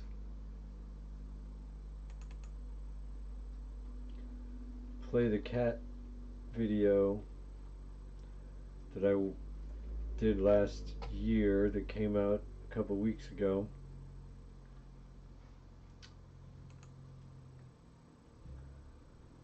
This job I was hired to do.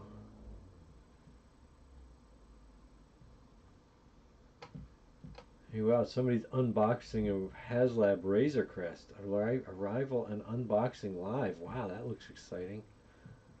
Oh, wait a minute. That's me.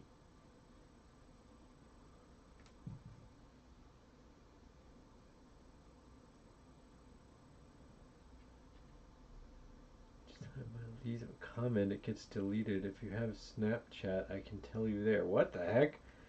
Somebody's trying to leave me a message on about Alien 5 and gets deleted? That's really strange. I don't know if I want to give somebody named Lizard Joe. Oh, it's the same guy who commented today. 2 replies from Robot. So much. Reply. That's strange.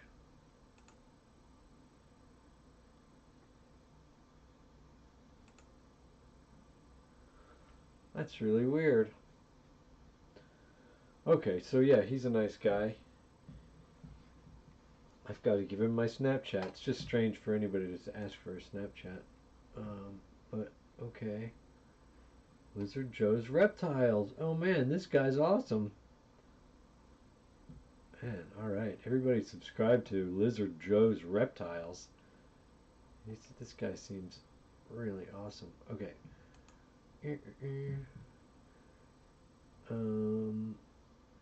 What was I going to do? Oh, I was going to put on the cat video.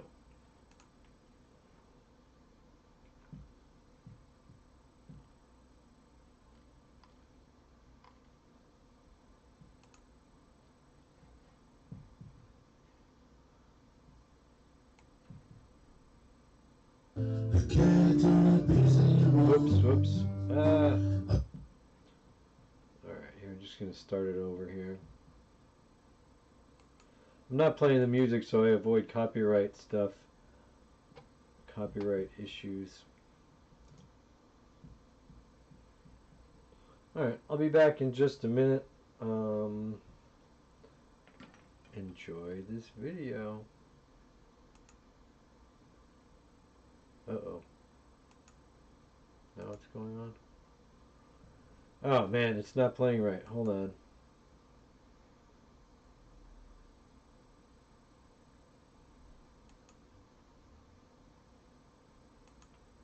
Oh man.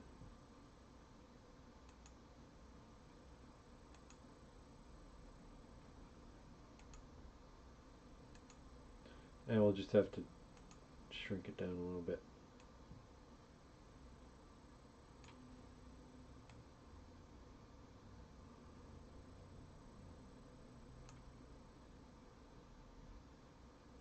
What happened? It just resized.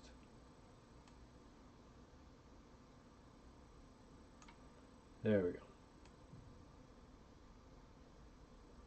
Okay, sorry about that. It's because we're in the letterbox format that it's not really showing it to you, but okay. Just gonna start it over. Be right back. I'm really proud of this video. I love it because I love cats. I have 3 cats, and yeah, I love cats.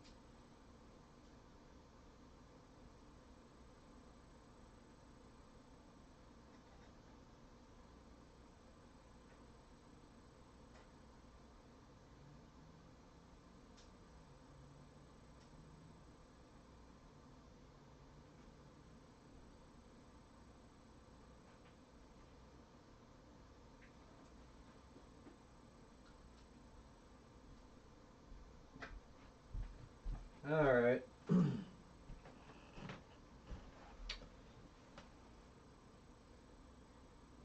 Oh, and this is the video I did before that. This was the prequel to that video. Well, I mean, that is to say, the cat video was a sequel project to this video. This is the one we did first.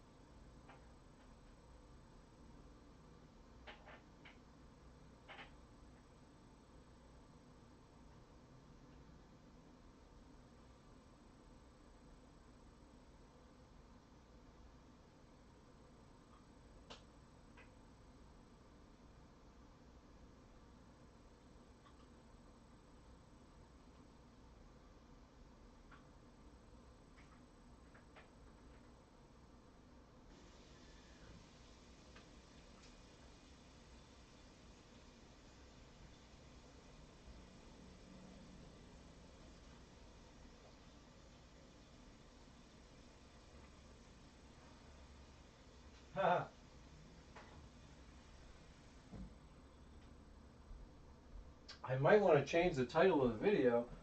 Wait a minute. Cosmic Aeroplane, are you saying that I should lose hope and think that my Razor Crest is not coming? It's only been 8.5 hours. Man, have you no patience? Have you no hope? I am trying not to lose hope my own self. I understand that you might consider it a bit dishonest that this title of the video is unboxing of Razor Crest because, yeah, we haven't gotten it yet. It hasn't shown up yet. I hope it'll show up any minute now. Any minute now. But see, it said arrival in the title, which sort of hints at the fact that it's not here yet. And I have no control over when it arrives. Let me see if there's any.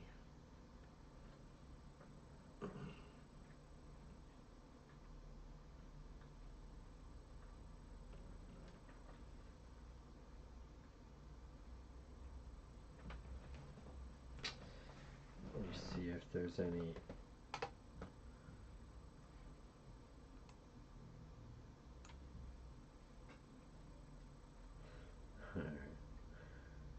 This is the end of the video anyway. Oh wait, no it's not.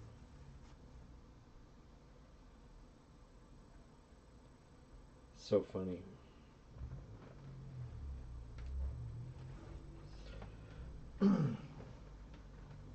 I definitely hear what you're saying, Cosmic Aeroplane.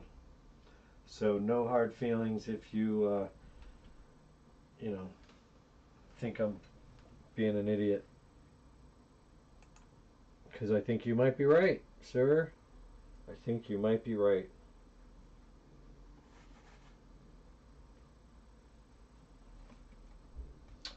But what can I do? I'm like a kid waiting for Santa Claus here to show himself. And maybe it just isn't going to happen, you know? I don't know. I don't know. But I have been having fun making this animation over here.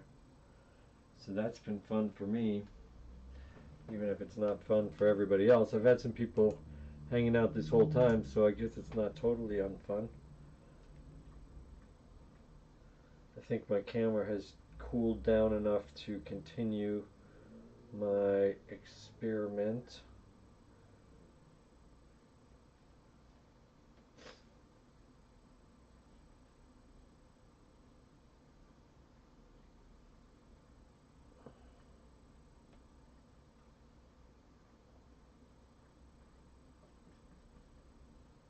All right.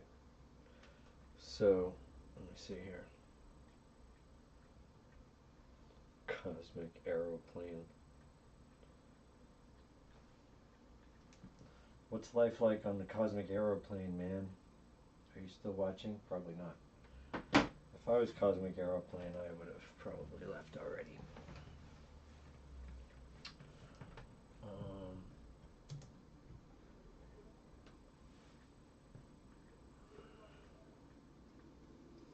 Alright, so we can continue this, I think.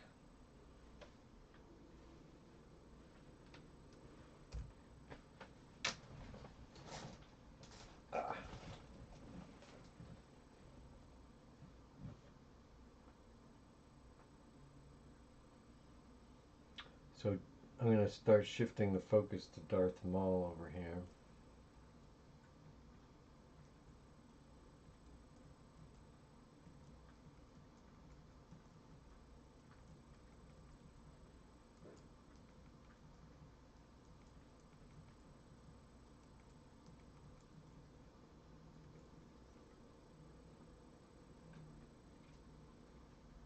Oops, wrong way.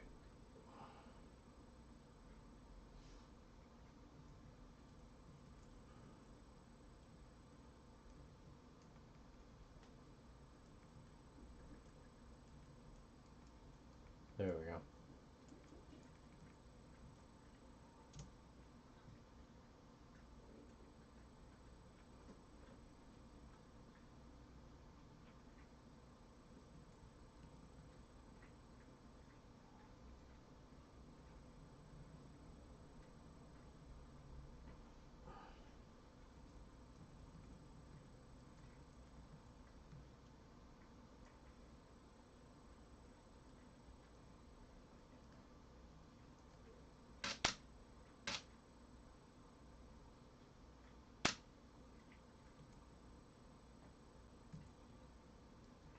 Oh, I forgot to turn my lightsaber light on. Too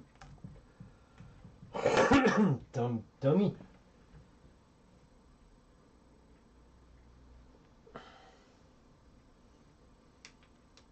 There we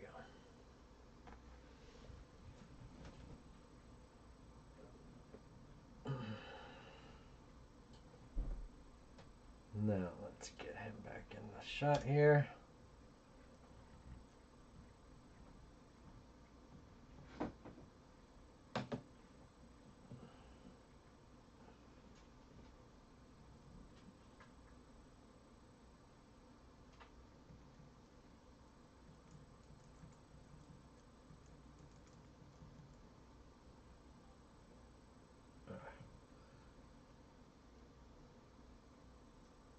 I'm just trying to hold him by his knee here.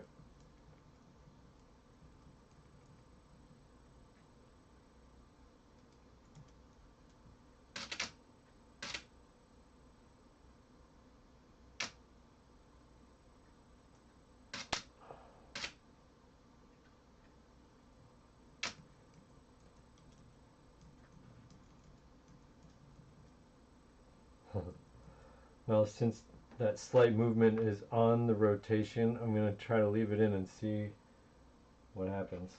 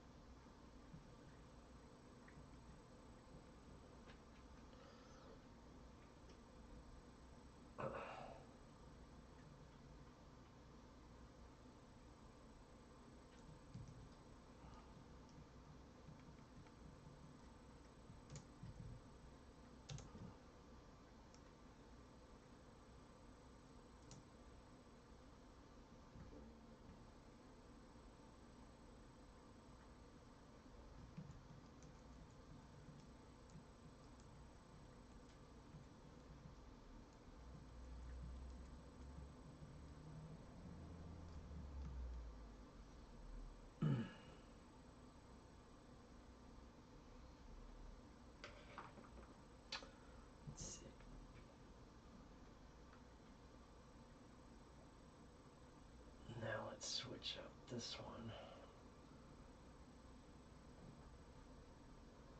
Well, I guess I should have probably left it the other way because Now how am I gonna light this one back here? Ah, shit.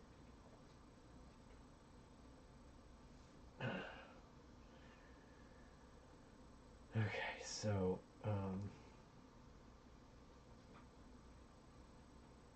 that one I'm going to do the same thing, but in reverse. I mean, obviously it's facing away from the camera, but I'm going to do the same.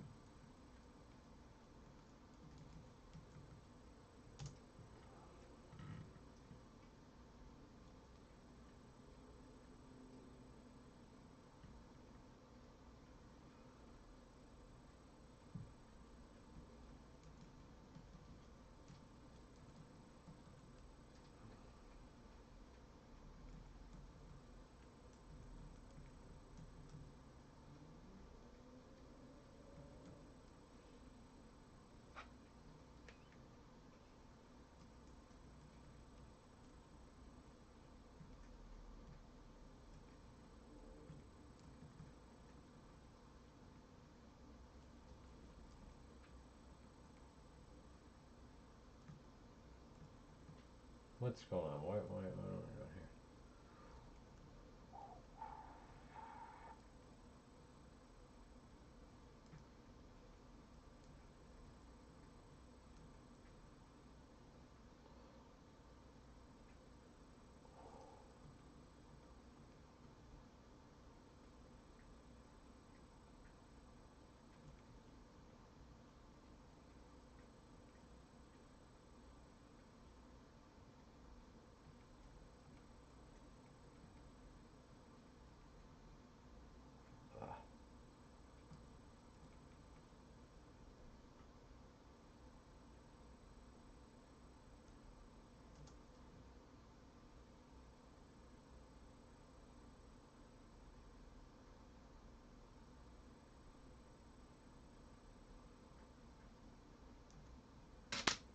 Whoops. Ah.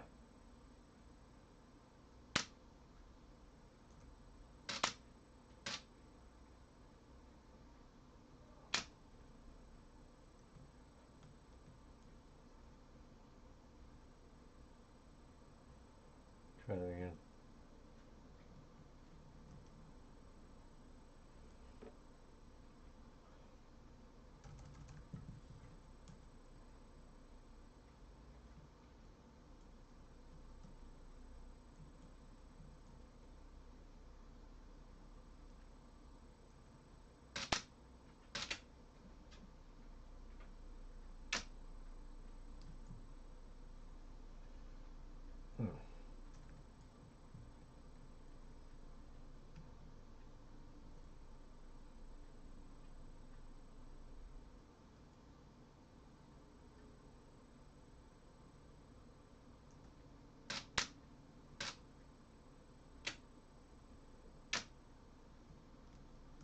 No. Dang it. Can't quite get it right. Okay, let's see here.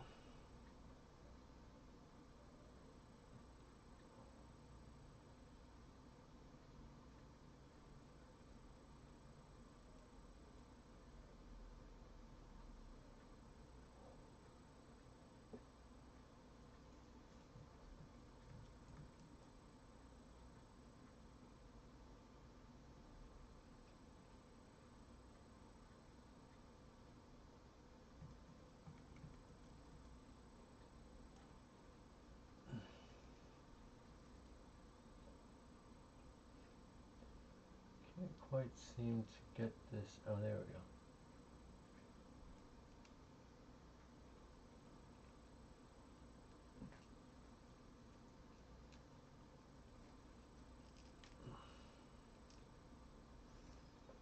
There we go. It's Oh, okay. See, I didn't even have them in the proper tuck. Okay, so.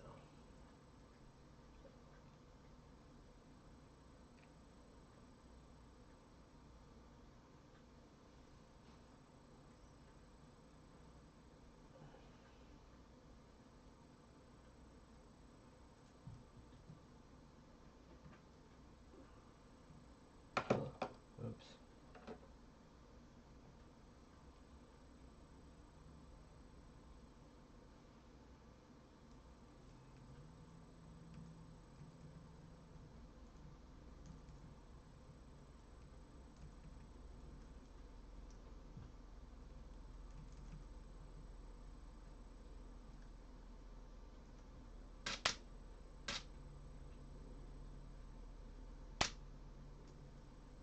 Ah.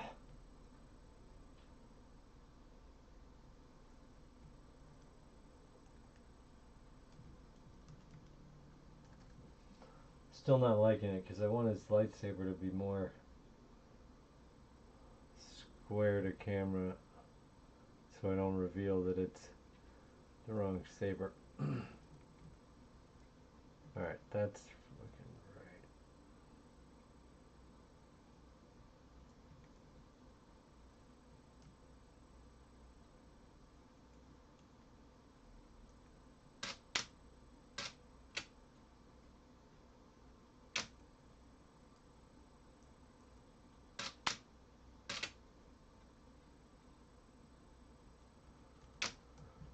Alright, well,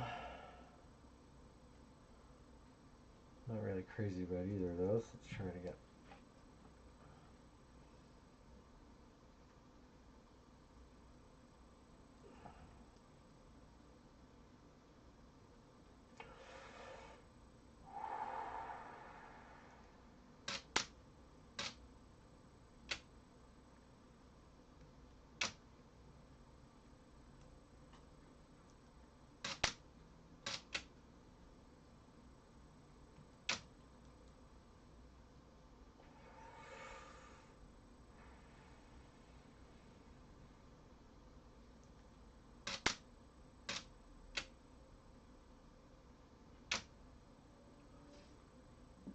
I should really find something to rest my... that's pretty good. That's pretty good. All I need is one that works.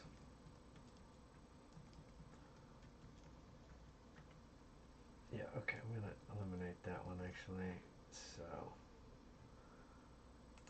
get rid of this one, double up this one.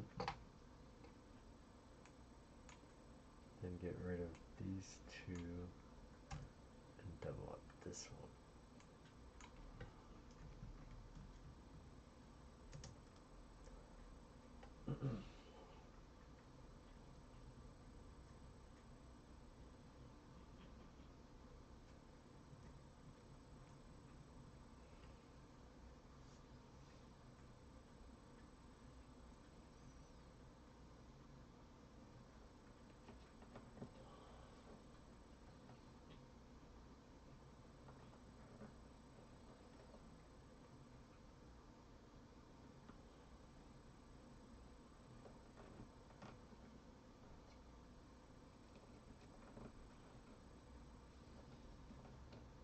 Now, I don't know if you'll be able to have landed yet, if this is really going to read right, but I'm just going to sort of set him up, see if he can land on this shot.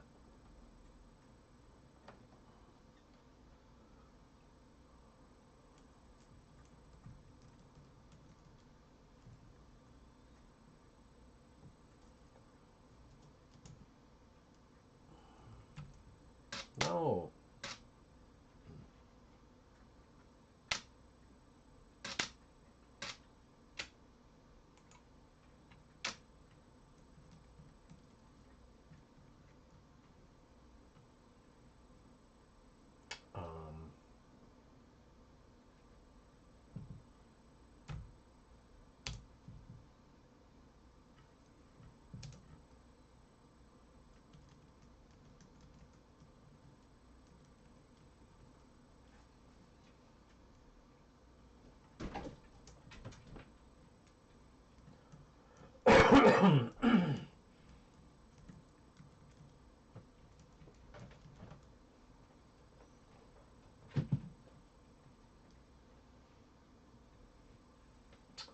Okay, so I need another.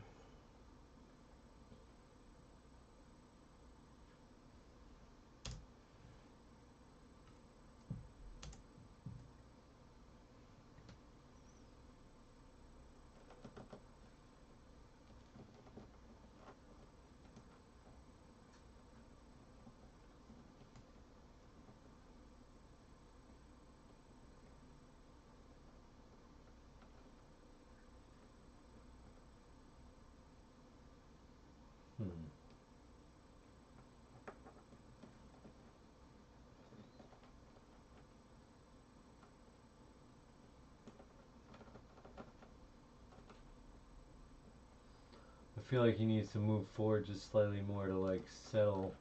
He can't just like land with the. I guess he's got metal legs, so maybe he would just land more solidly, but I don't know. Oops, now I've lost where he was.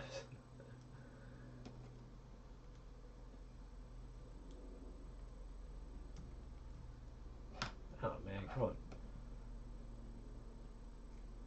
Oh, I see. His rocker ankles are, they both have rocker ankles.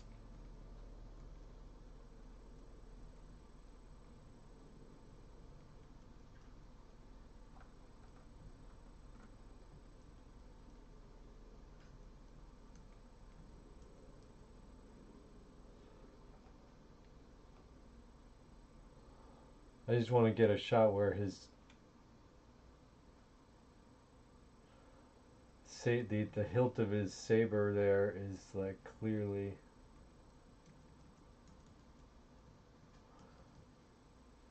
visible well before he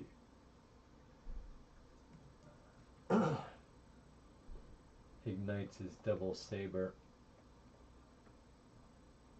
So I've got to get that exactly lined up.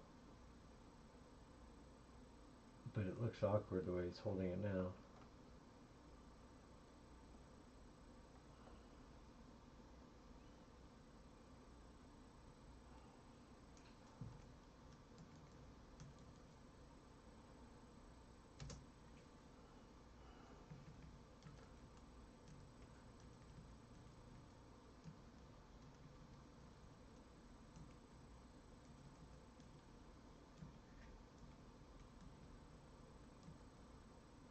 Okay.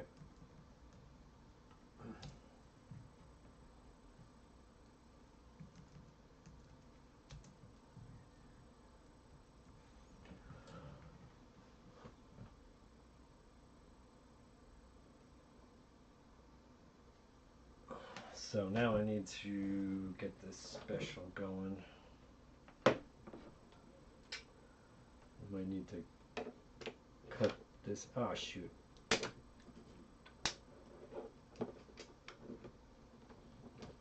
I gotta cut this gel in half in order to use it on both of these lights.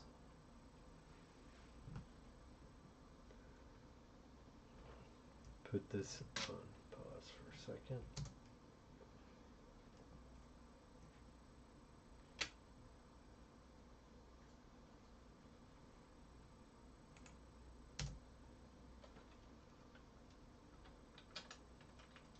Be right back. Gotta get my scissors.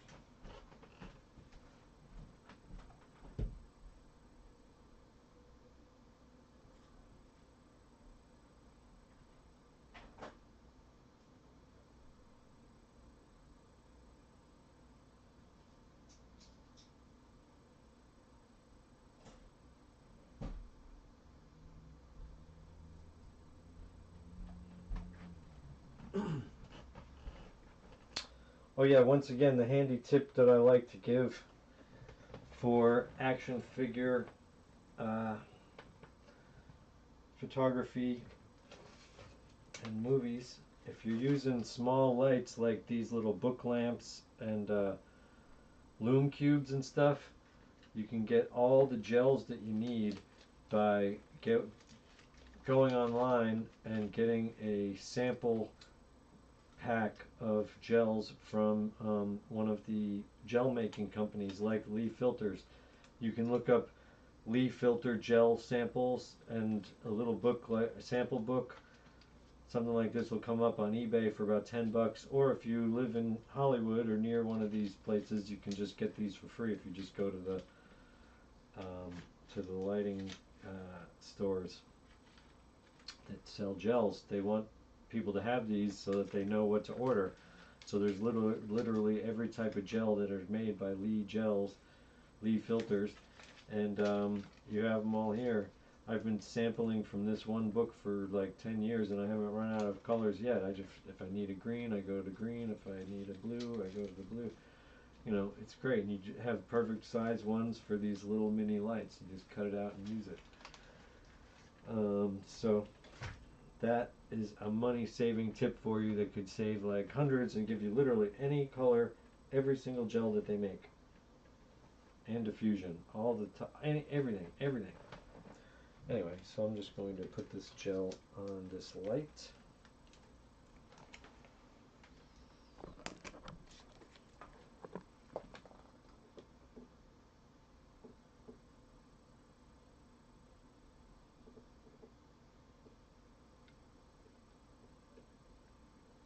And this gel on this light.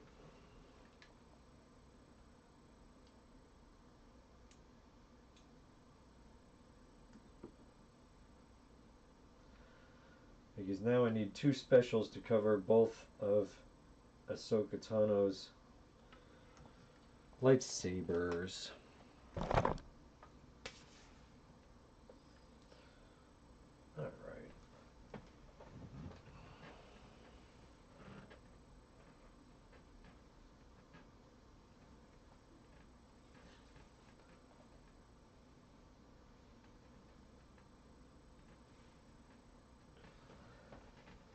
Okay, so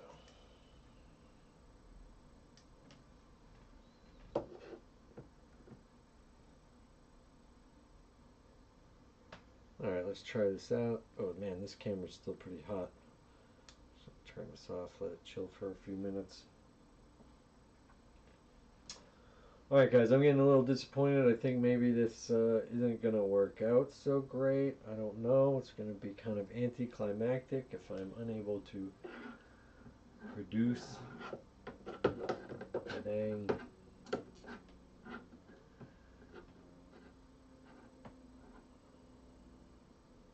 If I don't get a Razor Crest by the end of the day, I'm gonna be mad. Oh, Ava's already mad. Ava is already stinking mad. Ava, I hear you, girl. I hear you. Oh man,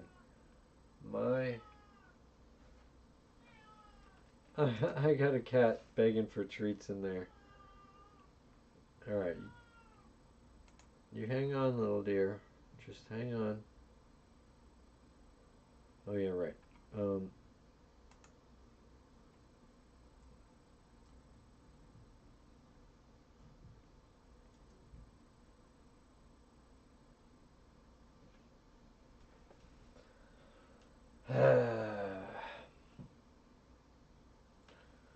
Alright, well let me save my batteries here for a minute. Gives this thing a solid rest. Give myself a little stretch time. I'm sorry for the most suspenseful and anticlimactic video ever, but I think I'm having fun making this animation, so I don't care. I don't care. I'm doing the best I can over here.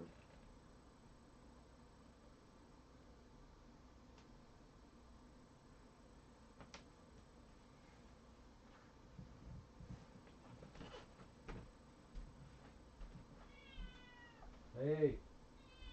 Hey, you little whiny. Hey, you little whiny one. Alright, here, I'll put on a movie for you guys to watch. Uh-oh, did I bump the camera again? Oh, I hope not. Alright, Ava, I'll be right there, hon.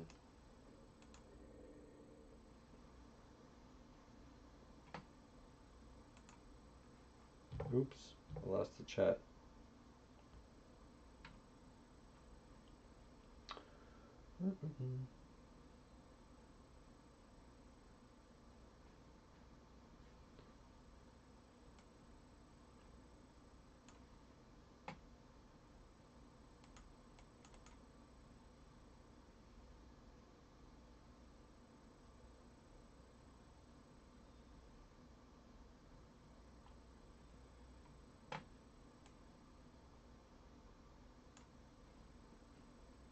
What the heck? Ava, hon. Ava, hon. Ava, little dear. My little dear. I will be there in just a minute, hon.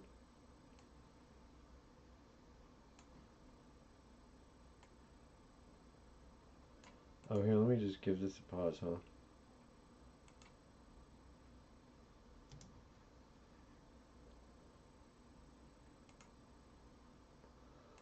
Alright, so now...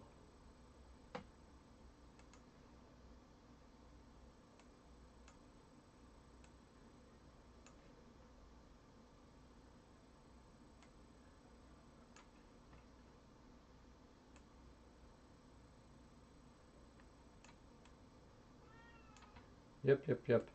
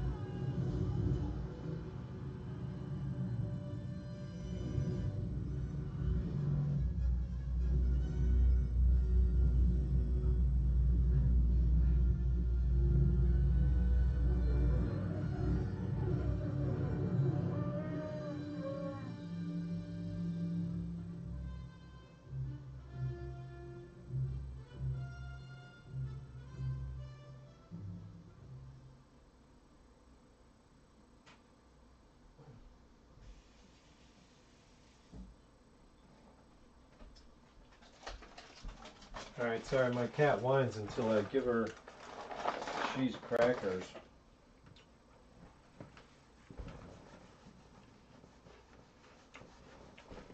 That was one I made before I did stop motion.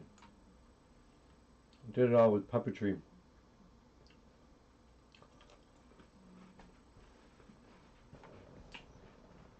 And I had a looping rock printout, just like this, a printout on cardstock, but it was looping around and attached to itself. And I literally put it over a lampshade and spun the lampshade and pressed record on the video camera and moved the horse and had the thing spinning. And that's how I did that. So let's get back to this. I think I got to get myself a drink. Put on another video.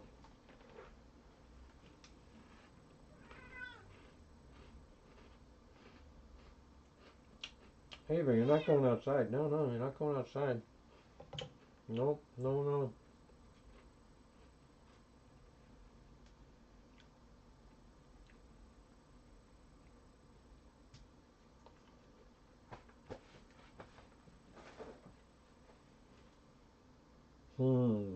Monday, February 7th, before end of day. That's what it keeps saying. It's 10 o'clock. When the heck could the end of day be? I don't know.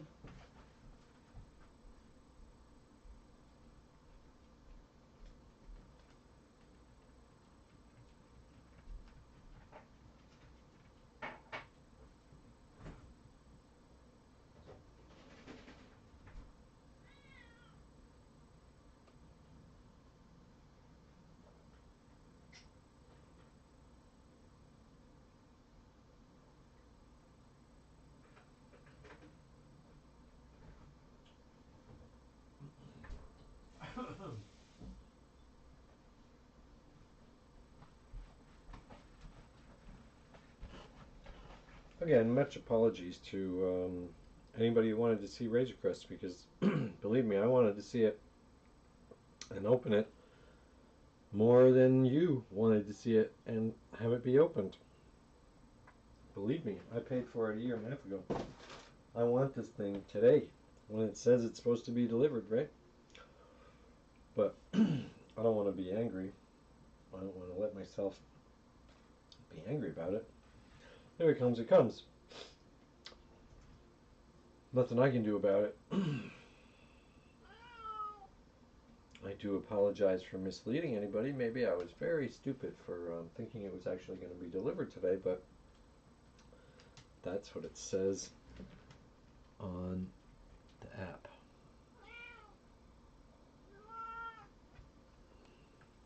Yes, Ava, I am busy right now. Oh, you want to play laser game?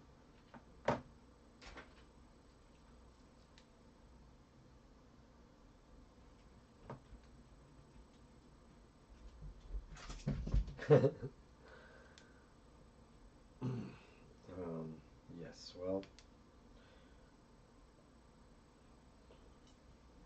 who wants to see me get back to the animation, huh? Let's do it.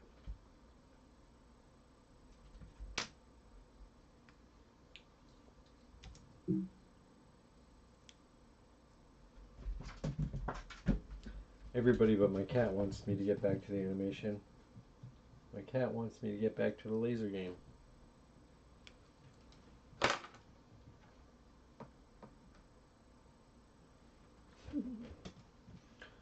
Okay. Ava, I know, hon. Ava, give me a little break, huh? Give me a little tiny little break.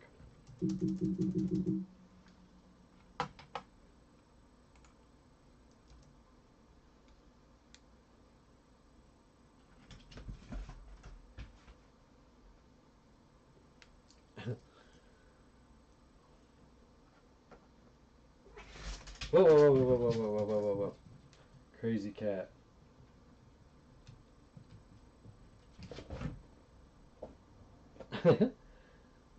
Get off my mat. That's no good. I don't want you wrecking my mat.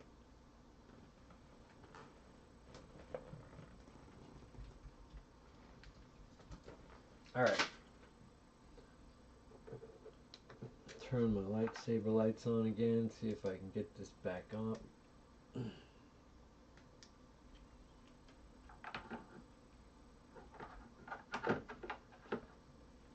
The right angle that I need.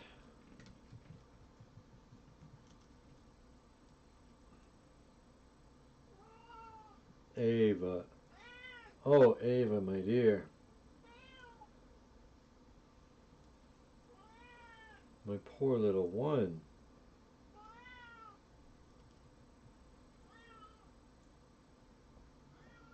Oh my gosh, is it like it's like I'm torturing her, right?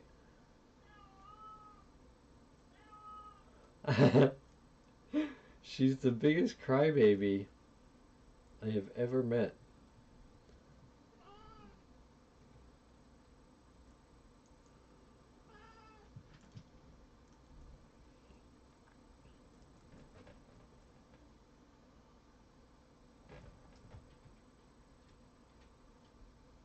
Ava, you're the biggest crybaby.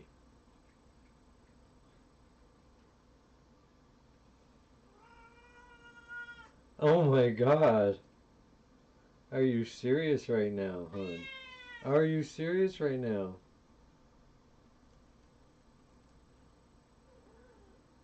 What's going on, little dear? You just dying for attention, huh? Oh, the poor little one. Alright, so Ahsoka's...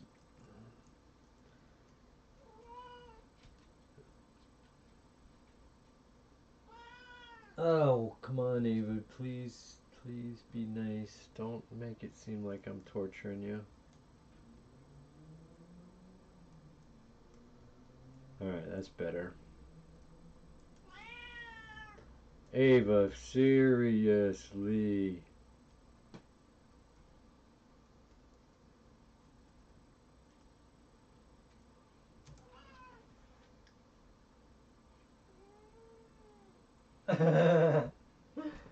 Poor little one. Poor little one. Look at this little one. Here, hold on. Let me just show you this little funny girl right here. Whoops.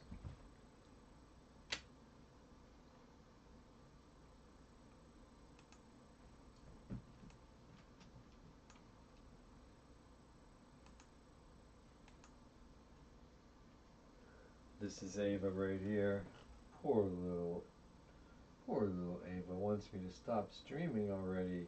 It's been 9 hours. 9 hours ought to be enough of a stream. When the ship's not here, you gotta give up at some point. Is that what you're trying to tell me? I don't want to give up. I don't want to give up. I like to think that maybe perhaps there's a possibility that it'll still show up.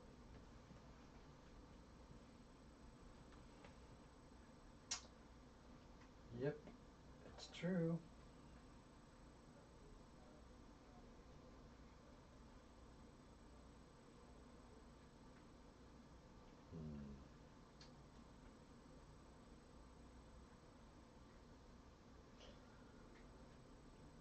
Please, by all means, chime in on the chat. Let me know what you think. Should I give up? Should I let go of this crazy dream of trying to bring you... Oh, Jesus Christ. I want to bring this to you live as soon as it happens. That's why I went live at 1 o'clock.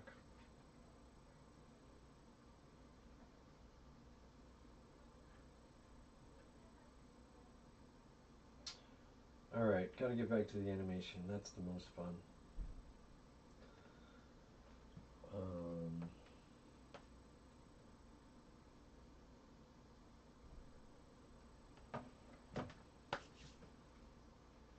Okay.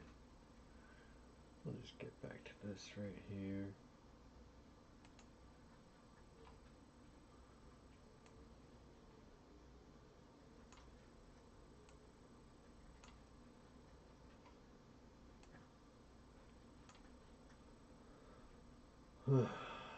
Okay.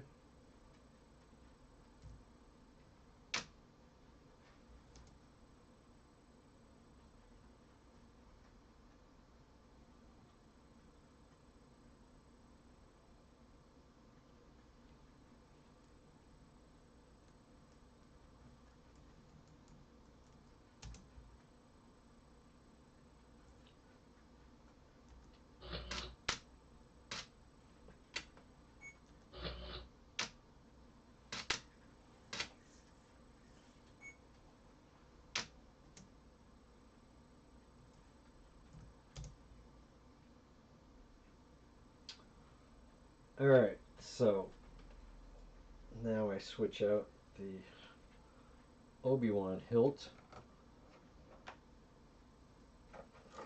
with a nice detail on the end. This one.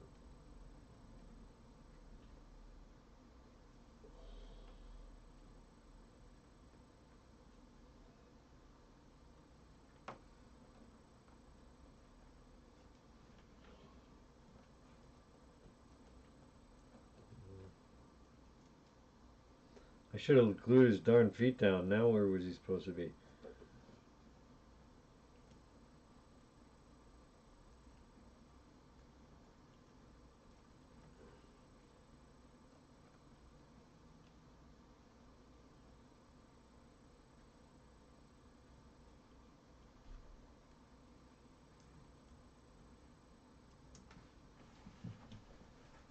Yeah. Perfect.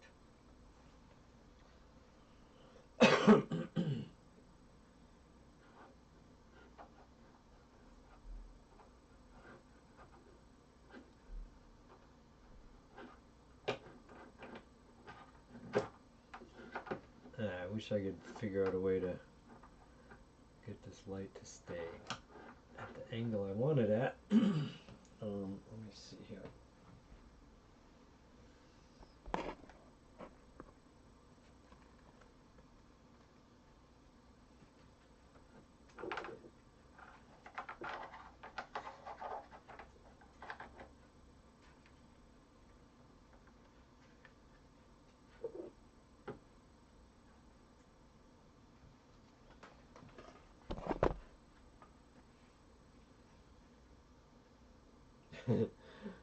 Glue gun.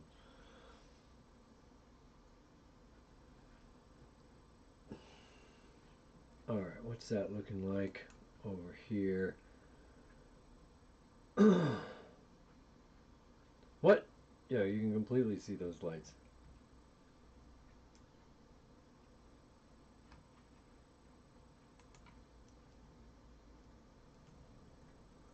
What? Well, you know what? I'm just going to have to pan up a little bit on those shots, eh?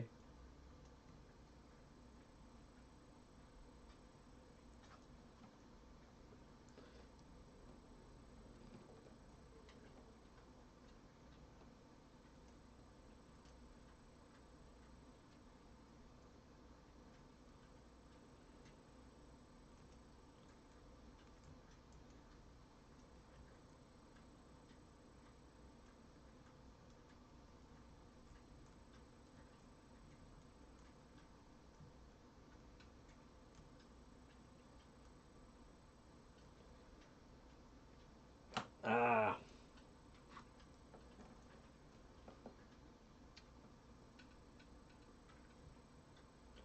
Whoops, whoops.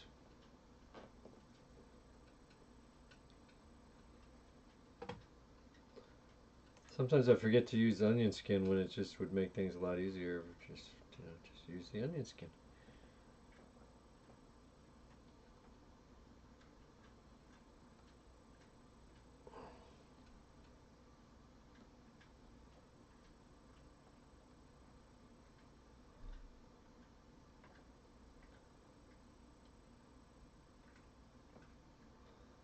I would like it if really nothing else moved, you know? But the blade, you know, I really should glue him down at this point, huh?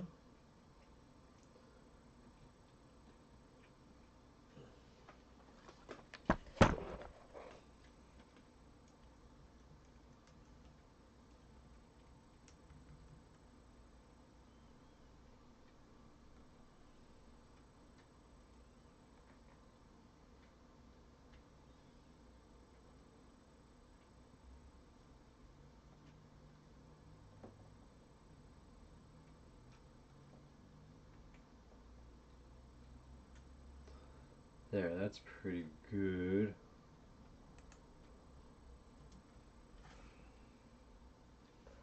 Yeah.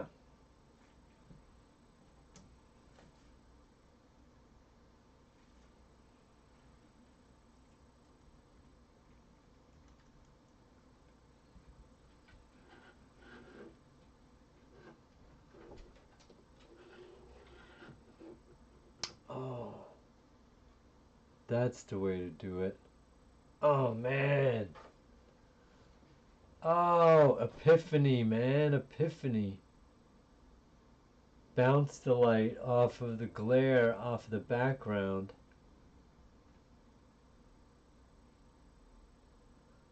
It's like way too bright though.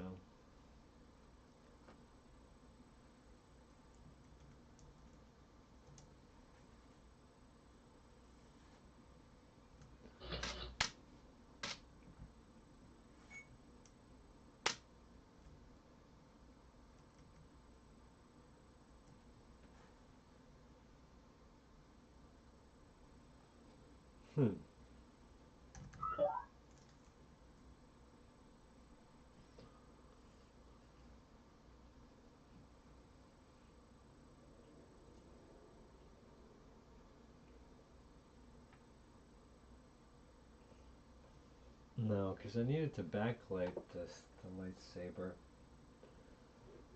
But I really liked what it was doing. Maybe I can somehow achieve both.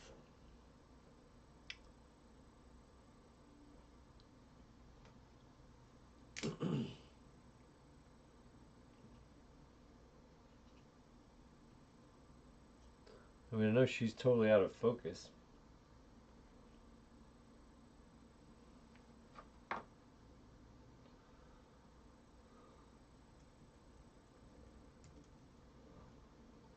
But is there a way to do it with this one too?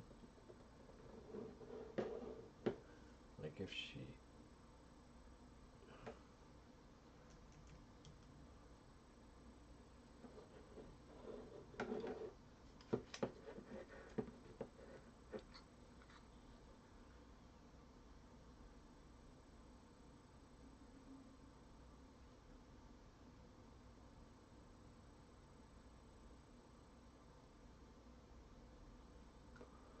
It's kind of a neat effect.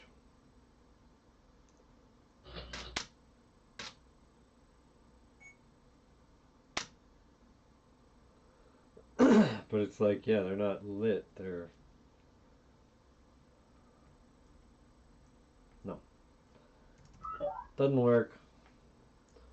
I should do both. I should have them lit like this and like that. Because then it gives him the glow. But then they've also got to light up, you know, with the backlight.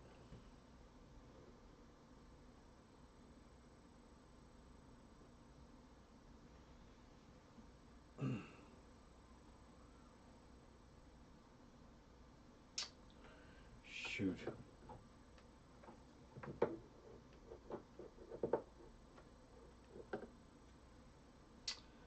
Gotta try it again.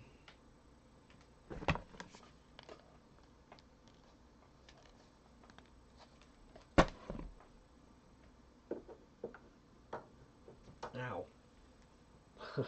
The hot glue. It's hot. Hey, somebody's talking to me. Oh! Hey! Alice, sorry. I didn't realize that you were there. You are joining us at a sad point in the evening when we're kind of coming to the realization that the toy might not come. I'm doing fine because I've got this great animation going. Check this out. We did this all today.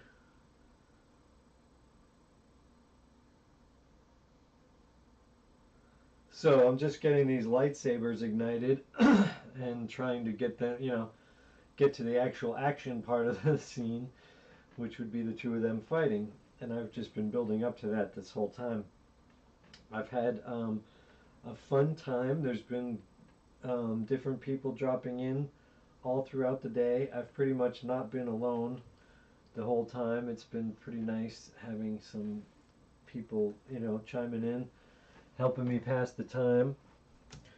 But I have to keep giving this camera a break. Like, you know how it is, yeah.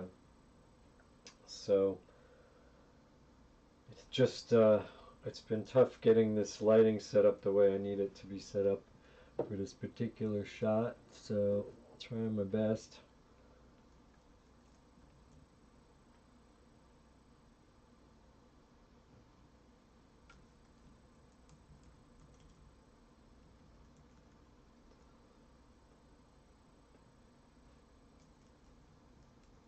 There we go, that's the effect I want.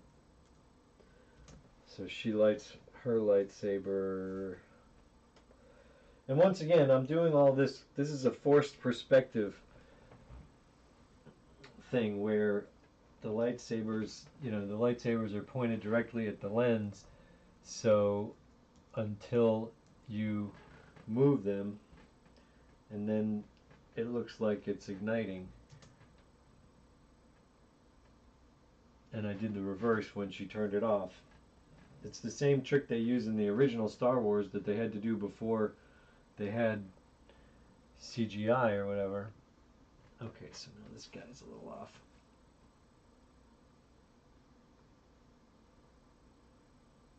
There, maybe? There. Roll it.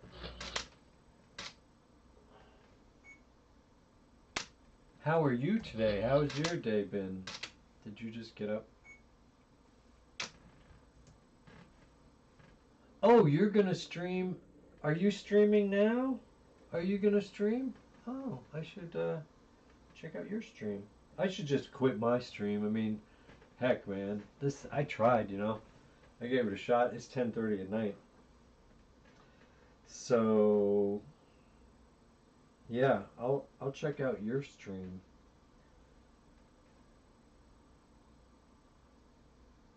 While I do some more animation. I don't know, or should I keep on? I don't know. I just don't know.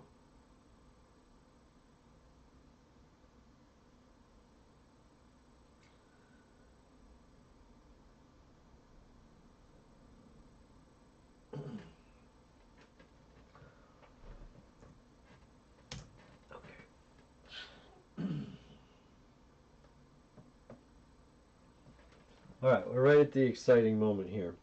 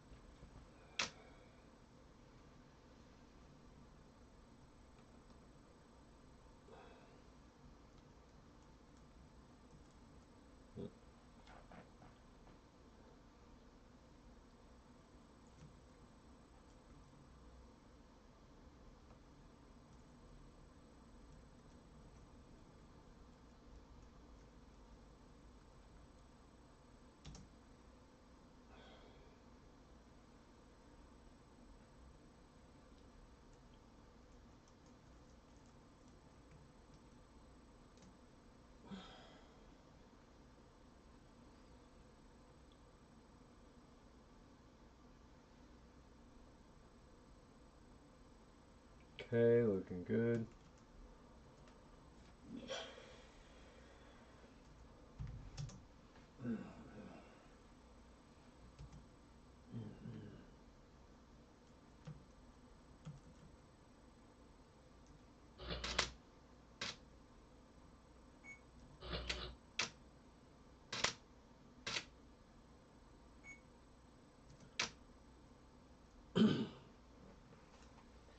Alright, now I need another special. What am I going to do? I don't have another book light. I have other lights. What am I going to... Oh, this light. Yeah, I got a light right here.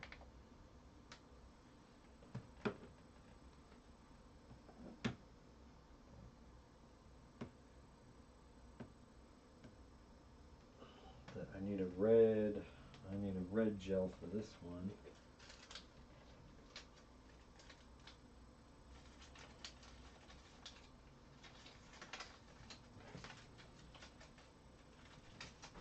Be right back.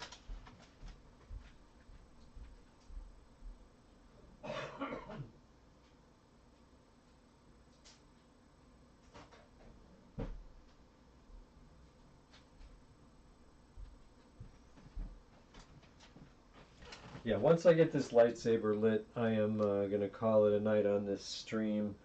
You know, we gave it a real shot here, guys. We really did, I feel like.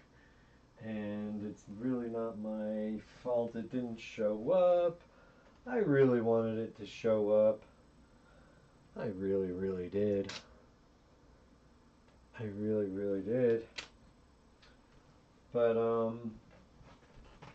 you know, we do the best we can. What did I do with that thing? Okay.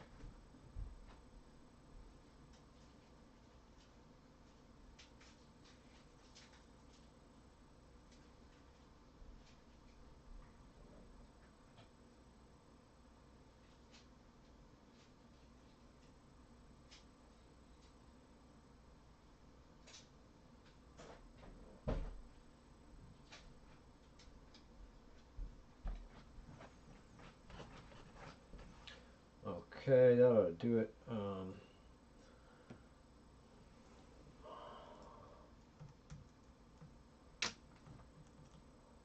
Wait, what's going on there?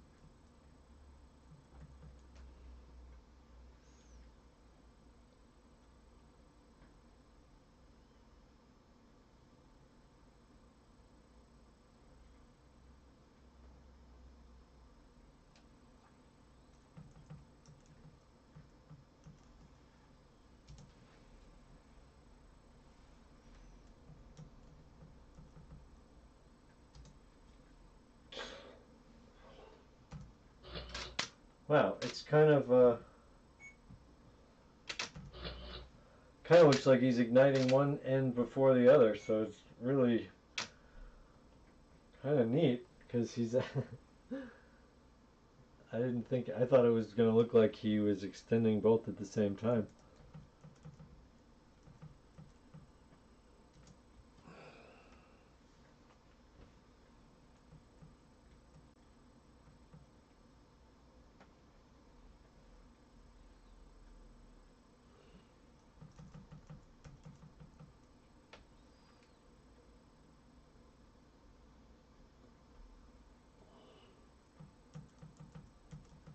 Whoops.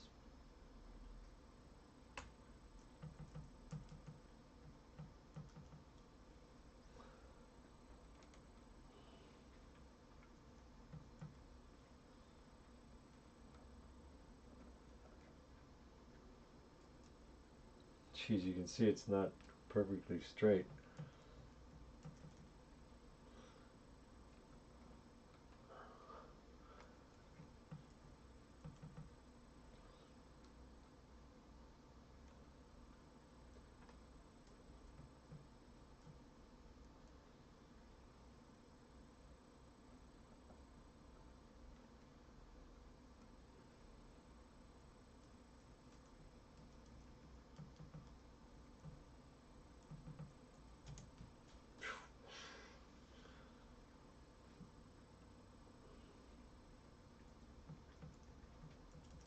Yeah.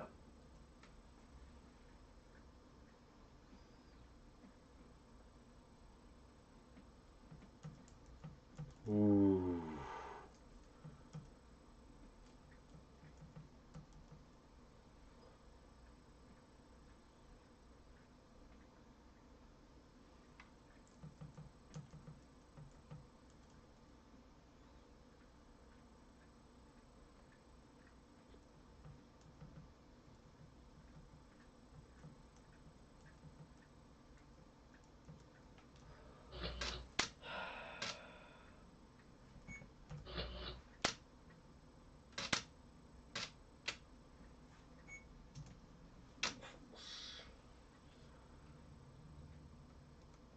right.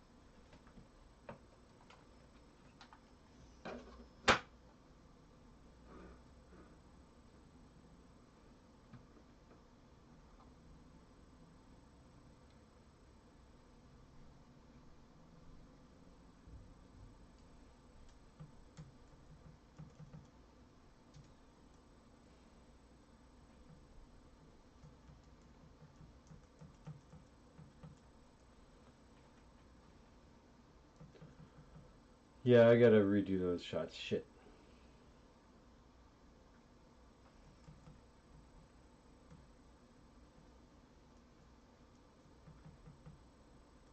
No, I don't. It's fine.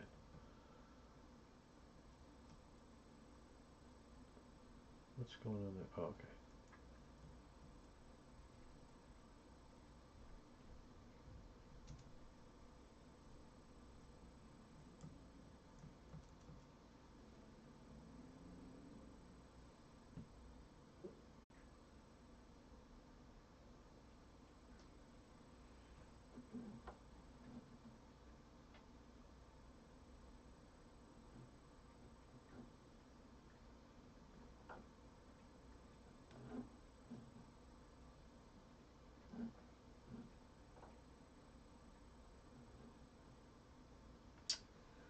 Yeah, I really gotta figure out a way to get the lighting looking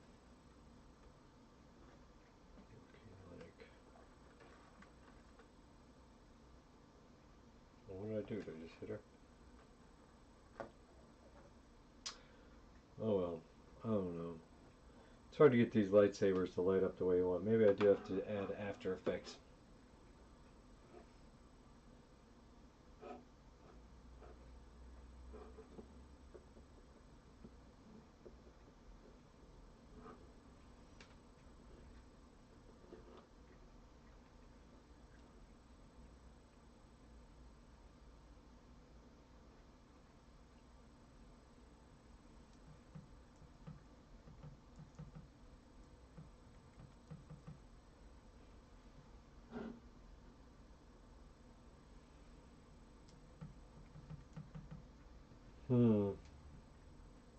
Alright, well, I gotta wrap this shot up and then figure out how to light it better for the next shot.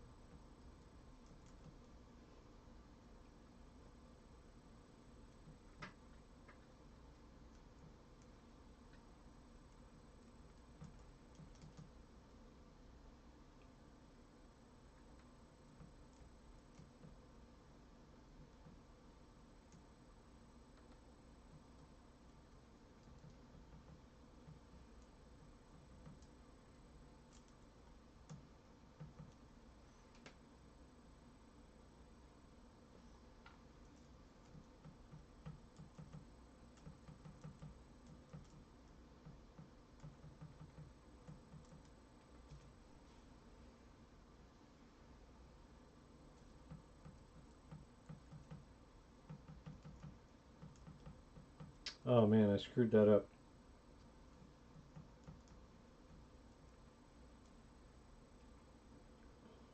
back one frame. Jeez, I'm getting tired.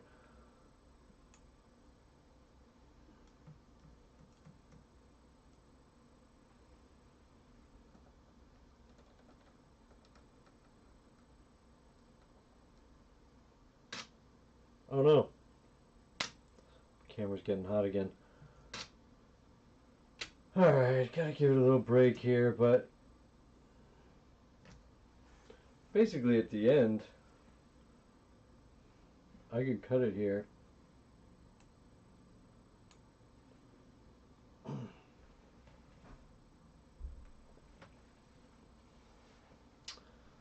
Be right back.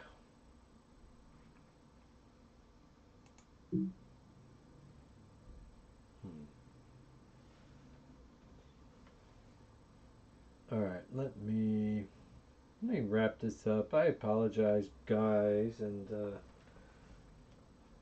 really do apologize for the false flag operation. No, I didn't mean to lead anyone astray of what I was trying to do. Alright, wait.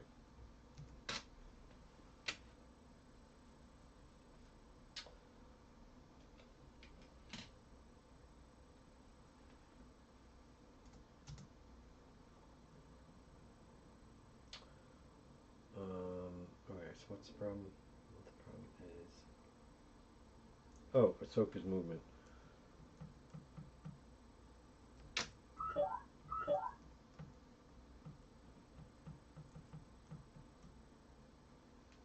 Because I bumped her.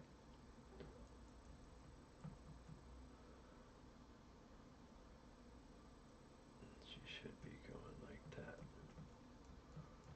Okay.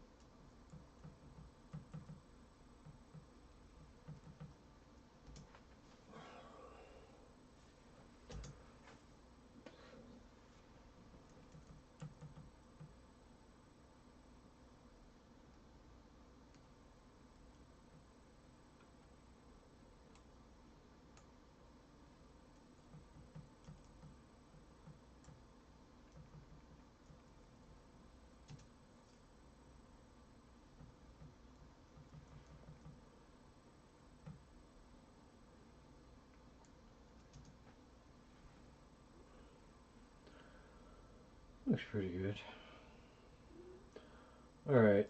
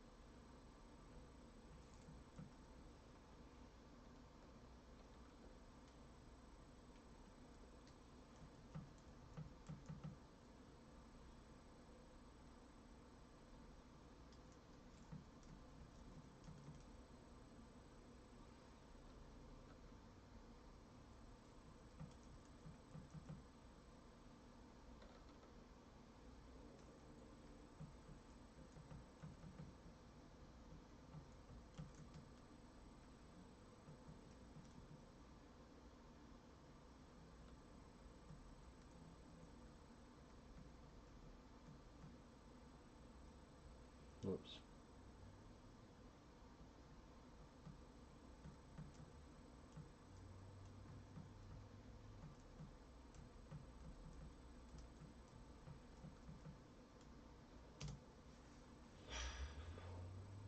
Oh, shoot. Alright. This is it. This is a wrap right here.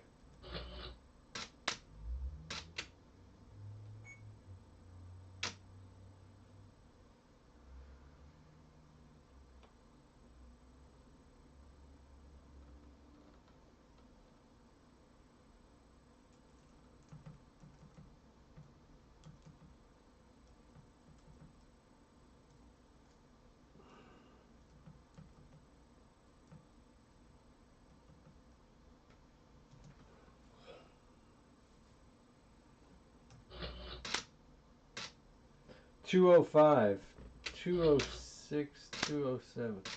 All right. Well, 200 frames, guys. That's a lot of frames. All right. That's a wrap right there. I'm calling it a night, guys. I'm sorry it didn't come today. I guess I'll go live again tomorrow. See how many people will get pissed off if it doesn't come then. Okay, thanks for everybody for sticking around and trying to stick with me through this whole thing. I apologize that it did not turn out the way the title bears.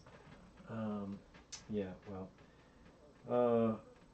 way the title reads is inaccurate, and I apologize for that. I don't know what to do about it. There's nothing I can do about it. I can change the title, I guess. But don't know what else to tell you, folks. Thanks for dropping by. I'll try this again tomorrow. Let's look at this again once from the beginning, real quick.